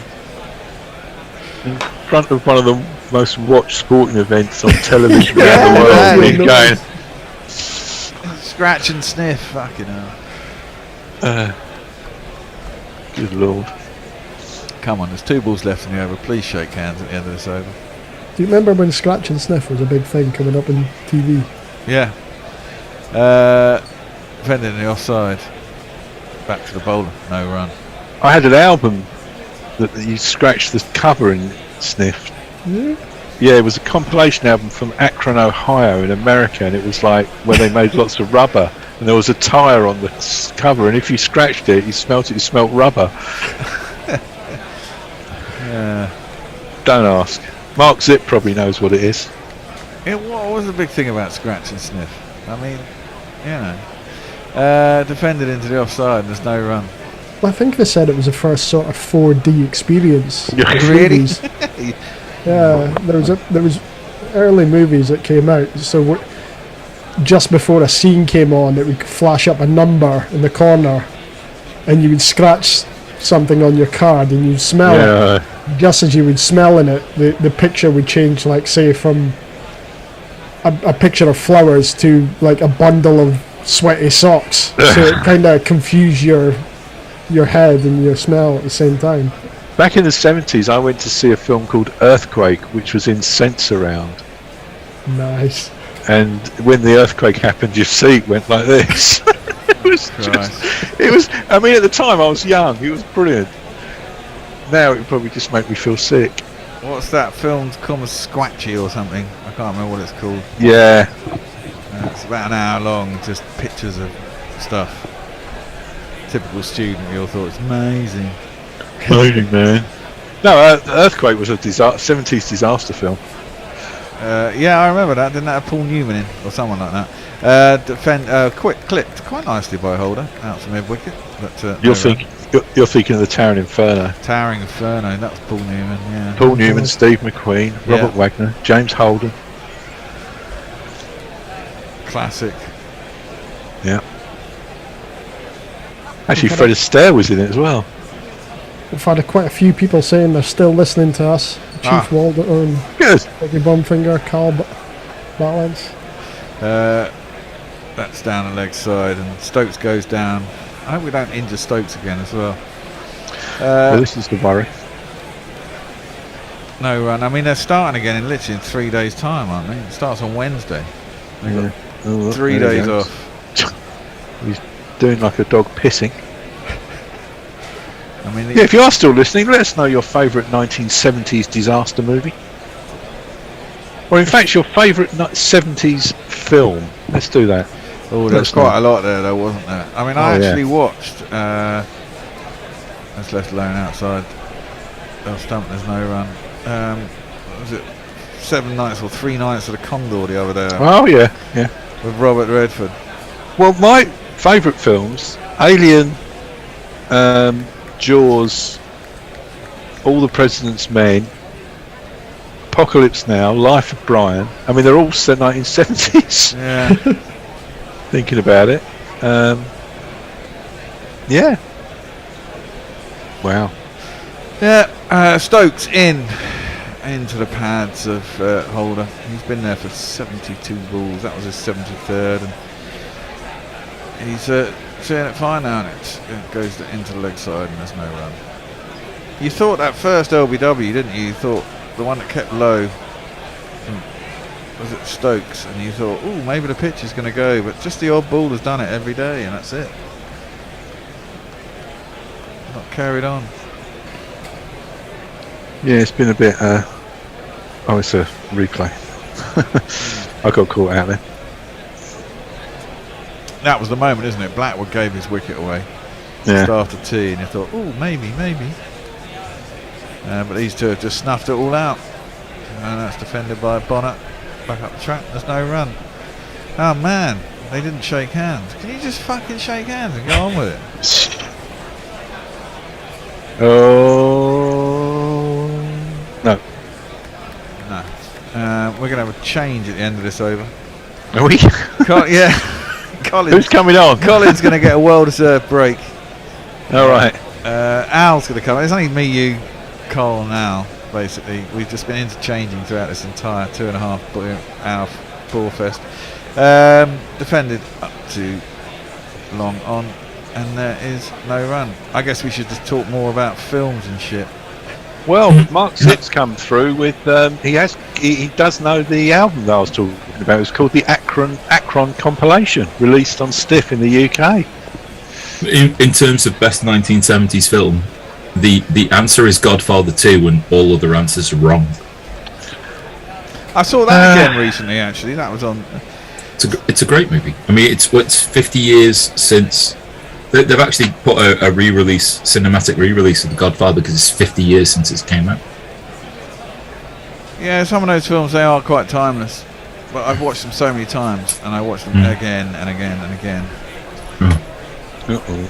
Really don't like the idea of Stokes bowling in the last half hour of a meaningless test, and then cutting to him with both hands on knees and stuff like that. It just seems like it's unnecessary workload. Yeah, true. It is Jack Leach to continue, as that is prodded forward by Holder, as we become ever more resentful ball by ball that a handshake has not been offered by Joe Root. Mark Zipp is still with us. He says grading records only slightly more boring than this game. Leach in outside the off stump, watchful in defence by Holder, defended into the ground, no run. Foster Del Sol says it's midnight in Istanbul and you're lulling me to sleep. Thank you. Well, now was the Foster Del Sol. Hey, this is Guerrilla Cricket Radio. Late night cricket with Guerrilla Cricket. It's defended forward by Holder. 3 relatively well defended dot balls. Alan Lawson is still with us from Southwest France. That's more towards the leg side. Holder drives forward through a vacant mid-on area. I think that will go the distance. We won't watch the ball go the distance though. We'll just watch men. Even the cameraman can't be bothered. The cameraman can't be bothered. It's 4 runs. I think no, it's 3 runs. Just the most confusing camera work. Come on, the Caribbean. Root's going now. There's nothing happening here. Can we shake hands? I don't think he is. Why don't you all go back to the hotel and have a nice, relaxing beer and steak dinner or something like that? Exactly. Leach slightly back of a length. Bonner cuts the ball away. It will be running for Root. I think they'll just take a single. 1 ball left of this over. Leach has bowled 27 overs now. 3 for 48. Hombre Nuevo reckons it's Jaws. No, they're good movies. They're just not The Godfather 2, that's all. Well, you know, some people differ. Smokey and the Bandit. The Exorcist. Defended watchfully by Holder, last ball of the over. Well, Apocalypse Now was the 70s. Yep, yes it was. Miss Luigi Magpie says the most influential movie of the 70s was Star Wars. O'Neill Harris says some of us aren't old enough to remember 70s movies. We saw them in the 80s and 90s and couldn't tell the difference between 60s and 70s movies. basically special effects. Are what makes movies there's a point in there somewhere. I'm not quite sure. I know. I think it sounds very wise, very profound. Combine the two, says Mark Zip. 70s movies and Scratch and Sniff. Polyester by John Waters, including the infamous Pile of Poo Sniff. Yeah. In the fit of absolute peak, Joe Root was asking for the ball to be changed. Oh, fuck off! Just Root. It doesn't go through one of the holes, but then again, it's not meant to go through one of the holes. Play it, Bear. Play it. Fuck off! Just leave the bloody pitch. God, what are they doing? Fuck off! Just fuck off! Can we just get off the pitch? This is just pointless. Get Carter, says Rebel Scum. Get Carter's a good movie. It's always quite sad that he gets killed at the end, though. I'm sorry if that's... Oh, no spoilers. The spoiler on a 50-year-old movie. Yeah, there's a limit. You'll be telling me next that Rhett Butler and Scarlett O'Hara don't get back together again at the end of Gone with the Wind. What? I don't even know what. You know, I have not seen Gone with the Wind. Have you not? I think I saw it. They put it on in 2 parts on the BBC at some point in the 80s or something. I think it was the first movie to be shown that had an intermission in the middle of the movie. Oh, I remember intermissions. I remember them. Sound of Music has one, because when she leaves... I've never seen it. You've never seen The Sound of Music? I went along to a sing-along Sound of Music. I don't like musicals. Come on. No, I mean, I there's don't not either. liking musicals, but I mean, you can't... I mean, come on. I don't like musicals. I started working for production company at the end of the 90s. We can start this now, or we can carry this over until the next test. But what musicals? They're shy. No. What's the most famous movie you've never seen? Gone with the Wind, I suppose. Well, you've not seen Gone with the Wind. You've not seen Sound of Music. They're probably the two, actually. I guess I don't know.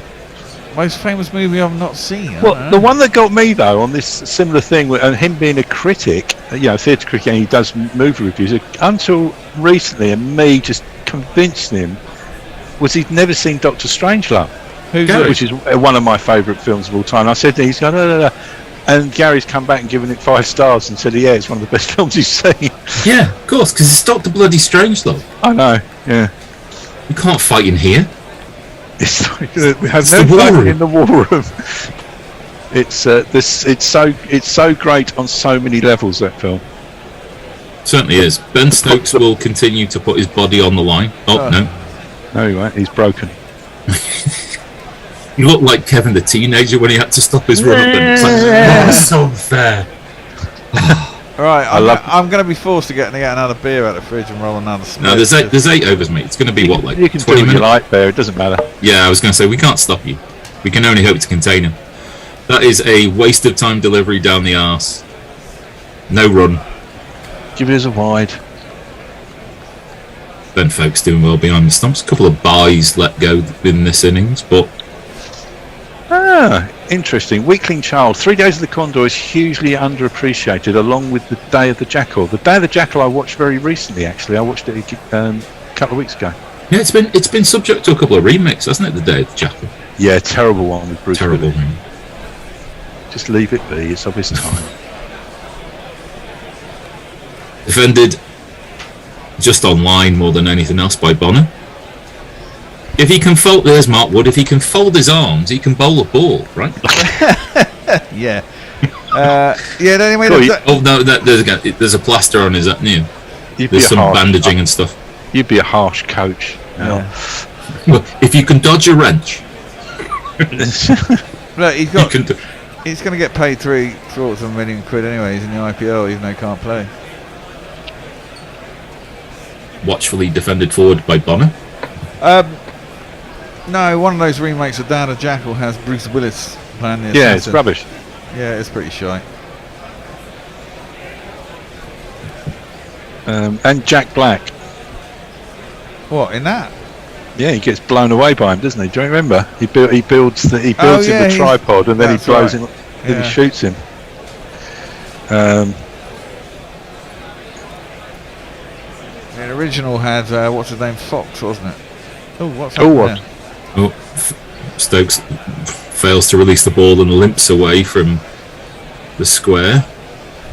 And I'm not sure if this is a 70s film, but I think it might just crept in, and it's really remiss of me considering I'm wearing a sweatshirt of the film. What, Fool? Yeah. Oh, what you mean? It? No, whatever it is. The Thing. The Thing. That's it. Yeah. Yeah. That's a Love great that movie. movie. Yeah, it's a good movie. Stokes will bowl the ball this time. Just outside the off stump, Bonner defends. And did you know it is a remake?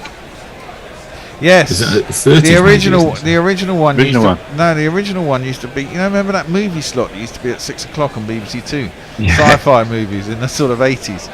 They used It to was have it called- then, and the it was alien's like a giant carrot or something. It's called The Thing from Another World Yeah. or something.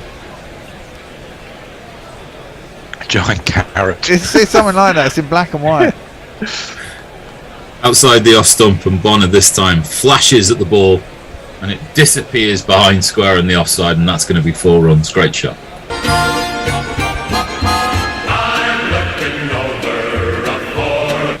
I do love me a 1950s science fiction sort of B-movie film. It's like watching all those old Doctor Who episodes from like John Pertwee and Tom Baker and stuff like that, where you look at the aliens and stuff, and it's just like, nah, it's No, just exactly rubbish. It's not great. I saw a great Last ball. Oh, sorry, fifth ball. Short ball, just to waste everybody's time. Oh, it was a no ball to go with the 4. That's why that was the 5th ball of the over, not the last ball. Has anyone seen The Vast of Night? No. Vast of Oh. Night, no. What's that? Watch it. It's on Amazon. If you like sort of 1950s Americana plus a bit of science fiction, brilliant. 2019 it came out, and it's just a really small budget, great film. Science fictiony, a little bit. This is a ball outside the off stump. It bounces twice before it gets to folks. Just now, of course, it will be low, inconsistent bounce when it's all a bit too late. Joe Root, shake their hand. Please, Sit down, Joe Root. Shake their hand. Shake their hand. Oh, for fuck's sake, get off the field. There's only 7 overs. Why are we playing out 7 overs? You need 6 wickets. You really think you're going to obstinate get them on git. this bloody wicket? That's why no one likes you, Joe Root. Right, here we go, more film stuff. The most famous movie I've not seen, Mrs. Luigi Magpie, is Citizen Kane. Well, you should watch it, it's very good. Very good movie. O'Neill Harris says musicals are shite. I love them as kids because kids are stupid. No, I mean, I've got to say, I do like a musical. Rebel Scum says Westworld Silent Running. Silent Running is a brilliant film. And Soylent Green. Silent Running, that's black and white, John Wayne. No. Bruce Dern. Just outside off stump by Leach, defended by Holder, no run. Mark Zip, very remiss of you. The most famous movie not seen, The Evil Dead. No, Mark, watch it, it's great. That Evil Dead's good, yeah. Feels like we need to have some guerrilla cricket movie nights and watch along. Patreons. Looped up on middle and leg stump and Holder defends. Mogg said he did a searing expose on Bruce Willis and his latter career a few weeks ago. Everything past Moonlighting is a bit of a disappointment. Well, he's really good in Die Moonlighting. Hard. As Holder pushes forward and there's no run. Die Hard and Die Hard 2 are sort of, I think, for me, are my favourite Bruce Willis films. He was quite good in Pulp Fiction. He's really good. He's actually very good in The Sixth Sense as well. Pulp Fiction, yeah, actually I forgot about that. That's a great It's difficult really to sort of say anyone's good in Pulp Fiction because they're all in it for so little time. Yeah. Looped up again by Leach, and Holder is again equal to the task in defence. 4 balls gone in this over. Bring out the gimp. Yeah, exactly. Bring out the gimp. Sounds See, like I- days in the green room in Sydenham, doesn't it? Yeah. As that is wide outside the off stump and defended by Holder. I do have a problem with Quentin Tarantino films. Oh, I don't. I love him. I've been All of them, or just some of them? Just his directing I have a problem with. Okay. I kind of like, what's the vampire one? And that is edged and gone. No, There's he's an not giving appeal. it. He's not giving it, and you've It's got no. it's been maybe caught at slip. The umpire is completely unmoved, and of course England have no reviews. Well, they might go and say, did it carry? Well, no. So there's going to be a conflab between the umpires. They're I saying, reckon the umpires are going, what do you reckon you're going to have for tea tonight? I think I'm going to have. why are we still out here? So what do you reckon? Indian, Chinese, Thai? Dusk till dawn. Dusk till dawn, yeah. I love that. That's George Clooney. Yeah, be cool. You be cool. We're going to a review. And they're saying it's not out. And the soft signal is that it's not out. So if you'd all just like to stick with us. Take another pill. I've never seen all of Titanic, says Mog. That's a pretty famous movie. How does it end? Well, the Now, question I is, did he think even that's hit not it? hit the bat. Well, no, quite possibly. And it's all kind of fucking irrelevant anyway, isn't it? Well, that is true, but we are going to have the proper reviews starting, I think. I don't know what that last picture was. It was a man standing on one leg with a bat. I think they were going to check whether Leach bowled or no ball. Yeah, but he wasn't even in the picture, so I don't know how that's working. Yeah, so Eraserhead, there's another one. Ultra Edge, that's the bat hitting the ground. So I think that might be. I think that second little spike is. I think that second spike might mean that it's hit the bat. Yeah, I think that's hit the bat. There. There. Hit the bat. Yeah. I think that's hit the bat. Well, the bat is in contact with the ground and the ball at the same time, it seems. And yeah. Because there's a change in the amplitude of the frequency, isn't there? You're not getting a lot of love out for musicals. Weakling Child says the only good musical is the Blues Brothers. All others can get in the sea. Yeah, the Blues Brothers is alright. Yeah, that's it's good. not It's not out. really a musical. Not out. And That was out. it's not man. out. And now get off the pitch then. Jury is arguing with the umpire. About nothing. Go You've on, got no go on, reviews throw your hat left. down. Go on. You've got no reviews left, Joe. Go away. Flick his cap up. Flick his hat off. Go on. Why are you arguing? What's the why? What? What he's saying, I think he's saying what you're saying. He didn't hit it because that clearly he's hit it. There's a second spike there, which implies. Yeah, there's a small spike, then a big spike, then a small spike again. Yeah. Which It's indicates generally an that. edge. By the way, good catch. It was a good catch. It was a great catch.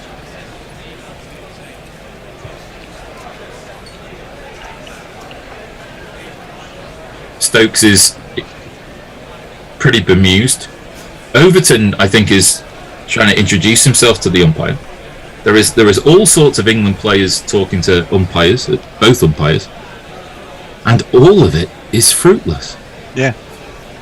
So Mog says I've got little time for Tarantino movies and even less for the cults built up around that shit.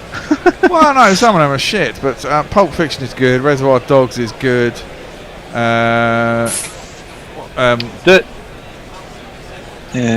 Dirty Harry for the 70s, says Rebel Scum, plus High Plains Drifter and The Outlaw Josie Wales.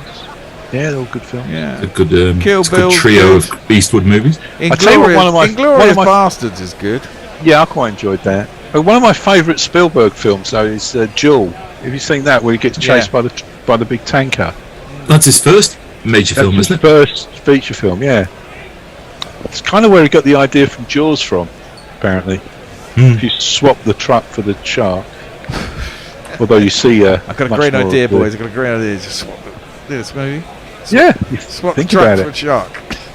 Stokes is going to bowl around the wicket and decides that with 6 overs left to go and 6 wickets needed on a lifeless pitch, what we need are half-track bumpers. And he's going to take every opportunity to just remind the umpire that he thinks he's wrong with his previous decision. It's often said that Jaws is the jewel, but on the sea.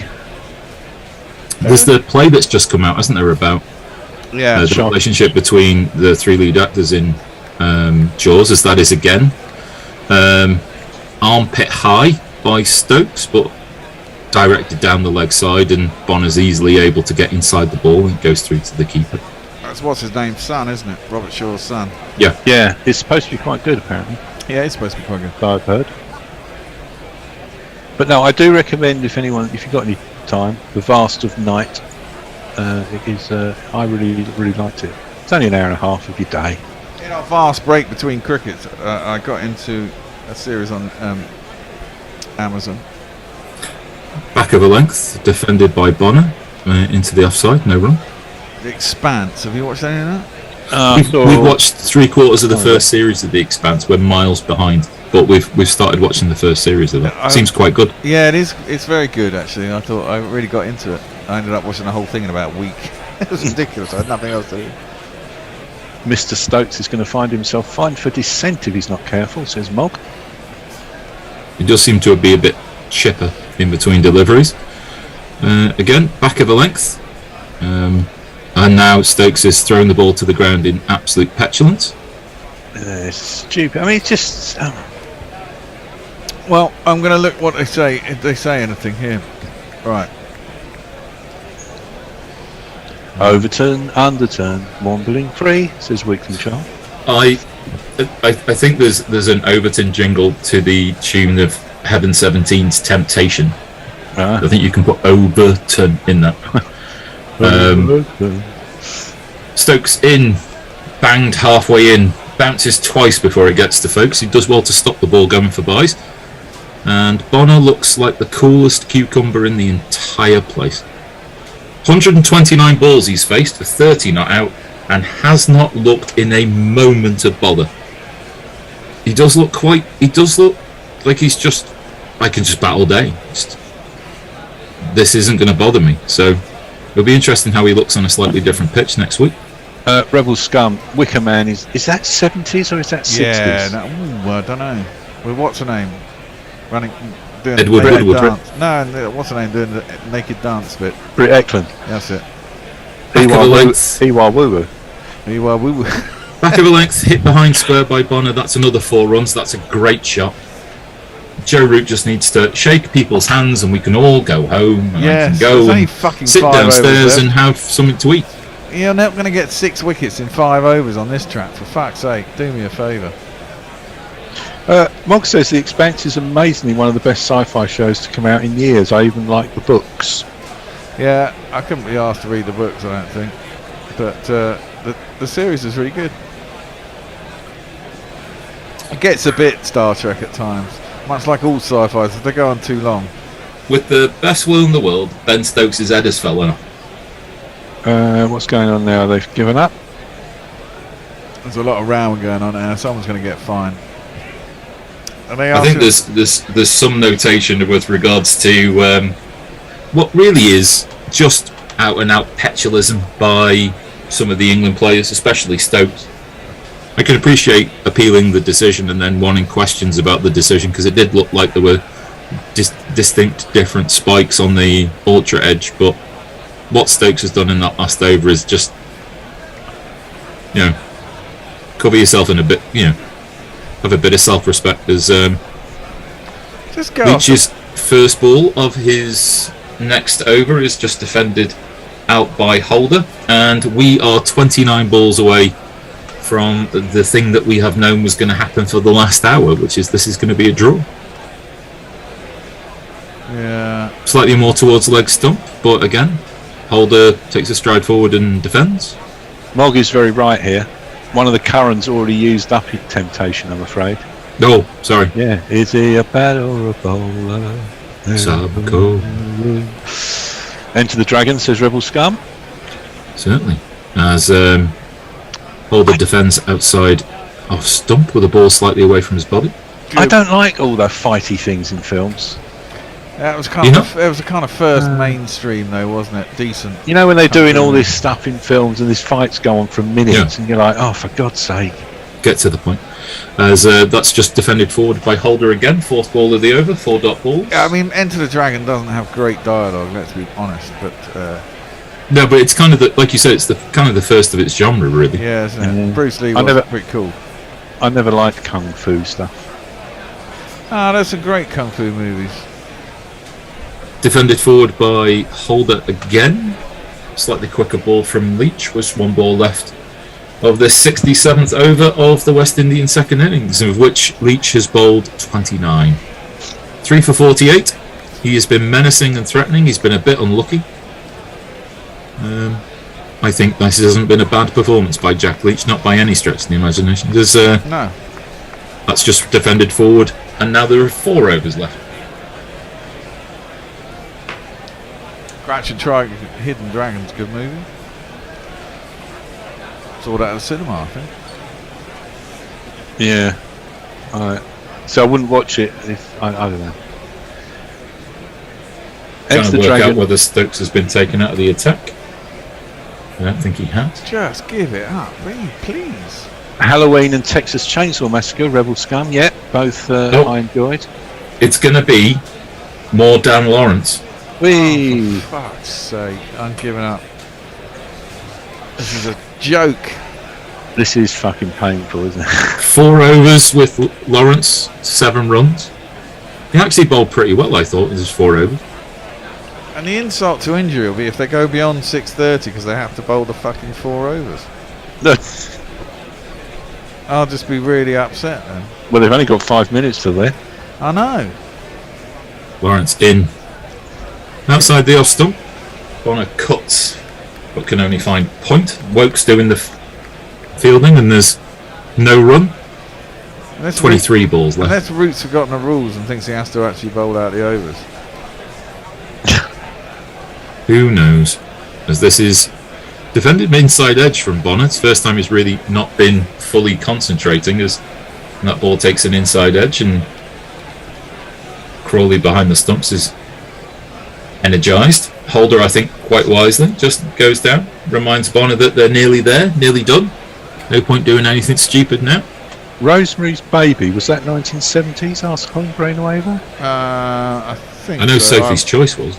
Or very early 80s, wasn't it? That is too short, and in the end just hits Bonner on the upper body and will be just drops to the ground, no run. Wouldn't be made these days. I mean, what's her name? Was only 14 or 15 when she made that film. Is it Mia Farrow, isn't it? No. Oh, hang on, am I thinking of another one? Defended forward. That's not the Roman Polanski getting in trouble for someone being underage. Maybe, is it? Don't know. Rosemary's Baby is the devil's baby, isn't it, basically? And you get sort of that religious cult coming out. He directed. I'm thinking of... Yeah, it was Roman Polanski, yeah. Too far outside the off stump, and Bonner just lets the ball go through to the keeper. And there'll be 1 ball left of this over, and there's 19 balls that hopefully left in the day. Hopefully there's less. But it was a 1960s film anyway. That's why he can't go back to the States. Yep. As that is wide outside the off stump. Bonner cuts only to Wokes. That's the end of the over. A maiden for Lawrence. And there are now 3 overs remaining.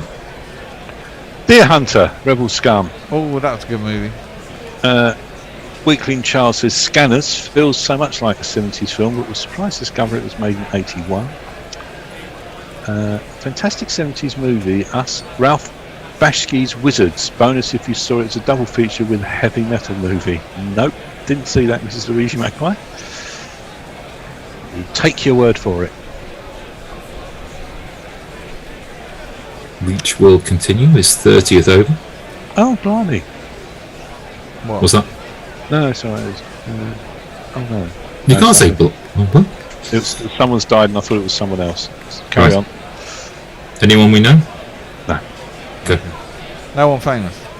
No. Thought it was, but it isn't. A lot of famous people die at the moment. Leach bowls.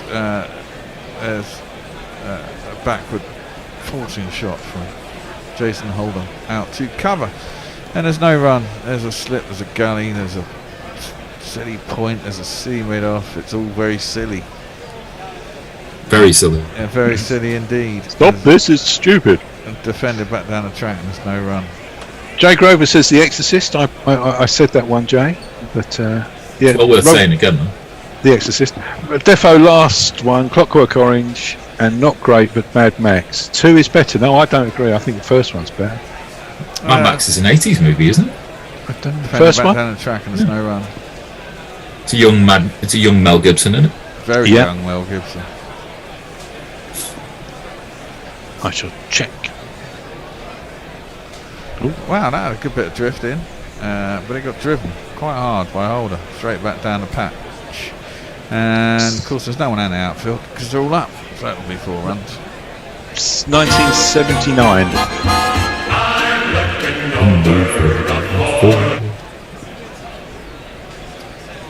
And then, of course, there's Mad Max Beyond the Thunderdome for Tina Turner.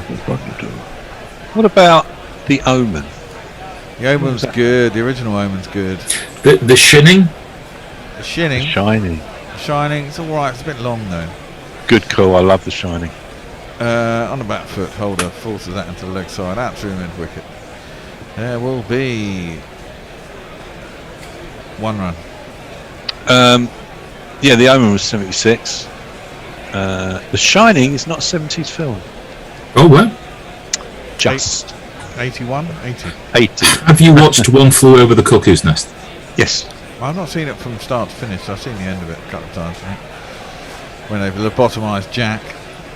That's down through that very close in.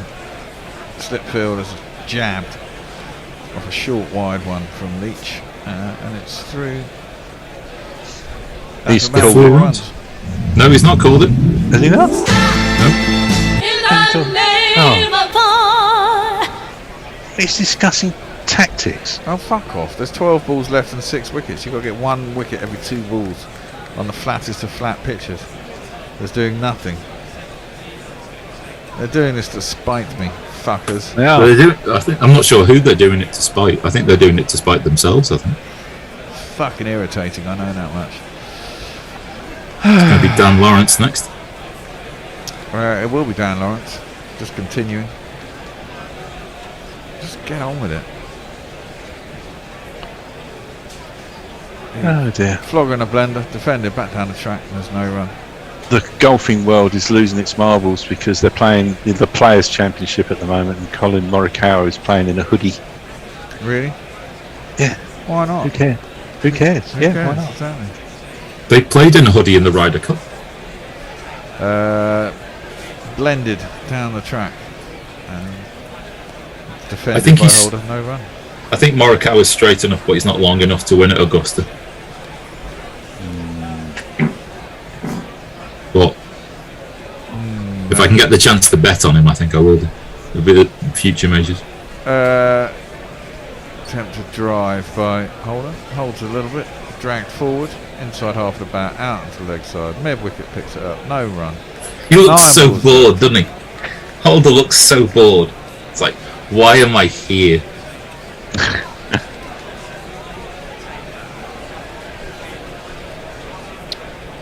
Faces up.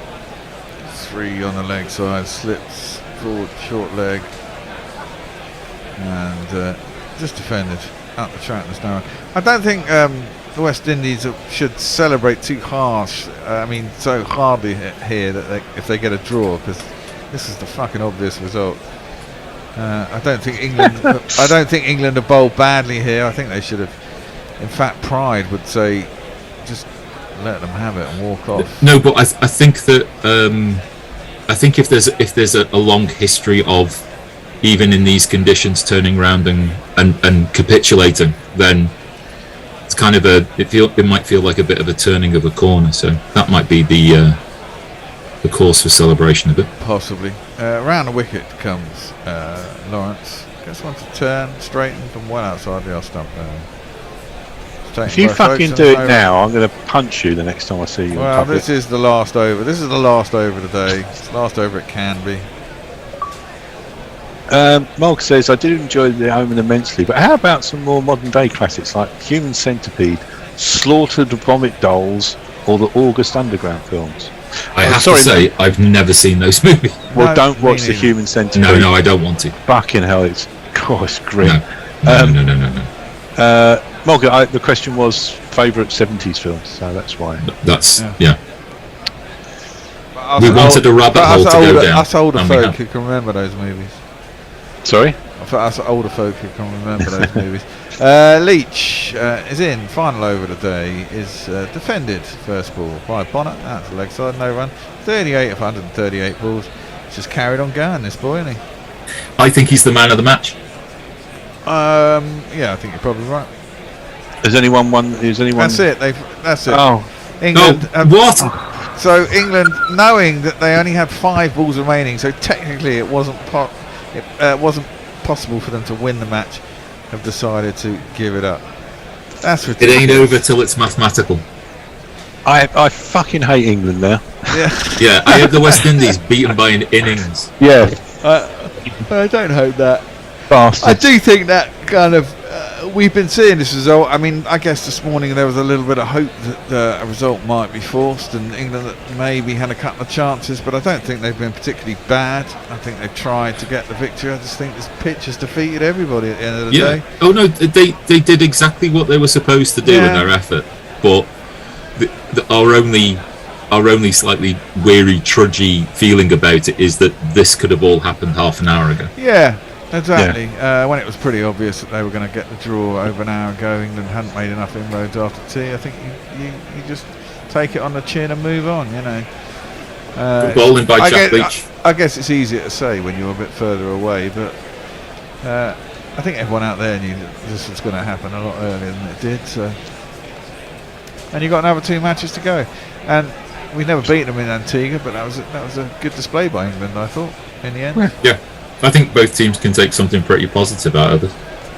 Maybe sponsors wanted them to stay out there to get more TV time. Well, that may be the case, and the other thing is that at least both teams are kind of eased in. It's only a 3-test series though, but they're eased into it on a pretty flat pitch, and everyone gets the pace of the series with a meaningful game.